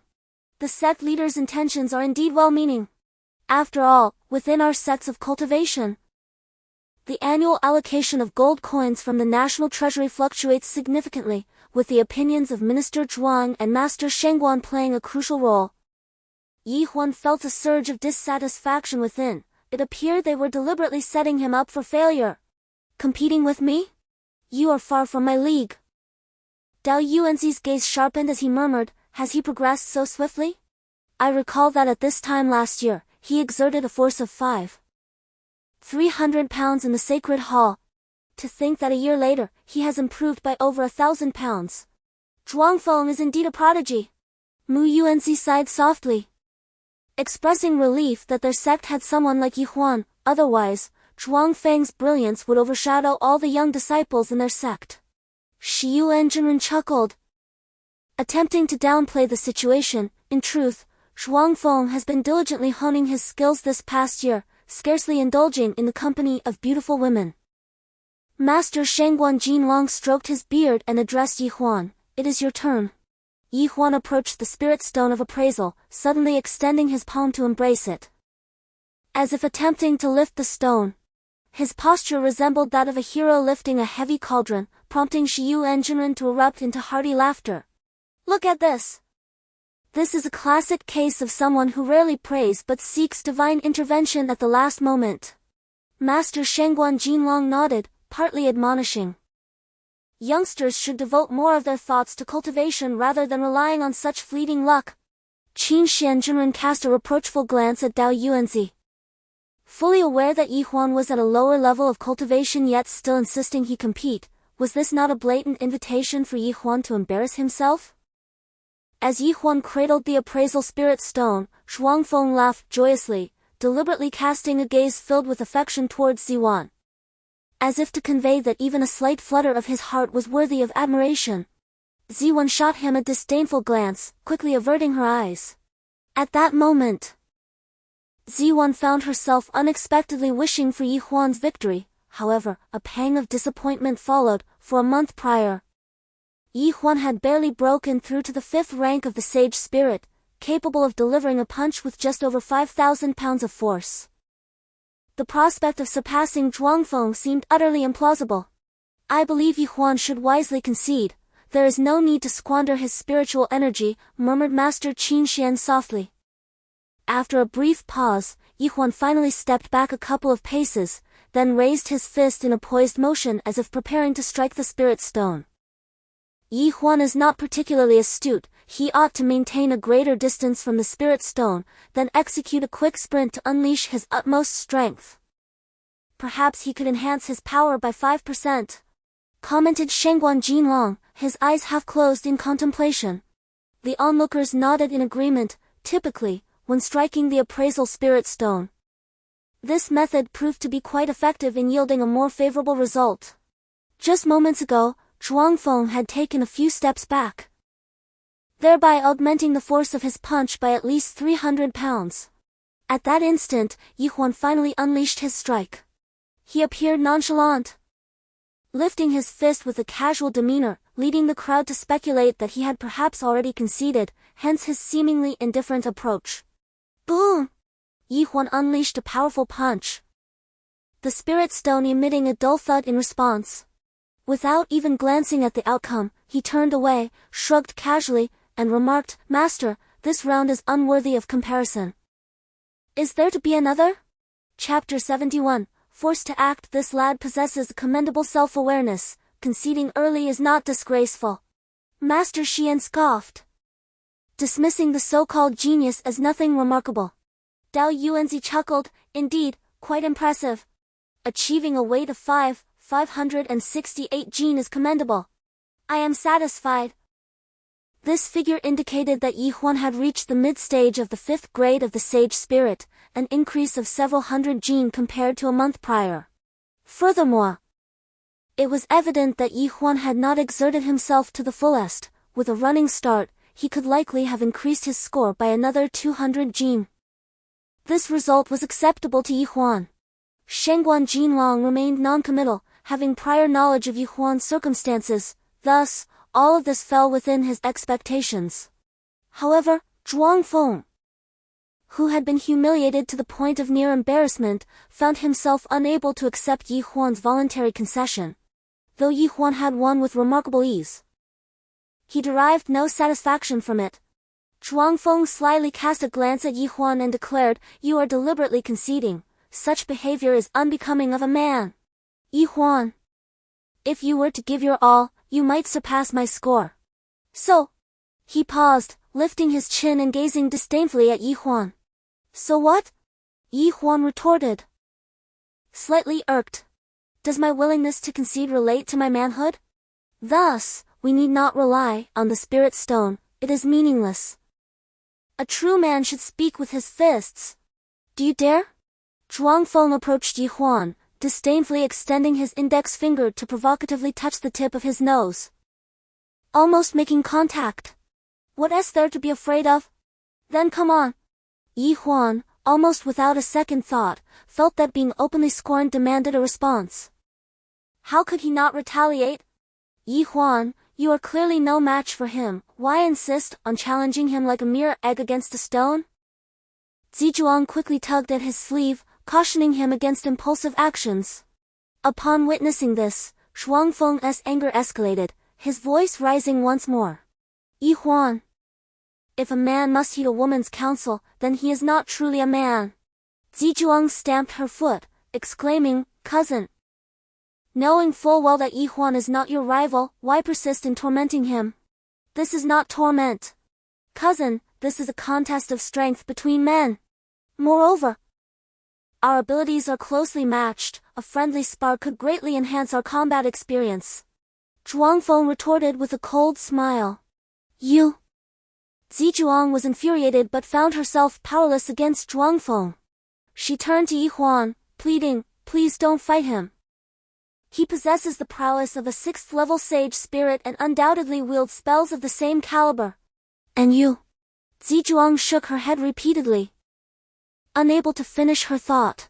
"Senior sister, why do you keep saying this and that? Well, what about me?" Yi Huan inquired earnestly. "You have idled away an entire month. Haven't even practiced a 5th-level spell, let alone contend with my cousin." Zizhuang replied sternly. "I simply haven't had the time to practice. Not to mention 5th-level spells. I haven't even trained in 4th-level ones," Yi Huan remarked dismissively. Hearing this, the crowd erupted in astonishment. Such a lack of self-awareness. Does he truly believe he can contend with Zhuangfeng's 6th-grade spells using mere 3rd-grade magic? Master Xian scoffed. "They are not even on the same level, it is futile. It would be a miracle if he did not flee the mountain. Who would dare demand he toil over spellcasting? There is no need for explanations.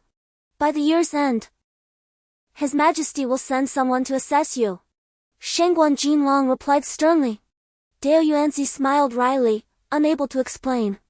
Zhuangfeng, growing impatient, exclaimed, "Yi Huan, I perceive you are feigning ignorance. Who advances their power without learning the corresponding spells? Cousin, is he truly untrained?" Zizhu anxiously interjected. "If he does not study spells, what does he occupy himself with? Does he merely revolve around you?" Zhuangfeng angrily questioned Zizhu. Zizhu's face flushed as she recalled Yi Huan healing her and Master Qin Xian, leaving her momentarily speechless. "Yi Huan, do not delay. Come, I shall demonstrate a move for you," Zhuangfeng urged. "Certainly." Yi Huan readily agreed without hesitation. Zizhu wished to intervene but was restrained by Mu Yuanzai. "Let them compete. I have already prepared the Jinyang spirit pill. Yi Huan may sustain injuries, but as long as his meridians remain intact, we shall undoubtedly restore him to health." Dao Yuanzi nodded in agreement and quietly instructed Mu Yuanzai, "If Yi Huan inadvertently suffers broken limbs from Zhuangfeng's attack, procure several continuation bone spirit pills, crush them into powder. Dissolve them in 3 clear water, and deliver them to him with utmost speed." "I understand," Mu Yuanzai replied gravely. "Master, you are too harsh," Zizhu exclaimed, stamping her feet in frustration. Qin Xian Jinren hastily reassured her, "Do not fear, Yi Huan's medical skills are exceptional. Perhaps he can reattach his severed limbs." "Master, how can you allow this?" Zizhuang exclaimed, her voice trembling on the verge of tears, knowing full well that this was a blazing furnace. Insisting that Yi Huan leap into it was nothing short of cruel. In the midst of the turmoil, Yi Huan and Zhuangfeng were already preparing. Zhuangfeng subtly moved his hand, and his fingertips immediately conjured a resplendent silver halo, engulfing his entire palm in an extraordinary luminescence. When he clenched his fist once more, the surface glimmered with a metallic sheen. Ironclad diamond fist. Dao Yuanzi's gaze sharpened. The finesse of this spell was remarkably high. When he unleashed his punch, the force emanating from it would likely surpass that of a solid iron hammer. "Thank you for your generous favor, National Master." The countenance of Xianmen brightened, their joy barely concealed. Shengguan Jinlong shifted his gaze, casting a disdainful glance towards Dao Yuanzi. For those who indulged their disciples in neglecting their studies, appropriate punishment was warranted. Dao Yuanzi's expression darkened. At this juncture, he was indifferent to any punishment, his focus solely on Yi Huan, his body trembling slightly. This was the finest disciple he had ever encountered in his lifetime. If anything were to happen to him, how could he justify it to the ancestors of Qingyuan Gate? At that moment, Yi Huan also raised his hand, distinctly forming fists, rhythmically mimicking the motion of striking. Chapter 72, The Affliction of the Severed Sleeve. Why was Yi Huan still practicing such rudimentary techniques like the black tiger prowling heart? Qin Xian Jinren sighed deeply, hoping he would not be beaten to a pulp. Both Dao Yuanzi and Mu Yuanzi exhibited palpable anxiety, instinctively making a motion as if to rush forward and intervene. However, Shengguan Jinlong coldly admonished, This constitutes a formal competition between the younger generation of disciples. Do not meddle. With a contemptuous glance cast their way. A satisfied smile curled at the corners of his mouth. Do you not recognize who I am? How dare you obstruct an attempt to seize my gold coins? Humph! I shall ensure you relinquish everything, down to your very bones. In the arena, Huan unexpectedly addressed Zhuangfeng with magnanimity, saying, You are a guest, please. You go first. The members of Qingyuan Sect immediately felt a sense of dread. At such a critical juncture, displaying courtesy was utterly misplaced, preserving one's life took precedence.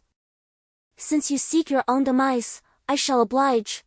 Zhuangfeng clenched his jaw, a glint of ferocity flashing in his eyes. Let us dispense with idle chatter. Who shall perish remains to be seen. Although anxiety churned within him, Huan maintained an air of confidence. Very well, then taste my fist first. Zhuangfeng sneered. Swiftly bending his body and launching himself forward like an arrow released from its bow, charging directly at Huan.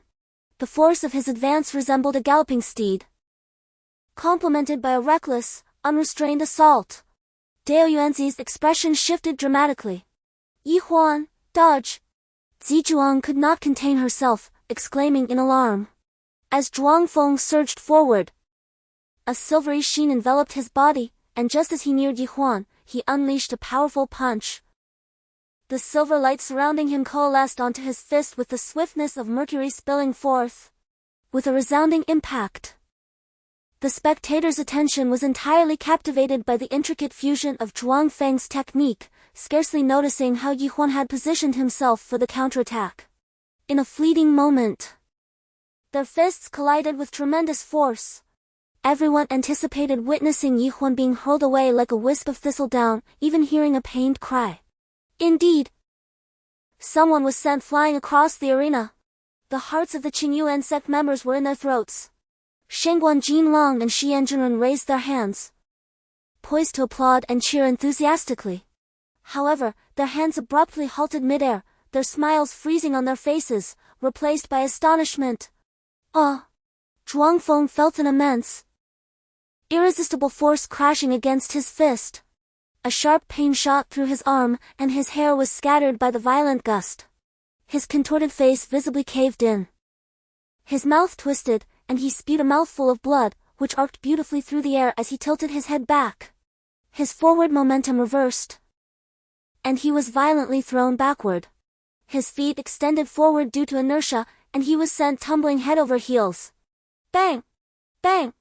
Zhuangfeng landed heavily on the ground, bouncing twice like a rubber ball before rolling a couple more times and finally coming to an abrupt halt like a lifeless fish. Zizhuan was flustered, glancing anxiously at the pale-faced Zhuangfeng and then at Huan, who was hopping and shaking his hand. She was suddenly unsure of whom to attend to. Moreover, she was slightly bewildered, wondering who was more severely injured. Dao Yuanzi and Mu Yuanzi hurriedly rushed towards Huan. How are you hurt? Let me see. Where are you broken? Dao Yuanzi asked excitedly, lost in the joy of Huan's victory over Zhuangfeng, seemingly forgetting that the Qingyuan sect had deeply offended the Zhuang family. Master, can you not say something more pleasant? Huan remarked as he rubbed his fingers. All right. I shall speak sweetly. Tomorrow, I will host a celebration for you, and if Zizhuang has no objections, I will personally act as your matchmaker. Huan rolled his eyes. Is your bone broken? I have a bone restoration elixir here. Quickly, give me your hand. Mu Yuanzai hurried over to grasp Huan's palm. Be gentle, Elder Mu. My fingers seem rather out of sorts. Please refrain from speaking. Mu Yuanzai took Huan's hand, examining it from every angle, gently kneading it a few times before inquiring. Does it hurt? It was a bit painful earlier, but not anymore. How about here? No pain. What about this spot? Elder Mu, you can merely squeeze it. Do not be so reckless. You have fallen back into your old habits. Dao Yuanzai glared at him. Have you assessed it properly? What is Huan's condition? I only checked his hand, and there seems to be no issue. The bones are not misaligned, but as for his overall condition, I cannot ascertain without further examination. Mu Yuanzai gazed at Yi Huan, his expression rather eager. There is nothing wrong with my body. Yi Huan hastily recoiled, fearing that if he were touched, he would surely have nightmares that night. Are you truly fine? I believe it would be prudent for Elder Mu to conduct a thorough examination. Dao Yuanzai insisted earnestly. No. It is merely my hand that aches, and it seems to be bleeding. Yi Huan flexed his fingers. That is Zhuangfang's blood, it is hardly significant. Mu Yuanzai scoffed. You are quite the anomaly, employing the lowly technique of the black tiger heart piercing against another's iron-armored fist. You are not even injured, it is utterly absurd. It seems as if one must be injured. Yi Huan was speechless. Encountering such an elder, he could only resign himself to misfortune. Pray tell, how did you manage to send Zhuangfeng flying just now? Dao Yuanzi attempted to lower his voice, yet could not conceal the excitement gleaming in his eyes. His cultivation is lacking. Yi Huan pondered for a moment before responding. And what else? His cultivation must be a facade, correct? Yi Huan scratched his head, a bit perplexed. Chapter 73, Reassessment. How could that be? Dao Yuanzi turned his gaze, filled with suspicion, towards the spirit stone of cultivation assessment. At that moment, Xian Jinren set down the recovering Zhuangfeng and approached with a sullen expression. Dao Yuanzi, how do you perceive this matter? I merely observed. Do not feign ignorance. Xian Jinren exclaimed in fury. I ask you, why did Yi Huan send Zhuangfeng flying? Yi Huan possesses superior cultivation, does he not? Dao Yuanzi replied with a grin. Was he just assessed? Clearly, Zhuangfeng's cultivation was far superior. Xian Jinren scoffed. Perhaps the spirit stone did not yield accurate measurements. Dao Yuanzi also appeared puzzled. Should we not have Yi Huan reassess? Dao Yuanzi, are you not aware of Yi Huan's cultivation level? Shangguan Jinlong said with a stern countenance. Had he not already been assessed? This was undoubtedly his finest performance in the past month. If that is the case, then his cultivation must oscillate between the 5th and 6th ranks. It is impossible for it to have suddenly surged beyond the 7th rank. I believe you are concealing something. Have Yi Huan reassess immediately. Shangguan Jinlong commanded authoritatively. Under ordinary circumstances, Dao Yuanzai would undoubtedly confront him, for although Shangguan Jinlong serves as a national master, his status does not surpass that of Dao Yuanzai. After all, Dao Yuanzai is the leader of the foremost cultivation sect in the Yanqing Empire, and even the emperor must afford him a modicum of respect. Shangguan Jinlong could not directly command him. However, today Dao Yuanzai was particularly elated, beaming at Yi Huan and declaring, since the national master doubts your true capabilities, you are to unleash your full strength now, without any reservations. Otherwise, I shall forbid you from visiting Yuhuan Mountain in the future. Very well, I shall not come again, thought Yi Huan, relieved by the prospect. His junior sister Lu Yu was rather clingy, while senior sister Ziwan had a penchant for scolding. Neither of whom were easy to deal with. Your attendance is inconsequential to me, but today, we must conduct a serious assessment. Perhaps sensing Yi Huan's lack of earnestness, Dao Yuanzai gritted his teeth and added with a sinister undertone, or shall I summon Elder Mu to guide you personally through the evaluation? I will measure. I promise to be serious. Yi Huan hastily retreated, for Elder Mu, that old rascal with a face full of wrinkles, was approaching with a mischievous grin. And even more alarming was the fact that he possessed a pair of cunning fox-like eyes. What does this mean? Yi Huan scratched his head, suddenly realizing that they were all fixated on the appraisal stone. Despite only possessing the 5th rank of the Xianling cultivation, capable of delivering a mere 5,000 pounds of force, it seemed that Zhuangfang's abilities might be even less impressive. He had likely fabricated his results. Yi Huan muttered softly, how is this possible? You actually discerned it. I indeed did not exert my full strength. He awkwardly nodded, slightly embarrassed that Zhuangfeng had seen through him. Have you not yet exerted your full strength? Zhuangfeng nearly fainted. The crowd could not help but widen their eyes in astonishment. Did Yi Huan truly lack effort? Who can enlighten me? Good heavens! Has this spirit stone malfunctioned? Yi Huan was momentarily taken aback. He had been pressed hard by Mu Yuanzai and Han Ti had the opportunity to unleash his full potential. Thinking to himself that perhaps he couldn't even muster 5,000 pounds of force.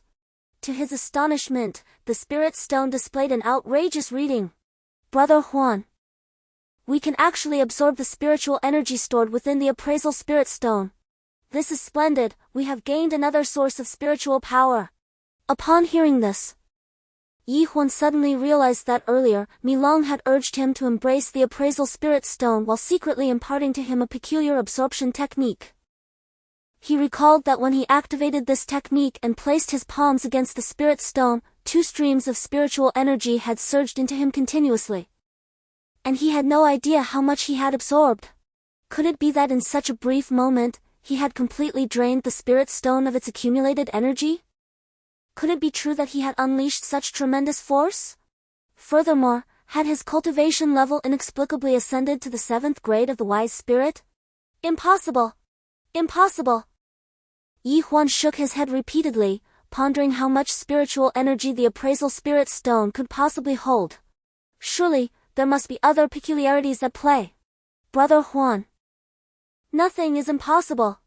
With such low-grade materials, do you really think slow cultivation is the answer? In the celestial realm, with your exceptional talent, you could effortlessly leap forward and begin your training directly at the sacred spirit level. Such utter nonsense. The peculiar creature, Mi Long, often uttered bewildering statements, leaving Yi Huan struggling to keep pace with the absurdity.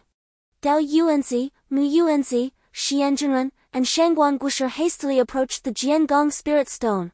Engaged in discussion, they gently placed their palms upon the stone to assess its condition. Ziwan stepped beside Yi Huan, excitement mingled with confusion. We tested this Jiangong spirit stone just yesterday, and it functioned flawlessly. It should not falter today. Uncertain, perhaps a demon infiltrated last night, causing some peculiarities. Yi Huan pondered, albeit uncertain. Though Mi Long had absorbed some spiritual energy from the stone, the brief duration did not justify such a rapid enhancement in his own abilities. I truly hope you can defeat my cousin. Ziwan's expression was a complex blend as she gazed at Yi Huan.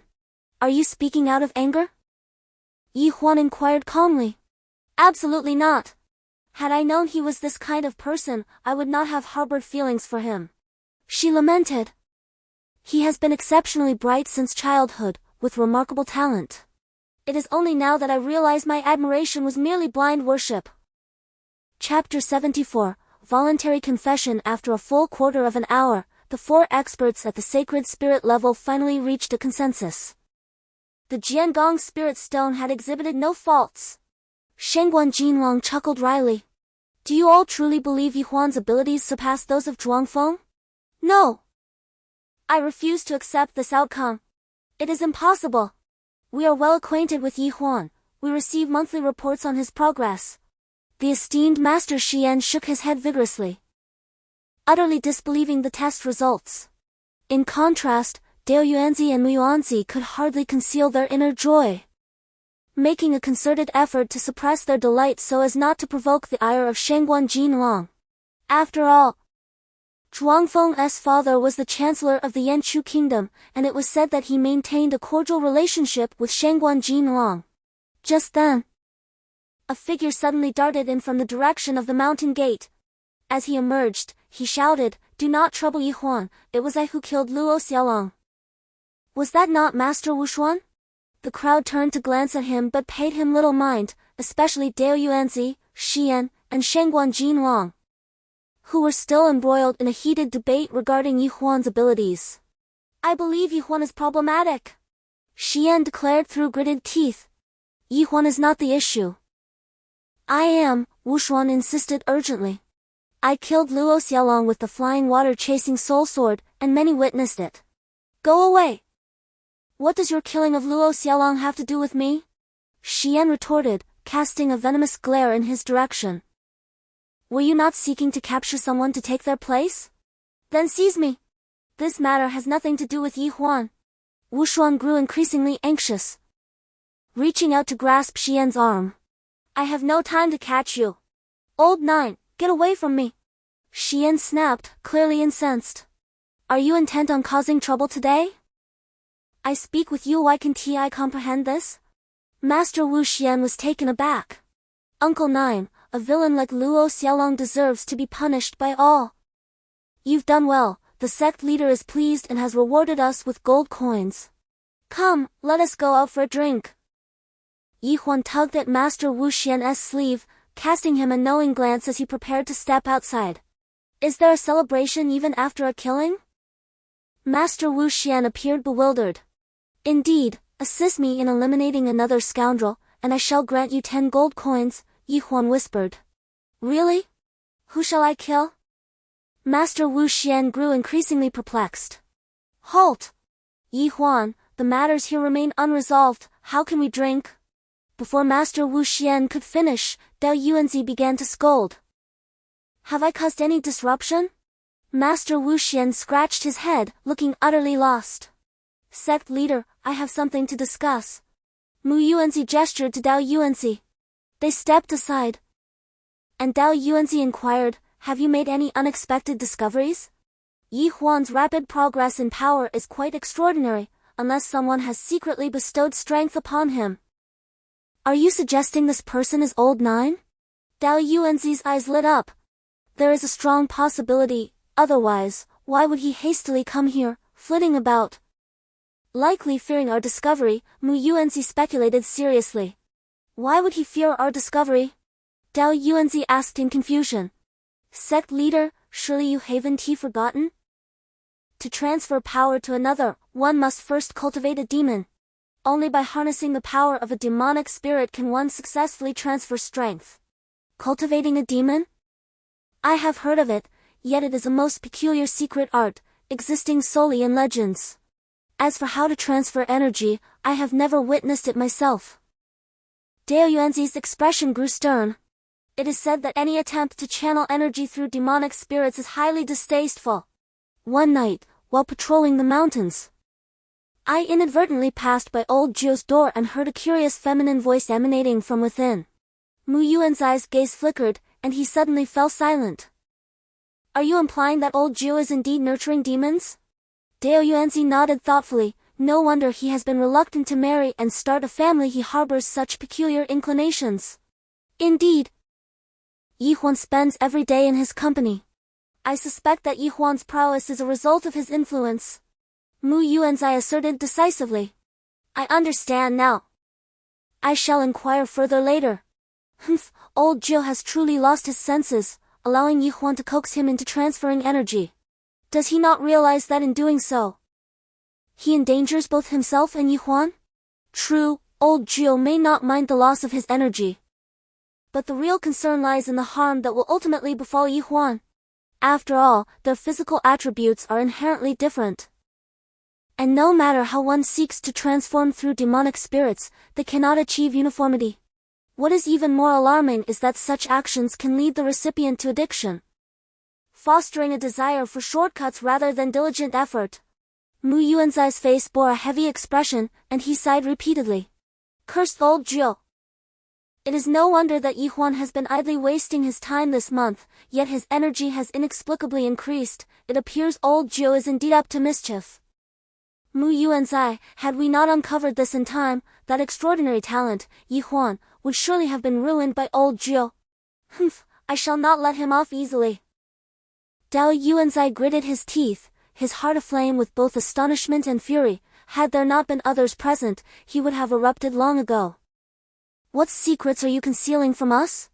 Suddenly, Shangguan Jinlong cast a cold gaze upon Dao Yuanzi and Mu Yuanzi.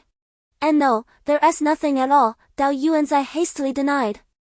Then please enlighten me on how Yi Huan's abilities have ascended 2 ranks within a mere month, Shangguan Jinlong scoffed. I recall now, he consumed a pill left by our esteemed ancestor. You jest! Does Qingyuan Sect truly possess an elixir? Shangguan Jinlong scoffed derisively. There exists indeed one such pill. It was left behind by our ancestor when he ventured to another continent, though it is not a genuine elixir, but rather a semi-finished product. Dao Yuanzai replied with an awkward smile. Shengguan Jinlong felt a profound sense of frustration. Today, he had accompanied Zhuangfeng with the intention of gaining both wealth and wisdom.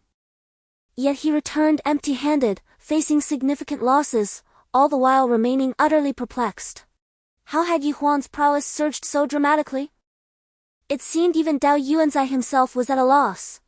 The bitterness of it gnawed at him. Yet, there was no recourse available. Shengguan Jinlong had squandered 3,000 gold coins, and the only solace he found was that Huan had not pursued the matter further. Had the incident of Xian Junren bribing him reached the emperor's ears, no mere explanations would suffice to gloss over such a scandal. Chapter 75, Unforeseen Circumstances. The Yanqing Empire had long been plagued by both internal strife and external threats. The reigning monarch harbored a particular disdain for those officials and powerful cultivators in the service of the national master who were greedy for wealth. He had previously issued a decree that anyone discovered engaging in such corruption would be dealt with severely, without exception. Thus, when Shengguan Jinlong departed from Qingmiao Peak, he bore an additional burden upon his heart, and the same sentiment weighed heavily upon Master Xian. He lamented, "National Master, how could that pouch of gold coins have suddenly fallen out? You pose this question to me, but to whom should I direct my inquiries?" Shengguan Jinlong, in a state of agitation, replied, "I suspect that Huan has most likely mastered that peculiar art of pilfering from others' storage rings." "Who is this Huan? How could he possibly have acquired the extraordinary and intricate technique of the 9 meridians and 9 needles in such a brief span? Moreover, how is it that he has also simultaneously grasped this notoriously demanding and esoteric skill?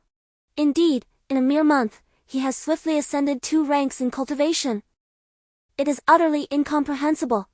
To achieve such an elevation, not just in a month but even within a year, is a rarity that only a genius could accomplish." Master Xian shook his head in disbelief, and it was evident that not just he, but no one in Qingyuan Sect, aside from Huan, could fathom this enigma.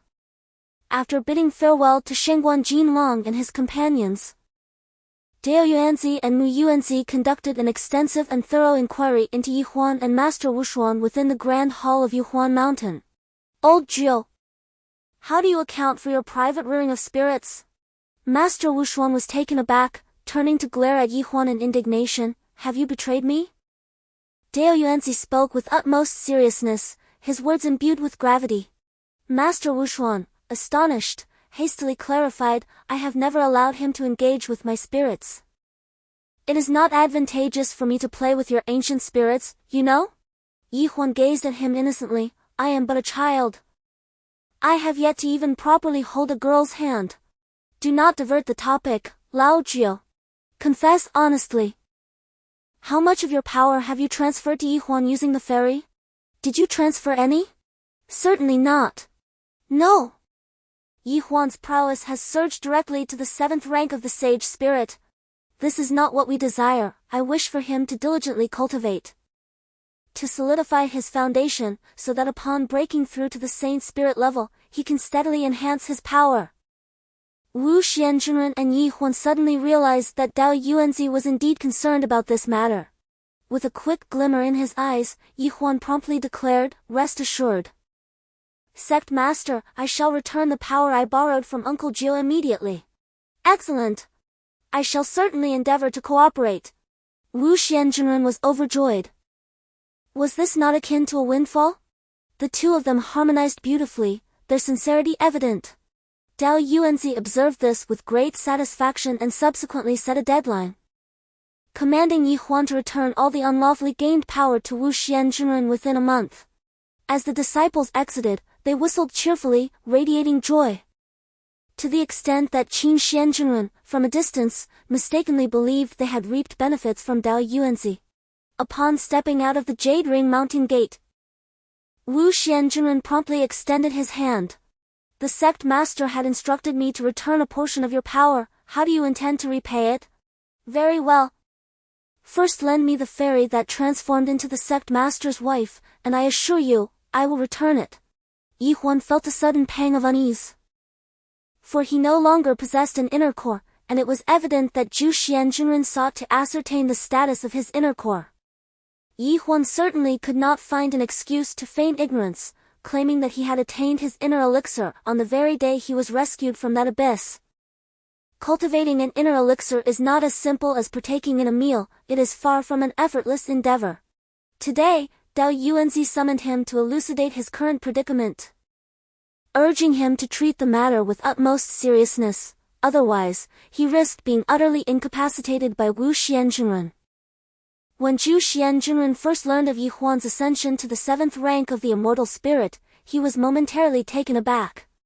However, upon hearing Dao Yuanzi reveal that this was all a consequence of Wu Xianjunren utilizing a demon spirit to assist Yi Huan in his cultivation, he became increasingly anxious.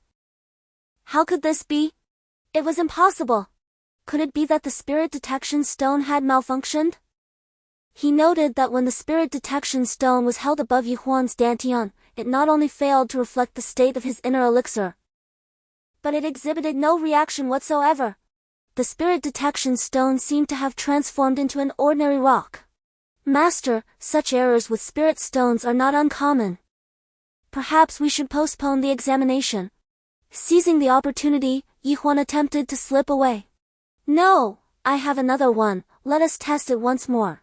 After a while, the second spirit detection stone in Zhu Xianjunren's hand remained as lifeless as the first, devoid of any vitality. In a moment of desperation, he placed it over his own dantian, and to his astonishment, the spirit detection stone suddenly glimmered with brilliance. Chapter 76, The Senior Sister's Trickery. This Yi Huan felt somewhat at a loss for words. He had never even encountered the demonic creatures nurtured by his 9th master. No, wait! Even with those demons, I could see through their guise. Zhu Xian, the esteemed master, scrutinized Yi Huan, desperately attempting to decipher the outcome from his gaze. However, Yi Huan wore an expression of utter innocence, which only deepened Zhu Xian's perplexity. Ultimately, Zhu Xian could not uncover the truth and hastily sought out Wu Xian, who was even more bewildered.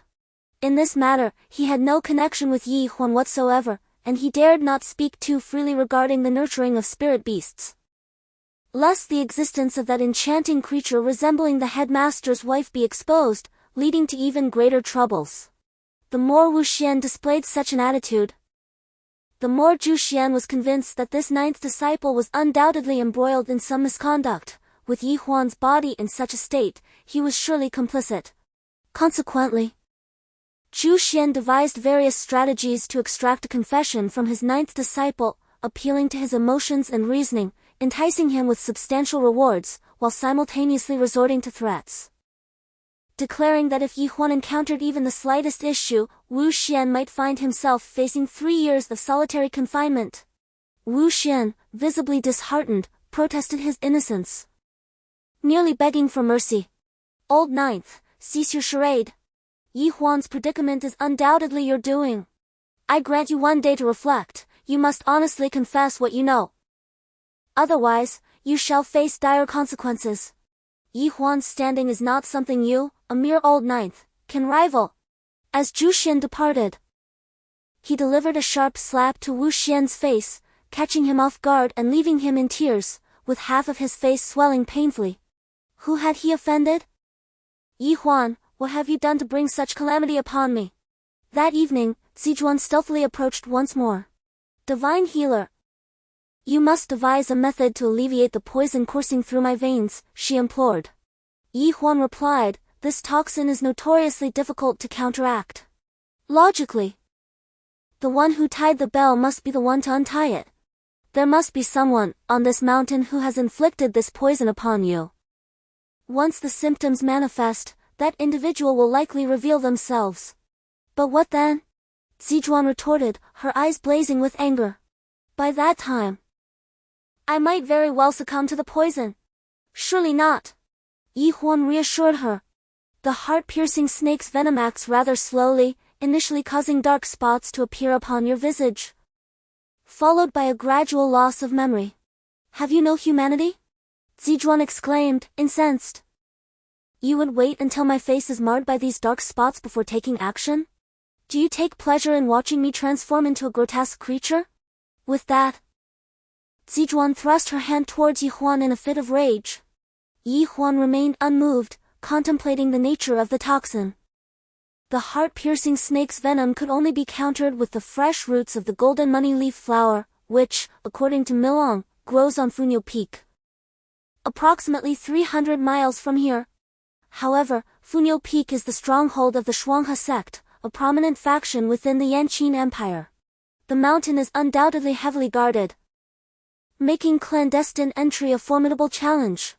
Of course, if Zizhuan were to leverage her family's connections to procure the antidote from the Qingyuan Sect, it might be feasible. Yet, the prerequisite is that the sect must possess knowledge of the precise location of the golden money leaf flower on Funyo Mountain. This presents a dilemma. Zizhuan had informed Master Qinxian and her family of her affliction. Yet the conundrum remains, even the most esteemed potion masters of the capital have never heard of this particular toxin. It appears that the heart-piercing snake herb must possess alternative names. Initially, the Qingyuan Sect sought Yi Huan's assistance in administering treatment. Yet Yi Huan insisted on locating the root of the golden money leaf flower, resulting in an impasse, a conundrum without resolution. Subsequently, a renowned master, Bao Puzi, was summoned from the capital. However, due to Zizhuan being afflicted with a chronic poison, its effects remained dormant and undetectable, rendering targeted remedies impossible. Moreover, as one consumes grains, ailments are inevitable. Except for Yi Huan, no one could ascertain whether Zizhuan had truly been poisoned. Thus, after much deliberation, the matter of Zizhuan's poisoning was set aside once more. The elders within the Qingyuan Sect, instead, presumed that Zizhuan, hailing from a noble lineage, was rather delicate. Zizhuan's frustration was palpable, yet no one comprehended her plight. In her desperation, she turned to the idle Yi Huan once again. I have made up my mind. You must accompany me to Funyo Mountain. No, I have pressing matters to attend to. Yi Huan resolutely declined. What could possibly be more important than my impending demise? Zizhuan queried, exasperated. This poison cannot kill you, as long as you feign the onset of symptoms. I assure you that there will be some revealing tales among the mountains.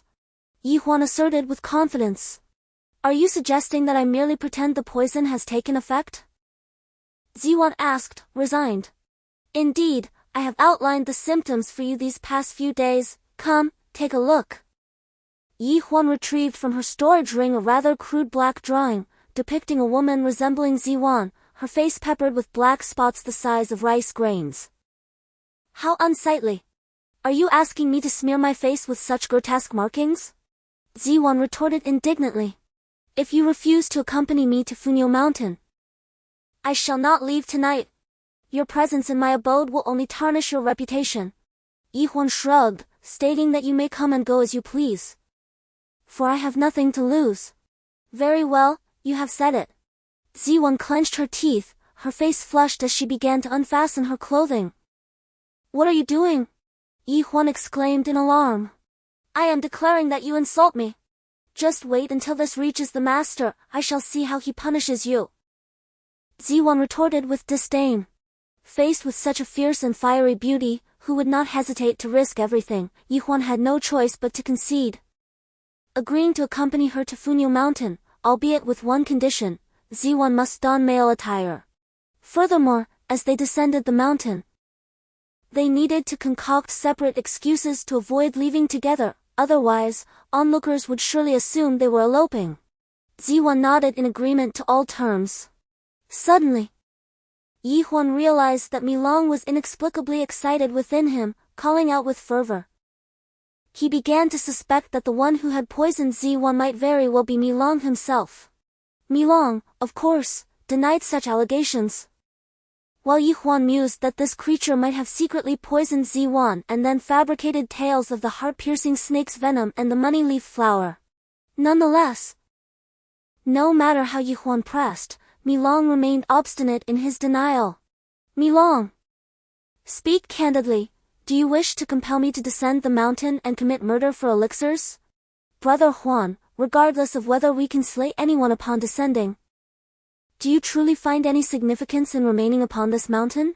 Chapter 77, Commanding the maidservant Yi Huan wore a stern expression. For the past 10 days, he had been traversing the peaks of Qingyuan with Milong, embracing each and every spirit testing stone.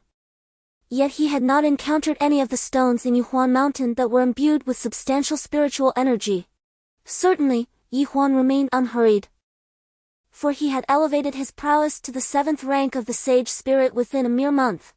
With such formidable capabilities, his chances of excelling in the youth grand competition at the palace were indeed promising.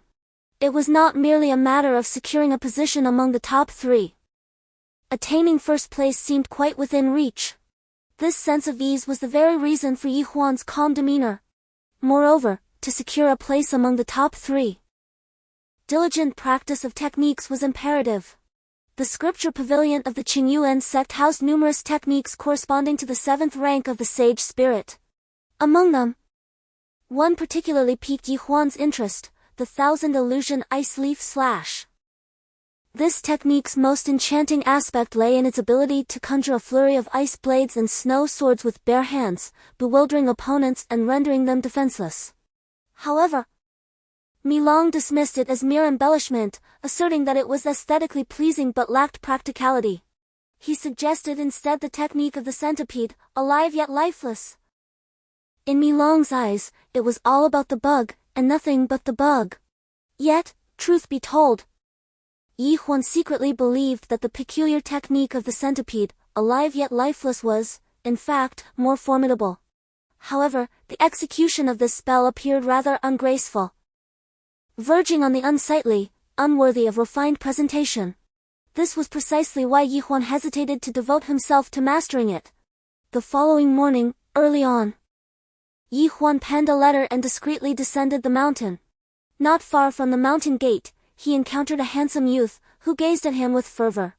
Upon closer inspection, he realized it was Jiwan, who, even disguised as a boy, possessed an undeniable beauty. Zijuan was immensely pleased by Yi Huan's gaze. Yet a peculiar thought surfaced in her mind. Previously, Yi Huan had always been indifferent towards her. So why did he now seem more attentive when she disguised herself as a male? Could it be that Yi Huan had no fondness for beautiful women, but rather preferred men? This notion instilled in her an unexpected sense of security. Was this not the essence of a true sisterhood? Yi Huan, oblivious to the idea that his perfectly normal orientation might lead her to perceive him as someone akin to the venerable elder Mu Yuanji, declared, from this moment on, you shall address me as senior brother, do you understand? Zijuan placed her hand upon Yi Huan's shoulder, her smile radiant. Senior sister, you exude an enticing fragrance. It may inadvertently reveal your true identity. Yi Huan felt somewhat uncomfortable and swiftly removed her hand. Come on, you mustn't forget, you smell far more delightful than I do. Zijuan retorted with a dismissive pout, sister, it's rare that we share a common interest. Pray tell, what fragrance do you usually wear? Can we not discuss something else? Zijuan was utterly exasperated. Throughout her life, she had always been cherished like a gem, yet this perfume-obsessed companion, Yi Huan, treated her as if she were his servant. Well, considering his apparent disinterest in women, she decided to forgive him for the time being. Soon, they arrived at the foot of the mountain, where Yi Huan quickly hired a small cart. The two of them squeezed side by side inside it. As the cart jolted along, Zijuan inadvertently leaned against Yi Huan's shoulder and began to doze off. Perhaps it was due to her lack of wariness towards him, combined with the cart's confined space. She tilted her body and found herself nestled in Yi Huan's embrace. Yi Huan's heart raced with an intensity he had never experienced before. It was the first time he had embraced a woman. Milong was exceedingly displeased, grumbling that having a woman by his side was indeed troublesome. The journey to Funyo Mountain stretched for 300 miles, and whether they hurried or ambled, it would take no less than 2 days. Ziwan observed this with great excitement, insisting on dragging Yi Huan for a shopping spree. In this world, There exists a particular creature that possesses an extraordinary enthusiasm for shopping, to the extent that one might declare it their forte. Women, when tasked with traveling, they might manage no more than half an hour before their eyes brim with tears of despair. Yet, when it comes to shopping, they could stroll for an entire day without a hint of fatigue. Fortunately, this evening the clothing and accessories shops had already closed. Huan, delighted in the town's quaint bridges and flowing waters, adored the vibrant red lanterns, and was enchanted by the alluring moonlight. She even entwined her arm with Huan's, utterly indifferent to the sidelong glances from others. Look at these two handsome youths. They must surely have a preference for each other. Indeed, it was a lamentable situation, had their inclinations been conventional. He would gladly offer his cherished daughter in marriage to them. Huan felt a pang of anxiety and attempted to withdraw his arm from Huan's grasp. Yet she held on, pulling him towards the bustling crowd. Before long, they found themselves at the entrance of an opulent hall. Inside, a chorus of enthusiastic cheers resonated, piquing their curiosity. A ticket vendor stood at the entrance, charging 50 copper coins per ticket. 1 gold coin was approximately equivalent to 1,000 copper coins. Huan, in a display of generosity, tossed a gold coin to the gatekeeper. 2 tickets, keep the change. It turned out they were 2 late arriving magnates, invited to the VIP section. Huan and Huan were inadvertently escorted to the forefront of the venue, where independent booths, separated by 3-foot-high wooden partitions, were arranged. Each booth contained 2 seats and an assortment of tea, fruits, and snacks. How wonderful it is to be wealthy! Huan mused, vowing to become affluent in this lifetime. Milong retorted, what is the purpose of money? Such a mundane object, it is abundant in quantity. Huan inquired, is that truly so? Indeed, extend your hand. Milong instructed. Following his advice, a handful of gold coins materialized in Huan's palm almost instantaneously. Startled, he asked, where did this come from? I procured it from the storage ring of the man beside us. Milong replied. That's not procuring, that's thievery. Huan corrected him mentally. Dressed so lavishly and yet clutching 2 young women, how embarrassing that he possesses so little wealth. Milong scoffed. Turning his gaze, Huan indeed spotted a corpulent middle-aged man languishing in a large chair, flanked by 2 young women.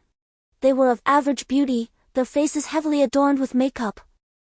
And whenever they erupted in excited shrieks, it resembled a gentle rain shower cascading down.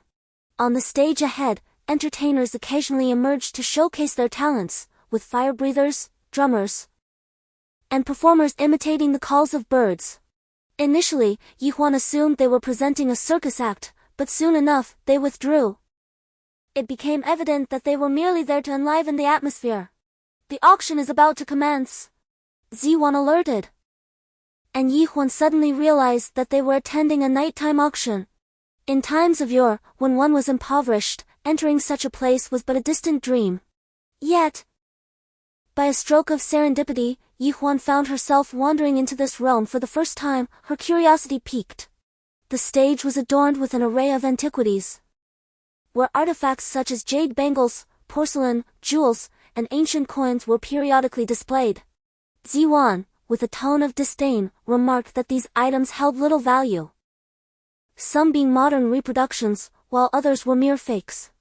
How can you be so certain? Huan inquired, her intrigue unabated.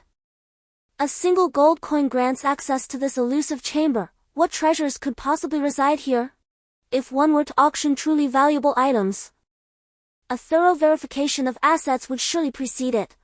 And what is the usual requirement for verification? Huan asked, her curiosity deepening.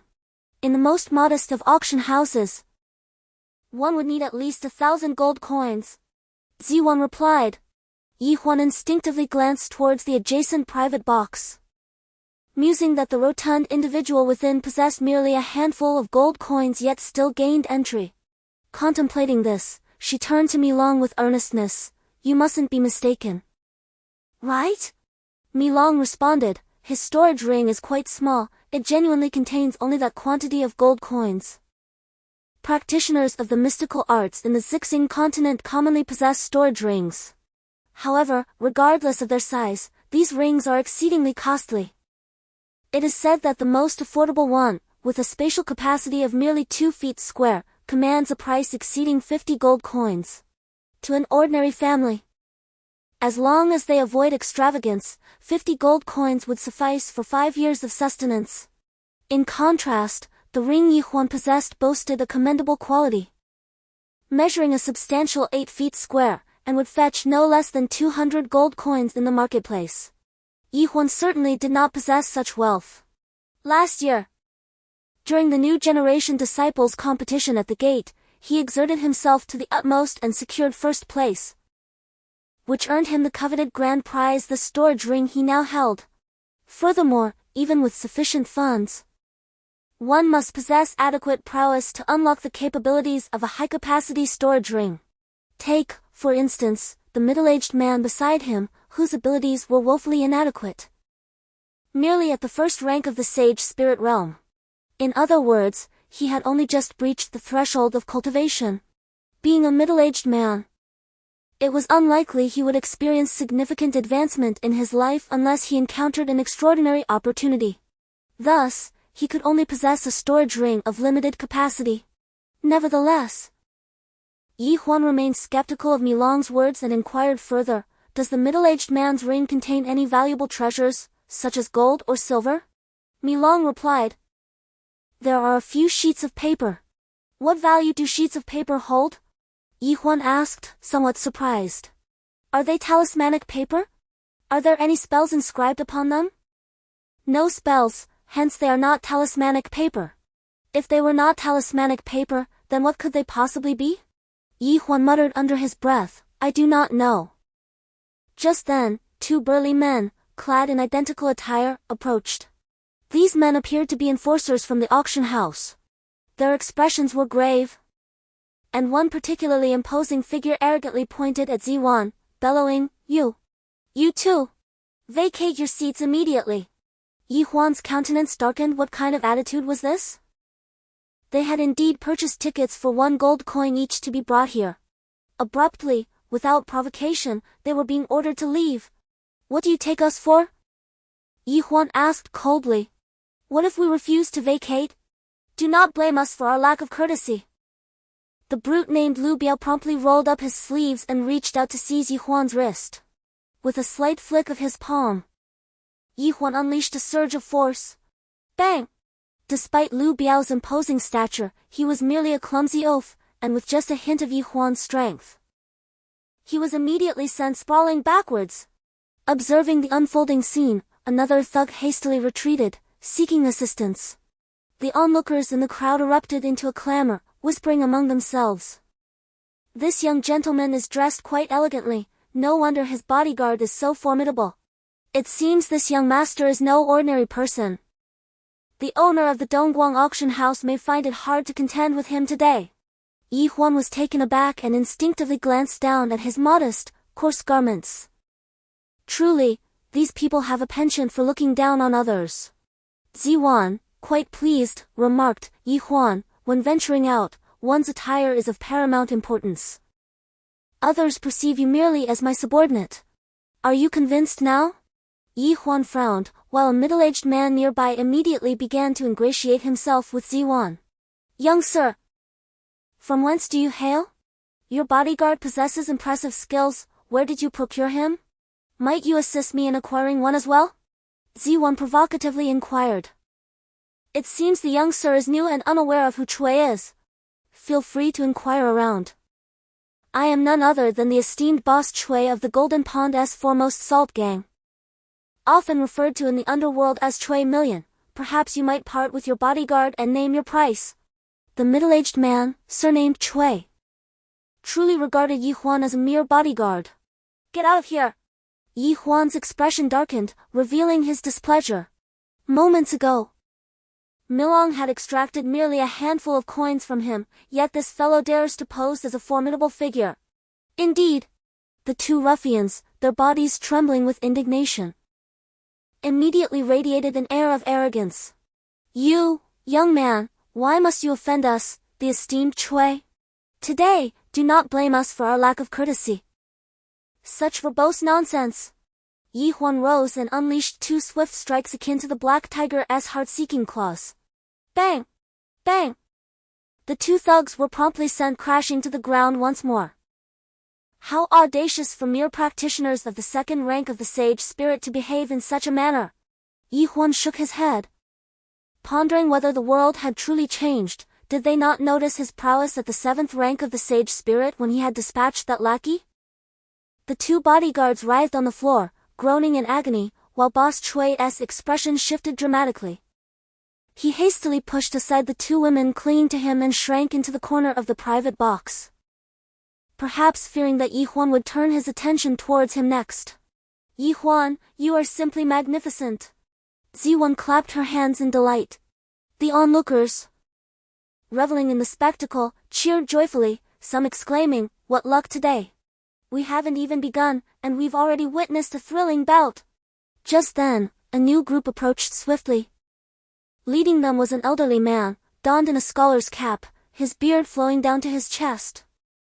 Followed closely by a cadre of over 20 individuals clad in dark attire. "May I inquire, gentlemen, have you come to disrupt our gathering this evening?" Though the old man cast a lingering glance at Yi Huan, his words remained directed at Ziwan. Yi Huan mused to himself that it might be time to acquire a few elegant garments. Ziwan felt a sense of satisfaction within. Yet her expression remained stern as she retorted, "You must be the owner here, correct?" "Indeed, I am. You may call me Master Fu San."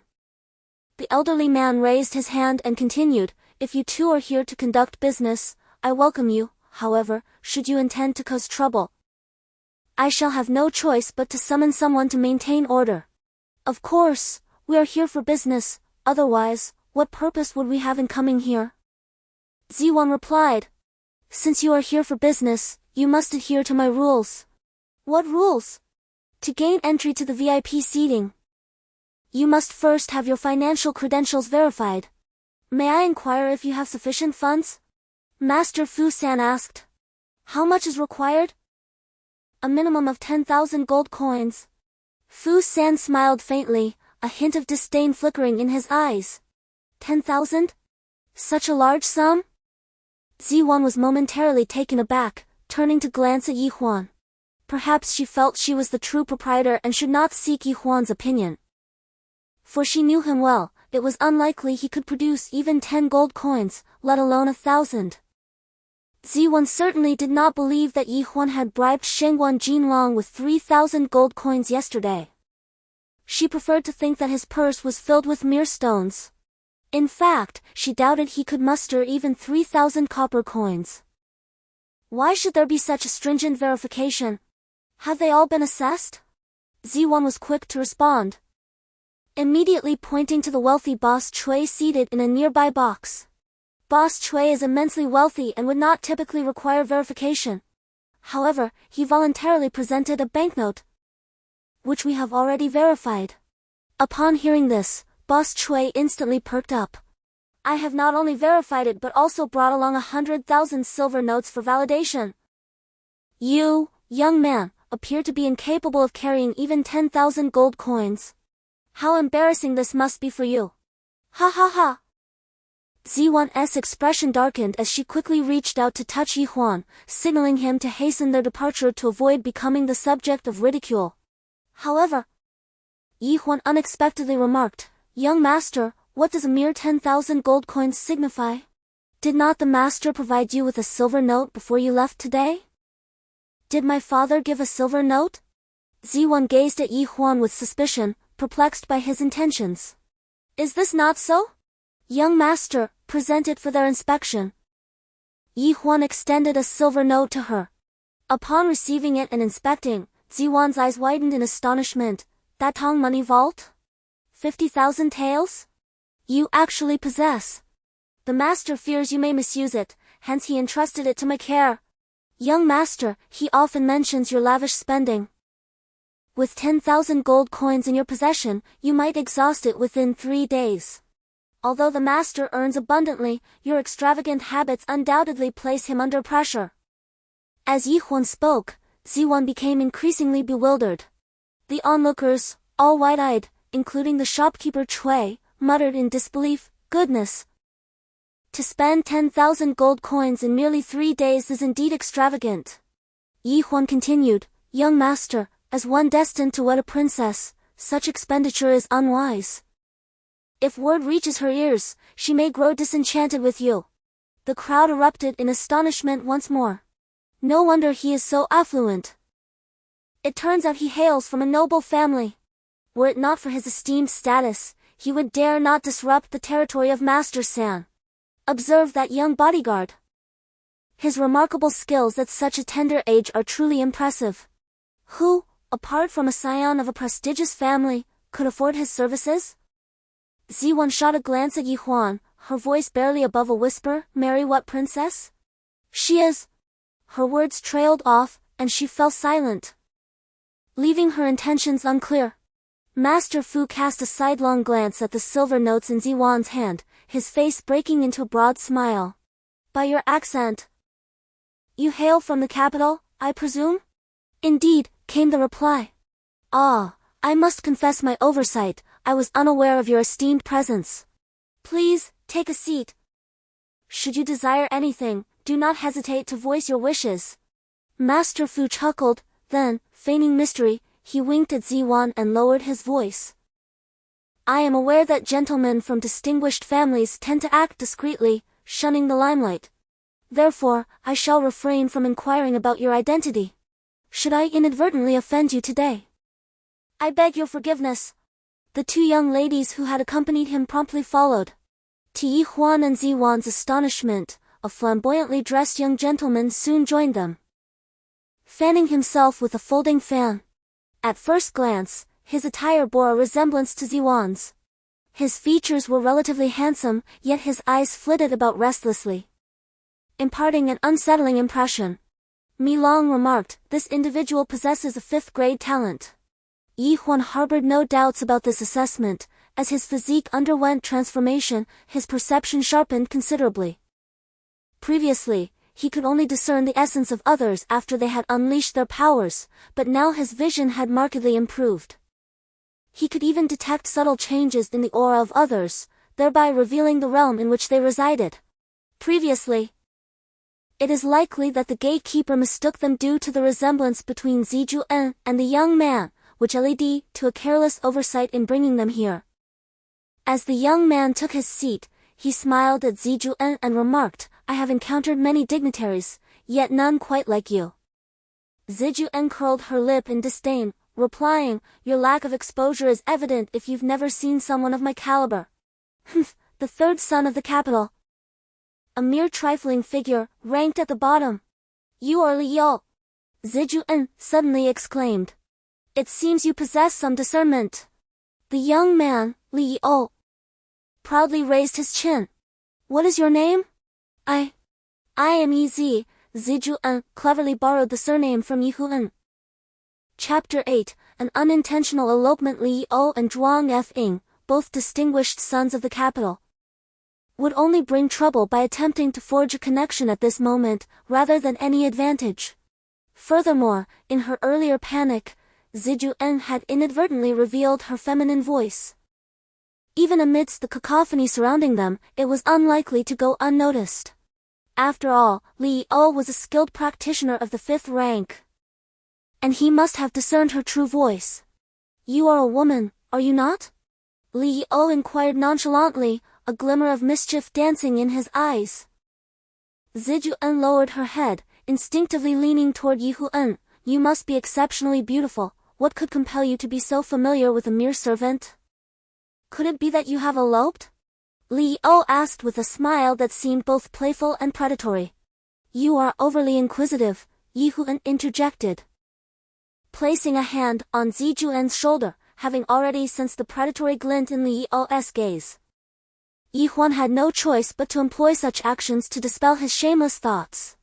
Naturally, he harbored no concerns regarding his malice. After all, he had already injured Zhuangfeng, so what could Li Yihao, who ranked behind him, possibly do? Li Yihao offered a faint smile, refraining from further comments.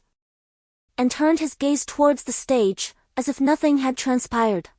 Such individuals, who conceal their emotions, are particularly challenging to contend with. For one cannot discern their thoughts merely from their countenance. On Qingyuan Peak, Dao Yuanzi received news of Yi Huan and Zizhuang's departure and promptly summoned the three true beings, Zhu Xian, Wu Xian, and Qin Xian, to the Xuanwu Grand Hall. It is indeed quite vexing that someone would compel a spirit to assume the guise of his wife, and moreover, to embrace her for years. This is nothing short of sacrilege, perhaps even more appalling than mere blasphemy. Any man would find such a notion discomforting.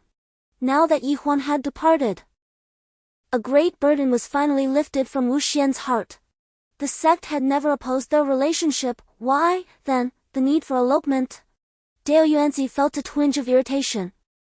This was not solely Yi Huan's fault. He was straddling two boats, openly courting Lu Yuqing while secretly entangled with Zizhuang. Wu Xian did not hold back in his reproach. Old Jiao, silence yourself. The four in the hall could not reach a consensus, and ultimately, Dao Yuanzi resolved that Wu Xian would descend the mountain in pursuit of Yi Huan. As everyone believed he shared a close bond with him, Wu Xian felt as though he was a mute suffering in silence. In recent days, his time spent with Yi Huan had yielded nothing but bitter fruit. Inside the Dongguang auction house, curious, Zizhu asked Yi Huan, "How did you acquire such a fortune? Did your family sell the house?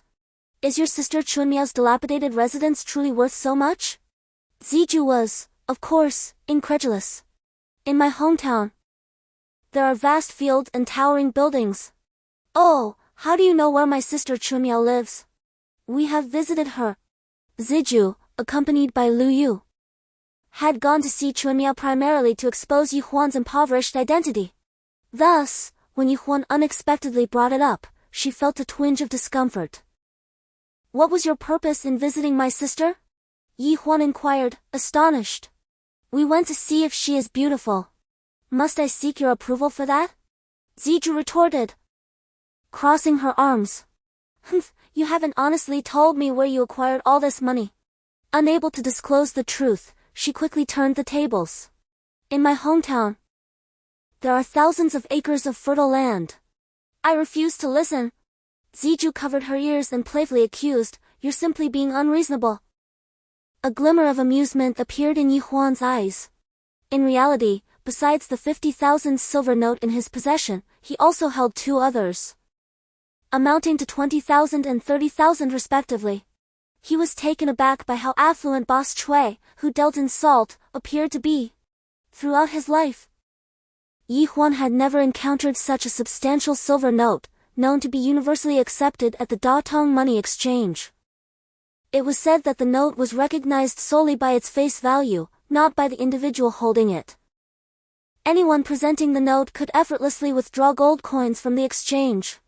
Nevertheless, this was his first encounter with such an astronomical sum. And Yi Huan felt a surge of excitement. Just as he pondered this, a loud clang of a copper gong resonated from the stage, followed by the entrance of a gaunt old man, his face alight with a smile. "Ladies and gentlemen, the auction is about to commence. Allow me to outline the rules. This evening, all items presented for auction by the Golden Pavilion are treasures of remarkable worth. Each bid must increase by no less than 100 gold coins. While one may raise their bid by more, a lower bid is not permitted." Just a single increment? What magnificent treasures shall be unveiled tonight? It is rumored that an ancient legendary sword is among them, alongside iron scrolls inscribed with formidable martial techniques. The spectators in the rear, gathered to observe the event, were instantly filled with excitement. Yi Huan felt a twinge of surprise. He mused that although Jinqi town is not insignificant, if such an ancient sword were indeed to be auctioned, the major sects would surely have already taken notice. Ziwan appeared to be swept up in the fervor of the crowd, her face alight with anticipation. "Yi Huan, it seems we have come to the right place today. Even if we do not acquire any treasures, we shall have the opportunity to broaden our horizons." However, Milong interjected, "That auctioneer possesses the ability of alluring sound." "Alluring sound?" Yi Huan suddenly recalled having heard the elders in his sect speak of the wonders of the world, mentioning that the Zixing continent is home to an extensive array of cultivation sects, numbering in the thousands. The cultivation sects within the Yanqing Empire are all appointed by the royal authority and duly recorded. This system serves to effectively deter those who delve into malevolent practices, such as bloodshed and sorcery. Yet, the management of cultivation sects in other nations is not as stringent, allowing for the clandestine practice of peculiar arts, including the theft of treasures from storage rings, the use of alluring sound to disrupt others' actions, and the employment of illusions to entice individuals, rendering their movements uncontrollable. Tonight, Yi Huan is hearing the true alluring sound for the very first time. Chapter 81, Spiritual Power. He could not help but feel a twinge of surprise. The presence of beguiling whispers indicated that something peculiar was afoot. Of course, this did not necessarily imply the occurrence of anything nefarious, for an auction thrives on a fervent atmosphere, and a dash of allure is indeed requisite. However, at that moment, Yi Huan remained oblivious to the events that were about to unfold. The auctioneer, who introduced himself as Master Long Ming, soon summoned the long sword. The scabbard appeared resplendent, adorned with glimmering jade stones, each no larger than a grain of rice, yet radiating vibrant hues. Above the display, dozens of crimson candles illuminated the entire hall as brightly as day, but even their brilliance could not eclipse the radiance of the scabbard. Such a dazzling scabbard hinted at the extraordinary value of the sword within. Li Yihao turned to glance at Zizhuang and inquired with an ingratiating tone, "Do you fancy this sword?" "I do not," Zizhuang replied, furrowing her delicate brow, seemingly reluctant to engage in conversation with him. Remarkably, Li Yihao did not exhibit a trace of displeasure in response to her coldness. Mi Long remarked, "Brother Huan, look at this fellow, his skin must be remarkably thick." Yi Huan nodded in agreement. The hall was already filled with gasps of astonishment, with some even whistling in admiration. Master Long Ming gestured towards the sword resting on its stand, proclaiming, "This sword is named Jinghong Zhan. 300 years ago, its master ascended with it, but was unfortunately struck by lightning at the wrist, thus allowing the Jinghong sword to remain here in our Zixing continent." The crowd erupted in further exclamations. The belongings that a cultivator cannot bear to part with during tribulations are undoubtedly their most treasured possessions. Had that unforeseen incident not occurred, this remarkable sword, the Jinghong Zhan, would likely have already ascended to the celestial realm. Indeed, this blade is far from ordinary, nearly rivaling the artifacts of the divine. Among the audience, a few vociferous spectators extolled its virtues with fervor, reminiscing about its legendary status, which only intensified the atmosphere within the arena. Zizhuang, unable to contain her excitement, inquired, "Yi Huan, how much do you believe this sword is worth?" "Not worth much," Yi Huan retorted dismissively. "Impossible. Perhaps your humble beginnings have left you unfamiliar with fine treasures." "I shall not hold it against you," Zizhuang replied, shaking her head. "Such an ancient divine weapon is undoubtedly extraordinary. I wager its starting price will exceed 10,000 gold coins." Li Yihao cast a casual glance towards Zizhuang. 10,000 gold coins seems rather steep, does it not? Zizhuang raised an eyebrow in response. "Not at all. I propose a wager. If I lose, I shall purchase the Jinghong Zhan and gift it to you. Should I prevail, I ask only for your company over a few cups of light wine." When Li Yihao made this declaration, he scarcely regarded Yi Huan, seemingly perceiving him as Zizhuang's mere attendant. "I decline to wager with you," Zizhuang stated firmly. "Are you afraid of losing?" Li Yihao teased with a provocative smile.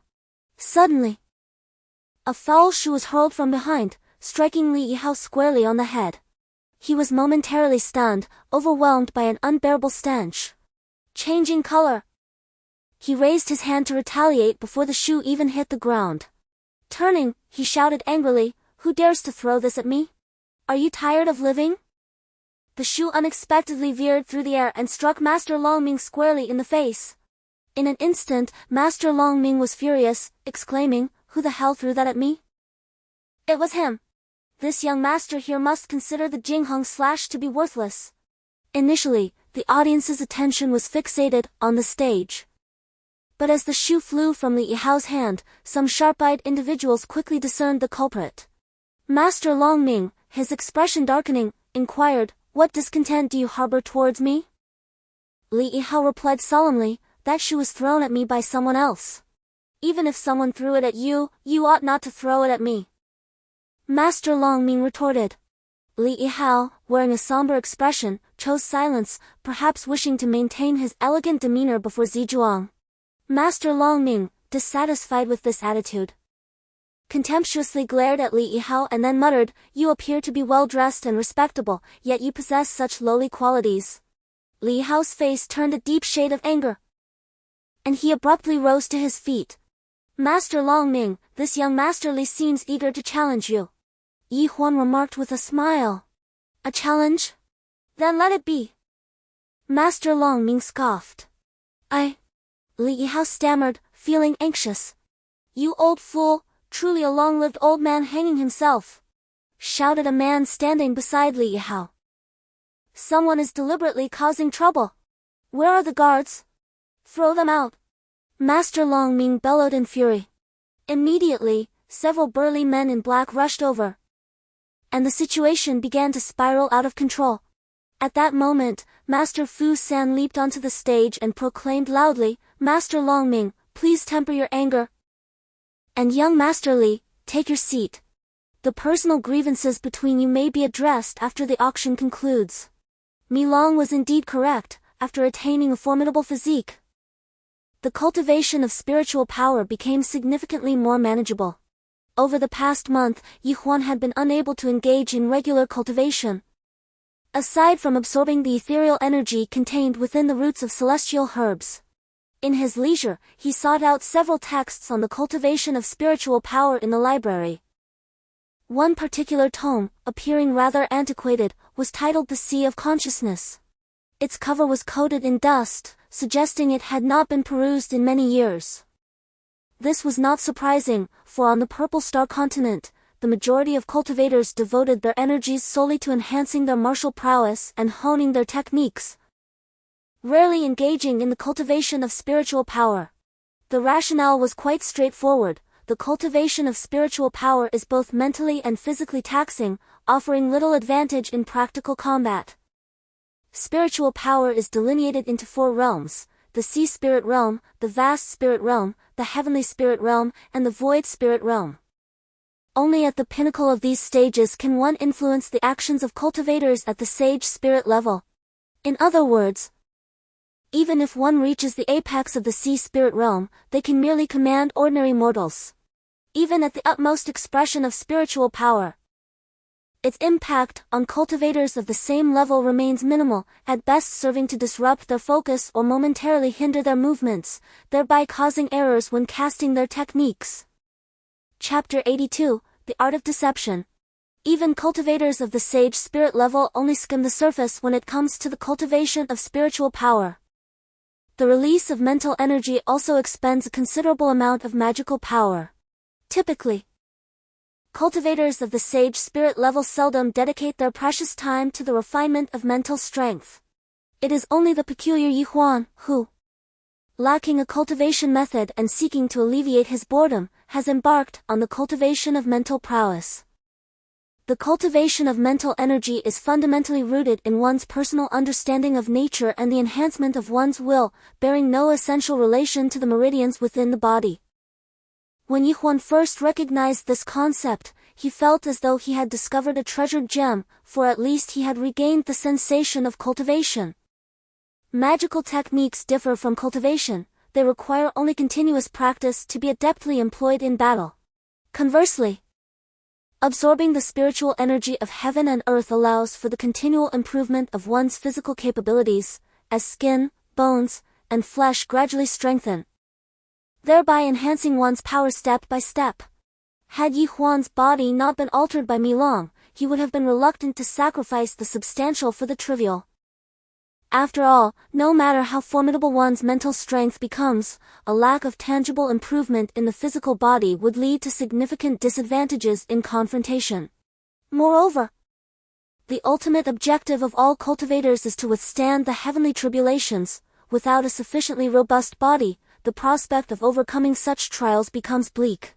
However, it is said that upon reaching a certain pinnacle in the cultivation of mental energy, particularly upon breaking through to the wide spirit realm, one may acquire some extraordinary abilities. It is commonly believed that such cultivators possess an exceptional sensitivity to various mystical and arcane phenomena. They are often referred to as mages, excelling in the exorcism of spirits and the control of demons. Further advancement into the celestial spirit realm, coupled with the mastery of corresponding spells, is sufficient to earn the title of a grand mage. As one's prowess continues to ascend, the ability to summon winds and rain, shift mountains and seas, and command armies with but a handful of beings becomes conceivable. However, on the continent of Zixing, mages are exceedingly rare, verging on the extraordinary. Among them, the grand magicians possessing profound mental strength are particularly scarce. Huan, with his exceptional talent, has astonishingly progressed to the mid-stage of the sea spirit realm within a mere month, likely owing to his physique, which greatly surpasses that of an ordinary cultivator. Nevertheless, when Huan directed an ordinary person to hurl a foul shoe, he nonetheless expended a considerable amount of magical energy, rivaling that consumed when executing a black tiger pouncing heart technique. Milong expressed his dissatisfaction, remarking that expending such energy merely to throw a stinky shoe was less sensible than striking a direct blow to Li Hao's head. This creature, not being human, fails to comprehend the intricacies of human society. It remains oblivious to the fact that indiscriminate killing, if discovered, could lead to severe repercussions under imperial law, ranging from the breaking of limbs and abandonment in the wilderness for wolves to the ultimate penalty of execution. Huan is not foolish. He would not recklessly invite trouble upon himself by committing murder in a public space. If he were to take a life, he would surely choose a secluded location where no one could witness his actions. At that moment, although Master Fu San maintained order amidst the chaos of the auction, the atmosphere remained tumultuous.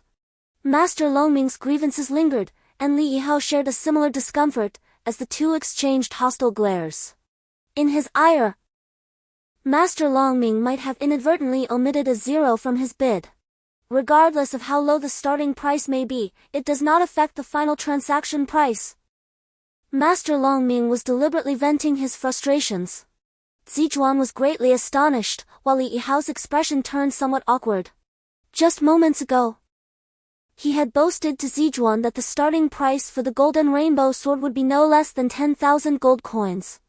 To his astonishment, Master Longming announced such a low price, as if he were deliberately slapping Li Yihao's face.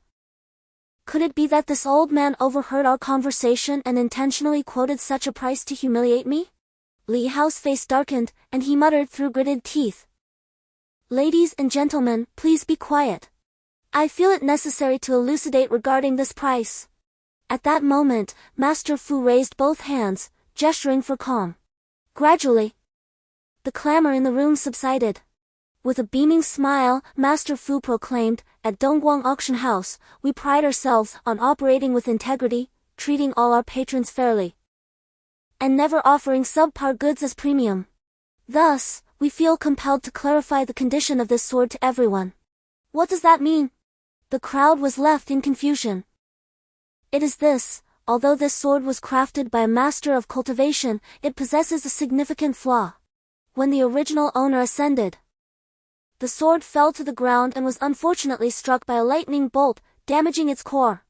So, it is revealed that the most precious aspect of such a sword lies in its internal formation. Once that formation is destroyed, the sword is rendered as mere scrap metal. If this is indeed the case, then the starting price is evidently too high." Master Fu is quite forthright. Had he not disclosed this, many would remain unaware. Indeed, once the sword changes hands, it would be forgotten. Zijuan, taken aback, inquired, "Huan, how did you discern that this sword was of little value?" "I guessed," Huan replied, unable to disclose that it was Milong who had informed him. Master Fu San surveyed the astonished crowd and continued, You all must believe that this sword is worth less than 500 gold coins, however, that is a misconception.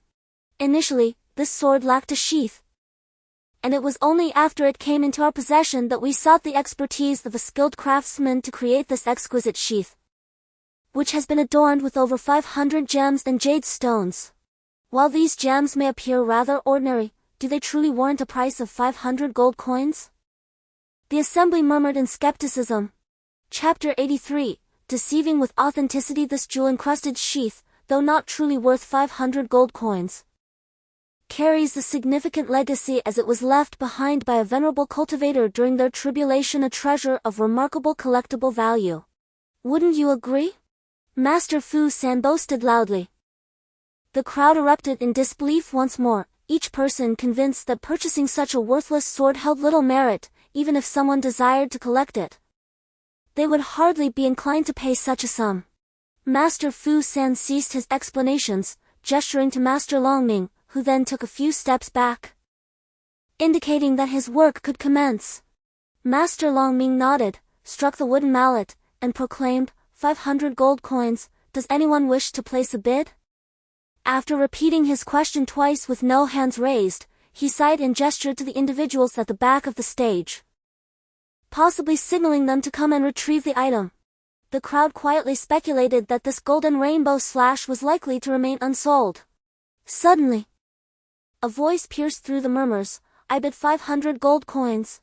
As the crowd turned to discern the source of the voice, they were taken aback to discover that it was none other than Yi Huan raising his hand.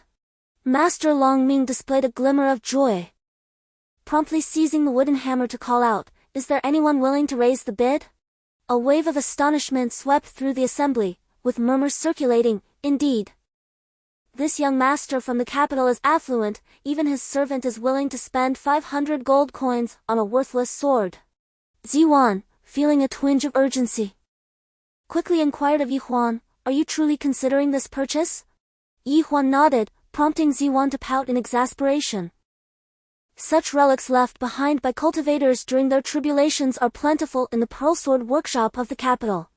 Moreover, we merely speculate about who might have left them behind. I believe they hold no significant commemorative value. Miss Yi, it seems your servant is rather naive and lacks discernment. Li Yihao interjected, turning to undermine Yi Huan.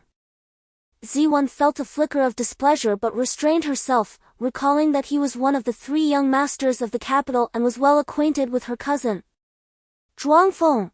Yi Huan's gaze sharpened, his demeanor suddenly becoming as rigid as stone. Ziwan, perceiving that Yi Huan might be on the verge of retaliating, swiftly grasped his arm and whispered, do not stoop to his level.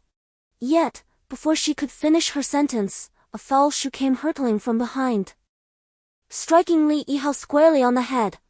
Who dares? He bellowed in exasperation, turning to confront the raucous crowd behind him. The scene was chaotic, and while it seemed someone must have witnessed the throw, no one stepped forward to testify, likely due to their disdain for Li Yihao's pretentious demeanor. Curiously, there appeared to be someone in the back who had consistently harbored a dislike for Li Yihao, seemingly eager to confront him. Zizhuan leaned close to Yafan's ear, her expression brimming with delight. Suddenly, she noticed Yafan discreetly producing a spiritual pill and swiftly consuming it. Yafan, what are you secretly ingesting? Zizhuan inquired, her curiosity piqued. I just exerted myself considerably, so I took a spiritual pill to replenish some of my magical energy, Yafan replied, taking a deep breath. He mused to himself, realizing that commanding an ordinary mortal with mental force was surprisingly draining. It was no wonder that most people shunned such practices. You are clearly seated here, hardly moving at all. How could you possibly expend any magical energy? Zizhuan questioned, more perplexed than ever. Perhaps I have fallen victim to your poison, Yafan suggested. Zizhuan's cheeks flushed, mistakenly believing Yafan harbored a secret affection for her, and she shyly asked, is that true? I meant that the poison from the heart-piercing serpent's tongue grass on you may have affected me, Zizhuan responded, left speechless. Yafan had merely sought an excuse to disguise his actions, but their misunderstanding rendered both somewhat awkward. Silence, please. Let everyone be quiet. Since no one has offered a higher bid, this golden rainbow blade shall belong to this young gentleman, Master Longming declared. Pointing at Yefan with one hand while striking the table forcefully with a wooden hammer in the other. Yefan hurried over, retrieving 500 gold coins from his pouch and placing them on the table with a clatter before taking possession of the golden rainbow blade. Milong! Are you certain the formation within the sword can truly be repaired? Yefan asked, seeking reassurance. Rest assured, it is absolutely feasible. However, I cannot perform the repair myself. Milong replied. Yefan paused, questioning, then who is able to repair it? Without hesitation, Milong answered, of course, it is you. True. You may not yet possess the knowledge of formations, but I can teach you. Huan, who had previously worn a smile upon his face, found his spirits dampened. The task of inscribing a formation within a sword was, to put it mildly, beyond his capabilities, indeed. It was a feat that no practitioner of the sage spirit level could accomplish, without a profound understanding of formations and a wealth of experience in their design. Even those of the Holy Spirit level would struggle to craft a flawless formation. Moreover, embedding a formation within a sword proved to be particularly challenging. The average Holy Spirit practitioner would find it nearly impossible. Only those master artisans who specialized in the intricacies of formations could successfully incorporate offensive and defensive arrays into weaponry. This was the source of Huan's disappointment. Fortunately, he had recently pilfered a sum of 100,000 gold coins, rendering the potential loss of 500 coins a negligible concern. At that moment, Master Longming's two assistants brought forth a magnificent piece of jade onto the stage. The jade radiated a deep emerald hue, reminiscent of a star-studded night sky, captivating all who beheld it and almost drawing them into its ethereal depths. Furthermore, the jade's shape was delightful, resembling a large watermelon at first glance, yet more akin to an enormous egg upon closer inspection. It was truly exquisite. What sort of jade was this? Such a sizable piece must be worth several thousand gold coins. Isn't jade typically reserved for gambling? Why has the outer layer been polished away so thoroughly? The enthusiastic audience began to murmur amongst themselves. Ladies and gentlemen, it seems I must enlighten you. This is no ordinary jade, but a rare spirit stone, known in the realm as Paisho jade. Master Longming proclaimed, his tone imbued with an air of mystery. Everyone was somewhat astonished, each person inquiring, what is this Paisho jade? Master Longming smiled faintly and spoke eloquently, the dragon begets 9 offspring, each distinct. Paisho is one of them. According to legend, it transgressed celestial laws and was punished by the heavenly emperor to feast solely on wealth from all directions, devouring all yet never excreting, thus attracting riches and treasures, only taking in but never letting out. What does this truly signify? Could this piece of jade actually attract wealth? Zizhuang asked with curiosity. No, according to Master Longming, it is more likely to gather spiritual energy, Huan speculated. Indeed, Master Longming continued. Someone has already deduced that this Paisho jade, akin to the wealth-attracting Paisho, can accumulate spiritual energy from all directions, and only allows the possessor to extract it for personal use. The crowd was greatly intrigued, and Li Yihao immediately expressed interest, repeatedly asking, where is this Paisho jade typically kept? His inquiry prompted many to echo his curiosity. Chapter 84, The Three Fools of the Capital.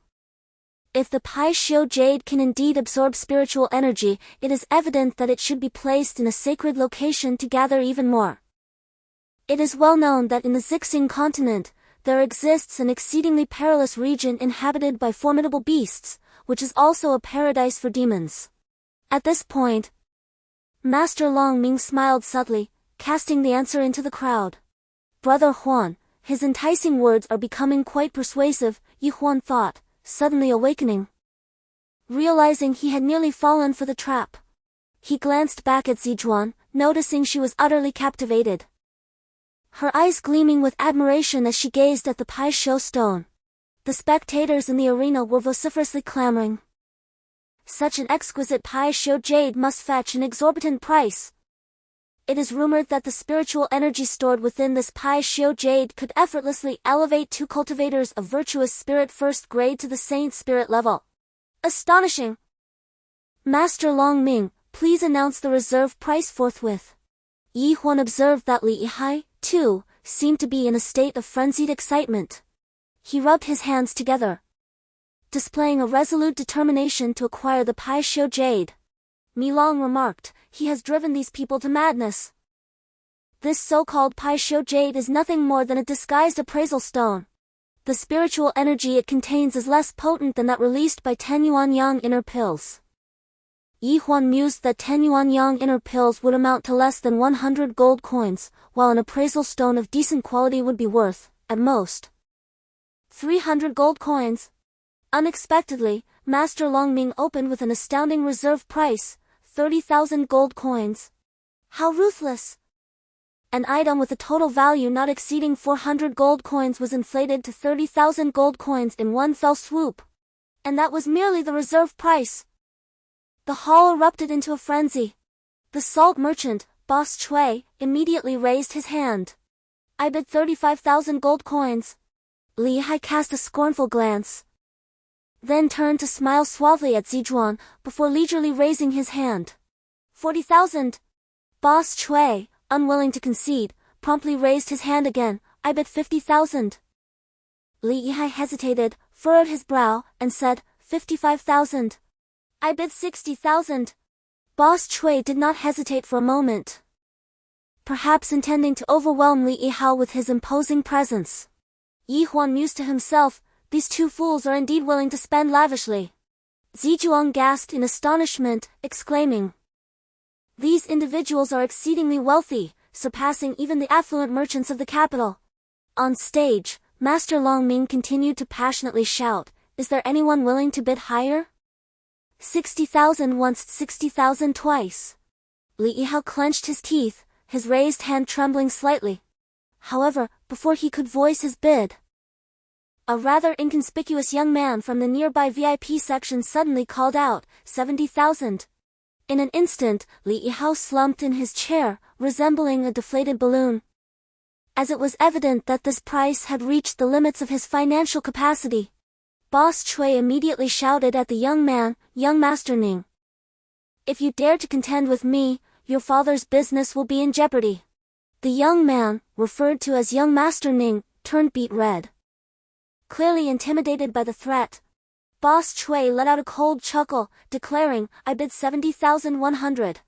The crowd erupted into laughter, and Yi Huan thought to himself, this businessman, Boss Chui, is truly cunning. Bang! Master Longming's wooden hammer struck the table. Sold! Boss Chui, please come up and make your payment immediately. Boss Chui chuckled heartily, his belly protruding proudly as he swaggered up to the stage. Yi Huan couldn't help but chuckle inwardly, wondering if this fellow might be in debt. As Boss Chui approached the stage, he extended his hand, perhaps intending to retrieve the banknotes, but after 3 attempts, his hands remained empty. Master Longming's expression darkened as he inquired, Boss Chui, what does this mean? The storage ring has revealed a problem, I cannot withdraw my banknotes. Boss Chui exclaimed anxiously. It is the first time I have heard of a storage ring malfunctioning. Are you intentionally mocking me, Boss Chui? No, I just verified my assets. 3 banknotes totaling 100,000. At that time, Third Master was present, how could it possibly be a deception? Boss Chui argued fervently. I do not accept your twisted reasoning, if you have no money, then leave. Master Longming waved his hand, promptly sending Boss Chui off the stage. In a fit of frustration, Boss Chui stormed out, possibly seeking an expert to examine his ring. Li Yihao sensed an opportunity and swiftly leaped onto the stage, clutching a large banknote, declaring, 71,000, I'll take it. Excellent, it's a deal. When he reached Yi Huan and Ziwan, he triumphantly raised the jade stone towards Ziwan. She regarded him with indifference, showing no trace of envy. For a beauty like her, no matter how exceptional the cultivation item, it could hardly rival the allure of a beautiful dress or exquisite jewelry. Yi Huan chuckled, "Kid, you've struck gold. Competing with me, Li Hao, will yield no favorable outcome." Li Hao beamed with pride. Mi Long smirked mischievously, "This lad is as foolish as a pig. They call him one of the 3 young masters of the capital, but he is clearly one of the 3 fools." Yi Huan could not contain his laughter, prompting a puzzled glance from Ziwan. "Yi Huan, what are you laughing at? 3 fools of the capital? I have only seen 2, who is the 3rd? What do you mean by 3 fools? I don't understand." At that moment, a servant brought forth the bronze 3-legged cauldron onto the stage. The cauldron was not particularly large, standing at merely 2 feet tall, with elegantly curved legs and a body resembling that of a substantial, rounded bottle. It featured semi-transparent ear-shaped handles, the material of which was indeterminate, appearing somewhat like jade yet distinctly not, lending it an air of peculiarity. Atop the cauldron's lid was embedded a bead resembling black jade, akin to a diminutive egg resting upon it. "The Shantian Golden Cauldron!" Mi Long suddenly exclaimed. "Do you recognize this cauldron?" Yi Huan inquired with curiosity. "This is indeed a treasure, how could it end up in such a place?" Mi Long appeared somewhat perplexed, murmuring to himself, "In my days within the celestial realm, I encountered this artifact. At that time, it was in the possession of the barefoot immortal. How strange that it has fallen to the mortal world." Chapter 85, What Others Abandon, I Shall Claim. "You cannot be mistaken, can you? This truly is a celestial artifact?" Yi Huan expressed his astonishment. "I could never be wrong. It is genuine," Mi Long asserted emphatically. Yi Huan widened his eyes, despite earlier doubts regarding Mi Long. He gradually began to believe that Mi Long was likely from the celestial realm. Thus, it was entirely reasonable for him to recognize celestial artifacts. Yi Huan fixated intently on this extraordinary cauldron. Aside from its peculiar design, it did not possess any particularly alluring qualities. On the contrary, the cauldron appeared somewhat antiquated, as if it had been unearthed from the earth, suggesting it had remained buried for many years. Was this the true appearance of a celestial artifact? There was no extraordinary luminescence, no aura of spirituality. Yi Huan shook his head in half-hearted disbelief. "Brother Huan, it has been sealed by someone. Otherwise, it would have flown away long ago, leaving these mortals to merely hold it. Since it is sealed, what purpose does it serve?" Yi Huan's emotions were tumultuous. "In the future, we might be able to take it to the Immortal Realm for unsealing." "The Immortal Realm? Where is it? How far is it from me?" Yi Huan suddenly lost interest. If he were to spend a fortune purchasing this so-called immortal artifact, only to find it utterly useless in the Purple Star continent, would it not be a waste of money? After all, whether he could ever reach the Immortal Realm remained a significant uncertainty. Yi Huan believed that such a distant and incomprehensible matter need not be pursued at present. "What is the name of this cauldron?" Yi Huan deliberately inquired of Master Longming on the stage. He had already resolved to acquire the cauldron at the least possible cost. Thus, he endeavored to maintain his composure. If everyone were to discover that this cauldron was an immortal artifact, there would surely be a fierce scramble for it. "We do not know the name of this cauldron either, it too hails from the Star Demon Archipelago. When it was discovered, not a single demon appeared within a 30-mile radius." Master Longming gravely explained. "Master Longming, could you simplify that? What does it actually mean?" Someone shouted. "This indicates that the cauldron possesses its unique characteristics. Perhaps it comes with an anti-demon aura, which is why those demons dare not approach." Before Master Longming could finish, the crowd erupted into a clamor. "Humph, is this not mere conjecture? I never imagined that the renowned Dongguang auction house would sell such an item of dubious origin. Indeed, we never anticipated that someone of Master Longming's stature would resort to such pretentiousness. Master Longming, why not be forthright and disclose the true value of this cauldron?" Yi Huan shares this curiosity. Given that no one seems to comprehend its worth, the asking price must surely be modest. Master Longming hesitated momentarily, raising a finger with uncertainty. "The starting bid is 10,000. 10,000? Good heavens! How audacious to propose such a sum! Who do you intend to sell it to? A chorus of whistles erupted from the crowd, expressing their dissatisfaction with Master Longming. Li Yihao seized the moment, mocking him, "Truly, you must be mad with greed. A dingy, worn cauldron, and you dare to ask for 10,000 gold coins. Why don't you just rob someone instead? Ladies and gentlemen, please calm yourselves. Allow this old man to speak. While it is true that this cauldron appears rather valueless, the seller claims to have narrowly escaped death on the Star Demon Isle because of it. Hence, he insists on this price, stating it was purchased with his very life. We must respect the seller's perspective, do not blame this old man for setting such a lofty price. Implicitly, this suggests that the quoted price is not solely determined by Master Longming or the Dongguang auction house. Bah! This is undoubtedly mere hype. Is the Star Demon Isle a place for mortals? Let's be honest, how many have ventured there and returned unscathed? The crowd grew increasingly agitated, their indignation palpable. Everyone, please remain composed. Although the price of this cauldron is indeed steep, you are not obligated to purchase it. Our auction house has accepted the seller's fee and thus has no choice but to assist in the sale. Master Fu's expression was one of urgency. If this situation could not be controlled, future filming would be impossible.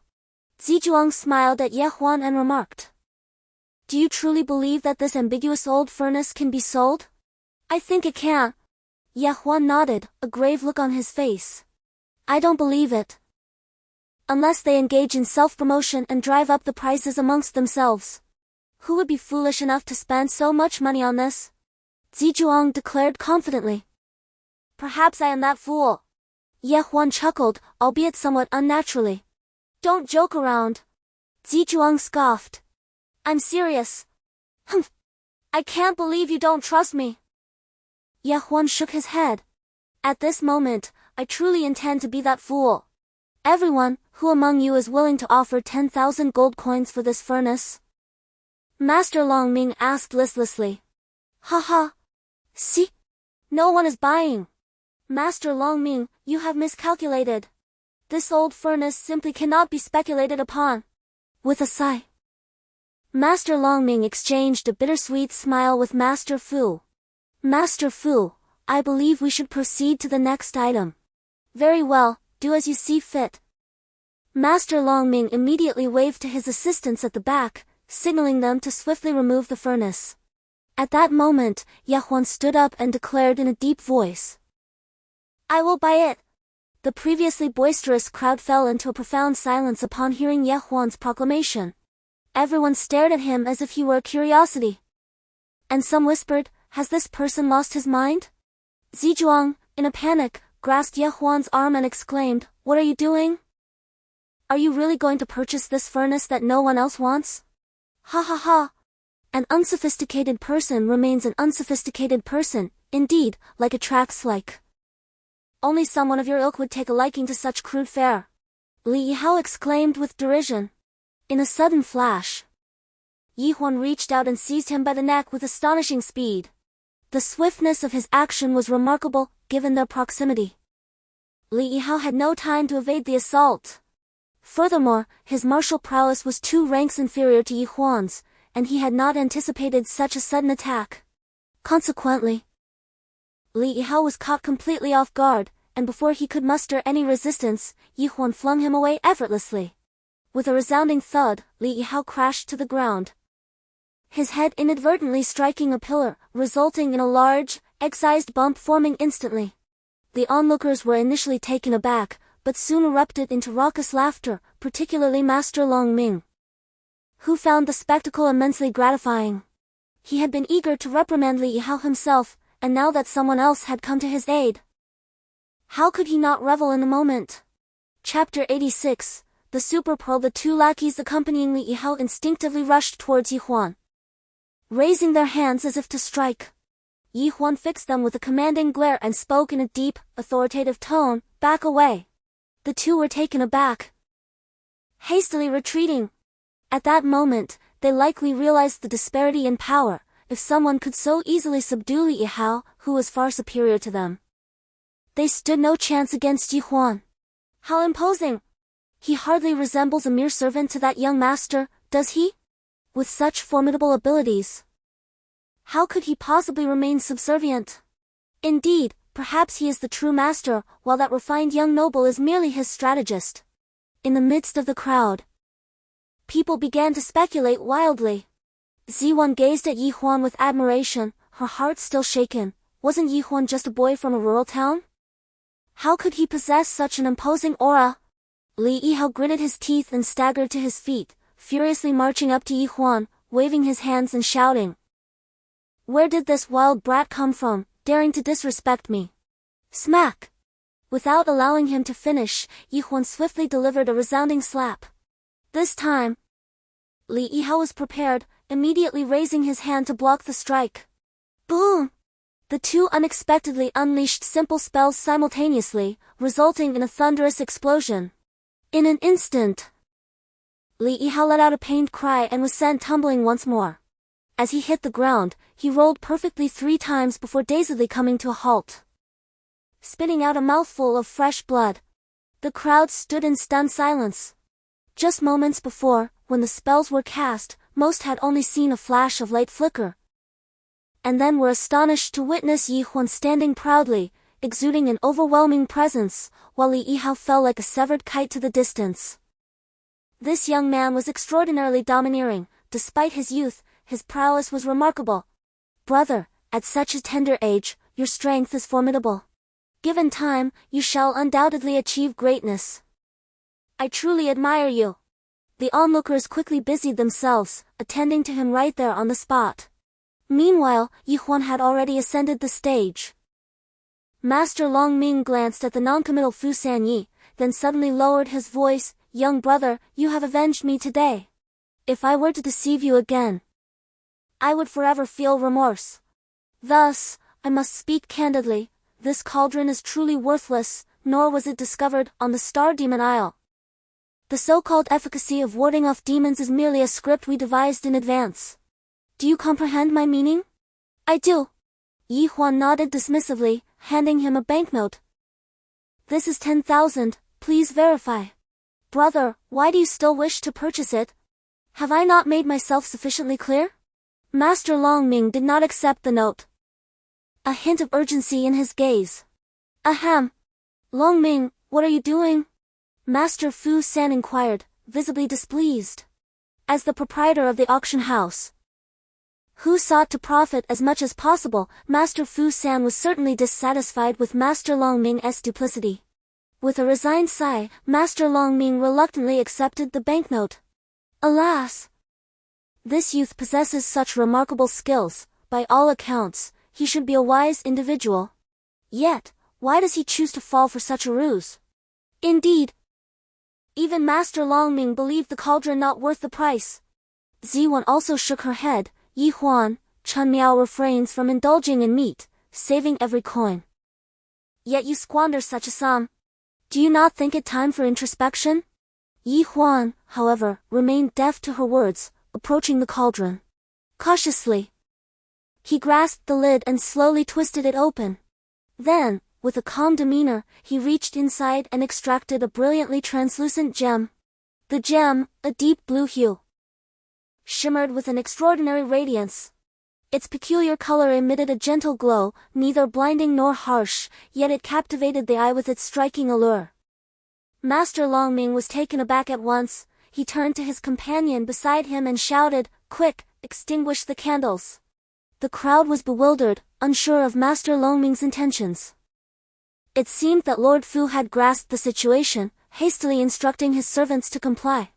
Soon, the candles in the grand hall were snuffed out.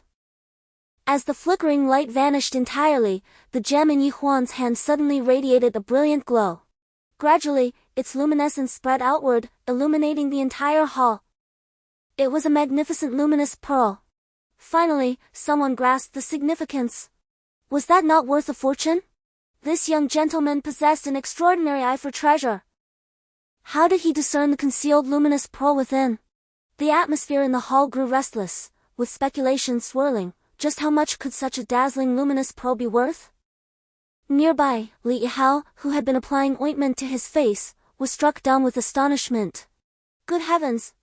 I am the true simpleton, the grand fool!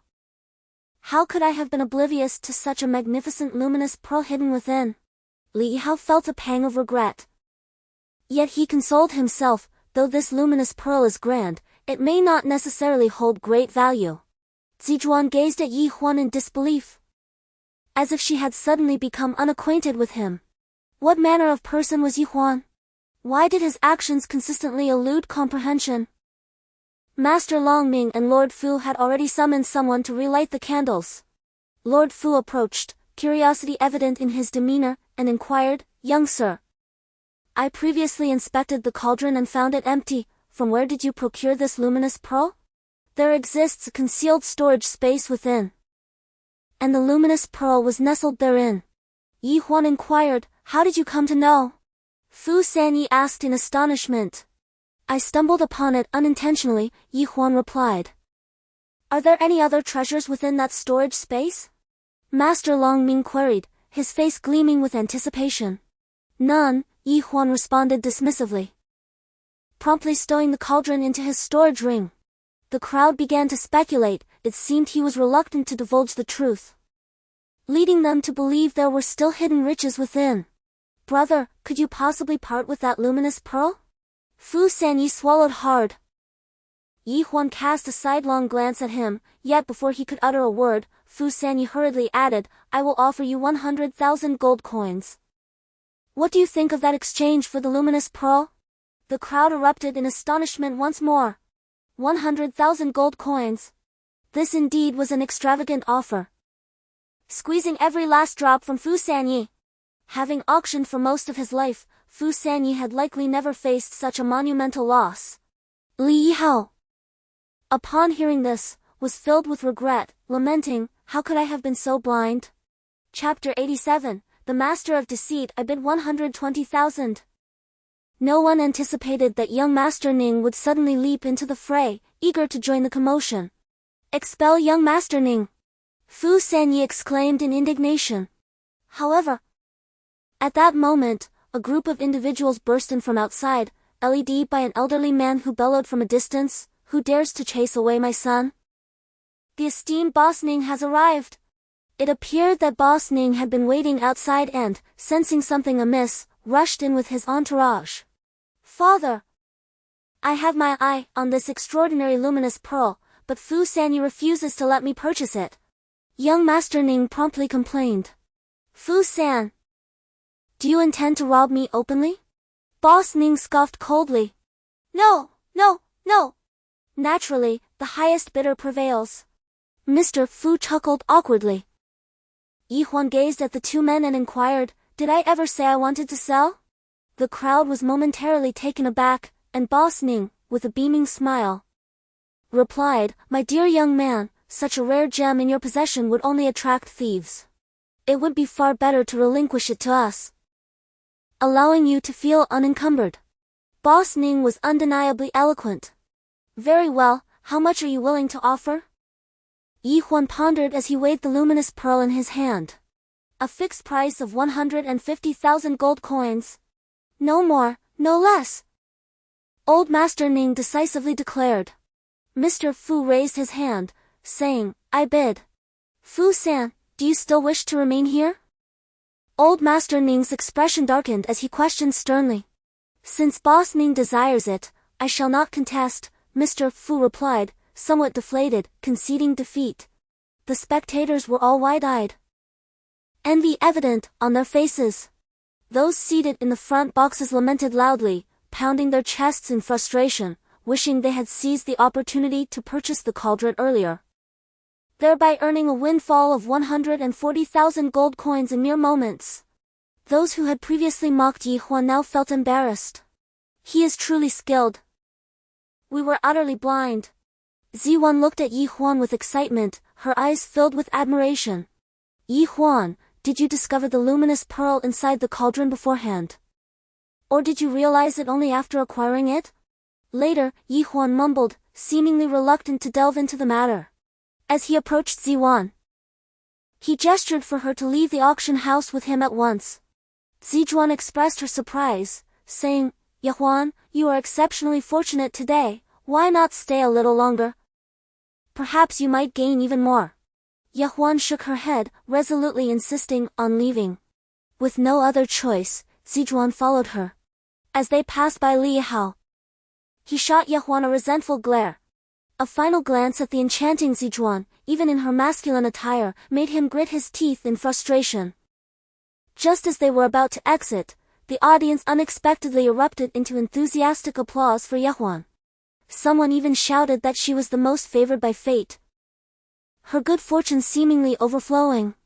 Once they stepped onto the street, Zijuan instinctively linked her arm with Huan's, prompting Huan to quickly pull away. Senior sister, you are dressed as a man. If passers-by see us, won't they start pointing and whispering? I am not afraid of what others may say. After all, no one here knows us. Zijuan replied dismissively. Huan shot her a knowing glance and whispered, someone is following us. Zijuan instinctively turned to look. But Huan swiftly turned her head back. Let us pretend we are unaware and observe their intentions. A wave of unease washed over Zijuan. Huan, you possess so many gold coins, you must be a target for thieves. And you still claim you are not deceiving anyone. Aren't you the least bit embarrassed? Milan, I merely took out that piece of obsidian. I never revealed to anyone that it is a luminous pearl, nor did I suggest exchanging it for money. They insisted on offering me money, and though I intended to refuse, they were adamant, leaving me with no alternative. Was I not justified? You? Milan rolled her eyes. I am, without a doubt, a person of integrity, yet they insist on offering me money to play the role of a deceiver. One cannot help but feel a twinge of guilt. I wonder if this will impact my moral cultivation in the future, sighed Huan. Hey! Do you truly believe you have been wronged? Exclaimed Milan. It has affected my state of mind. I believe they ought to compensate for my losses. Others have already gifted you 150,000 gold coins. They chose to give it, I did not solicit it. Milan was momentarily rendered speechless. And upon reflection, it seemed Huan's argument held some merit. When Huan initially presented the modified obsidian, he had never broached the subject of monetary compensation. To now label him a swindler appears utterly unwarranted. Had I known that acquiring such wealth was so effortless, Brother Huan, you ought to have instructed me to refine a luminous pearl as well. Milan's greed resurfaced, having integrated into society. It recognized the boundless advantages of wealth capable of purchasing equipment, elixirs, and hiring assistants. Only the unique holds true value. These items were acquired in Dongyuan City, intended as gifts for Chunmiao, and now they could be presented to Ziju in a splendid manner. To Milan's astonishment, such charming little silver trinkets resided within the ancient cauldron. Brother Huan's ability to deceive young maidens has indeed grown more formidable. Milan remarked in awe. Isn't that an unjust accusation? Huan protested, feigning innocence. In the rest area of the Dongguang auction house, just as Huan departed, Master Fu summoned 2 attendants, preparing to follow closely behind. The 2 young men were not locals, seemingly not from affluent families, yet they possessed an astonishing amount of wealth. Keep a close watch on them, do not engage him. None of you stand a chance against him, Master Fu commanded in a grave tone. Indeed, that young man is quite peculiar. At such a tender age, he has already attained the prowess of a 7th-tier sage. I fear that even if we all banded together, we would not be his match, remarked a sharp-faced elder with a handlebar mustache. Master One, what do you propose we do? Fu inquired. Chapter 88, Wealth Attracts Thieves. We can only outsmart him, Master Fu. I have devised an excellent plan. The scribe named Wen appeared rather cunning, his eyes darting with excitement. Very well. I shall heed your counsel today. Wen then leaned closer to Fu's ear, whispering furtively. Meanwhile, Boss Ning, who had just purchased the luminous pearl, ordered someone to follow Huan. Boss Ning glared at the man, seemingly reproaching him for acting without thought. Boss, we will follow your lead. I have my own plans. First, we must ascertain where they are staying tonight. Within the inn, Zizhuang held a pearl flower, glancing at it before setting it down, showing no intention of having Yi Huan gift it to her. In fact, there was a hint of something unusual in her gaze. Yi Huan understood that these pearl flowers were rather inexpensive, but at that moment, he had very little money and could only afford to buy such ordinary silver ornaments for Sister Chunmiao. She had supported him selflessly, never experiencing a day of real happiness. Now that he finally had money, she was not by his side. Yi Huan felt a tinge of melancholy as he suddenly recalled a childhood companion from his hometown, Sun Chao, an orphan with a simple demeanor who treated him with utmost kindness. On one occasion, they ventured into the mountains to hunt foxes, and despite having only a single steamed bun left, Sun Chao generously offered him a substantial portion. After setting 3 traps, they finally captured a red fox, trading its pelt for 3 gold coins, which Sun Chao selflessly handed over to Yi Huan, encouraging him to enroll in the martial arts academy. This fateful decision led Yi Huan to meet Master Zhu Xian, transforming the course of his destiny. 3 fleeting years had passed since he last saw Sun Chao, and a sudden longing for him surfaced. Back then, Sun Chao was swifter and more agile than Yi Huan. Yet he had never set foot in the academy due to financial constraints. Perhaps he too possessed the potential for cultivation. Had he lacked such aptitude, Yi Huan would have gladly provided him with gold coins to ensure a better life. Brother Huan, there are some shadowy figures outside, holding slender bamboo tubes. Mi Long abruptly warned. Slender bamboo tubes? Yi Huan approached the window, parting the curtain slightly to peer outside. Now, with keen eyesight enhanced by the dim moonlight, he discerned the presence of several cloaked individuals, approximately 7 crouched in the shadows, with the foremost person grasping a slender bamboo tube. Yi Huan, I am not the person you imagine. Zizhuan's cheeks flushed, visibly flustered. Yi Huan paused, his thoughts still fixated on the group of cloaked figures outside, failing to fully contemplate Zizhuan's words. The individuals outside are mere pawns of others, devoid even of inner essence. Slaying them is akin to crushing ants, offering neither pleasure nor profit, to ensnare greater prey. He swiftly retrieved the cauldron, silently lifting its lid while holding his breath and affixing it to the bamboo tube. Before long, a cloud of mesmerizing smoke wafted from the tube. Brother Huan, what purpose does this smoke serve? Mi Long inquired with curiosity. It is of significance, Yi Huan replied. What significance could it hold? Those who wield such smoke surely carry the antidote, Mi Long countered. What are you doing? Ziwan gasped in alarm. A thief has blown the smoke in. Sister, quickly cover your mouth. Ziwan, momentarily speechless, pondered whether she had overthought the situation or if Yi Huan had simply executed his plans too flawlessly.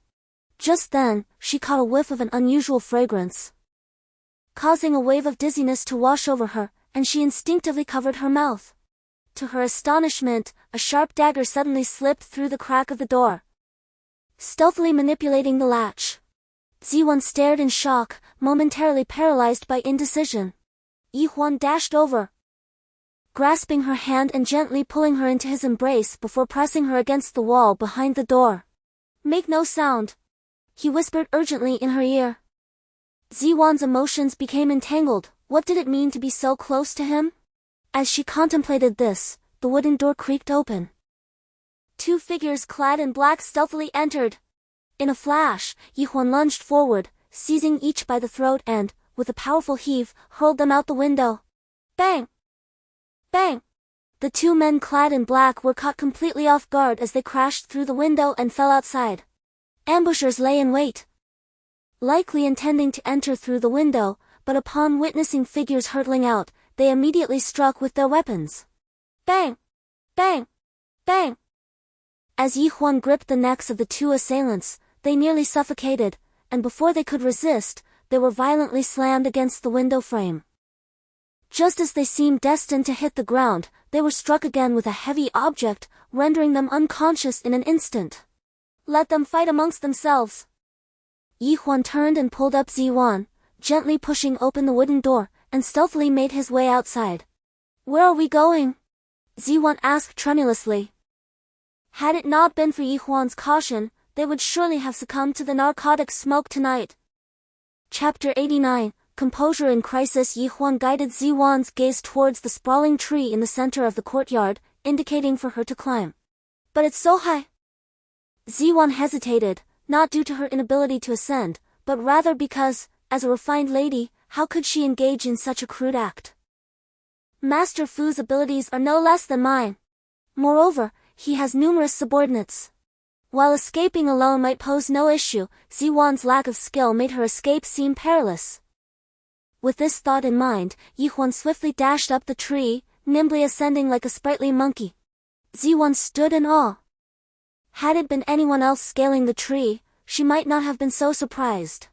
Yet this was Huan, and she knew him well despite his prowess. He could not truly fly. Just moments ago, Huan ascended the upright tree with remarkable speed.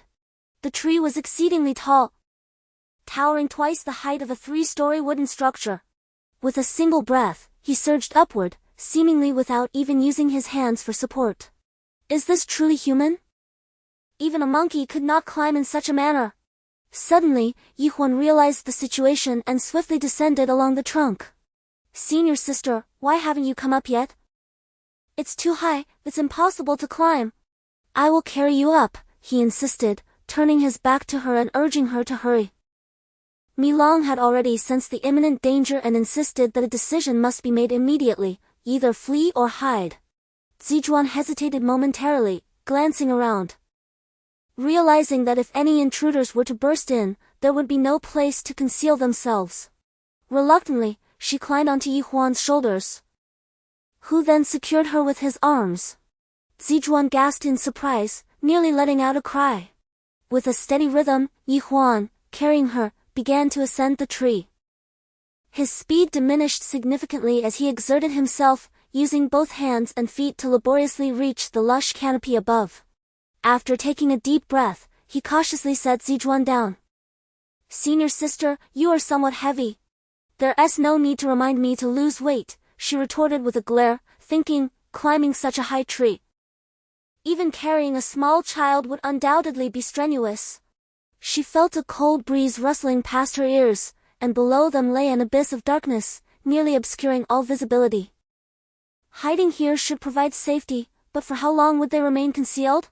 Huan gazed into the distance, his expression somber, seemingly focused on something specific. "Who exactly wishes to harm us?" Zijuan whispered. "It is still unclear," he replied. Huan hesitated for a moment before suddenly exclaiming, "About 3 miles from here. Someone is approaching. Is that not old Master Fu from the Dongguang auction house? He is indeed plotting against me." "Huan, can you see that far?" Ziwan inquired. Her curiosity piqued. "There are others as well, Boss Ning," Huan remarked coldly. "He is certainly no benevolent character."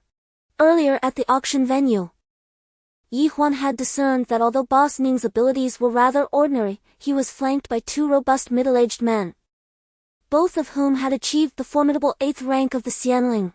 "They've been out hunting and captured 2 wild boars. Am I in your way?" Old Master Fu scoffed, his tone dripping with disdain. "The rules of the Jianghu dictate that since our paths have crossed, we must share the spoils." Boss Ning retorted with brazen insistence. "Absolutely not."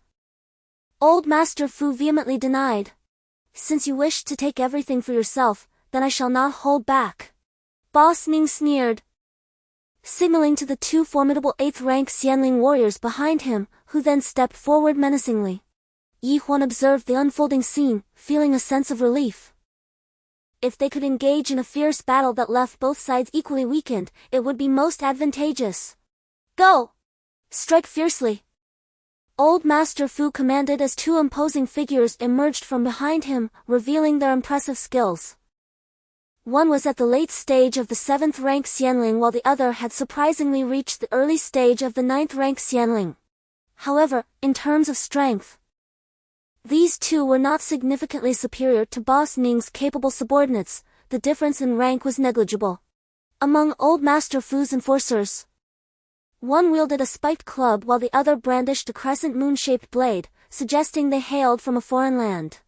The cultivators of the Yanqing Empire, accustomed to wielding swords, spears, and staffs, seldom employed the slender, round rods equipped with wolf's teeth or the crescent blades adorned with bells. Instantly, the two 8th grade subordinates of Bosning unsheathed their longswords.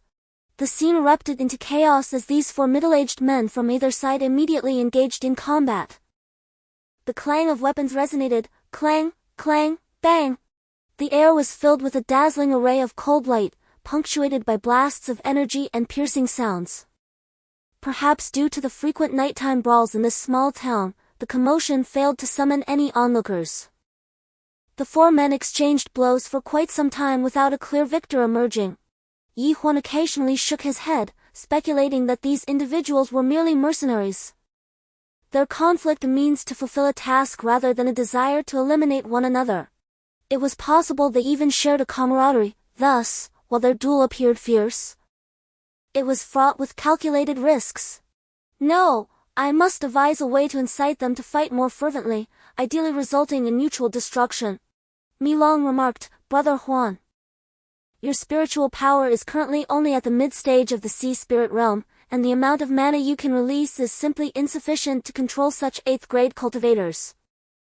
Moreover, even if you expended a significant amount of mana on them, it likely wouldn't yield any substantial effect. Huan replied, Not necessarily, Milong. Today, I shall demonstrate to you the principle of using a mere 4 ounces to move 1,000 pounds. 4 ounces can move 1,000 pounds? Impossible. Such claims are mostly deceptive, I do not believe it. Huan paid no further attention to it, concentrating fervently on channeling his mental energy towards the man wielding the wolf feng spear, for this individual possessed the weakest cultivation, merely at the 7th tier of the sage spirit realm. In Huan's perspective, the lower the opponent's prowess, the greater the likelihood of successfully instigating interference. Naturally, he had no intention of augmenting that man's strength, as such an endeavor would drain an excessive amount of his magical energy and prove laborious and thankless. Instead, all he needed to do was subtly manipulate the man's wrist at the opportune moment, thereby slowing his movements just enough. As Huan unleashed his mental force, the wolf feng spear in that man's grasp indeed faltered for a brief moment.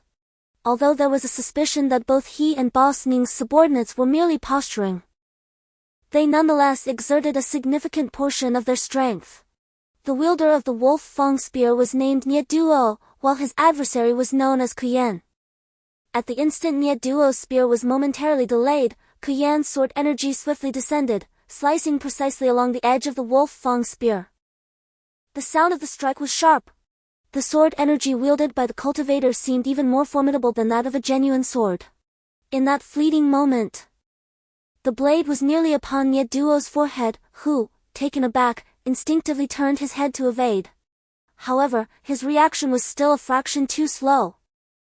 Qingyuan's sword energy instantaneously severed his ear before continuing to slash into his shoulder. Though Nie Duo felt a sharp pain from the injury, he was somewhat shielded by a protective aura surrounding him, which mitigated a portion of the sword energy's force, resulting in a less severe wound. Nevertheless, Nie Duo erupted with fury, akin to an enraged lion, immediately leaping into a fit of rage. You dare to strike, Qingyuan! As he vociferously denounced, Qingyuan, somewhat disconcerted, stammered, How can you attribute blame to me? It was your own sluggishness in evading. Before he could complete his utterance, the incensed Nie Duo brandished his mace, ferociously thrusting it forth. At this juncture, their proximity was acute, and Qingyuan, in his consternation, exhibited a marked deceleration in his actions, whereupon the gale emanating from the mace's tip impacted his chest. Bang! Qingyuan was immediately pierced with a sanguinary aperture. In his fury, he retaliated with a vehement sword stroke. Crack! This stroke landed with brutal force upon Nie Duo's neck, nearly severing half of it. In that instant, Nie Duo, with a final surge of strength, impaled the mace entirely, even stirring it with wrathful intent. Qingyuan emitted a piercing shriek. 2 streams of blood instantly sprayed upon their faces and bodies, immediately staining their robes crimson. The 2 bloodlust-consumed combatants, staring with incredulous eyes, remained motionless, their bodies rigid. With a dull thud, they collapsed to the ground in a tangled heap. "Cease this fighting!" Master Fu exclaimed, aghast. "All of you, desist!" Boss Ning, equally stunned, vociferously commanded. The other 2 brawlers, panting heavily, ceased their combat. An eerie silence descended upon the scene. None could utter a word, each seemingly petrified. Huan, observing the scene, felt a surge of elation. "Brother Huan," the movements of the one wielding the mace suddenly decelerated significantly. "Was that your doing? Besides myself, who else could it be?" A glint of triumph flickered in Huan's eyes. Unexpectedly, this seemingly insignificant force can indeed move a great weight. Mi Long exclaimed with heartfelt admiration. "Curse it! To slow Nia Duo by even a fraction, I have expended a tremendous amount of energy, consuming 3 Yuan Young pills just to barely restore my magical power. Did you not notice? No wonder I felt the tumultuous fluctuations of your energy, only to have it suddenly drained away like a river released from its dam." Huan shook his head, reflecting that if he could cultivate techniques, he would not be honing his mental strength. If he were merely to use spells to manipulate Nia Duo's wrist, he might not even expend 1/10 of his magical energy. Clearly, such calculations reveal a significant loss. Though Ziwan did not fully comprehend the conflict between Nia Duo and Kuyin, she clearly saw the 2 of them tumble to the ground together, leaving her utterly astonished. "Huan, it seems they must have harbored enmity in the past, otherwise, how could they engage in such a life-and-death struggle with such ferocity?" "They both deserve to perish," Huan responded. Mi Long joyfully exclaimed, "Brother Huan, it seems these 2 fellows are not long for this world. We should seize the opportunity to pilfer their inner elixirs. The inner elixirs of 2 7th or 8th grade wise spirits may not contain an abundance of spiritual energy." The 2 adversaries stood poised to strike once more. Huan felt elated, hoping for another bout, after which he could collect more inner elixirs. Suddenly, a muffled sound emanated from the sack. The crowd, sensing something amiss, lowered their heads to investigate the noise. Boss Ning, taken aback, immediately shouted, "Release the person inside." "Why should I release them just because you say so?" retorted Fu San, filled with indignation. Boss Ning pointed at the sack, his expression darkening. "You may have captured the wrong person." Listening closely, they recognized the voices of their subordinates, Gung San and Ma Wu. Mr. Fu San was momentarily taken aback, seemingly grasping the situation, and promptly ordered his men to untie the burlap sacks.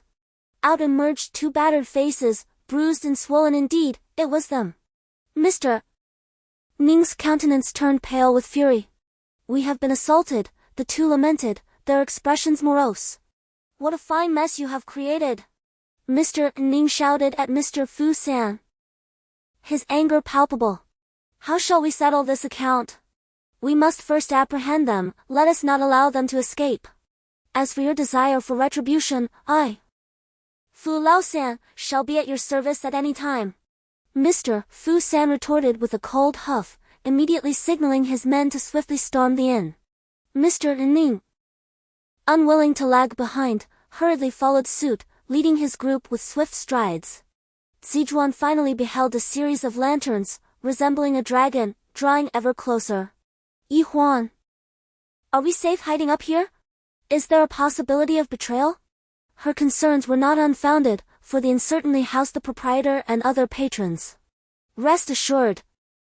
For the time being, we remain undiscovered," Huan reassured her. Prior to climbing the tree, Mi Long had scouted the area, confirming that both the innkeeper and the serving boy had been rendered unconscious. The inn was devoid of other guests that night. Huan refrained from fleeing with Zijuan, as they were unfamiliar with the town's layout, and a moment's carelessness could lead them directly into a trap.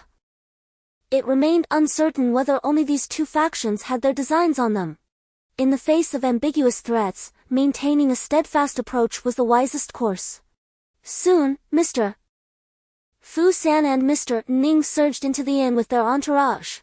Chapter 91, The Human Elixir. At this juncture, it is unlikely that anyone would suspect that Yi Huan and Z1 were concealed within the verdant embrace of a towering tree in the courtyard. Typically, when pursued, an individual would instinctively flee at the first opportunity. However, Yi Huan was no ordinary person. He remained remarkably composed. The moment he stepped out of the guest room, he had already resolved his course of action. This magnificent tree in the courtyard was not only lush but also exceptionally tall, serving as a vantage point from which one could observe the entire town's movements. Particularly now, as the two groups brandished lanterns, their presence was even more conspicuous against the backdrop of the desolate night. Before long, the two factions had divided into 4 groups, each hastening towards various exits of the town. Just moments ago, Z1 had clutched Yi Huan's arm tightly, scarcely daring to breathe. She let out a soft sigh, only to be struck by a peculiar thought. Would Yi Huan abandon her and flee on his own? The mere contemplation of this tightened her chest. Women often succumb to fanciful worries. She began to wonder if Yi Huan's assertion of seeking retribution was merely a pretext.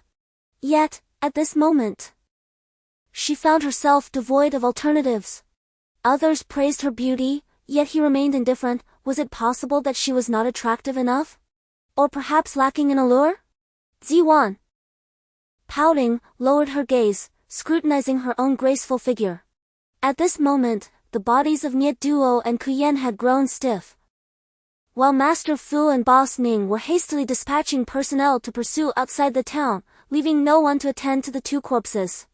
Seizing the opportunity, Yi Huan swiftly extracted the inner Dan from within and promptly swallowed it. Mi Long remarked that only fresh inner Dan held any value, as the spiritual essence would dissipate if left exposed to the air for even a brief period. As Yi Huan stood to depart, Mi Long lamented.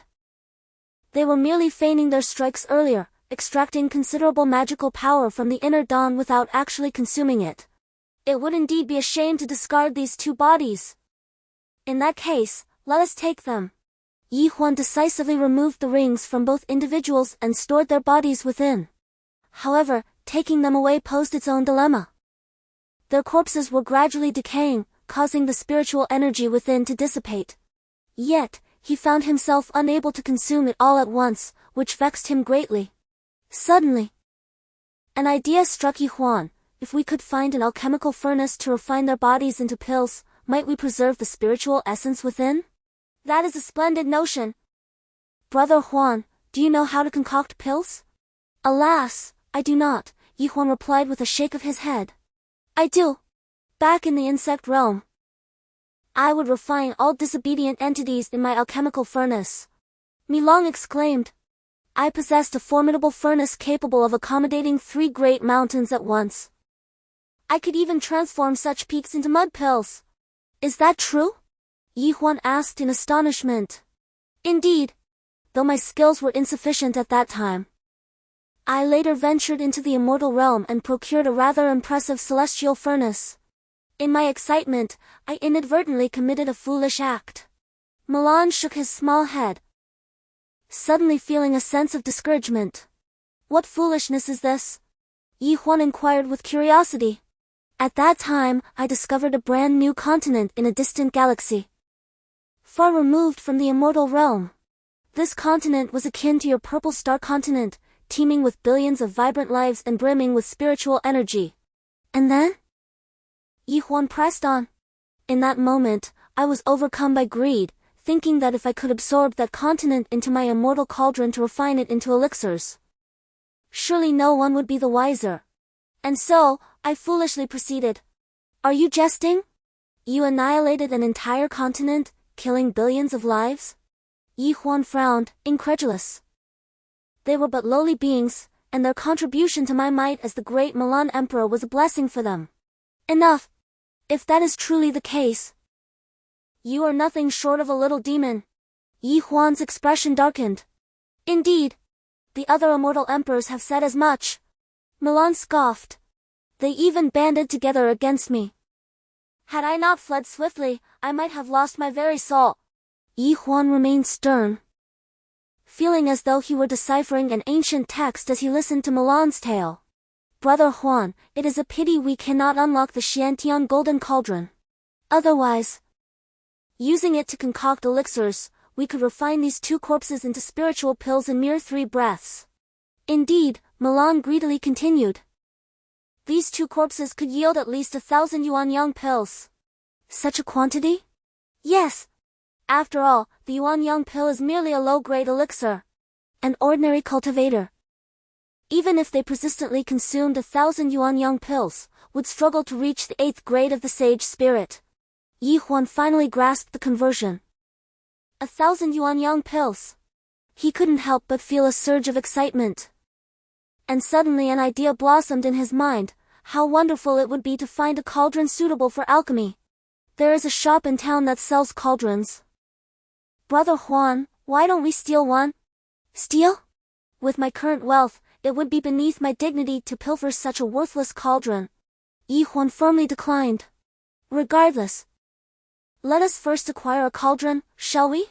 Very well. Huan promptly agreed, and his interest in dealing with old Master Fu and Boss Ning waned considerably. Chapter 92, Late Night Cauldron Purchase. Moreover, they were well aware that Huan was not to be trifled with, for his strength was on par with that of a 7th grade sage spirit. Thus, the servants from both sides merely pretended to pursue as faade. After approximately 15 minutes, the floating red lanterns gradually extinguished. The night had deepened, and the streets were nearly deserted, as if the entire town had succumbed to slumber. I see, you wish for us to conceal ourselves within the cauldron for the night, do you? Huan was taken aback, realizing her misunderstanding, and quickly clarified that it was not the case. Ziwan cast a playful glance his way, reproaching him, must you go to such lengths to deceive?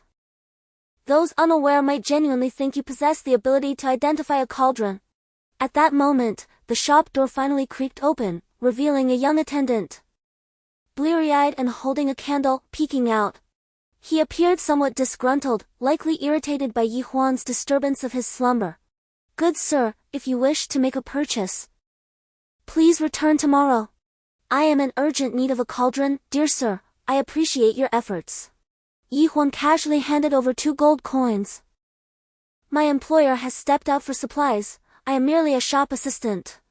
Before he could finish his sentence, he noticed Huan placing the 2 gold coins into his hand.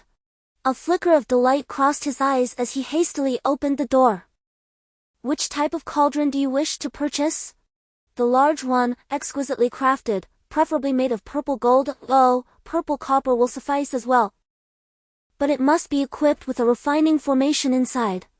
In truth, Huan was not well versed in cauldrons, yet with Milong present, he could recite the details as if he were an expert. Zijuan listened in astonishment, eager to inquire how Huan had acquired such profound knowledge of cauldrons. Typically, he appeared idle and unambitious. Who would have thought he suddenly seemed well versed in the subject? Good sir, your demands are rather lofty. But do you possess such wealth? The assistant allowed Huan and Zijuan to enter while casting a skeptical glance at him. Money is not an issue. Huan produced a handful of gold coins, intentionally creating a clattering sound. Upon seeing this, the assistant's expression brightened, declaring that among the cauldron shops within several hundred miles, his establishment boasted the most comprehensive selection, assuring Huan he had indeed come to the right place. However, he was uncertain whether any of the cauldrons contained the so-called formations. For a mere shop assistant, it was remarkable enough to have encountered formations. As for understanding them, he was completely at a loss. Soon, the attendant led Huan and Ziwan to the backyard, where an array of cauldrons was displayed, some square, some round, with 3 legs, 4 legs, and even 5. There were those made of purple copper, fine iron, and gilded ones, creating a dazzling spectacle that was truly comprehensive. The largest among them boasted 7 tiers, towering at over 2 zhang in height, its jet-black surface exuding an imposing presence, likely an essential vessel for incense during rituals. The smallest, no larger than a chicken egg, was intended for affluent households to burn fragrant tablets to repel mosquitoes. After surveying nearly all the cauldrons in the courtyard, Milong found none to his liking, dismissing them as worthless junk. He remarked that even when using the most basic materials, the efficacy of these ordinary furnaces would be subpar. For instance, if a superior cauldron could yield 100 spirit pills from the same herbs and an equal amount of magical energy, these commonplace vessels might barely produce 50. Moreover, the spirit energy contained within the pills derived from identical materials would vary significantly. Inferior pills might not even contain half the potency of their superior counterparts. Is there not a better cauldron available? Huan, having grown impatient after inspecting over 100, inquired. The attendant hesitated before responding. We do possess a particularly fine cauldron. Though it is not crafted from purple gold, it surpasses purple copper by a considerable margin and is nearly the treasure of our establishment. If you still find it lacking, then there is little more we can do. Where is it? Follow me. With that, he escorted Huan and Ziwan to a separate, independent courtyard. Inside, the beams soared high, creating an expansive atmosphere, and indeed, a large cauldron was prominently displayed in the center. The cauldron stands a full yard tall. Shrouded in darkness with hints of purplish red, its surface adorned with intricate, cloud-like patterns that impart an impression of substantial weight. At the base lies a charcoal burning chamber, its opening embellished with the yin-yang symbol of black and white fish. Before its unveiling, the entire structure appeared seamless, scarcely revealing a trace of seams. Flanking the furnace box, two elegantly crafted peacock-shaped chimneys rise, so exquisitely designed that an unacquainted observer might scarcely believe these are the smoke vents for the cauldron when ignited. Not far away, a modest room stands, its wooden door ajar, revealing a small bed likely a resting place for the alchemist. As Huan gazed at the cauldron, a frown creased his brow. Although Milong had claimed that this cauldron could be used to concoct a spirit elixir from human flesh, its sheer size rendered it unmanageable. His storage ring could no longer accommodate it. Furthermore, such a weighty cauldron, undoubtedly exceeding 2,000 pounds, would be beyond the capacity of an ordinary storage ring to transport. This predicament left Huan feeling somewhat vexed. He regarded the cauldron with a steely gaze. If it could not be moved, did that imply he must resort to alchemy here? You, my friend, dare to deceive us with a used cauldron! Exclaimed Ziwan suddenly, her keen eye having uncovered a considerable amount of spent ash within the furnace box upon her careful examination. It is precisely because this cauldron has been utilized that I assert its value. After all, my esteemed employer frequently employs it for alchemical endeavors with remarkable results. My intention in bringing you here was merely to fulfill this gentleman's wish, not to genuinely sell you this cauldron. The attendant defended himself with fervor. Chapter 93. The Super Alchemist. According to common sense, since this alchemical furnace was procured by his employer for the purpose of refining elixirs, it would hardly be offered for sale lightly. The attendant must have been aware of this fact. However, he seemed to anticipate that Huan would pose such an inquiry, and thus, he had already prepared a countermeasure. It is available for purchase, but the price is exceedingly steep, perhaps beyond your means to afford. How much could an old furnace possibly be worth? Do provide an estimate. Ziwan cast a disdainful glance at the attendant, having discerned the ulterior motives behind his words. The attendant hesitated for a moment, then, with a determined expression, extended 5 fingers. How much? Ziwan pressed for an answer. A minimum of 500 gold coins. 500 gold coins? Huan maintained an impassive demeanor while secretly finding amusement in the situation. This old furnace is hardly a rare artifact. Your audacity in pricing is quite astonishing, Ziwan remarked deliberately. The attendant, perhaps lacking worldly experience, imagined that 500 gold coins constituted an alarming sum, considering that an ordinary individual might earn merely a dozen coins in a year. While 500 gold coins is indeed a trifling amount for the affluent, to the common folk, it would require a lifetime of arduous labor to amass such wealth. Believing that his quote had left Huan and his companion astounded, the attendant could not help but feel a sense of pride. declaring that the furnace was his employer's treasured possession and that he would not part with it for even a single coin less. Huan chuckled softly and replied, "Very well, I shall purchase it.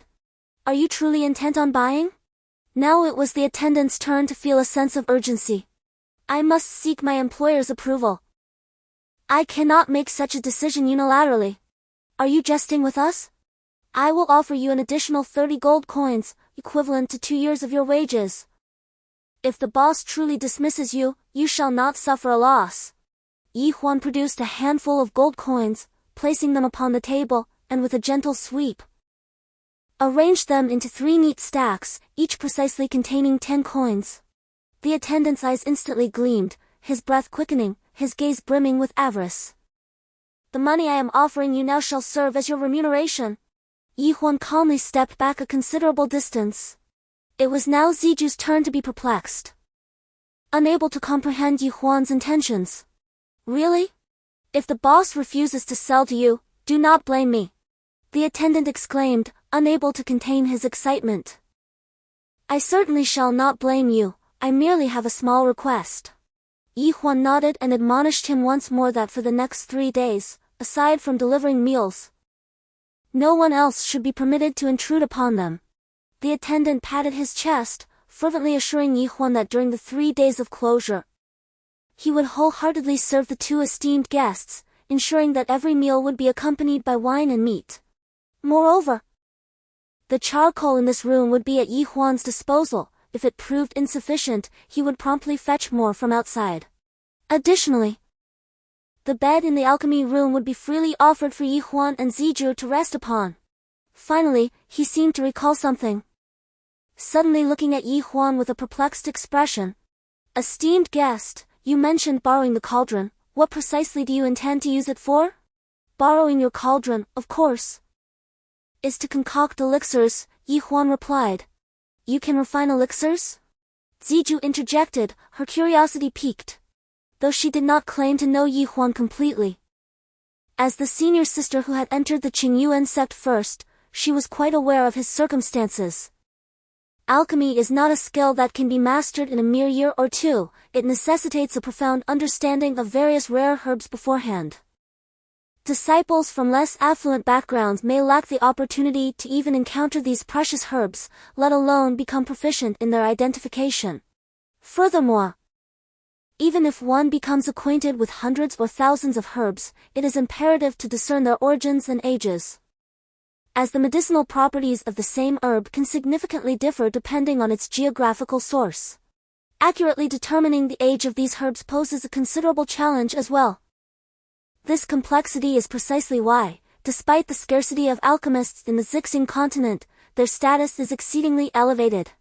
Ziwan harbored doubts about Huan's alchemical prowess, speculating whether his remarks were merely intended for the attendant, with his true objective being to find refuge for the night. After all, evading the pursuit of Fu Sanyi and Boss Ning was no trifling matter. The attendant's gaze appeared increasingly peculiar, seemingly on the verge of laughter, perhaps stifled by the benefits he had received from Huan, thus refraining from openly mocking him. Huan circled the cauldron, observing intently. "Sister, alchemy is not particularly difficult. The challenge lies in mastering the flame." Huan's assertion was initially unproblematic, as he intended to concoct a human essence elixir rather than a medicinal pill, thereby eliminating the need for herb proportions. "You dare claim that alchemy is not difficult?" the attendant finally exclaimed. "My master has devoted nearly half his life to the art of alchemy. His obsession has led him to invest substantial wealth, yet he still fails to grasp its essence, turning several batches of exquisite rare herbs into mere refuse each year." "Friend, do not heed his words, he is merely jesting," Zizhuang quickly interjected. "Indeed, this young gentleman is even younger than I am. Is there truly a young alchemist in this world?" The attendant had already discerned that Zizhuang was a woman. Consequently, a sly smile crept into his eyes, as he perceived that Huan was feigning knowledge of alchemy, perhaps to impress his female companion. Young scions of affluent families often revel in such ostentation, it has nearly become a fashionable trend. With a chuckle, The attendant mused to himself, I've encountered many like you. It is a pity that among all the facades you could adopt, you chose to masquerade as an alchemist.